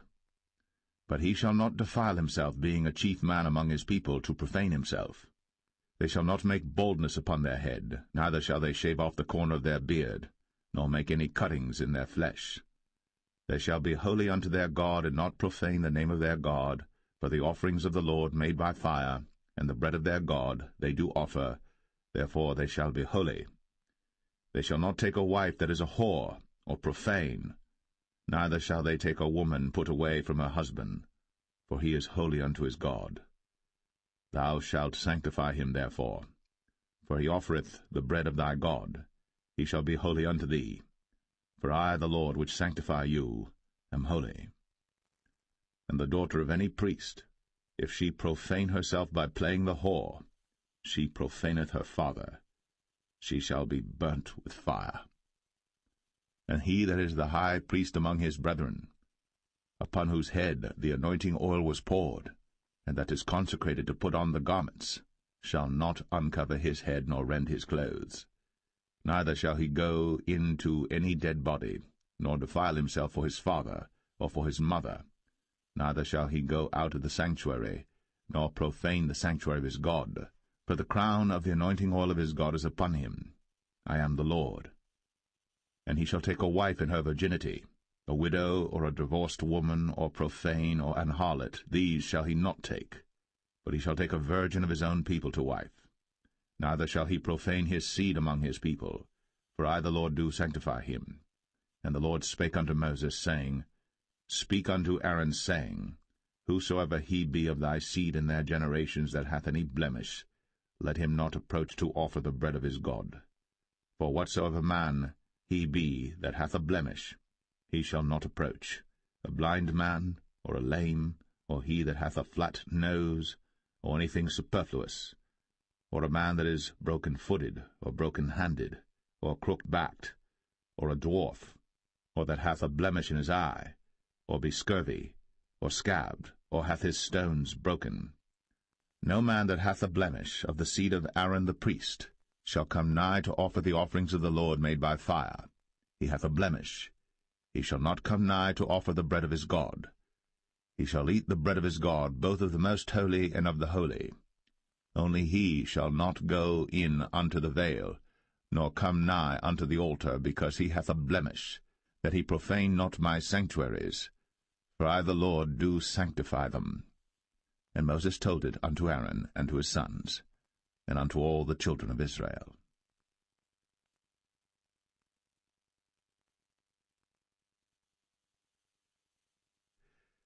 Leviticus 22.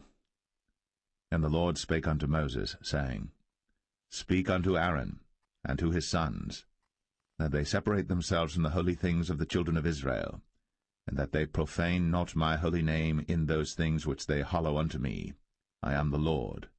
Say unto them, Whosoever he be of all your seed among your generations, that goeth unto the holy things, which the children of Israel hallow unto the Lord, having his uncleanness upon him, that soul shall be cut off from my presence.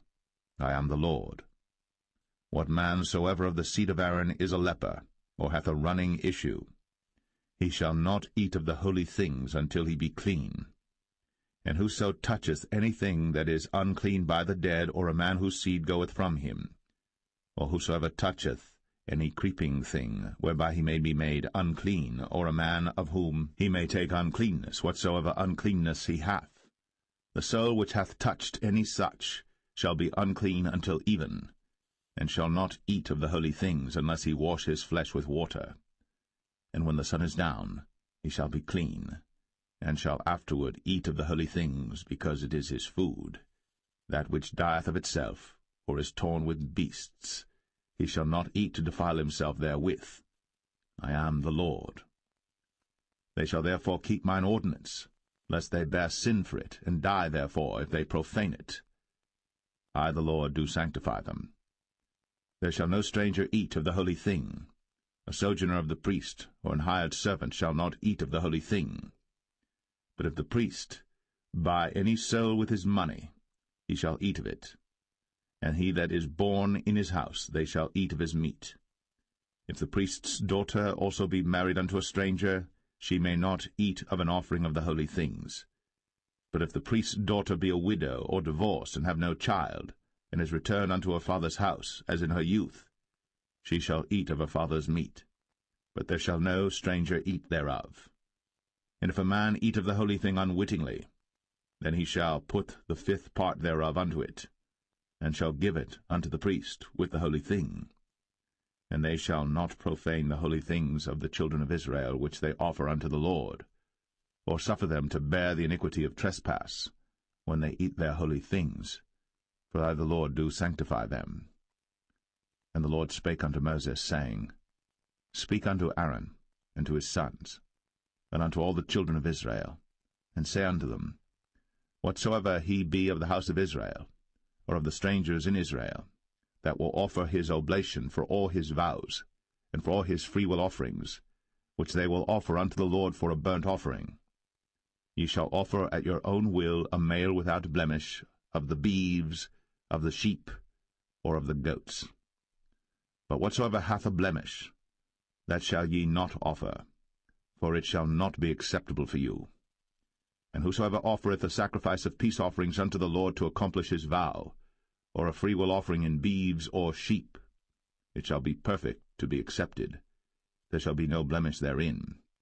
Blind, or broken, or maimed, or having a wen, or scurvy, or scabbed, ye shall not offer these unto the Lord, nor make an offering by fire of them upon the altar unto the Lord, either a bullock, or a lamb that hath anything superfluous or lacking in his parts, that mayest thou offer for a freewill offering, but for a vow it shall not be accepted.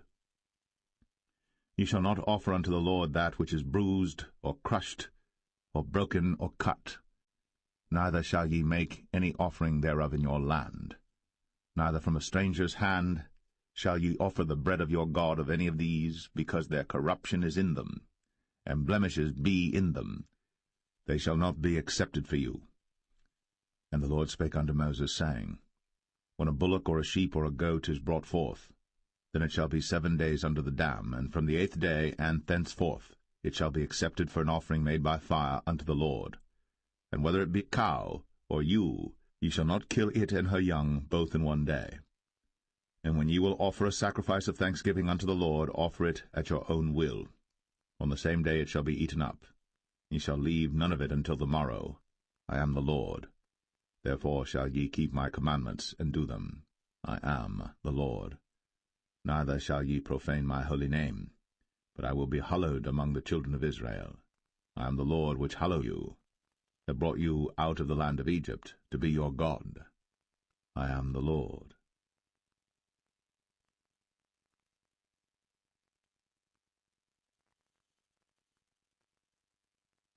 Leviticus 23. And the Lord spake unto Moses, saying, Speak unto the children of Israel, and say unto them, Concerning the feasts of the Lord, which ye shall proclaim to be holy convocations, even these are my feasts. 6 days shall work be done, but the 7th day is the Sabbath of rest, and holy convocation. Ye shall do no work therein. It is the Sabbath of the Lord in all your dwellings. These are the feasts of the Lord, even holy convocations, which ye shall proclaim in their seasons. In the 14th day of the 1st month at even is the Lord's Passover, and on the 15th day of the same month is the feast of unleavened bread unto the Lord. 7 days ye must eat unleavened bread. In the 1st day ye shall have an holy convocation. Ye shall do no servile work therein. But ye shall offer an offering made by fire unto the Lord 7 days. In the 7th day is an holy convocation. Ye shall do no servile work therein. And the Lord spake unto Moses, saying, Speak unto the children of Israel, and say unto them, When ye be come into the land which I give unto you, and shall reap the harvest thereof, then ye shall bring a sheaf of the firstfruits of your harvest unto the priest. And he shall wave the sheaf before the Lord, to be accepted for you. On the morrow after the Sabbath the priest shall wave it. And ye shall offer that day, when ye wave the sheaf, an he-lamb without blemish of the 1st year for a burnt offering unto the Lord. And the meat offering thereof shall be 2/10 deals of fine flour mingled with oil, an offering made by fire unto the Lord for a sweet savour. And the drink offering thereof shall be of wine, the 4th part of an hin. And ye shall eat neither bread, nor parched corn, nor green ears, until the selfsame day that ye have brought an offering unto your God. It shall be a statute for ever throughout your generations in all your dwellings.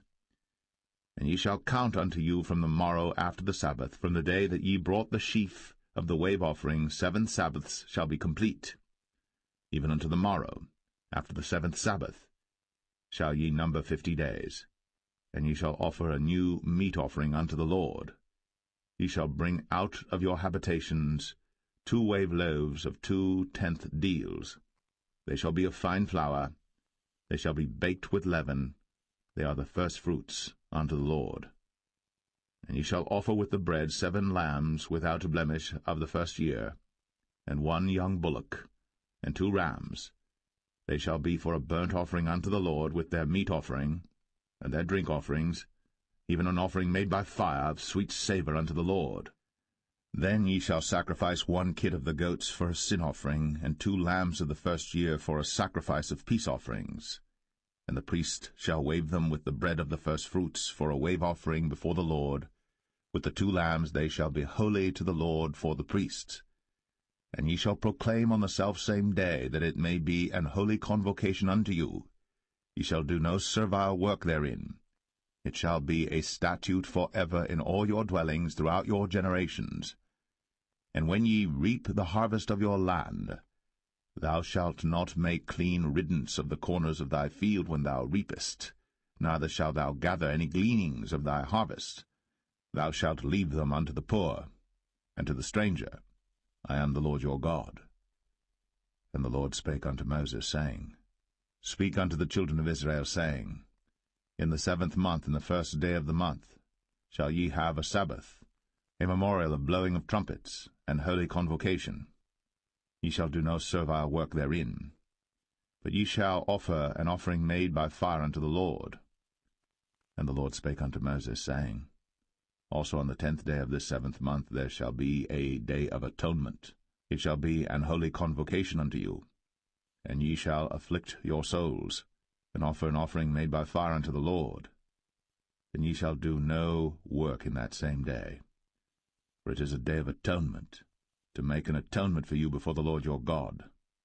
For whatsoever soul it be that shall not be afflicted in that same day, he shall be cut off from among his people.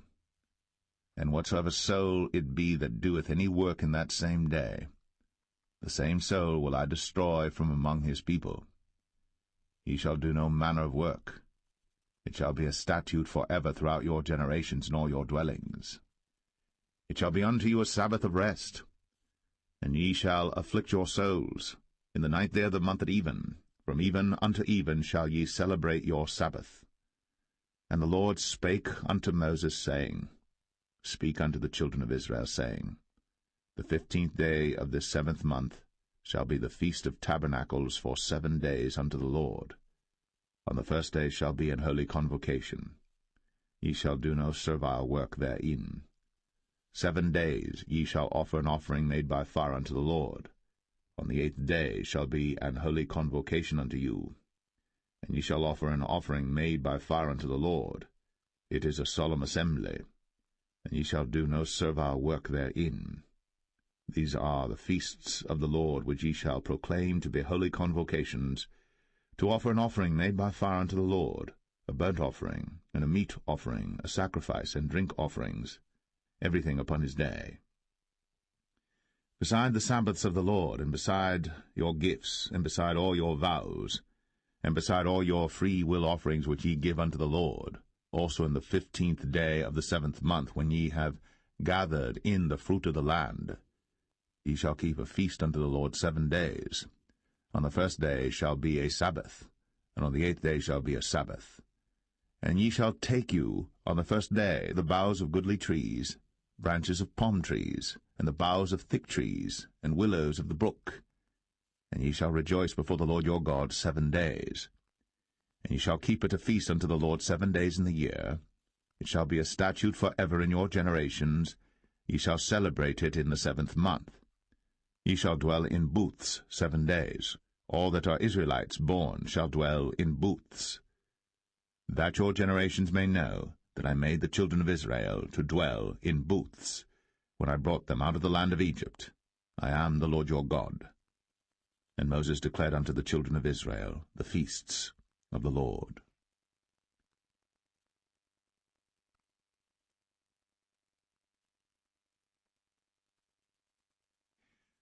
Leviticus 24.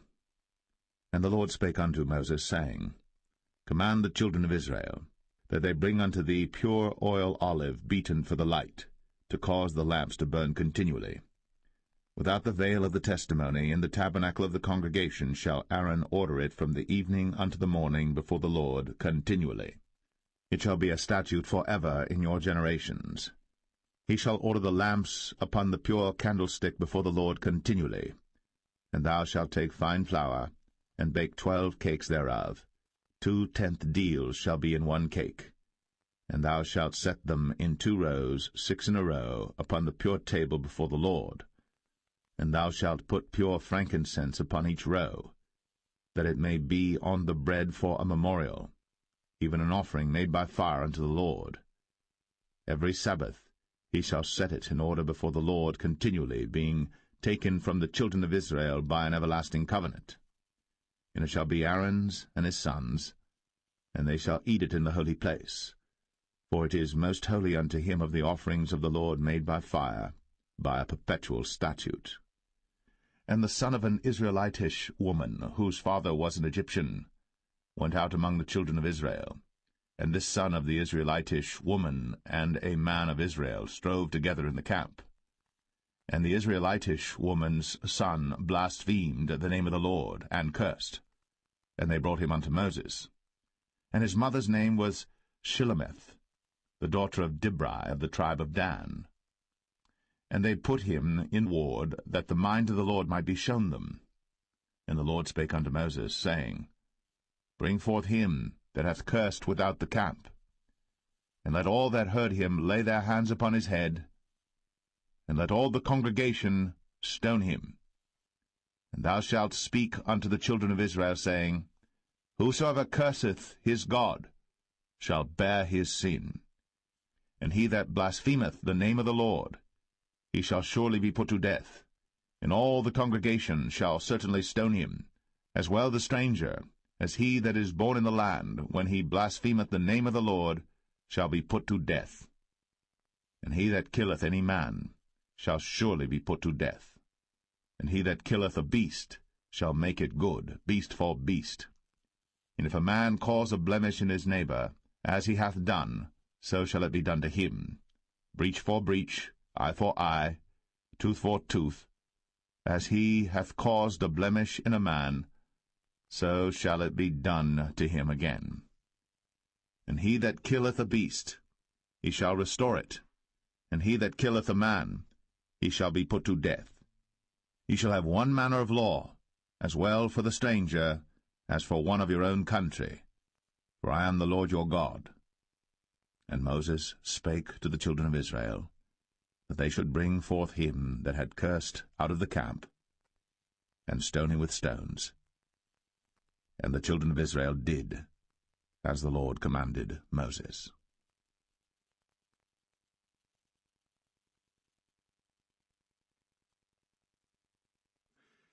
Leviticus 25.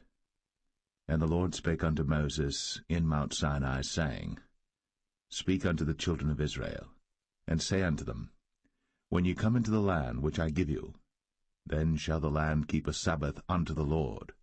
6 years thou shalt sow thy field, and 6 years thou shalt prune thy vineyard, and gather in the fruit thereof. But in the 7th year shall be a Sabbath of rest unto the land, a Sabbath for the Lord. Thou shalt neither sow thy field, nor prune thy vineyard. That which groweth of its own accord of thy harvest thou shalt not reap, neither gather the grapes of thy vine undressed. For it is a year of rest unto the land, and the Sabbath of the land shall be meat for you, for thee and for thy servant, and for thy maid, and for thy hired servant, and for thy stranger that sojourneth with thee, and for thy cattle, and for the beast that are in thy land, shall all the increase thereof be meat. And thou shalt number 7 Sabbaths of years unto thee, 7 times 7 years, and the space of the 7 Sabbaths of years shall be unto thee 49 years. Then shalt thou cause the trumpet of the Jubilee to sound on the 10th day of the 7th month. In the day of atonement shall ye make the trumpet sound throughout all your land. And ye shall hallow the 50th year, and proclaim liberty throughout all the land unto all the inhabitants thereof. It shall be a jubilee unto you. And ye shall return every man unto his possession, and ye shall return every man unto his family. A jubilee shall that 50th year be unto you. Ye shall not sow, neither reap that which groweth of itself in it, nor gather the grapes in it of thy vine undressed. For it is the jubilee. It shall be holy unto you. Ye shall eat the increase thereof out of the field. In the year of this Jubilee ye shall return every man unto his possession. And if thou sell aught unto thy neighbor, or buyest aught of thy neighbor's hand, ye shall not oppress one another. According to the number of years after the Jubilee thou shalt buy of thy neighbor, and according unto the number of years of the fruits he shall sell unto thee. According to the multitude of years thou shalt increase the price thereof, and according to the fewness of years thou shalt diminish the price of it, for according to the number of the years of the fruits doth he sell unto thee. Ye shall not therefore oppress one another, but thou shalt fear thy God, for I am the Lord your God. Wherefore ye shall do my statutes, and keep my judgments, and do them. And ye shall dwell in the land in safety, and the land shall yield her fruit, and ye shall eat your fill, and dwell therein in safety. And if ye shall say, What shall we eat the 7th year? Behold, we shall not sow, nor gather in our increase. Then I will command my blessing upon you in the 6th year, and it shall bring forth fruit for 3 years. And ye shall sow the 8th year, and eat yet of old fruit until the 9th year. Until her fruits come in, ye shall eat of the old store. The land shall not be sold forever, for the land is mine, for ye are strangers and sojourners with me. And in all the land of your possession ye shall grant a redemption for the land. If thy brother be waxen poor, and hath sold away some of his possession, and if any of his kin come to redeem it, then shall he redeem that which his brother sold. And if the man have none to redeem it, and himself be able to redeem it, then let him count the years of the sale thereof, and restore the overplus unto the man to whom he sold it, that he may return unto his possession. But if he be not able to restore it to him, then that which is sold shall remain in the hand of him that hath bought it until the year of Jubilee, and in the Jubilee it shall go out, and he shall return unto his possession. And if a man sell a dwelling house in a walled city, then he may redeem it within a whole year after it is sold. Within a full year may he redeem it. And if it be not redeemed within the space of a full year, then the house that is in the walled city shall be established for ever to him that bought it throughout his generations. It shall not go out in the Jubilee. But the houses of the villages which have no wall round about them shall be counted as the fields of the country. They may be redeemed, and they shall go out in the Jubilee. Notwithstanding the cities of the Levites, and the houses of the cities of their possession, may the Levites redeem at any time. And if a man purchase of the Levites, then the house that was sold, and the city of his possession, shall go out in the year of Jubilee, for the houses of the cities of the Levites are their possession among the children of Israel. But the field of the suburbs of their cities may not be sold, for it is their perpetual possession. And if thy brother be waxen poor, and fallen in decay with thee, then thou shalt relieve him, yea, though he be a stranger, or a sojourner, that he may live with thee. Take thou no usury of him, or increase, but fear thy God, that thy brother may live with thee. Thou shalt not give him thy money upon usury, nor lend him thy victuals for increase.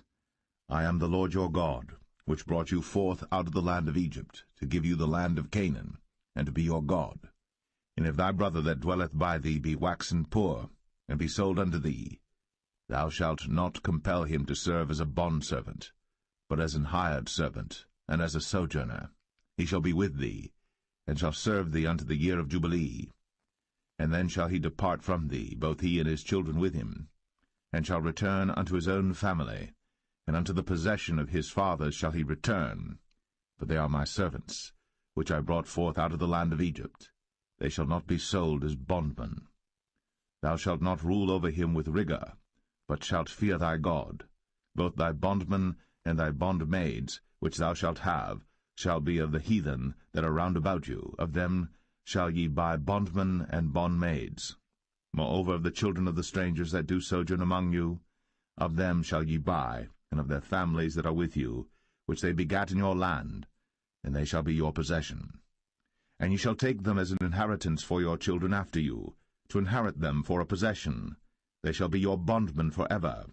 But over your brethren, the children of Israel, ye shall not rule one over another with rigor.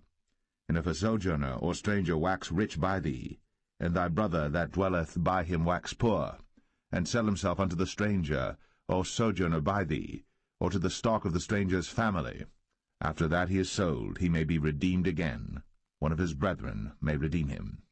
Either his uncle or his uncle's son may redeem him, or any that is nigh of kin unto him of his family may redeem him, or if he be able, he may redeem himself. And he shall reckon with him that bought him from the year that he was sold to him unto the year of Jubilee. And the price of his sale shall be according unto the number of years, according to the time of an hired servant shall it be with him. If there be yet many years behind, according unto them, he shall give again the price of his redemption out of the money that he was bought for. And if there remain but few years unto the year of Jubilee, then he shall count with him, and according unto his years shall he give him again the price of his redemption. And as a yearly hired servant shall he be with him, and the other shall not rule with rigor over him in thy sight. And if he be not redeemed in these years, then he shall go out in the year of Jubilee, both he and his children with him.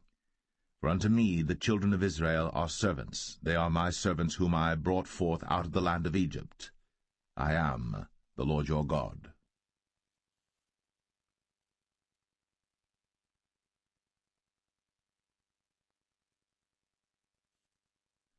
Leviticus 26. Ye shall make you no idols nor graven image, neither rear you up a standing image, neither shall ye set up any image of stone in your land, to bow down unto it, for I am the Lord your God. Ye shall keep my Sabbaths, and reverence my sanctuary. I am the Lord. If ye walk in my statutes, and keep my commandments, and do them, then I will give you rain in due season, and the land shall yield her increase, and the trees of the field shall yield their fruit. And your threshing shall reach unto the vintage, and the vintage shall reach unto the sowing time. And ye shall eat your bread to the full, and dwell in your land safely. And I will give peace in the land, and ye shall lie down, and none shall make you afraid. And I will rid evil beasts out of the land, neither shall the sword go through your land. And ye shall chase your enemies, and they shall fall before you by the sword. And 5 of you shall chase 100, and 100 of you shall put 10,000 to flight. And your enemies shall fall before you by the sword. For I will have respect unto you, and make you fruitful, and multiply you, and establish my covenant with you. And ye shall eat old store, and bring forth the old because of the new. And I will set my tabernacle among you, and my soul shall not abhor you. And I will walk among you, and will be your God, and ye shall be my people. I am the Lord your God, which brought you forth out of the land of Egypt, that ye should not be their bondmen. And I have broken the bands of your yoke, and made you go upright. But if ye will not hearken unto me, and will not do all these commandments, and if ye shall despise my statutes, or if your soul abhor my judgments, so that ye will not do all my commandments, but that ye break my covenant, I also will do this unto you. I will even appoint over you terror, consumption, and the burning ague, that shall consume the eyes, and cause sorrow of heart. And ye shall sow your seed in vain, for your enemies shall eat it.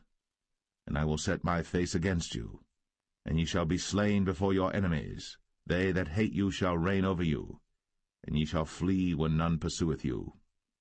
And if ye will not yet for all this hearken unto me, then I will punish you 7 times more for your sins. And I will break the pride of your power, and I will make your heaven as iron, and your earth as brass. And your strength shall be spent in vain. For your land shall not yield her increase, neither shall the trees of the land yield their fruits. And if ye walk contrary unto me, and will not hearken unto me, I will bring 7 times more plagues upon you according to your sins. I will also send wild beasts among you, which shall rob you of your children, and destroy your cattle, and make you few in number, and your highways shall be desolate. And if ye will not be reformed by me by these things, but will walk contrary unto me, then will I also walk contrary unto you, and will punish you yet 7 times for your sins.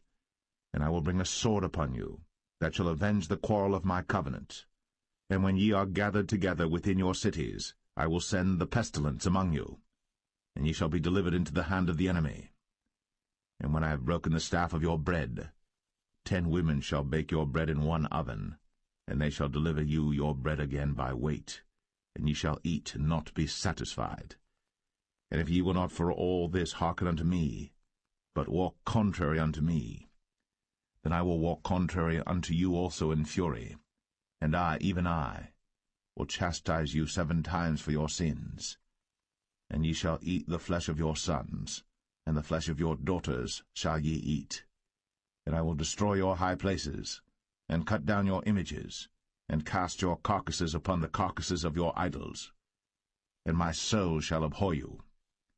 And I will make your cities waste, and bring your sanctuaries unto desolation, and I will not smell the savour of your sweet odours. And I will bring the land into desolation, and your enemies which dwell therein shall be astonished at it. And I will scatter you among the heathen, and will draw out a sword after you, and your land shall be desolate, and your cities waste. Then shall the land enjoy her Sabbaths, as long as it lieth desolate, and ye be in your enemy's land. Even then shall the land rest, and enjoy her Sabbaths. As long as it lieth desolate it shall rest, because it did not rest in your Sabbaths, when ye dwelt upon it. And upon them that are left alive of you I will send a faintness into their hearts in the lands of their enemies, and the sound of a shaken leaf shall chase them, and they shall flee, as fleeing from a sword, and they shall fall when none pursueth. And they shall fall one upon another, as it were before a sword, when none pursueth. And ye shall have no power to stand before your enemies, and ye shall perish among the heathen. And the land of your enemies shall eat you up, and they that are left of you shall pine away in their iniquity in your enemies' lands, and also in the iniquities of their fathers shall they pine away with them, if they shall confess their iniquity, and the iniquity of their fathers, with their trespass which they trespassed against me, and that also they have walked contrary unto me, and that I also have walked contrary unto them, and have brought them into the land of their enemies. If then their uncircumcised hearts be humbled, and they then accept of the punishment of their iniquity, then will I remember my covenant with Jacob, and also my covenant with Isaac, and also my covenant with Abraham will I remember, and I will remember the land. The land also shall be left of them, and shall enjoy her Sabbaths, while she lieth desolate without them. And they shall accept of the punishment of their iniquity, even because they despised my judgments, and because their soul abhorred my statutes. And yet for all that, when they be in the land of their enemies, I will not cast them away, neither will I abhor them to destroy them utterly, and to break my covenant with them, for I am the Lord their God. But I will for their sakes remember the covenant of their ancestors, whom I brought forth out of the land of Egypt, in the sight of the heathen, that I might be their God. I am the Lord. These are the statutes and judgments and laws which the Lord made between him and the children of Israel in Mount Sinai by the hand of Moses.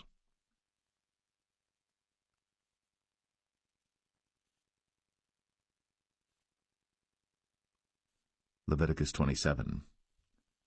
And the Lord spake unto Moses, saying, Speak unto the children of Israel, and say unto them, When a man shall make a singular vow, the person shall be for the Lord by thy estimation.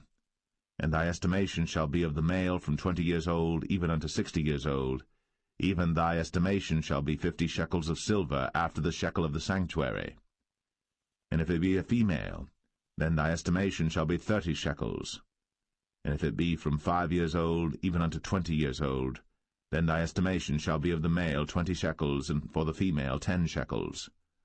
And if it be from a month old even unto 5 years old, then thy estimation shall be of the male 5 shekels of silver, and for the female thy estimation shall be 3 shekels of silver.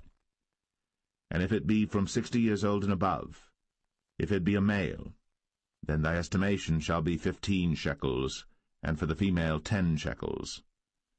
But if he be poorer than thy estimation, then he shall present himself before the priest, and the priest shall value him. According to his ability that vowed shall the priest value him. And if it be a beast, whereof men bring an offering unto the Lord, all that any man giveth of such unto the Lord shall be holy. He shall not alter it, nor change it, a good for a bad, or a bad for a good. And if he shall at all change beast for beast, then it and the exchange thereof shall be holy. And if it be any unclean beast, of which they do not offer a sacrifice unto the Lord, then he shall present the beast before the priest. And the priest shall value it, whether it be good or bad, as thou valuest it, who art the priest, so shall it be. But if he will at all redeem it, then he shall add a fifth part thereof unto thy estimation. And when a man shall sanctify his house to be holy unto the Lord, then the priest shall estimate it, whether it be good or bad, as the priest shall estimate it, so shall it stand.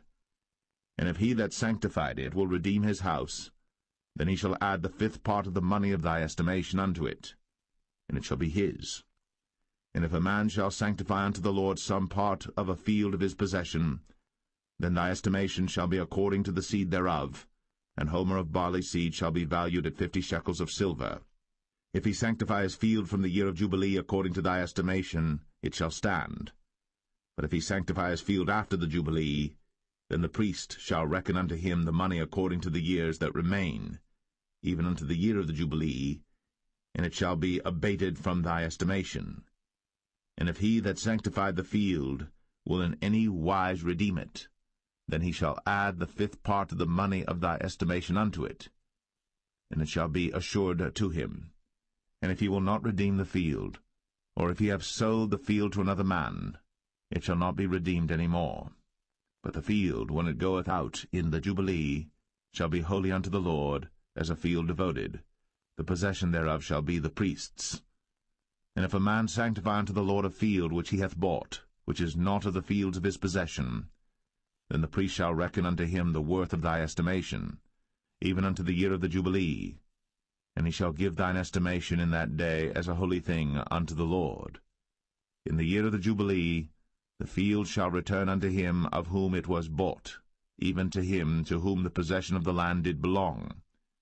And all thy estimation shall be according to the shekel of the sanctuary. 20 gerahs shall be the shekel. Only the firstling of the beasts, which should be the Lord's firstling, no man shall sanctify it, whether it be ox or sheep, it is the Lord's. And if it be of an unclean beast, then he shall redeem it according to thine estimation, and shall add a fifth part of it thereto. Or if it be not redeemed, then it shall be sold according to thy estimation.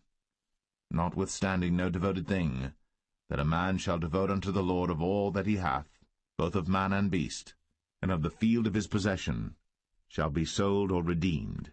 Every devoted thing is most holy unto the Lord. None devoted, which shall be devoted of men, shall be redeemed, but shall surely be put to death. And all the tithe of the land, whether of the seed of the land or of the fruit of the tree, is the Lord's.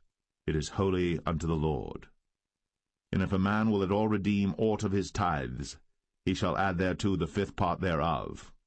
And concerning the tithe of the herd or of the flock, even of whatsoever passeth under the rod, the 10th shall be holy unto the Lord. He shall not search whether it be good or bad, neither shall he change it. And if he change it at all, then both it and the change thereof shall be holy. It shall not be redeemed.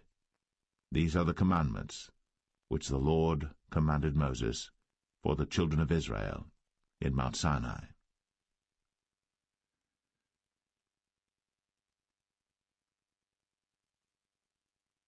The Book of Numbers, chapter 1. And the Lord spake unto Moses in the wilderness of Sinai, in the tabernacle of the congregation, on the 1st day of the 2nd month, in the 2nd year after they were come out of the land of Egypt, saying, Take ye the sum of all the congregation of the children of Israel, after their families, by the house of their fathers, with the number of their names, every male by their polls. From 20 years old and upward, all that are able to go forth to war in Israel, thou and Aaron shall number them by their armies. And with you there shall be a man of every tribe, every one head of the house of his fathers. And these are the names of the men that shall stand with you. Of the tribe of Reuben, Elizur the son of Shadur. Of Simeon, Shelumiel the son of Zurishaddai. Of Judah, Nahshon the son of Amminadab. Of Issachar, Nethanel the son of Zuar. Of Zebulun, Eliab the son of Helon. Of the children of Joseph, of Ephraim, Elishama the son of Ammihud. Of Manasseh, Gamaliel the son of Pedazur. Of Benjamin, Abidan the son of Gideoni. Of Dan, Ahiezer the son of Ammishaddai. Of Asher, Pagiel the son of Ochran. Of Gad, Eliasaph the son of Duel. Of Naphtali, Ahira the son of Enan. These were the renowned of the congregation, princes of the tribes of their fathers, heads of thousands in Israel. And Moses and Aaron took these men, which are expressed by their names, and they assembled all the congregation together on the first day of the 2nd month, and they declared their pedigrees after their families, by the house of their fathers, according to the number of the names, from 20 years old and upward, by their polls. As the Lord commanded Moses, so he numbered them in the wilderness of Sinai. And the children of Reuben, Israel's eldest son, by their generations, after their families, by the house of their fathers, according to the number of the names, by their polls, every male from 20 years old and upward, all that were able to go forth to war. Those that were numbered of them, even of the tribe of Reuben, were 46,500. Of the children of Simeon, by their generations, after their families, by the house of their fathers, those that were numbered of them, according to the number of the names, by their polls, every male from 20 years old and upward, all that were able to go forth to war. Those that were numbered of them, even of the tribe of Simeon, were 59,300. Of the children of Gad, by their generations, after their families, by the house of their fathers, according to the number of the names, from 20 years old and upward, all that were able to go forth to war. Those that were numbered of them, even of the tribe of Gad, were 45,650. Of the children of Judah, by their generations, after their families, by the house of their fathers, according to the number of the names, from 20 years old and upward, all that were able to go forth to war. Those that were numbered of them, even of the tribe of Judah, were 314,600. Of the children of Issachar, by their generations, after their families, by the house of their fathers, according to the number of the names, from 20 years old and upward, all that were able to go forth to war. Those that were numbered of them, even of the tribe of Issachar, were 54,400. Of the children of Zebulun, by their generations, after their families, by the house of their fathers, according to the number of the names, from 20 years old and upward, all that were able to go forth to war, those that were numbered of them, even of the tribe of Zebulun, were 57,400. Of the children of Joseph, namely of the children of Ephraim, by their generations, after their families, by the house of their fathers, according to the number of the names, from 20 years old and upward, all that were able to go forth to war. Those that were numbered of them, even of the tribe of Ephraim, were 40,500. Of the children of Manasseh, by their generations, after their families, by the house of their fathers, according to the number of the names, from 20 years old and upward, all that were able to go forth to war. Those that were numbered of them, even of the tribe of Manasseh, were 32,200. Of the children of Benjamin, by their generations, after their families, by the house of their fathers, according to the number of the names, from 20 years old and upward, all that were able to go forth to war, those that were numbered of them, even of the tribe of Benjamin, were 35,400. Of the children of Dan, by their generations, after their families, by the house of their fathers, according to the number of the names, from 20 years old and upward, all that were able to go forth to war, those that were numbered of them, even of the tribe of Dan, were 62,700. Of the children of Asher, by their generations, after their families, by the house of their fathers, according to the number of the names, from 20 years old and upward, all that were able to go forth to war, those that were numbered of them, even of the tribe of Asher, were 41,500. Of the children of Naphtali, throughout their generations, after their families, by the house of their fathers, according to the number of the names, from 20 years old and upward, all that were able to go forth to war, those that were numbered of them, even of the tribe of Naphtali, were 53,400. These are those that were numbered, which Moses and Aaron numbered. And the princes of Israel, being 12 men, each one was for the house of his fathers. So were all those that were numbered of the children of Israel, by the house of their fathers, from 20 years old and upward, all that were able to go forth to war in Israel. Even all they that were numbered were 600,000 and 3,550. But the Levites after the tribe of their fathers were not numbered among them. For the Lord had spoken unto Moses, saying, Only thou shalt not number the tribe of Levi, neither take the sum of them among the children of Israel. But thou shalt appoint the Levites over the tabernacle of testimony, and over all the vessels thereof, and over all things that belong to it. They shall bear the tabernacle, and all the vessels thereof, and they shall minister unto it, and shall encamp round about the tabernacle. And when the tabernacle setteth forward, the Levites shall take it down. And when the tabernacle is to be pitched, the Levites shall set it up, and the stranger that cometh nigh shall be put to death. And the children of Israel shall pitch their tents, every man by his own camp, and every man by his own standard throughout their hosts. But the Levites shall pitch round about the tabernacle of testimony, that there be no wrath upon the congregation of the children of Israel. And the Levites shall keep the charge of the tabernacle of testimony. And the children of Israel did, according to all that the Lord commanded Moses. So did they.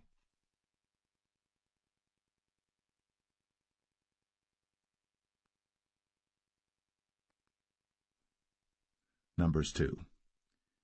And the Lord spake unto Moses and unto Aaron, saying, Every man of the children of Israel shall pitch by his own standard, with the ensign of their father's house. Far off about the tabernacle of the congregation shall they pitch. And on the east side toward the rising of the sun shall they of the standard of the camp of Judah pitch throughout their armies. And Nahshon the son of Amminadab shall be captain of the children of Judah. And his host, and those that were numbered of them, were 314,600. And those that do pitch next unto him shall be the tribe of Issachar. And Nethaniel the son of Zuar shall be captain of the children of Issachar. And his host, and those that were numbered thereof, were 54,400.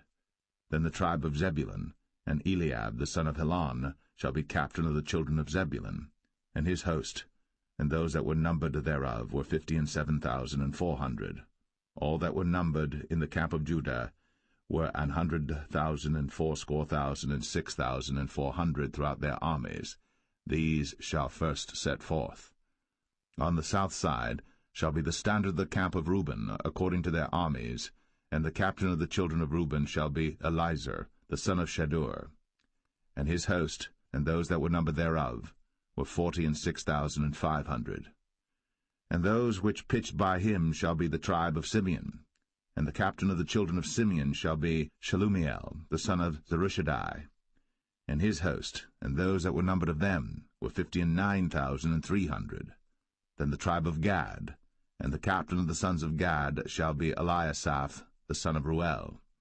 And his host, and those that were numbered of them, were 45,650. All that were numbered in the camp of Reuben were 100,050 and 1,450 throughout their armies, and they shall set forth in the second rank. Then the tabernacle of the congregation shall set forward with the camp of the Levites, in the midst of the camp, as they encamp, so shall they set forward, every man in his place by their standards. On the west side shall be the standard of the camp of Ephraim, according to their armies, and the captain of the sons of Ephraim shall be Elishama, the son of Ammihud. And his host, and those that were numbered of them, were 40,500. And by him shall be the tribe of Manasseh, and the captain of the children of Manasseh shall be Gamaliel, the son of Pedazur. And his host, and those that were numbered of them, were 32,200. Then the tribe of Benjamin, and the captain of the sons of Benjamin shall be Abidan, the son of Gideoni. And his host, and those that were numbered of them, were 35,400. All that were numbered of the camp of Ephraim were 100,000 and 8,000 and 100 throughout their armies, and they shall go forward in the third rank. The standard of the camp of Dan shall be on the north side by their armies, and the captain of the children of Dan shall be Ahiezer, the son of Ammishaddai, and his host, and those that were numbered of them, were 62,700. And those that encamp by him shall be the tribe of Asher, and the captain of the children of Asher shall be Pagiel, the son of Ochran, and his host, and those that were numbered of them were 41,500. Then the tribe of Naphtali, and the captain of the children of Naphtali shall be Ahira, the son of Enan, and his host, and those that were numbered of them were 53,400.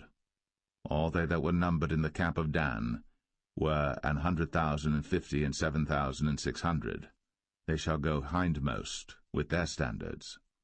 These are those which were numbered of the children of Israel, by the house of their fathers. All those that were numbered of the camps throughout their hosts were 600,000 and 3,550. But the Levites were not numbered among the children of Israel, as the Lord commanded Moses. And the children of Israel did according to all that the Lord commanded Moses. So they pitched by their standards, and so they set forward, every one after their families, according to the house of their fathers.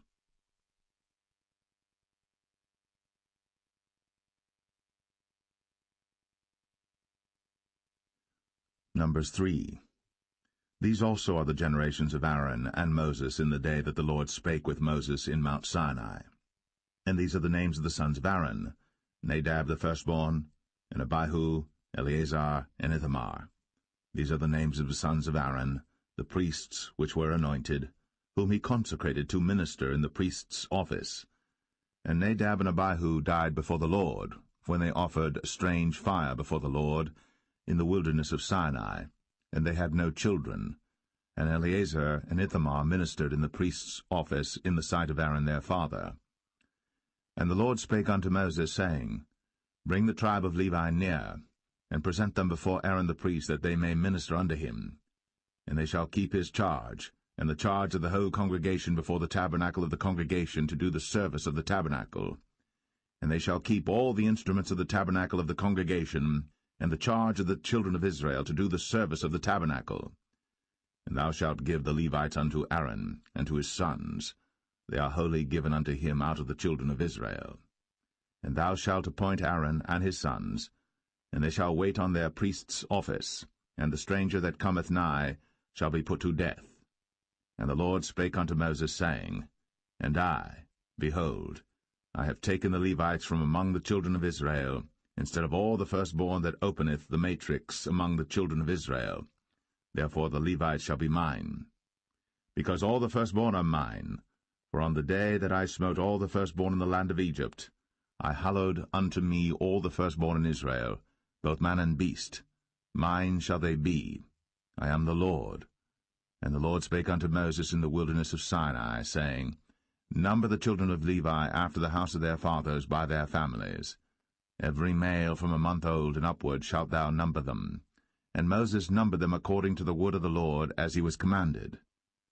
And these were the sons of Levi by their names, Gershon and Kohath and Merari. And these are the names of the sons of Gershon by their families, Libni and Shimei. And the sons of Kohath by their families, Amram, and Izahar, Hebron, and Uzziel. And the sons of Merari by their families, Mahli and Mushai. These are the families of the Levites according to the house of their fathers. Of Gershon was the family of the Libnites, and the family of the Shimeites. These are the families of the Gershonites. Those that were numbered of them, according to the number of all the males, from a month old and upward, even those that were numbered of them, were 7,500. The families of the Gershonites shall pitch behind the tabernacle westward. And the chief of the house of the father of the Gershonites shall be Eliasaph the son of Lael.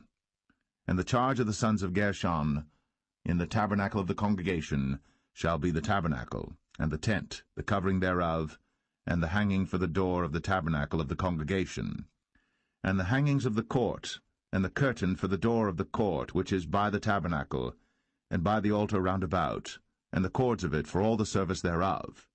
And of Kohath was the family of the Amramites, and the family of the Isharites, and the family of the Hebronites, and the family of the Uzzielites. These are the families of the Kohathites. In the number of all the males from a month old and upward were 8,600, keeping the charge of the sanctuary. The families of the sons of Kohath shall pitch on the side of the tabernacle southward. And the chief of the house of the father of the families of the Kohathites shall be Elizaphan the son of Uzziel. And their charge shall be the ark, and the table, and the candlestick, and the altars, and the vessels of the sanctuary wherewith they minister, and the hanging, and all the service thereof. And Eleazar the son of Aaron the priest shall be chief over the chief of the Levites, and have the oversight of them that keep the charge of the sanctuary. Of Merari was the family of the Mahlites, and the family of the Mushites. These are the families of Merari. And those that were numbered of them, according to the number of all the males, from a month old and upward, were 6,200. And the chief of the house of the father of the families of Merari was Zuriel, the son of Abihail. These shall pitch on the side of the tabernacle northward.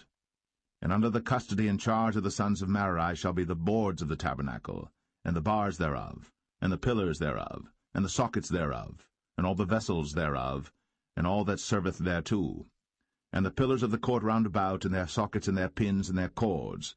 But those that encamp before the tabernacle toward the east, even before the tabernacle of the congregation eastward, shall be Moses and Aaron and his sons, keeping the charge of the sanctuary for the charge of the children of Israel, and the stranger that cometh nigh shall be put to death.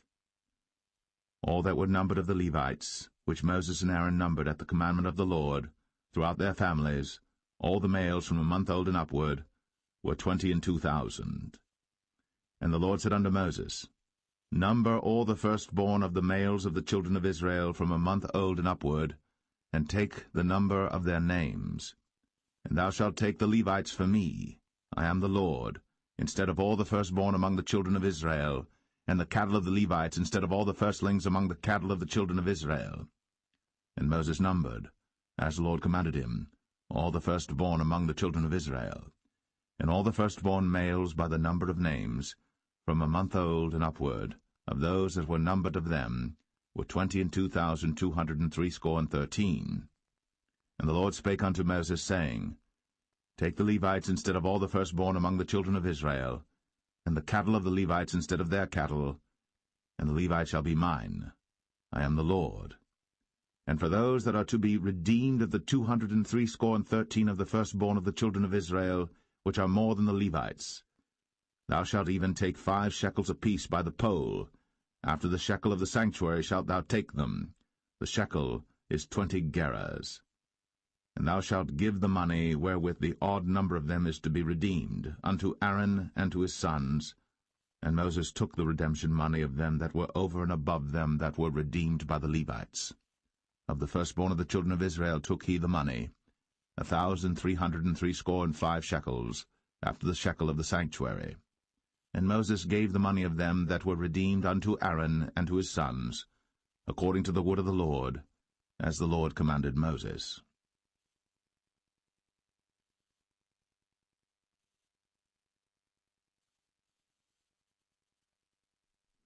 Numbers 4. And the Lord spake unto Moses and unto Aaron, saying, Take the sum of the sons of Kohath, from among the sons of Levi, after their families, by the house of their fathers, from 30 years old and upward, even until 50 years old, all that enter into the host, to do the work in the tabernacle of the congregation. This shall be the service of the sons of Kohath, in the tabernacle of the congregation, about the most holy things. And when the camp setteth forward, Aaron shall come, and his sons, and they shall take down the covering veil, and cover the ark of the testimony with it, and shall put thereon the covering of badgers' skins, and shall spread over it a cloth wholly of blue, and shall put in the staves thereof.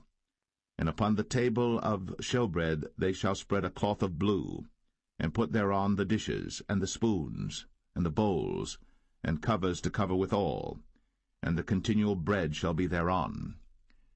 And they shall spread upon them a cloth of scarlet, and cover the same with the covering of badgers' skins, and shall put in the staves thereof. And they shall take a cloth of blue, and cover the candlestick of the light, and his lamps, and his tongs, and his snuff dishes, and all the oil vessels thereof, wherewith they minister unto it.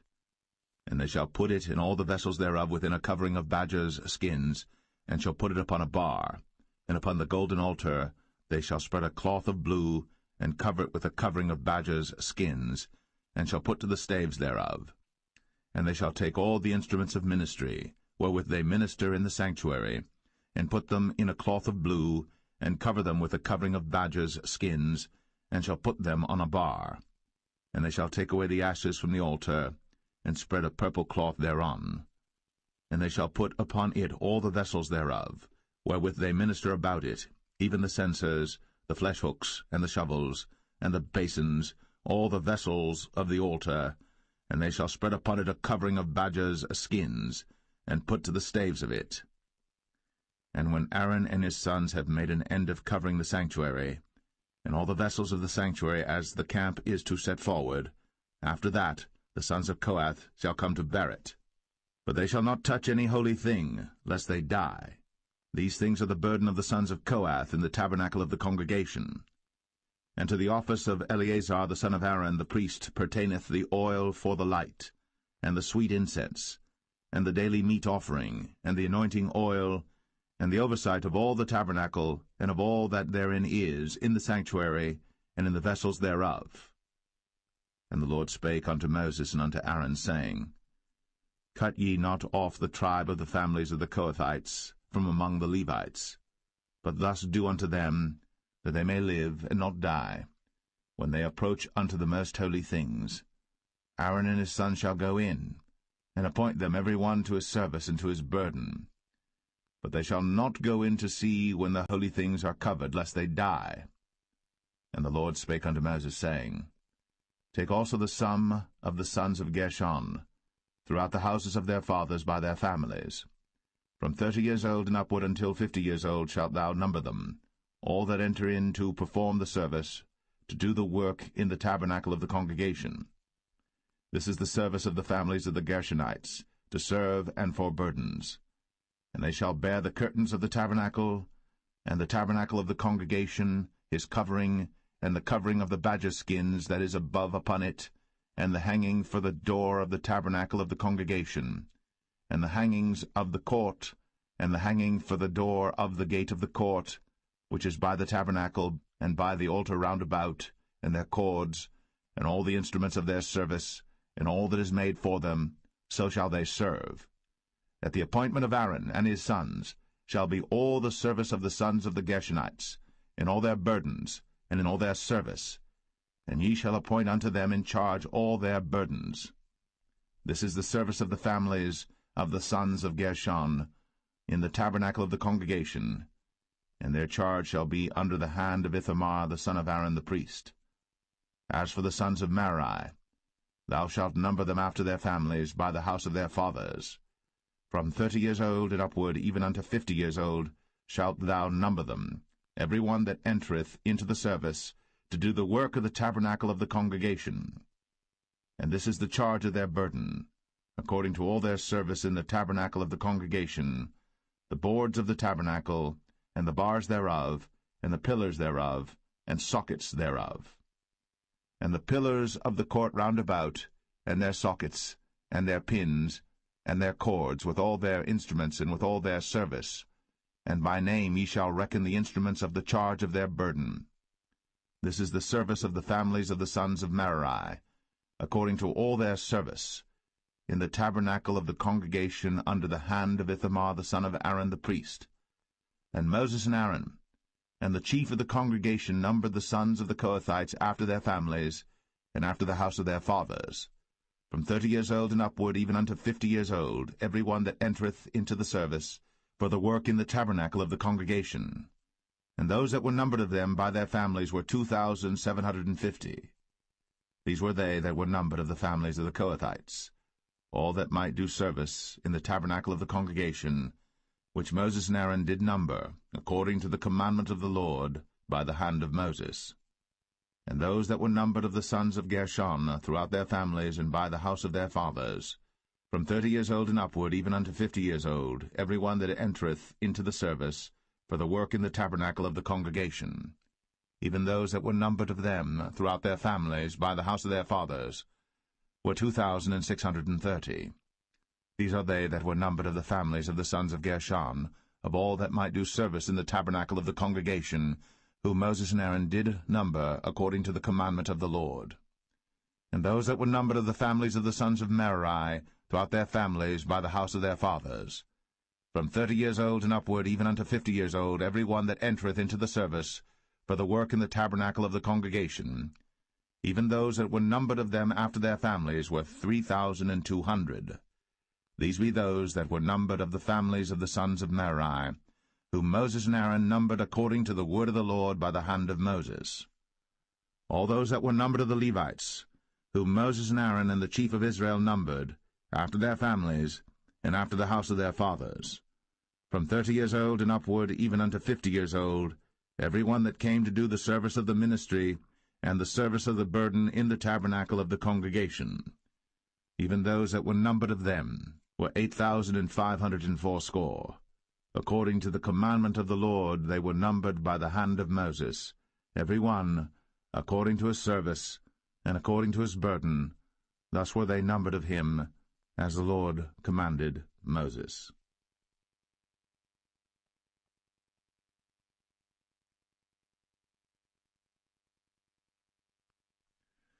Numbers 5. And the Lord spake unto Moses, saying, Command the children of Israel, that they put out of the camp every leper, and every one that hath an issue, and whosoever is defiled by the dead. Both male and female shall ye put out, without the camp shall ye put them, that they defile not their camps, in the midst whereof I dwell. And the children of Israel did so, and put them out without the camp, as the Lord spake unto Moses, so did the children of Israel. And the Lord spake unto Moses, saying, Speak unto the children of Israel, when a man or woman shall commit any sin that men commit, to do a trespass against the Lord, and that person be guilty, then they shall confess their sin which they have done, and he shall recompense his trespass with the principal thereof, and add unto it the 5th part thereof, and give it unto him against whom he hath trespassed. But if the man have no kinsman to recompense the trespass unto, let the trespass be recompensed unto the Lord, even to the priest, beside the ram of the atonement, whereby an atonement shall be made for him. And every offering of all the holy things of the children of Israel, which they bring unto the priest, shall be his. And every man's hallowed things shall be his. Whatsoever any man giveth the priest, it shall be his. And the Lord spake unto Moses, saying, Speak unto the children of Israel, and say unto them, If any man's wife go aside, and commit a trespass against him, and a man lie with her carnally, and it be hid from the eyes of her husband, and be kept close, and she be defiled, and there be no witness against her, neither she be taken with the manner, and the spirit of jealousy come upon him, and he be jealous of his wife, and she be defiled, or if the spirit of jealousy come upon him, and he be jealous of his wife, and she be not defiled, then shall the man bring his wife unto the priest, and he shall bring her offering for her, the 10th part of an ephah of barley meal. He shall pour no oil upon it, nor put frankincense thereon, for it is an offering of jealousy, an offering of memorial, bringing iniquity to remembrance. And the priest shall bring her near, and set her before the Lord. And the priest shall take holy water in an earthen vessel, and of the dust that is in the floor of the tabernacle the priest shall take, and put it into the water. And the priest shall set the woman before the Lord, and uncover the woman's head, and put the offering of memorial in her hands, which is the jealousy offering. And the priest shall have in his hand the bitter water that causeth the curse. And the priest shall charge her by an oath, and say unto the woman, If no man have lain with thee, and if thou hast not gone aside to uncleanness with another instead of thy husband, be thou free from this bitter water that causeth the curse. But if thou hast gone aside to another instead of thy husband, and if thou be defiled, and some man have lain with thee beside thine husband, then the priest shall charge the woman with an oath of cursing, and the priest shall say unto the woman, The Lord make thee a curse, and an oath among thy people, when the Lord doth make thy thigh to rot, and thy belly to swell. And this water that causeth the curse shall go into thy bowels, to make thy belly to swell, and thy thigh to rot. And the woman shall say, Amen, Amen. And the priest shall write these curses in a book, and he shall blot them out with the bitter water. And he shall cause the woman to drink the bitter water that causeth the curse, and the water that causeth the curse shall enter into her, and become bitter. Then the priest shall take the jealousy offering out of the woman's hand, and shall wave the offering before the Lord, and offer it upon the altar. And the priest shall take an handful of the offering, even the memorial thereof, and burn it upon the altar, and afterward shall cause the woman to drink the water. And when he hath made her to drink the water, then it shall come to pass that if she be defiled, and have done trespass against her husband, that the water that causeth the curse shall enter into her, and become bitter, and her belly shall swell, and her thigh shall rot, and the woman shall be a curse among her people.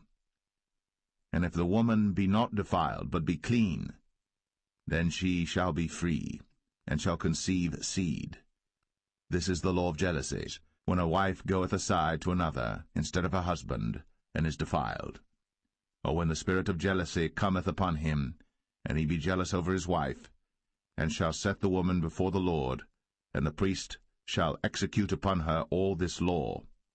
Then shall the man be guiltless from iniquity, and this woman shall bear her iniquity.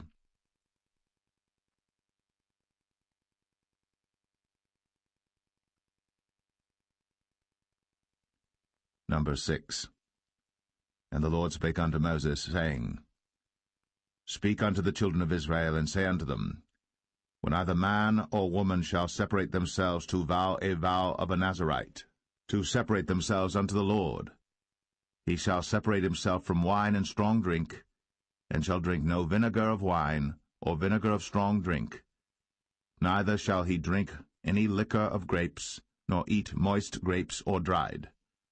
All the days of his separation shall he eat nothing that is made of the vine tree, from the kernels even to the husk. All the days of the vow of his separation there shall no razor come upon his head, until the days be fulfilled, in the which he separateth himself unto the Lord. He shall be holy, and shall let the locks of the hair of his head grow. All the days that he separateth himself unto the Lord, he shall come at no dead body. He shall not make himself unclean for his father, or for his mother, for his brother, or for his sister, when they die, because the consecration of his God is upon his head. All the days of his separation he is holy unto the Lord. And if any man die very suddenly by him, and he hath defiled the head of his consecration, then he shall shave his head in the day of his cleansing. On the 7th day shall he shave it.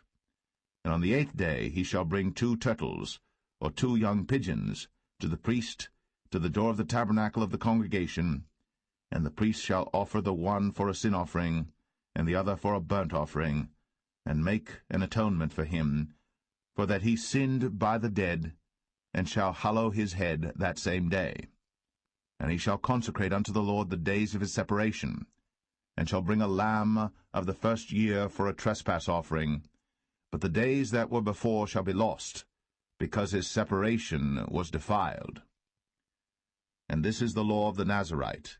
When the days of his separation are fulfilled, he shall be brought unto the door of the tabernacle of the congregation, and he shall offer his offering unto the Lord, 1 he-lamb of the first year without blemish for a burnt offering, and 1 ewe-lamb of the first year without blemish for a sin offering, and 1 ram without blemish for peace offerings, and a basket of unleavened bread, cakes of fine flour mingled with oil, and wafers of unleavened bread anointed with oil, and their meat offering, and their drink offerings.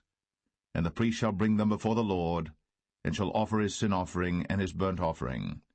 And he shall offer the ram for a sacrifice of peace offerings unto the Lord, with the basket of unleavened bread.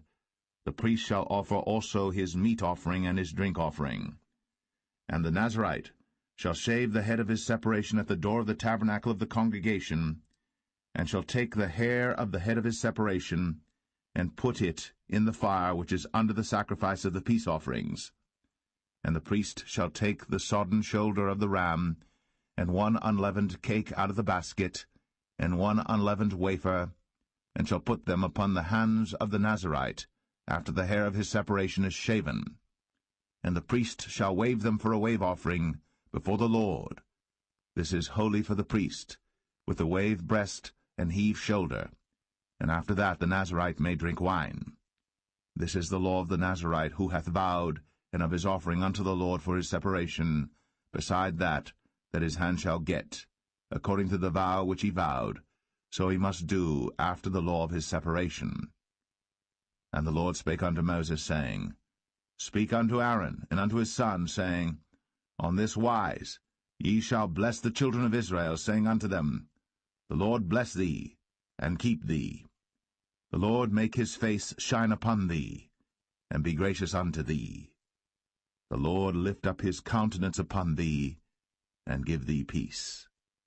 And they shall put my name upon the children of Israel, and I will bless them.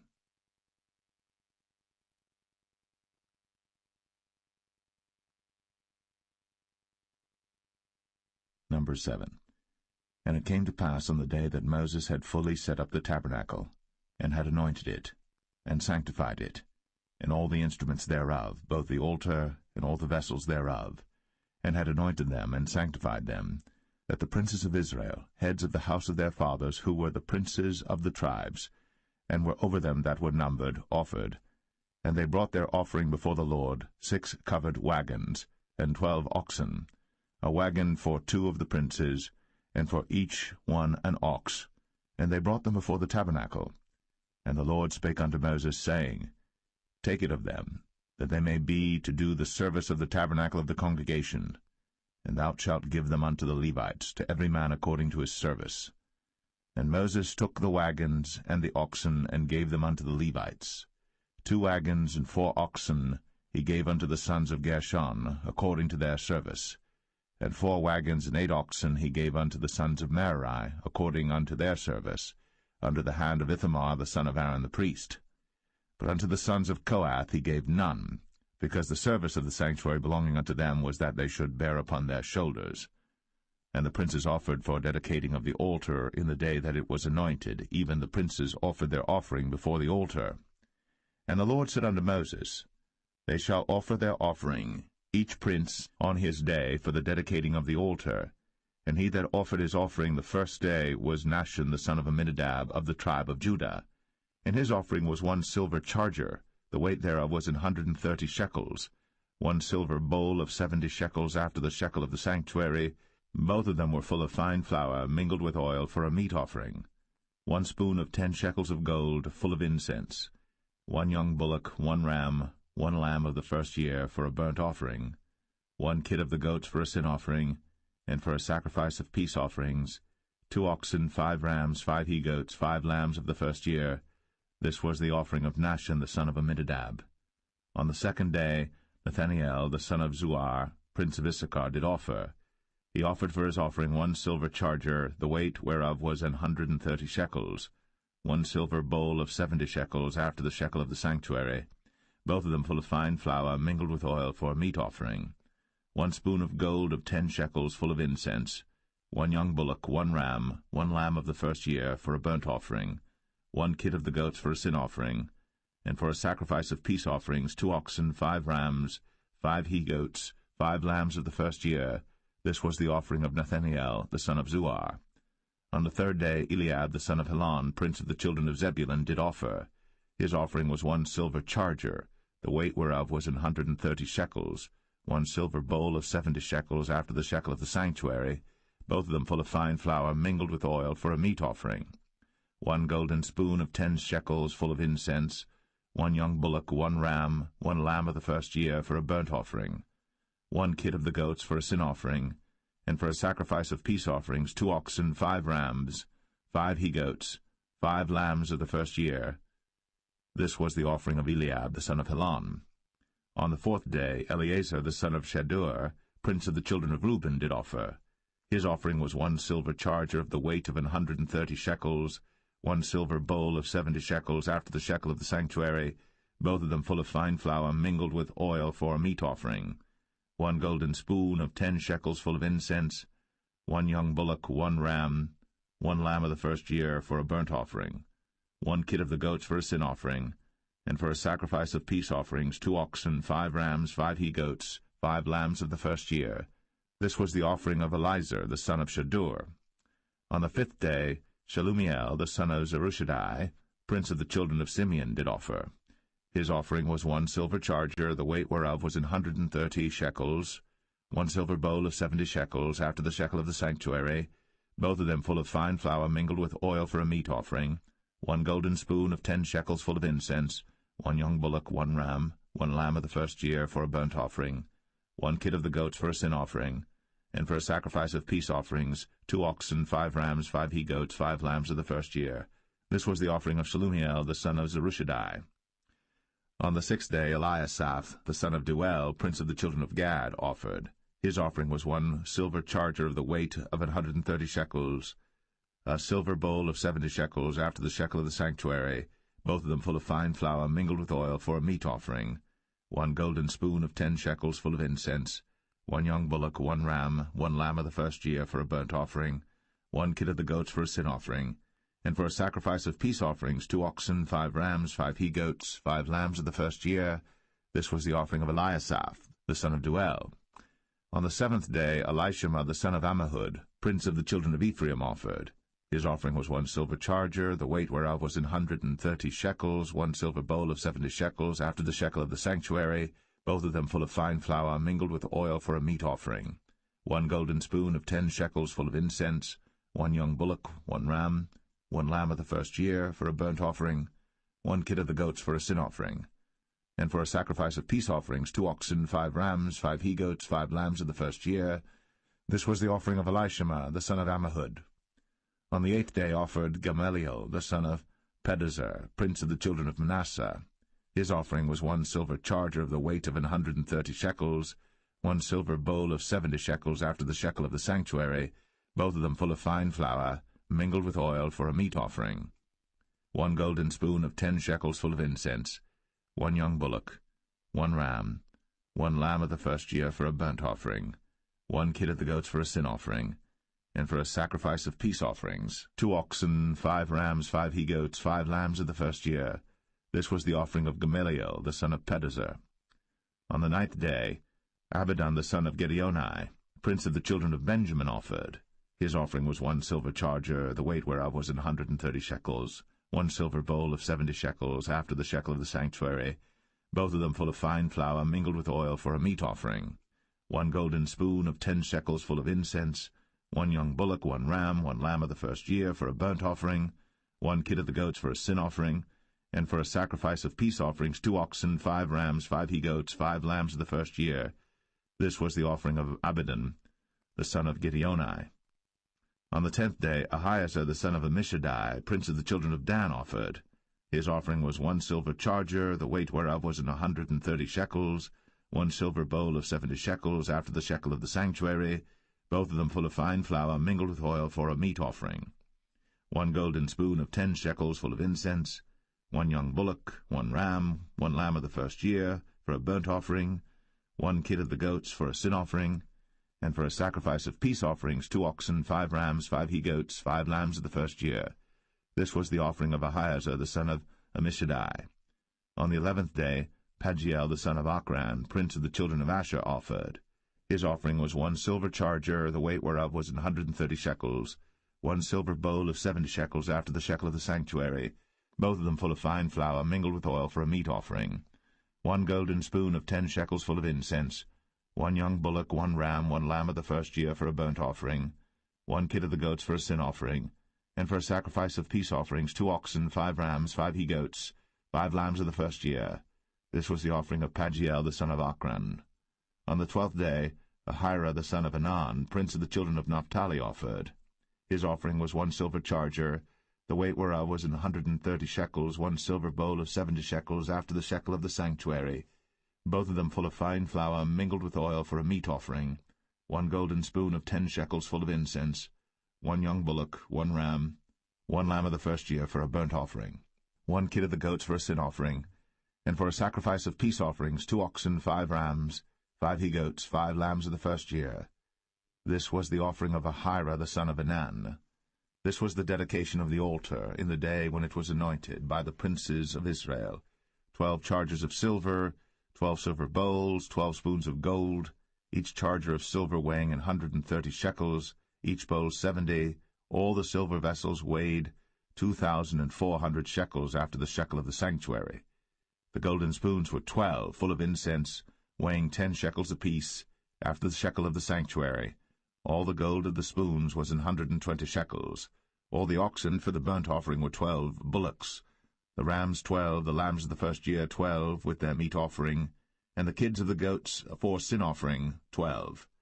And all the oxen for the sacrifice of the peace offerings were 20, and 4 bullocks, the rams 60, the he-goats 60, the lambs of the first year 60. This was the dedication of the altar. After that it was anointed.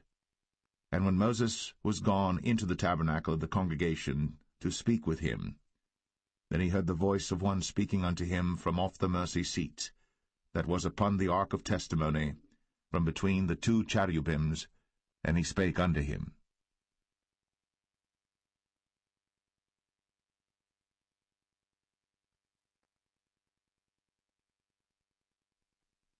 Numbers 8. And the Lord spake unto Moses, saying, Speak unto Aaron, and say unto him, When thou lightest the lamps, the 7 lamps shall give light over against the candlestick. And Aaron did so. He lighted the lamps thereof over against the candlestick, as the Lord commanded Moses. And this work of the candlestick was of beaten gold, unto the shaft thereof, unto the flowers thereof was beaten work, according unto the pattern which the Lord had shown Moses. So he made the candlestick. And the Lord spake unto Moses, saying, Take the Levites from among the children of Israel, and cleanse them. And thus shalt thou do unto them to cleanse them. Sprinkle water of purifying upon them, and let them shave all their flesh, and let them wash their clothes, and so make themselves clean. Then let them take a young bullock with his meat offering, even fine flour mingled with oil, and another young bullock shalt thou take for a sin offering. And thou shalt bring the Levites before the tabernacle of the congregation, and thou shalt gather the whole assembly of the children of Israel together. And thou shalt bring the Levites before the Lord, and the children of Israel shall put their hands upon the Levites.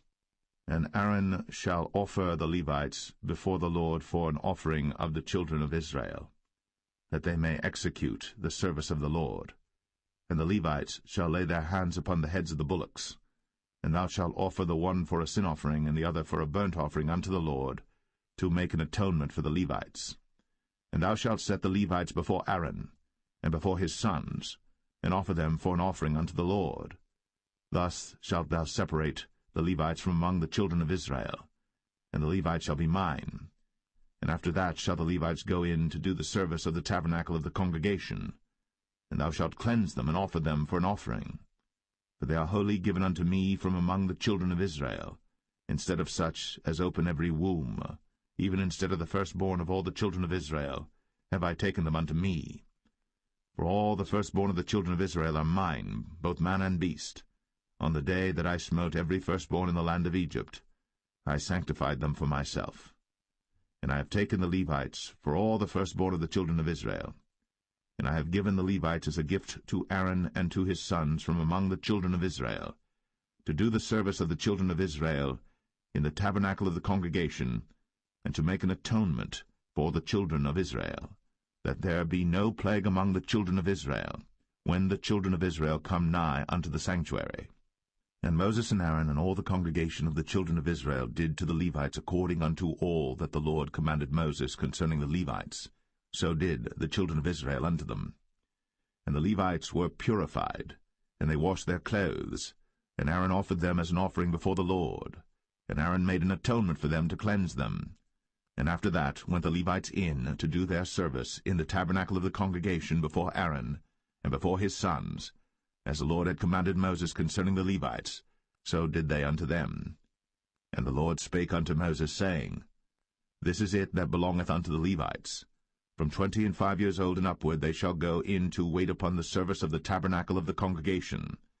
And from the age of 50 years they shall cease waiting upon the service thereof, and shall serve no more, but shall minister with their brethren in the tabernacle of the congregation, to keep the charge, and shall do no service.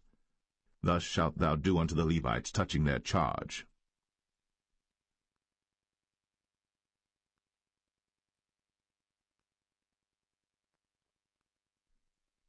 Numbers 9.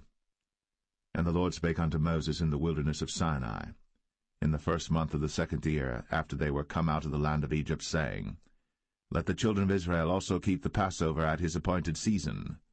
In the 14th day of this month, at even, ye shall keep it in his appointed season, according to all the rites of it, and according to all the ceremonies thereof shall ye keep it. And Moses spake unto the children of Israel, that they should keep the Passover. And they kept the Passover on the 14th day of the 1st month, at even, in the wilderness of Sinai, according to all that the Lord commanded Moses, so did the children of Israel. And there were certain men who were defiled by the dead body of a man, that they could not keep the Passover on that day. And they came before Moses and before Aaron on that day. And those men said unto him, We are defiled by the dead body of a man. Wherefore are we kept back, that we may not offer an offering of the Lord in his appointed season among the children of Israel? And Moses said unto them, Stand still, and I will hear what the Lord will command concerning you.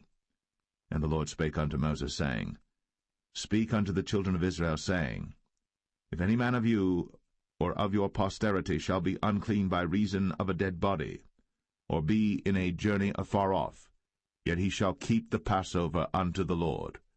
The 14th day of the 2nd month at even they shall keep it, and eat it with unleavened bread and bitter herbs. They shall leave none of it unto the morning, nor break any bone of it. According to all the ordinances of the Passover they shall keep it. But the man that is clean, and is not in a journey, and forbeareth to keep the Passover, even the same soul shall be cut off from among his people, because he brought not the offering of the Lord in his appointed season. That man shall bear his sin. And if a stranger shall sojourn among you, and will keep the Passover unto the Lord, according to the ordinance of the Passover, and according to the manner thereof, so shall he do. Ye shall have one ordinance, both for the stranger and for him that was born in the land. And on the day that the tabernacle was reared up, the cloud covered the tabernacle, namely, the tent of the testimony. And at even there was upon the tabernacle as it were the appearance of fire until the morning. So it was always. The cloud covered it by day, and the appearance of fire by night. And when the cloud was taken up from the tabernacle, then after that the children of Israel journeyed. In the place where the cloud abode, there the children of Israel pitched their tents. At the commandment of the Lord the children of Israel journeyed, and at the commandment of the Lord they pitched. As long as the cloud abode upon the tabernacle, they rested in their tents. And when the cloud tarried long upon the tabernacle many days, then the children of Israel kept the charge of the Lord, and journeyed not. And so it was. When the cloud was a few days upon the tabernacle, according to the commandment of the Lord, they abode in their tents, and according to the commandment of the Lord they journeyed. And so it was, when the cloud abode from even unto the morning, and that the cloud was taken up in the morning, then they journeyed. Whether it was by day or by night that the cloud was taken up, they journeyed. Or whether it were 2 days, or a month, or a year, that the cloud tarried upon the tabernacle, remaining thereon, the children of Israel abode in their tents, and journeyed not. But when it was taken up, they journeyed. At the commandment of the Lord they rested in the tents, and at the commandment of the Lord they journeyed. They kept the charge of the Lord, at the commandment of the Lord, and by the hand of Moses.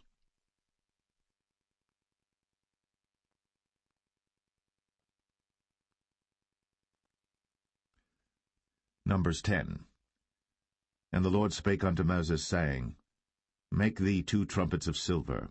Of a whole piece shalt thou make them, that thou mayest use them for the calling of the assembly, and for the journeying of the camps. And when they shall blow with them, all the assembly shall assemble themselves to thee at the door of the tabernacle of the congregation. And if they blow but with 1 trumpet, then the princes, which are heads of the thousands of Israel, shall gather themselves unto thee. When ye blow an alarm, then the camps that lie on the east parts shall go forward. When ye blow an alarm the 2nd time, then the camps that lie on the south side shall take their journey, they shall blow an alarm for their journeys. But when the congregation is to be gathered together, ye shall blow, but ye shall not sound an alarm. And the sons of Aaron the priests shall blow with the trumpets, and they shall be to you for an ordinance forever throughout your generations. And if ye go to war in your land against the enemy that oppresseth you, then ye shall blow an alarm with the trumpets, and ye shall be remembered before the Lord your God, and ye shall be saved from your enemies. Also in the day of your gladness, and in your solemn days, in the beginnings of your months, ye shall blow with the trumpets over your burnt offerings, and over the sacrifices of your peace offerings, that they may be to you for a memorial before your God. I am the Lord your God. And it came to pass on the 20th day of the 2nd month, in the 2nd year, that the cloud was taken up from off the tabernacle of the testimony. And the children of Israel took their journeys out of the wilderness of Sinai, and the cloud rested in the wilderness of Paran. And they first took their journey according to the commandment of the Lord by the hand of Moses. In the first place went the standard of the camp of the children of Judah according to their armies, and over his host was Nahshon the son of Amminadab. And over the host of the tribe of the children of Issachar was Nethanel the son of Zuar. And over the host of the tribe of the children of Zebulun was Eliab the son of Helon. And the tabernacle was taken down, and the sons of Gershon and the sons of Merari set forward, bearing the tabernacle. And the standard of the camp of Reuben set forward according to their armies. And over his host was Elizur the son of Shadur. And over the host of the tribe of the children of Simeon was Shelumiel the son of Zerushadai. And over the host of the tribe of the children of Gad was Eliasaph the son of Duel. And the Kohathites set forward, bearing the sanctuary, and the other did set up the tabernacle against they came. And the standard of the camp of the children of Ephraim set forward according to their armies, and over his host was Elishama the son of Ammihud. And over the host of the tribe of the children of Manasseh was Gamaliel the son of Pedazur. And over the host of the tribe of the children of Benjamin was Abidan the son of Gideoni. And the standard of the camp of the children of Dan set forward, which was the rearward of all the camps throughout their hosts. And over his host was Ahiezer the son of Ammishaddai. And over the host of the tribe of the children of Asher was Pagiel the son of Ochran. And over the host of the tribe of the children of Naphtali was Ahira the son of Enan. Thus were the journeyings of the children of Israel according to their armies, when they set forward. And Moses said unto Hobab the son of Raguel the Midianite, Moses' father-in-law, We are journeying unto the place of which the Lord said, I will give it you. Come thou with us, and we will do thee good. For the Lord hath spoken good concerning Israel.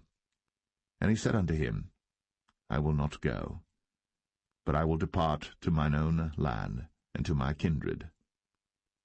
And he said, Leave us not, I pray thee, for as much as thou knowest how we are to encamp in the wilderness, and thou mayest be to us instead of eyes.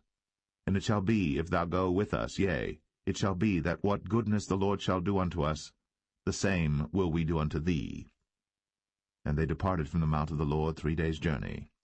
And the ark of the covenant of the Lord went before them in the 3 days' journey, to search out a resting place for them. And the cloud of the Lord was upon them by day, when they went out of the camp. And it came to pass, when the ark set forward, that Moses said, Rise up, Lord, and let thine enemies be scattered, and let them that hate thee flee before thee. And when it rested, he said, Return, O Lord, unto the many thousands of Israel.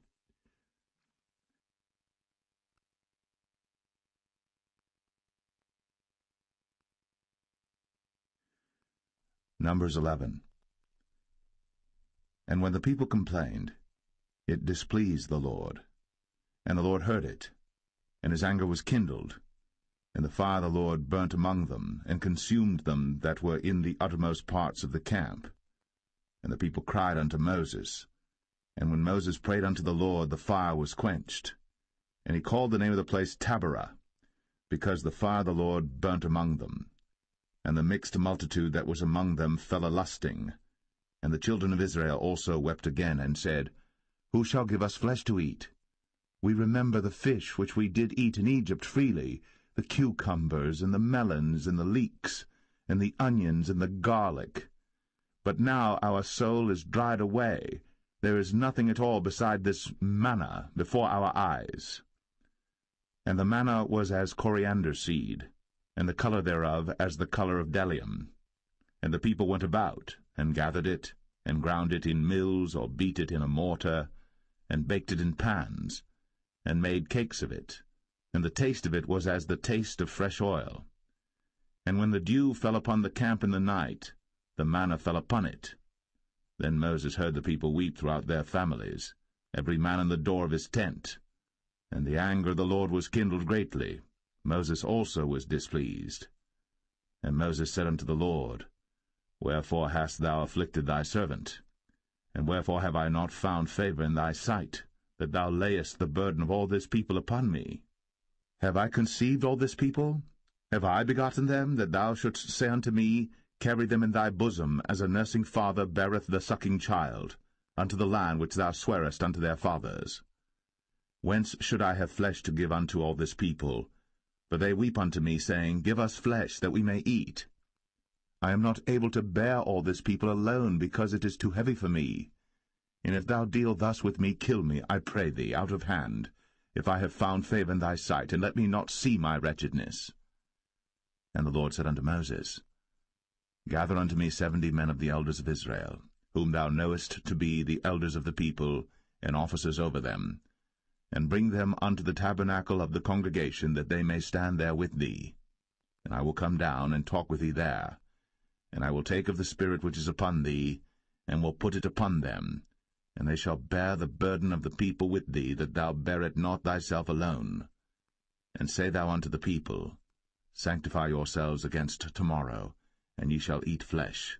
For ye have wept in the ears of the Lord, saying, Who shall give us flesh to eat? For it was well with us in Egypt. Therefore the Lord will give you flesh, and ye shall eat. Ye shall not eat 1 day, nor 2 days, nor 5 days, neither 10 days, nor 20 days, but even a whole month, until it come out at your nostrils, and it be loathsome unto you, because that ye have despised the Lord which is among you, and have wept before him, saying, Why came we forth out of Egypt? And Moses said, The people among whom I am are 600,000 footmen, and thou hast said, I will give them flesh, that they may eat a whole month. Shall the flocks and the herds be slain for them to suffice them? Or shall all the fish of the sea be gathered together for them to suffice them? And the Lord said unto Moses, Is the Lord's hand waxed short? Thou shalt see now whether my word shall come to pass unto thee or not. And Moses went out, and told the people the words of the Lord, and gathered the 70 men of the elders of the people, and set them round about the tabernacle. And the Lord came down in a cloud, and spake unto him, and took of the Spirit that was upon him, and gave it unto the 70 elders. And it came to pass that, when the Spirit rested upon them, they prophesied, and did not cease. But there remained 2 of the men in the camp. The name of the one was Eldad, and the name of the other Medad. And the Spirit rested upon them, and they were of them that were written, but went not out unto the tabernacle, and they prophesied in the camp. And there ran a young man, and told Moses, and said, Eldad and Medad do prophesy in the camp. And Joshua the son of Nun, the servant of Moses, one of his young men, answered and said, My lord Moses, forbid them. And Moses said unto him, Enviest thou for my sake? Would God that all the Lord's people were prophets, and that the Lord would put his Spirit upon them. And Moses gat him into the camp, he and the elders of Israel.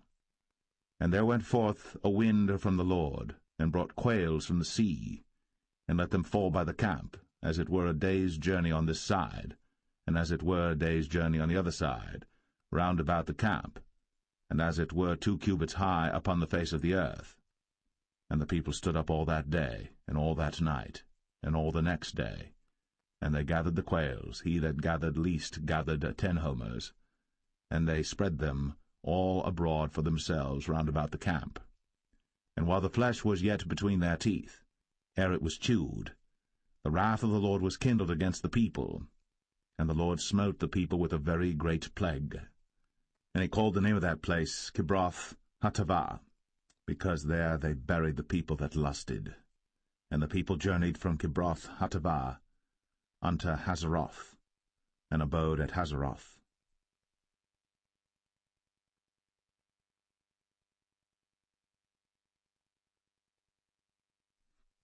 Numbers 12. And Miriam and Aaron spake against Moses because of the Ethiopian woman whom he had married, for he had married an Ethiopian woman. And they said, Hath the Lord indeed spoken only by Moses? Hath he not spoken also by us? And the Lord heard it. Now the man Moses was very meek, above all the men which are upon the face of the earth. And the Lord spake suddenly unto Moses, and unto Aaron, and unto Miriam, Come out ye three unto the tabernacle of the congregation. And they three came out. And the Lord came down in the pillar of the cloud, and stood in the door of the tabernacle, and called Aaron and Miriam. And they both came forth. And he said, Hear now my words. If there be a prophet among you, I the Lord will make myself known unto him in a vision, and will speak unto him in a dream. My servant Moses is not so, who is faithful in all mine house. With him will I speak mouth to mouth, even apparently, and not in dark speeches. And the similitude of the Lord shall he behold. Wherefore then were ye not afraid to speak against my servant Moses?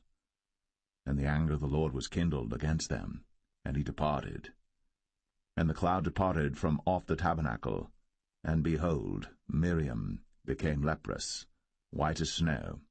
And Aaron looked upon Miriam, and behold, she was leprous.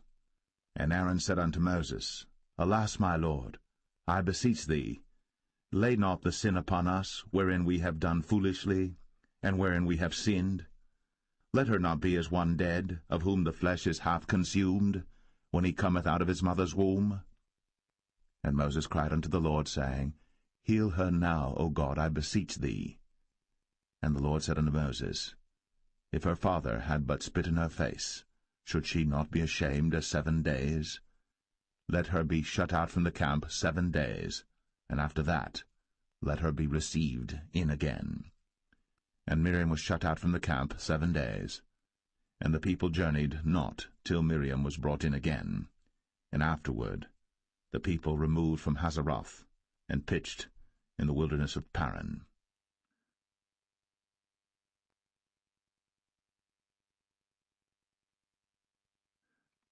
Numbers 13. And the Lord spake unto Moses, saying, Send thou men, that they may search the land of Canaan, which I give unto the children of Israel. Of every tribe of their fathers shall ye send a man, every one a ruler among them. And Moses, by the commandment of the Lord, sent them from the wilderness of Paran. All those men were heads of the children of Israel. And these were their names: of the tribe of Reuben, Shammua the son of Zakur; of the tribe of Simeon, Shaphat the son of Ori; of the tribe of Judah, Caleb the son of Jephunneh; of the tribe of Issachar, Igal the son of Joseph; of the tribe of Ephraim, Hoshea the son of Nun; of the tribe of Benjamin, Palti the son of Raphu; of the tribe of Zebulun, Gadiel the son of Sodai; of the tribe of Joseph, namely of the tribe of Manasseh, Gadai the son of Susai; of the tribe of Dan, Amiel the son of Gemalli; of the tribe of Asher, Sethar the son of Michael; of the tribe of Naphtali, Nabai the son of Vosai; of the tribe of Gad, Geuel the son of Machi. These are the names of the men which Moses sent to spy out the land. And Moses called Hoshea the son of Nun, Jehoshua. And Moses sent them to spy out the land of Canaan, and said unto them, Get you up this way southward, and go up into the mountain, and see the land what it is, and the people that dwelleth therein, whether they be strong or weak, few or many, and what the land is that they dwell in, whether it be good or bad, and what cities they be that they dwell in, whether in tents or in strongholds, and what the land is, whether it be fat or lean, whether there be wood therein or not. And be ye of good courage, and bring of the fruit of the land. Now the time was the time of the first ripe grapes. So they went up and searched the land from the wilderness of Zin unto Rehob, as men come to Hamath. And they ascended by the south, and came unto Hebron, where Ahiman, Sheshai, and Talmai, the children of Anak, were. Now Hebron was built 7 years before Zoan in Egypt. And they came unto the brook of Eshcol, and cut down from thence a branch, with one cluster of grapes, and they bare it between two upon a staff. And they brought of the pomegranates and of the figs. The place was called the brook Eshcol, because of the cluster of grapes which the children of Israel cut down from thence. And they returned from searching of the land after 40 days. And they went, and came to Moses, and to Aaron, and to all the congregation of the children of Israel, unto the wilderness of Paran, to Kadesh, and brought back word unto them, and unto all the congregation, and showed them the fruit of the land. And they told him, and said, We came unto the land whither thou sentest us, and surely it floweth with milk and honey, and this is the fruit of it. Nevertheless the people be strong that dwell in the land, and the cities are walled and very great. And moreover, we saw the children of Anak there. The Amalekites dwell in the land of the south, and the Hittites, and the Jebusites, and the Amorites dwell in the mountains, and the Canaanites dwell by the sea, and by the coast of Jordan. And Caleb stilled the people before Moses, and said, Let us go up at once, and possess it, for we are well able to overcome it. But the men that went up with him said, We be not able to go up against the people, for they are stronger than we. And they brought up an evil report of the land, which they had searched unto the children of Israel, saying, The land, through which we have gone to search it, is a land that eateth up the inhabitants thereof, and all the people that we saw in it are men of a great stature. And there we saw the giants, the sons of Anak, which come of the giants. And we were in our own sight as grasshoppers, and so we were in their sight.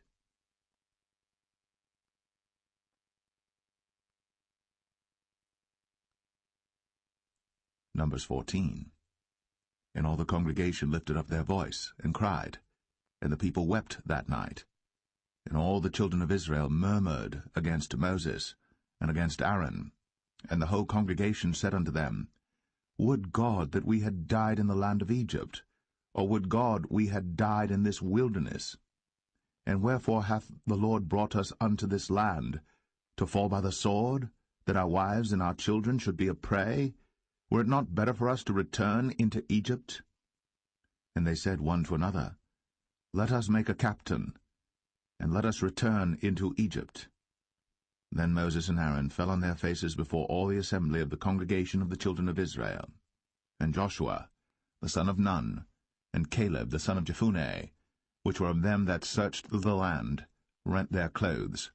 And they spake unto all the company of the children of Israel, saying, The land, which we passed through to search it, is an exceeding good land. If the Lord delight in us, then he will bring us into this land, and give it us, a land which floweth with milk and honey. Only rebel not ye against the Lord, neither fear ye the people of the land, for they are bread for us, their defense is departed from them, and the Lord is with us, fear them not. But all the congregation bade stone them with stones. And the glory of the Lord appeared in the tabernacle of the congregation before all the children of Israel. And the Lord said unto Moses, How long will this people provoke me?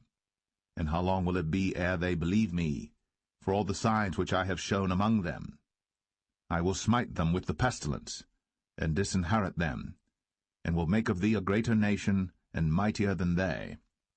And Moses said unto the Lord, Then the Egyptians shall hear it, for thou broughtest up this people in thy might from among them, and they will tell it to the inhabitants of this land. For they have heard that thou, Lord, art among this people, that thou, Lord, art seen face to face, and that thy cloud standeth over them, and that thou goest before them by daytime in a pillar of a cloud, and in a pillar of fire by night. Now if thou shalt kill all this people as one man, then the nations which have heard the fame of thee will speak, saying, Because the Lord was not able to bring this people into the land which he sware unto them, therefore he hath slain them in the wilderness. And now I beseech thee, let the power of my Lord be great, according as thou hast spoken, saying, The Lord is longsuffering, and of great mercy, forgiving iniquity and transgression, and by no means clearing the guilty, visiting the iniquity of the fathers upon the children unto the third and fourth generation. Pardon, I beseech thee, the iniquity of this people according unto the greatness of thy mercy, and as thou hast forgiven this people from Egypt even until now. And the Lord said, I have pardoned according to thy word. But as truly as I live, all the earth shall be filled with the glory of the Lord, because all those men which have seen my glory and my miracles, which I did in Egypt and in the wilderness, and have tempted me now these 10 times, and have not hearkened to my voice, surely they shall not see the land which I swear unto their fathers, neither shall any of them that provoked me see it. But my servant Caleb, because he had another spirit with him, and hath followed me fully, him will I bring into the land whereinto he went, and his seed shall possess it. Now the Amalekites and the Canaanites dwelt in the valley. Tomorrow turn you, and get you into the wilderness by the way of the Red Sea. And the Lord spake unto Moses and unto Aaron, saying, How long shall I bear with this evil congregation, which murmur against me? I have heard the murmurings of the children of Israel, which they murmur against me. Say unto them, As truly as I live, saith the Lord, as ye have spoken in mine ears, so will I do to you. Your carcasses shall fall in this wilderness, and all that were numbered of you according to your whole number, from 20 years old and upward, which have murmured against me. Doubtless ye shall not come into the land, concerning which I swear to make you dwell therein, save Caleb the son of Jephunneh, and Joshua the son of Nun. But your little ones, which ye said should be a prey, them will I bring in, and they shall know the land which ye have despised. But as for you, your carcasses, they shall fall in this wilderness, and your children shall wander in the wilderness 40 years, and bear your whoredoms until your carcasses be wasted in the wilderness. After the number of the days in which ye searched the land, even 40 days, each day for a year, shall ye bear your iniquities, even 40 years, and ye shall know my breach of promise. I the Lord have said, I will surely do it unto all this evil congregation that are gathered together against me. In this wilderness they shall be consumed, and there they shall die. And the men which Moses sent to search the land, who returned, and made all the congregation to murmur against him by bringing up a slander upon the land, even those men that did bring up the evil report upon the land, died by the plague before the Lord. But Joshua, the son of Nun, and Caleb, the son of Jephunneh, which were of the men that went to search the land, lived still. And Moses told these sayings unto all the children of Israel, and the people mourned greatly. And they rose up early in the morning, and gat them up into the top of the mountain, saying, Lo, we be here, and will go up unto the place which the Lord hath promised, for we have sinned. And Moses said, Wherefore now do ye transgress the commandment of the Lord? But it shall not prosper. Go not up, for the Lord is not among you, that ye be not smitten before your enemies. For the Amalekites and the Canaanites are there before you, and ye shall fall by the sword, because ye are turned away from the Lord. Therefore the Lord will not be with you. But they presumed to go up unto the hilltop. Nevertheless the ark of the covenant of the Lord and Moses departed not out of the camp. Then the Amalekites came down, and the Canaanites which dwelt in that hill, and smote them, and discomfited them, even unto Hormah.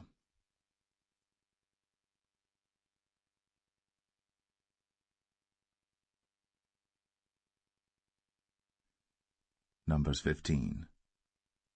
And the Lord spake unto Moses, saying, Speak unto the children of Israel, and say unto them, When ye be come into the land of your habitations, which I give unto you, and will make an offering by fire unto the Lord, a burnt offering, or a sacrifice in performing a vow, or in a freewill offering, or in your solemn feasts, to make a sweet savour unto the Lord, of the herd or of the flock, then shall he that offereth his offering unto the Lord bring a meat offering of 1/10 deal of flour mingled with the 4th part of an hin of oil, and the 4th part of an hin of wine for a drink offering shalt thou prepare with the burnt offering or sacrifice for 1 lamb. Or for a ram thou shalt prepare for a meat offering 2/10 deals of flour mingled with the 3rd part of an hin of oil. And for a drink offering thou shalt offer the 3rd part of an hin of wine for a sweet savour unto the Lord. And when thou preparest a bullock for a burnt offering, or for a sacrifice in performing a vow, or peace offerings unto the Lord, then shall he bring with a bullock a meat offering of 3/10 deals of flour mingled with 1/2 an hin of oil. And thou shalt bring for a drink offering 1/2 an hin of wine, for an offering made by fire, of a sweet savour unto the Lord. Thus shall it be done for 1 bullock, or for 1 ram, or for a lamb, or a kid, according to the number that ye shall prepare. So shall ye do to every one according to their number. All that are born of the country shall do these things after this manner, in offering an offering made by fire, of a sweet savour unto the Lord. And if a stranger sojourn with you, or whosoever be among you in your generations, and will offer an offering made by fire, of a sweet savour unto the Lord, as ye do, so he shall do. 1 ordinance shall be both for you of the congregation, and also for the stranger that sojourneth with you, an ordinance for ever in your generations, as ye are, so shall the stranger be before the Lord. 1 law and 1 manner shall be for you, and for the stranger that sojourneth with you.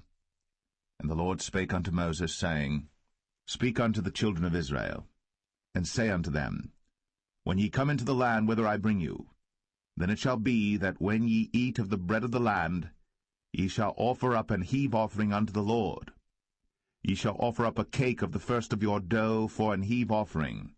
As ye do the heave offering of the threshing floor, so shall ye heave it. Of the first of your dough ye shall give unto the Lord an heave offering in your generations.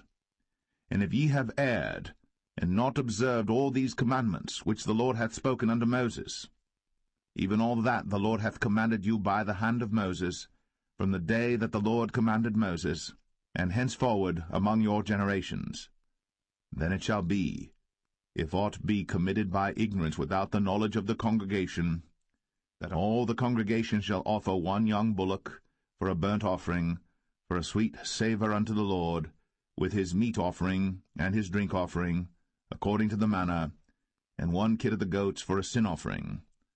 And the priest shall make an atonement for all the congregation of the children of Israel, and shall be forgiven them, for it is ignorance. And they shall bring their offering, a sacrifice made by fire unto the Lord, and their sin offering before the Lord, for their ignorance. And it shall be forgiven all the congregation of the children of Israel, and the stranger that sojourneth among them, seeing all the people were in ignorance. And if any soul sin through ignorance, then he shall bring a she-goat of the first year for sin offering, and the priest shall make an atonement for the soul that sinneth ignorantly. When he sinneth by ignorance before the Lord, to make an atonement for him, and it shall be forgiven him. Ye shall have 1 law for him that sinneth through ignorance, both for him that is born among the children of Israel, and for the stranger that sojourneth among them. But the soul that doeth aught presumptuously, whether he be born in the land or a stranger, the same reproacheth the Lord, and that soul shall be cut off from among his people, because he hath despised the word of the Lord, and hath broken his commandment. That soul shall utterly be cut off. His iniquity shall be upon him. And while the children of Israel were in the wilderness, they found a man that gathered sticks upon the Sabbath day. And they that found him gathering sticks brought him unto Moses and Aaron, and unto all the congregation. And they put him in ward, because it was not declared what should be done to him. And the Lord said unto Moses, The man shall be surely put to death. All the congregation shall stone him with stones without the camp. And all the congregation brought him without the camp, and stoned him with stones, and he died, as the Lord commanded Moses. And the Lord spake unto Moses, saying, Speak unto the children of Israel, and bid them that they make them fringes in the borders of their garments throughout their generations, and that they put upon the fringe of the borders a ribbon of blue. And it shall be unto you for a fringe, that ye may look upon it, and remember all the commandments of the Lord, and do them, and that ye seek not after your own heart and your own eyes, after which ye used to go a-whoring, that ye may remember, and do all my commandments, and be holy unto your God. I am the Lord your God, which brought you out of the land of Egypt, to be your God. I am the Lord your God.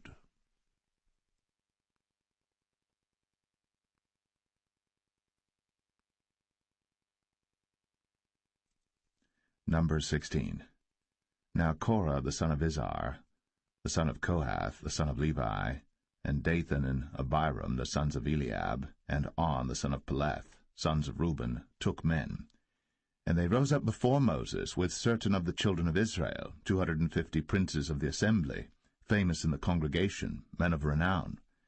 And they gathered themselves together against Moses and against Aaron, and said unto them, Ye take too much upon you, seeing all the congregation are holy, every one of them, and the Lord is among them. Wherefore then lift ye up yourselves above the congregation of the Lord. And when Moses heard it, he fell upon his face. And he spake unto Korah and unto all his company, saying, Even tomorrow the Lord will show who are his, and who is holy, and will cause him to come near unto him. Even him whom he hath chosen will he cause to come near unto him. This do, take your censers, Korah, and all his company, and put fire therein, and put incense in them before the Lord tomorrow. And it shall be, that the man whom the Lord doth choose, he shall be holy. Ye take too much upon you, ye sons of Levi. And Moses said unto Korah, Hear, I pray you, ye sons of Levi. Seemeth it but a small thing unto you, that the God of Israel hath separated you from the congregation of Israel, to bring you near to himself, to do the service of the tabernacle of the Lord, and to stand before the congregation to minister unto them? And he hath brought thee near to him, and all thy brethren, the sons of Levi, with thee. And seek ye the priesthood also? For which cause both thou and all thy company are gathered together against the Lord? And what is Aaron, that ye murmur against him? And Moses sent to call Dathan and Abiram, the sons of Eliab, which said, We will not come up. Is it a small thing that thou hast brought us up out of a land that floweth with milk and honey, to kill us in the wilderness, except thou make thyself altogether a prince over us? Moreover, thou hast not brought us into a land that floweth with milk and honey, or given us inheritance of fields and vineyards. Wilt thou put out the eyes of these men? We will not come up. And Moses was very wroth, and said unto the Lord, Respect not thou their offering. I have not taken one ass from them, neither have I hurt one of them. And Moses said unto Korah, Be thou and all thy company before the Lord, thou and they, and Aaron, tomorrow. And take every man his censer, and put incense in them, and bring ye before the Lord every man his censer, 250 censers, thou also, and Aaron, each of you his censer.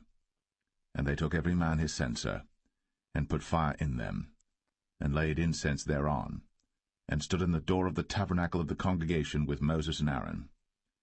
And Korah gathered all the congregation against them unto the door of the tabernacle of the congregation. And the glory of the Lord appeared unto all the congregation. And the Lord spake unto Moses and unto Aaron, saying, Separate yourselves from among this congregation, that I may consume them in a moment. And they fell upon their faces, and said, O God, the God of the spirits of all flesh, shall one man sin, and wilt thou be wroth with all the congregation? And the Lord spake unto Moses, saying, Speak unto the congregation, saying, Get you up from about the tabernacle of Korah, Dathan, and Abiram. And Moses rose up, and went unto Dathan and Abiram, and the elders of Israel followed him. And he spake unto the congregation, saying, Depart, I pray you, from the tents of these wicked men, and touch nothing of theirs, lest ye be consumed in all their sins. So they gat up from the tabernacle of Korah, Dathan and Abiram, on every side. And Dathan and Abiram came out, and stood in the door of their tents, and their wives and their sons, and their little children. And Moses said, Hereby ye shall know that the Lord hath sent me to do all these works, for I have not done them of mine own mind. If these men die the common death of all men, or if they be visited after the visitation of all men, then the Lord hath not sent me.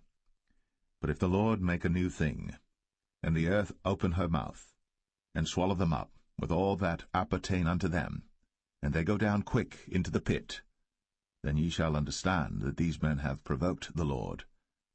And it came to pass, as he had made an end of speaking all these words, that the ground clave asunder that was under them, and the earth opened her mouth, and swallowed them up, and their houses, and all the men that appertained unto Korah, and all their goods. They and all that appertained to them went down alive into the pit, and the earth closed upon them, and they perished from among the congregation. And all Israel that were round about them fled at the cry of them, for they said, Lest the earth swallow us up also. And there came out a fire from the Lord, and consumed the 250 men that offered incense. And the Lord spake unto Moses, saying, Speak unto Eleazar, the son of Aaron the priest, that he take up the censers out of the burning, and scatter thou the fire yonder, for they are hallowed. The censers of these sinners against their own souls, let them make them broad plates for a covering of the altar, for they offered them before the Lord. Therefore they are hallowed, and they shall be a sign unto the children of Israel. And Eleazar the priest took the brazen censers wherewith they that were burnt had offered, and they were made broad plates for a covering of the altar, to be a memorial unto the children of Israel, that no stranger which is not of the seed of Aaron come near to offer incense before the Lord, that he be not as Korah, and as his company, as the Lord said to him by the hand of Moses. But on the morrow all the congregation of the children of Israel murmured against Moses and against Aaron, saying, Ye have killed the people of the Lord. And it came to pass, when the congregation was gathered against Moses and against Aaron, that they looked toward the tabernacle of the congregation, and behold, the cloud covered it, and the glory of the Lord appeared. And Moses and Aaron came before the tabernacle of the congregation. And the Lord spake unto Moses, saying, Get you up from among this congregation, that I may consume them as in a moment. And they fell upon their faces. And Moses said unto Aaron, Take a censer, and put fire therein from off the altar, and put on incense, and go quickly unto the congregation, and make an atonement for them. For there is wrath gone out from the Lord, the plague is begun. And Aaron took as Moses commanded, and ran into the midst of the congregation, and behold, the plague was begun among the people. And he put on incense, and made an atonement for the people. And he stood between the dead and the living, and the plague was stayed. Now they that died in the plague were 14,700, beside them that died about the matter of Korah. And Aaron returned unto Moses, unto the door of the tabernacle of the congregation, and the plague was stayed.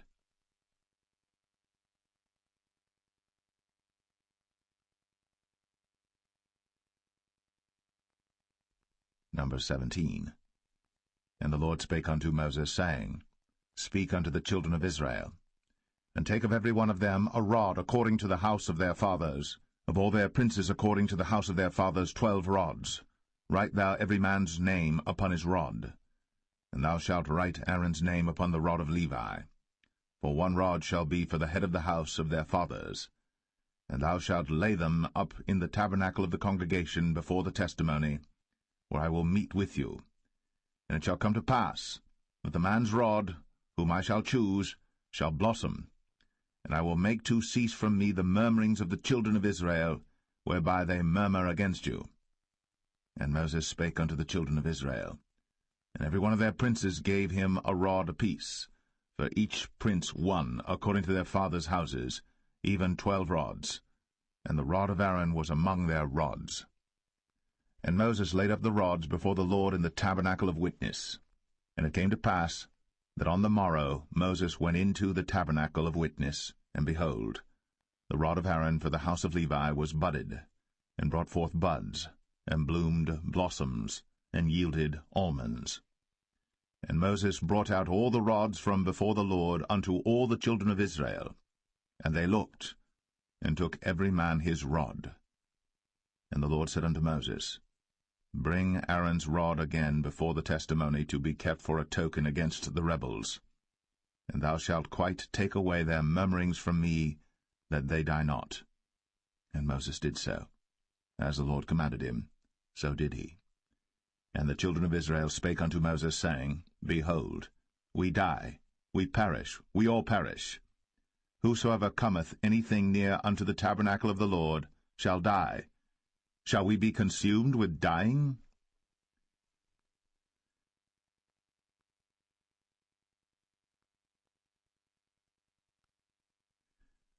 Numbers 18. And the Lord said unto Aaron, Thou and thy sons, and thy father's house with thee shall bear the iniquity of the sanctuary, and thou and thy sons with thee shall bear the iniquity of your priesthood. And thy brethren also of the tribe of Levi, the tribe of thy father, bring thou with thee, that they may be joined unto thee, and minister unto thee. But thou and thy sons with thee shall minister before the tabernacle of witness. And they shall keep thy charge, and the charge of all the tabernacle, only they shall not come nigh the vessels of the sanctuary and the altar, that neither they nor ye also die. And they shall be joined unto thee, and keep the charge of the tabernacle of the congregation, for all the service of the tabernacle, and a stranger shall not come nigh unto you. And ye shall keep the charge of the sanctuary, and the charge of the altar, that there be no wrath any more upon the children of Israel. And I, behold, I have taken your brethren the Levites from among the children of Israel. To you they are given as a gift for the Lord, to do the service of the tabernacle of the congregation. Therefore thou, and thy sons with thee, shall keep your priest's office for everything of the altar, and within the veil, and ye shall serve. I have given your priest's office unto you as a service of gift, and the stranger that cometh nigh shall be put to death. And the Lord spake unto Aaron, Behold, I also have given thee the charge of mine heave offerings of all the hallowed things of the children of Israel. Unto thee have I given them by reason of the anointing, and to thy sons by an ordinance for ever. This shall be thine of the most holy things, reserved from the fire, every oblation of theirs, every meat offering of theirs, and every sin offering of theirs, and every trespass offering of theirs, which they shall render unto me, shall be most holy for thee, and for thy sons. In the most holy place shalt thou eat it, every male shall eat it. It shall be holy unto thee. And this is thine, the heave offering of their gift, with all the wave offerings of the children of Israel.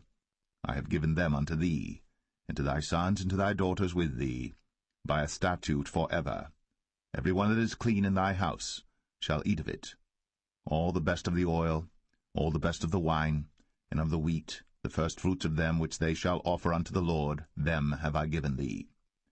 And whatsoever is first ripe in the land, which they shall bring unto the Lord, shall be thine. Every one that thine house shall eat of it. Everything devoted in Israel shall be thine.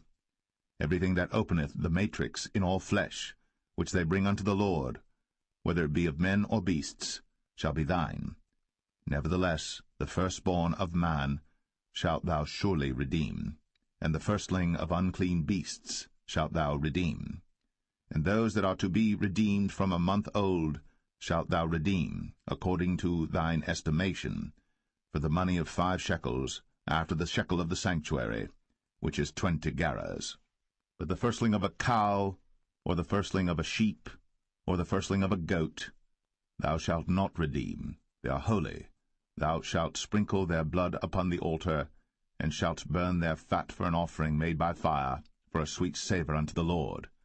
And the flesh of them shall be thine, as the wave breast and as the right shoulder are thine. All the heave offerings of the holy things which the children of Israel offer unto the Lord have I given thee, and thy sons and thy daughters with thee, by a statute for ever. It is a covenant of salt for ever before the Lord unto thee, and to thy seed with thee. And the Lord spake unto Aaron, Thou shalt have no inheritance in their land, neither shalt thou have any part among them. I am thy part, and thine inheritance among the children of Israel. And behold, I have given the children of Levi all the tenth in Israel for an inheritance, for their service which they serve, even the service of the tabernacle of the congregation.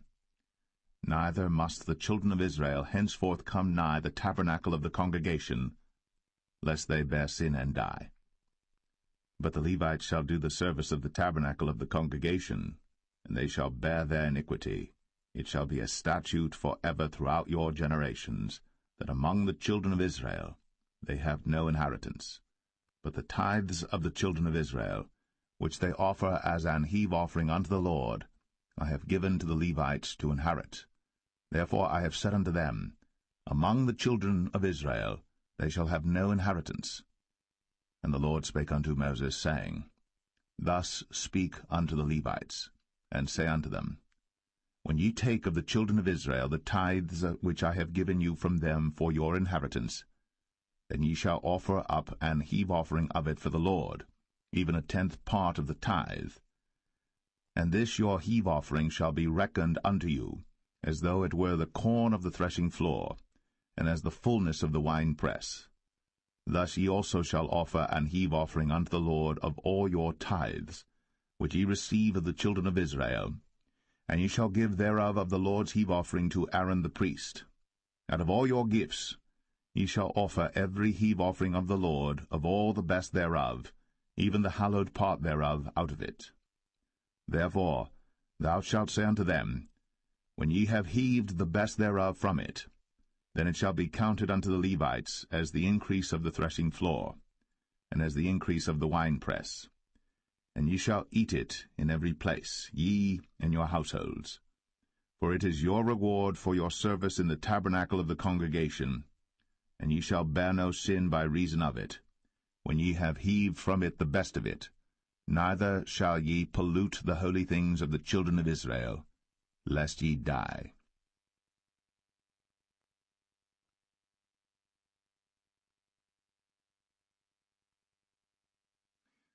Numbers 19. And the Lord spake unto Moses and unto Aaron, saying, This is the ordinance of the law which the Lord hath commanded, saying, Speak unto the children of Israel, that they bring thee a red heifer without spot, wherein is no blemish, and upon which never came yoke. And ye shall give her unto Eleazar the priest, that he may bring her forth without the camp, and one shall slay her before his face. And Eleazar the priest shall take of her blood with his finger, and sprinkle of her blood directly before the tabernacle of the congregation 7 times. And one shall burn the heifer in his sight, her skin and her flesh, and her blood, with her dung shall he burn. And the priest shall take cedar wood and hyssop, and scarlet, and cast it into the midst of the burning of the heifer. Then the priest shall wash his clothes, and he shall bathe his flesh in water, and afterward he shall come into the camp, and the priest shall be unclean until the even. And he that burneth her shall wash his clothes in water, and bathe his flesh in water, and shall be unclean until the even.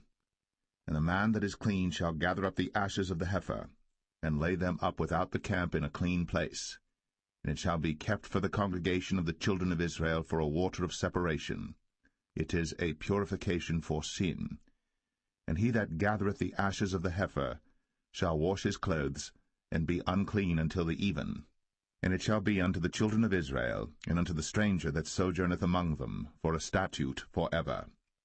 He that toucheth the dead body of any man shall be unclean 7 days. He shall purify himself with it on the 3rd day, and on the 7th day he shall be clean. But if he purify not himself the 3rd day, then the 7th day he shall not be clean. Whosoever toucheth the dead body of any man that is dead, and purifieth not himself, defileth the tabernacle of the Lord, and that soul shall be cut off from Israel, because the water of separation was not sprinkled upon him.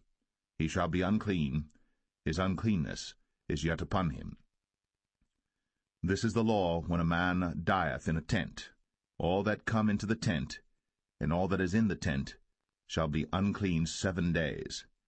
And every open vessel, which hath no covering bound upon it, is unclean.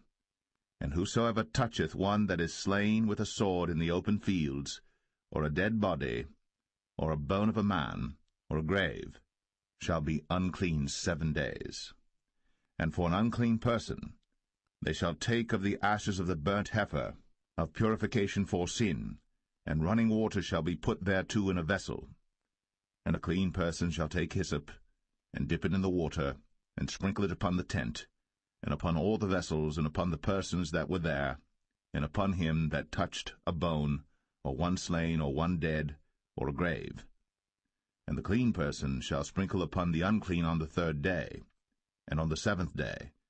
And on the 7th day he shall purify himself, and wash his clothes, and bathe himself in water, and shall be clean at even. But the man that shall be unclean, and shall not purify himself, that soul shall be cut off from among the congregation, because he hath defiled the sanctuary of the Lord. The water of separation hath not been sprinkled upon him. He is unclean.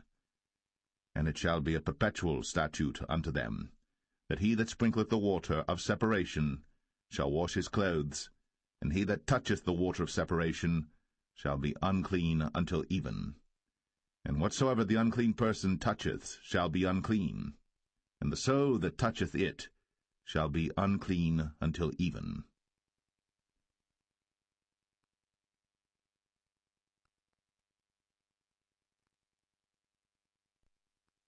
Numbers 20. Then came the children of Israel, even the whole congregation, into the desert of Zin, in the 1st month, and the people abode in Kadesh. And Miriam died there, and was buried there. And there was no water for the congregation, and they gathered themselves together against Moses and against Aaron. And the people chode with Moses, and spake, saying, Would God that we had died when our brethren died before the Lord! And why have ye brought up the congregation of the Lord into this wilderness, that we and our cattle should die there? And wherefore have ye made us to come up out of Egypt, to bring us in unto this evil place? It is no place of seed, or of figs, or of vines, or of pomegranates, neither is there any water to drink. Then Moses and Aaron went from the presence of the assembly unto the door of the tabernacle of the congregation, and they fell upon their faces, and the glory of the Lord appeared unto them. And the Lord spake unto Moses, saying, Take the rod, and gather thou the assembly together, thou and Aaron thy brother, and speak ye unto the rock before their eyes, and it shall give forth his water. And thou shalt bring forth to them water out of the rock, so thou shalt give the congregation and their beasts drink. And Moses took the rod from before the Lord, as he commanded him. And Moses and Aaron gathered the congregation together before the rock, and he said unto them, Hear now, ye rebels, must we fetch you water out of this rock?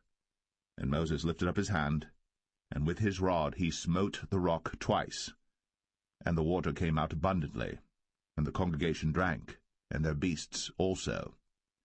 And the Lord spake unto Moses and Aaron, Because ye believed me not, to sanctify me in the eyes of the children of Israel, therefore ye shall not bring this congregation into the land which I have given them. This is the water of Meribah, because the children of Israel strove with the Lord, and he was sanctified in them. And Moses sent messengers from Kadesh unto the king of Edom. Thus saith thy brother Israel, Thou knowest all the travail that hath befallen us, how our fathers went down into Egypt, and we have dwelt in Egypt a long time, and the Egyptians vexed us and our fathers. And when we cried unto the Lord, he heard our voice, and sent an angel, and hath brought us forth out of Egypt. And behold, we are in Kadesh, a city in the uttermost of thy border. Let us pass, I pray thee, through thy country. We will not pass through the fields, or through the vineyards, neither will we drink of the water of the wells. We will go by the king's highway. We will not turn to the right hand, nor to the left, until we have passed thy borders. And Edom said unto him, Thou shalt not pass by me, lest I come out against thee with the sword. And the children of Israel said unto him, We will go by the highway, and if I and my cattle drink of thy water, then I will pay for it. I will only, without doing anything else, go through on my feet.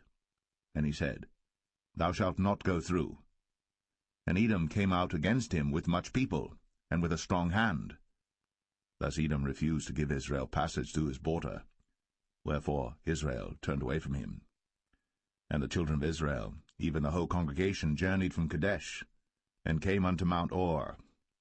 And the Lord spake unto Moses and Aaron in Mount Or, by the coast of the land of Edom, saying, Aaron shall be gathered unto his people, for he shall not enter into the land which I have given unto the children of Israel, because ye rebelled against my word at the water of Meribah.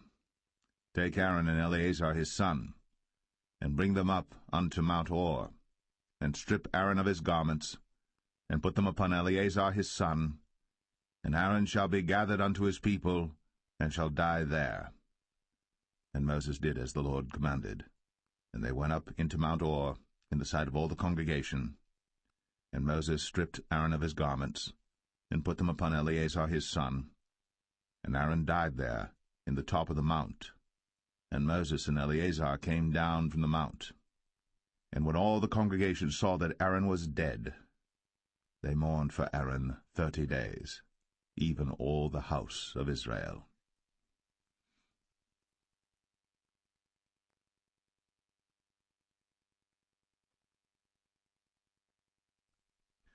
Numbers 21. And when King Arad, the Canaanite, which dwelt in the south, heard tell that Israel came by the way of the spies, then he fought against Israel, and took some of them prisoners. And Israel vowed a vow unto the Lord, and said, If thou wilt indeed deliver this people into my hand, then I will utterly destroy their cities. And the Lord hearkened to the voice of Israel, and delivered up the Canaanites, and they utterly destroyed them in their cities. And he called the name of the place Ormah. And they journeyed from Mount Or by the way of the Red Sea, to compass the land of Edom. And the soul of the people was much discouraged because of the way. And the people spake against God, and against Moses. Wherefore have ye brought us up out of Egypt, to die in the wilderness? For there is no bread, neither is there any water, and our soul loatheth this light bread. And the Lord sent fiery serpents among the people, and they bit the people, and much people of Israel died. Therefore the people came to Moses and said, We have sinned, for we have spoken against the Lord, and against thee. Pray unto the Lord that he take away the serpents from us. And Moses prayed for the people. And the Lord said unto Moses, Make thee a fiery serpent, and set it upon a pole. And it shall come to pass, that every one that is bitten, when he looketh upon it, shall live. And Moses made a serpent of brass, and put it upon a pole. And it came to pass, that if a serpent had bitten any man, when he beheld the serpent of brass, he lived. And the children of Israel set forward, and pitched in Oboth. And they journeyed from Oboth, and pitched at Ije-Abarim, in the wilderness which is before Moab, toward the sunrising. From thence they removed, and pitched in the valley of Zered. From thence they removed, and pitched on the other side of Arnon, which is in the wilderness that cometh out of the coasts of the Amorites. For Arnon is the border of Moab, between Moab and the Amorites. Wherefore it is said in the book of the wars of the Lord, what he did in the Red Sea, and in the brooks of Arnon, and at the stream of the brooks that goeth down to the dwelling of Ar, and lieth upon the border of Moab. And from thence they went to Beer, that is the well whereof the Lord spake unto Moses, Gather the people together, and I will give them water. Then Israel sang this song, Spring up, O well, sing ye unto it.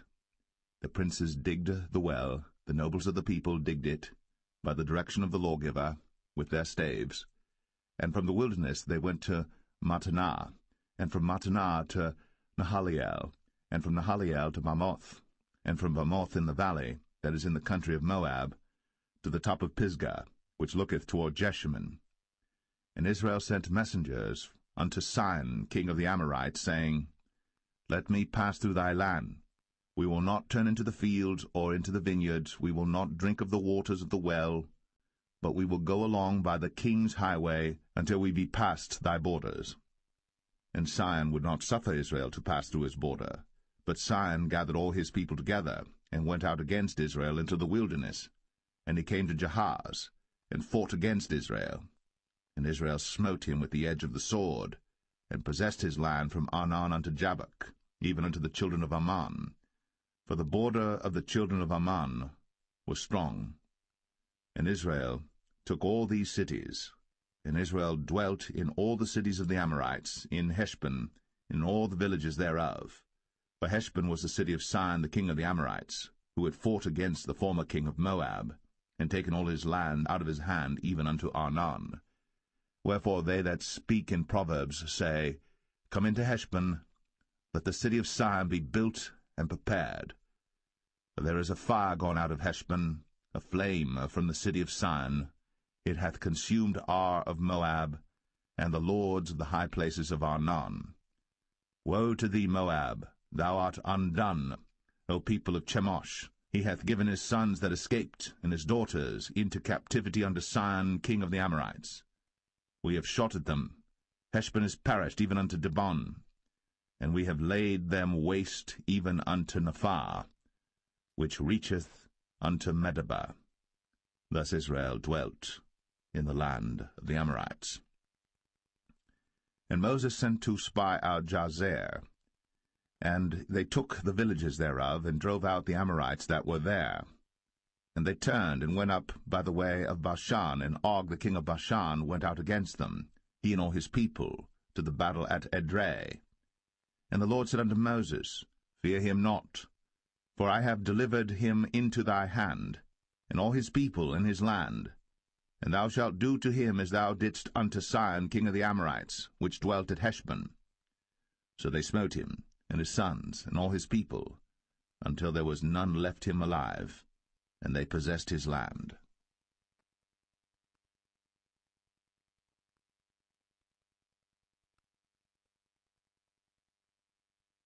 Numbers 22. And the children of Israel set forward, and pitched in the plains of Moab, on this side Jordan, by Jericho. And Balak the son of Zippor saw all that Israel had done to the Amorites. And Moab was sore afraid of the people, because they were many. And Moab was distressed because of the children of Israel. And Moab said unto the elders of Midian, Now shall this company lick up all that are round about us, as the ox licketh up the grass of the field. And Balak the son of Zippor was king of the Moabites at that time. He sent messengers, therefore, unto Balaam the son of Beor to Pethor, which is by the river of the land of the children of his people, to call him, saying, Behold, there is a people come out from Egypt. Behold, they cover the face of the earth, and they abide over against me. Come now, therefore, I pray thee, curse me this people, for they are too mighty for me. Peradventure I shall prevail, that we may smite them, and that I may drive them out of the land. For I wot that he whom thou blessest is blessed, and he whom thou cursest is cursed. And the elders of Moab and the elders of Midian departed with the rewards of divination in their hand. And they came unto Balaam, and spake unto him the words of Balak. And he said unto them, Lodge here this night, and I will bring you word again, as the Lord shall speak unto me. And the princes of Moab abode with Balaam. And God came unto Balaam, and said, What men are these with thee? And Balaam said unto God, Balak the son of Zippor, king of Moab, hath sent unto me, saying, Behold, there is a people come out of Egypt, which covereth the face of the earth. Come now, curse me them. Thou shalt not go with them. Thou shalt not curse the people, for they are blessed. And Balaam rose up in the morning, and said unto the princes of Balak, Get you into your land, for the Lord refuseth to give me leave to go with you. And the princes of Moab rose up, and they went unto Balak, and said, Balaam refuseth to come with us. And Balak sent yet again princes, more and more honorable than they. And they came to Balaam, and said to him, Thus saith Balak the son of Zippor, let nothing, I pray thee, hinder thee from coming unto me. For I will promote thee unto very great honour, and I will do whatsoever thou sayest unto me. Come therefore, I pray thee, curse me this people. And Balaam answered and said unto the servants of Balak, If Balak would give me his house full of silver and gold, I cannot go beyond the word of the Lord my God, to do less or more. Now therefore I pray you, tarry ye also here this night, that I may know what the Lord will say unto me more. And God came unto Balaam at night, and said unto him, If the men come to call thee, rise up and go with them. But yet the word which I shall say unto thee, that shalt thou do. And Balaam rose up in the morning, and saddled his ass, and went with the princes of Moab. And God's anger was kindled because he went. And the angel of the Lord stood in the way for an adversary against him. Now he was riding upon his ass, and his 2 servants were with him. And the ass saw the angel of the Lord standing in the way, and his sword drawn in his hand. And the ass turned aside out of the way, and went into the field. And Balaam smote the ass, to turn her into the way. But the angel of the Lord stood in a path of the vineyards, a wall being on this side, and a wall on that side. And when the ass saw the angel of the Lord, she thrust herself unto the wall, and crushed Balaam's foot against the wall. And he smote her again. And the angel of the Lord went further, and stood in a narrow place, where was no way to turn either to the right hand or to the left. And when the ass saw the angel of the Lord, she fell down under Balaam, and Balaam's anger was kindled, and he smote the ass with a staff. And the Lord opened the mouth of the ass, and she said unto Balaam, What have I done unto thee, that thou hast smitten me these 3 times? And Balaam said unto the ass, Because thou hast mocked me. I would there were a sword in mine hand, for now would I kill thee. And the ass said unto Balaam, Am not I thine ass, upon which thou hast ridden ever since I was thine unto this day? Was I ever wont to do so unto thee? And he said, Nay. Then the Lord opened the eyes of Balaam, and he saw the angel of the Lord standing in the way, and his sword drawn in his hand. And he bowed down his head, and fell flat on his face. And the angel of the Lord said unto him, Wherefore hast thou smitten thine ass these 3 times? Behold, I went out to withstand thee, because thy way is perverse before me. And the ass saw me, and turned from me these 3 times. Unless she had turned from me, surely now also I had slain thee, and saved her alive. And Balaam said unto the angel of the Lord, I have sinned, for I knew not that thou stoodest in the way against me. Now therefore, if it displease thee, I will get me back again. And the angel of the Lord said unto Balaam, Go with the men, but only the word that I shall speak unto thee, that thou shalt speak. So Balaam went with the princes of Balak. And when Balak heard that Balaam was come, he went out to meet him unto a city of Moab, which is in the border of Arnon, which is in the utmost coast.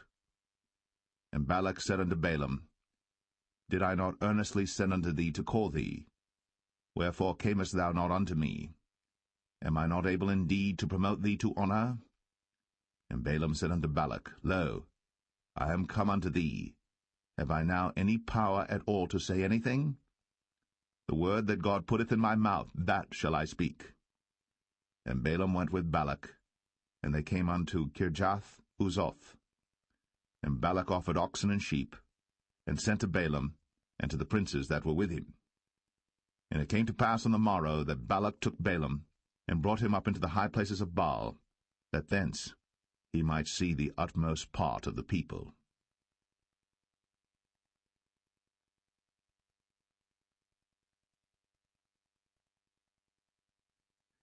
Numbers 23.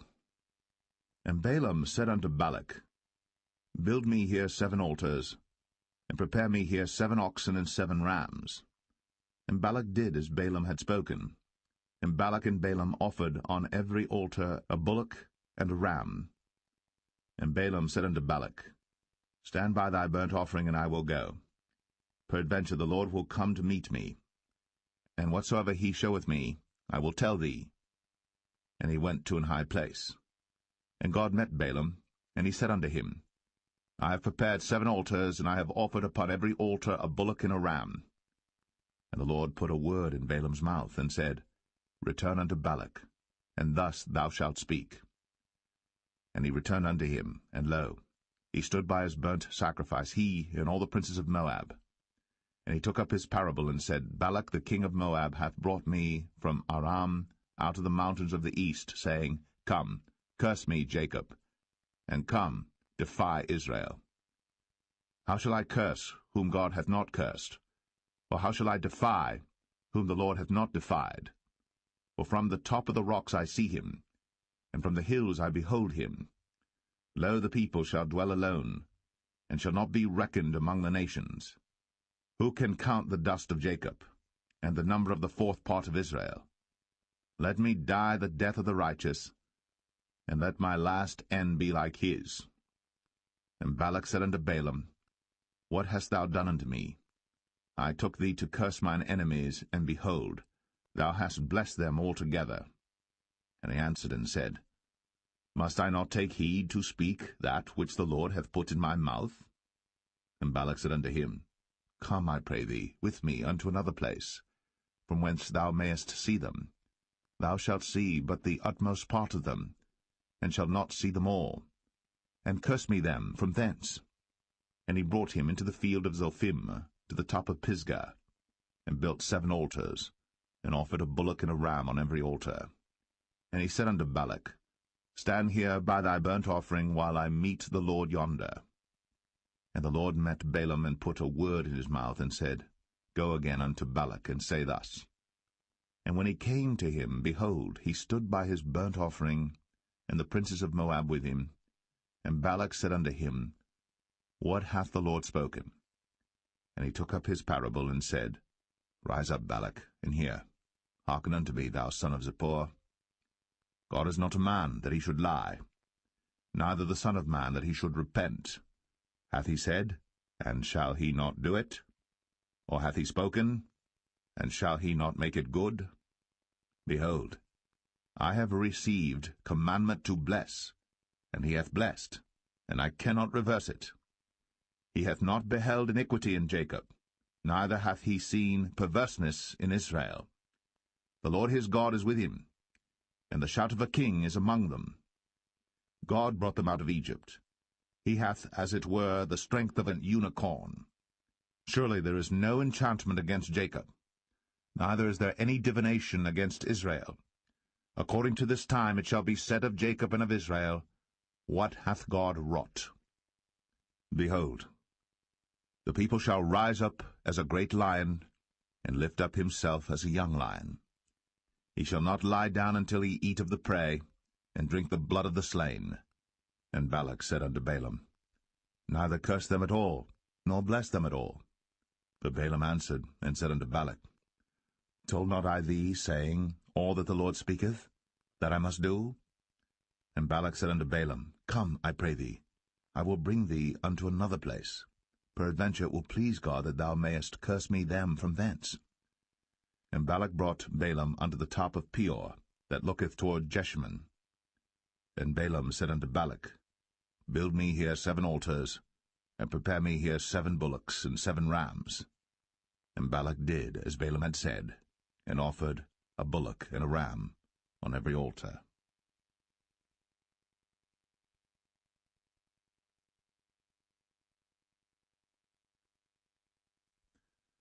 Numbers 24. And when Balaam saw that it pleased the Lord to bless Israel, he went not, as at other times, to seek for enchantments, but he set his face toward the wilderness. And Balaam lifted up his eyes, and he saw Israel abiding in his tents according to their tribes. And the Spirit of God came upon him.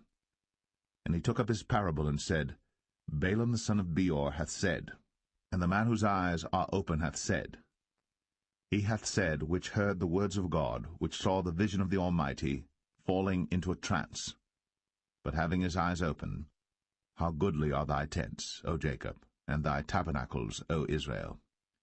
As the valleys are they spread forth, as gardens by the river's side, as the trees of lign aloes which the Lord hath planted, and as cedar trees beside the waters. He shall pour the water out of his buckets, and his seed shall be in many waters, and his king shall be higher than Agag, and his kingdom shall be exalted. God brought him forth out of Egypt. He hath, as it were, the strength of an unicorn. He shall eat up the nations, his enemies, and shall break their bones and pierce them through with his arrows. He couched, he lay down as a lion, and as a great lion. Who shall stir him up? Blessed is he that blesseth thee, and cursed is he that curseth thee. And Balak's anger was kindled against Balaam. And he smote his hands together. And Balak said unto Balaam, I called thee to curse mine enemies, and behold, thou hast altogether blessed them these 3 times. Therefore now flee thou to thy place. I thought to promote thee unto great honour, but lo, the Lord hath kept thee back from honour. And Balaam said unto Balak, Spake I not also to thy messengers which thou sentest unto me, saying, If Balak would give me his house full of silver and gold, I cannot go beyond the commandment of the Lord, to do either good or bad of mine own mind. But what the Lord saith, that will I speak. And now behold, I go unto my people. Come therefore, and I will advertise thee what this people shall do to thy people in the latter days. And he took up his parable and said, Balaam the son of Beor hath said, and the man whose eyes are open hath said, He hath said, which heard the words of God, and knew the knowledge of the Most High, which saw the vision of the Almighty, falling into a trance, but having his eyes open. I shall see him, but not now. I shall behold him, but not nigh. There shall come a star out of Jacob, and a scepter shall rise out of Israel, and shall smite the corners of Moab, and destroy all the children of Sheth. And Edom shall be a possession, Sire also shall be a possession for his enemies. And Israel shall do valiantly. Out of Jacob shall come he that shall have dominion, and shall destroy him that remaineth of the city. And when he looked on Amalek, he took up his parable and said, Amalek was the first of the nations, but his latter end shall be that he perish for ever. And he looked on the Kenites, and took up his parable, and said, Strong is thy dwelling place, and thou puttest thy nest in a rock. Nevertheless, the Kenites shall be wasted, until Ashur shall carry thee away captive. And he took up his parable, and said, Alas, who shall live when God doeth this? And ships shall come from the coast of Chittim, and shall afflict Ashur, and shall afflict Eber, and he also shall perish for ever. And Balaam rose up, and went, and returned to his place. And Balak also went his way.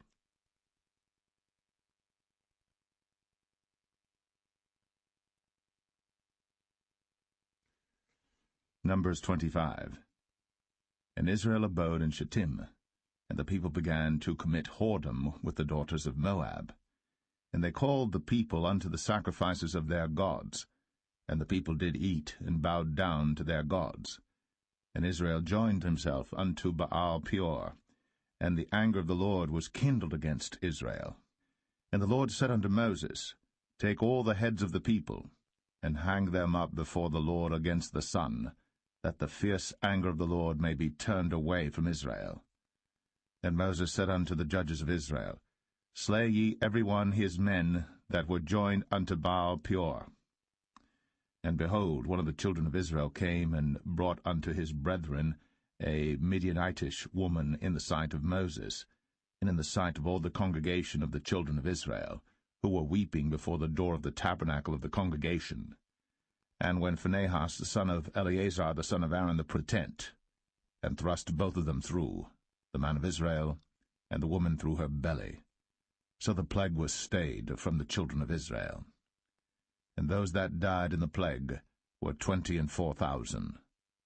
And the Lord spake unto Moses, saying, Phinehas the son of Eleazar the son of Aaron the priest hath turned my wrath away from the children of Israel, while he was zealous for my sake among them, that I consumed not the children of Israel in my jealousy.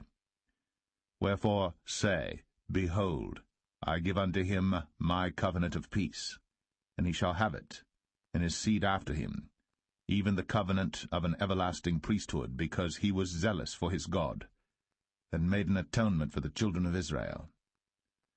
Now the name of the Israelite that was slain, even that was slain with the Midianitish woman, was Zimri, the son of Salu, a prince of a chief house among the Simeonites. And the name of the Midianitish woman that was slain was Cosbi, the daughter of Zur. He was head over a people, and of a chief house in Midian.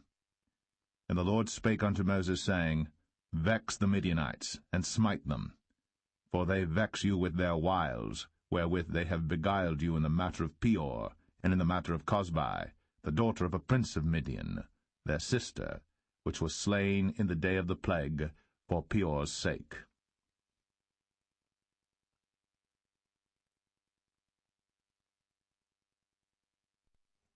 Number 26. Of Ordrael. And Moses and Eleazar the priest spake with them in the plains of Moab by Jordan near Jericho, saying, Take the sum of the people from 20 years old and upward, as the Lord commanded Moses and the children of Israel, which went forth out of the land of Egypt. Reuben, the eldest son of Israel, the children of Reuben, Hanok, of whom cometh the family of the Hanokites, of Palu, the family of the Paluites, of Hezron, the family of the Hezronites, of Carmi, the family of the Carmites. These are the families of the Reubenites, and they that were numbered of them were 40,003,730. And the sons of Palu, Eliab, and the sons of Eliab, Nemuel, and Dathan, and Abiram. This is that Dathan and Abiram which were famous in the congregation, who strove against Moses and against Aaron in the company of Korah, when they strove against the Lord. And the earth opened her mouth, and swallowed them up together with Korah, when that company died, what time the fire devoured 250 men, and they became a sign. Notwithstanding the children of Korah died not. The sons of Simeon after their families, of Nemuel, the family of the Nemuelites, of Jamin, the family of the Jaminites, of Jachin, the family of the Jachinites, of Zerah, the family of the Zarhites, of Shaul, the family of the Shaulites. These are the families of the Simeonites, 22,200. The children of Gad after their families, of Zephon, the family of the Zephonites, of Haggai, the family of the Haggites, of Shunai, the family of the Shunites, of Ozni, the family of the Oznites, of Eri, the family of the Erites, of Arad, the family of the Aradites, of Arali, the family of the Aralites. These are the families of the children of Gad according to those that were numbered of them, 40,500. The sons of Judah were Er and Onan, and Er and Onan died in the land of Canaan. And the sons of Judah after their families were, of Shelah, the family of the Shelonites, of Pharez, the family of the Pharzites, of Zerah, the family of the Zarhites. And the sons of Pharez were, of Hezron, the family of the Hezronites, of Hamul, the family of the Hamulites. These are the families of Judah according to those that were numbered of them, 16,500. Of the sons of Issachar after their families, of Tola, the family of the Tolaites, of Pua, the family of the Punites, of Jashub, the family of the Jashubites, of Shimron, the family of the Shimronites. These are the families of Issachar according to those that were numbered of them, 64,300. Of the sons of Zebulun after their families, of Sered, the family of the Sardites, of Elon, the family of the Elonites, of Jaleel, the family of the Jaleelites. These are the families of the Zebulunites, according to those that were numbered of them, 60,500. The sons of Joseph after their families were Manasseh and Ephraim. Of the sons of Manasseh, of Machir, the family of the Machirites, and Machir begat Gilead. Of Gilead come the family of the Gileadites. These are the sons of Gilead, of Jezer, the family of the Jezerites, of Helek, the family of the Helekites, and of Azriel, the family of the Azrielites, and of Shechem, the family of the Shechemites, and of Shemida, the family of the Shemidites, and of Hepher, the family of the Hepherites. And Zelophehad, the son of Hepher, had no sons, but daughters. And the names of the daughters of Zelophehad were Mahlah and Noah, Hoglah, Milcah, and Tirzah. These are the families of Manasseh, and those that were numbered of them 52,700. These are the sons of Ephraim after their families. Of Shuthelah, the family of the Shuthalites. Of Becher, the family of the Bachrites. Of Tahan, the family of the Tahanites. And these are the sons of Shuthelah. Of Iran, the family of the Iranites. These are the families of the sons of Ephraim, according to those that were numbered of them, 32,500. These are the sons of Joseph after their families. The sons of Benjamin after their families, of Bela, the family of the Belites. Of Ashbel, the family of the Ashbelites. Of Ahiram, the family of the Ahiramites. Of Shepham, the family of the Shuphamites. Of Hupham, the family of the Huphamites. And the sons of Bela were Ard and Naaman. Of Ard, the family of the Ardites. And of Naaman, the family of the Naamites. These are the sons of Benjamin after their families. And they that were numbered of them were 45,600. These are the sons of Dan after their families. Of Shuham, the family of the Shuhamites. These are the families of Dan after their families. All the families of the Shuhamites, according to those that were numbered of them, were 64,400. Of the children of Asher after their families. Of Jimnah, the family of the Jimnites. Of Jesui, the family of the Jesuites. Of Beriah, the family of the Berites. Of the sons of Beriah, of Heber, the family of the Heberites. Of Malchiel, the family of the Malchielites. And the name of the daughter of Asher was Sarah. These are the families of the sons of Asher, according to those that were numbered of them, who were 53,400. Of the sons of Naphtali after their families, of Jaziel, the family of the Jazielites. Of Gunai, the family of the Gunites. Of Jezer, the family of the Jezerites. Of Shalem, the family of the Shalemites. These are the families of Naphtali according to their families, and they that were numbered of them were 45,400. These were the numbered of the children of Israel.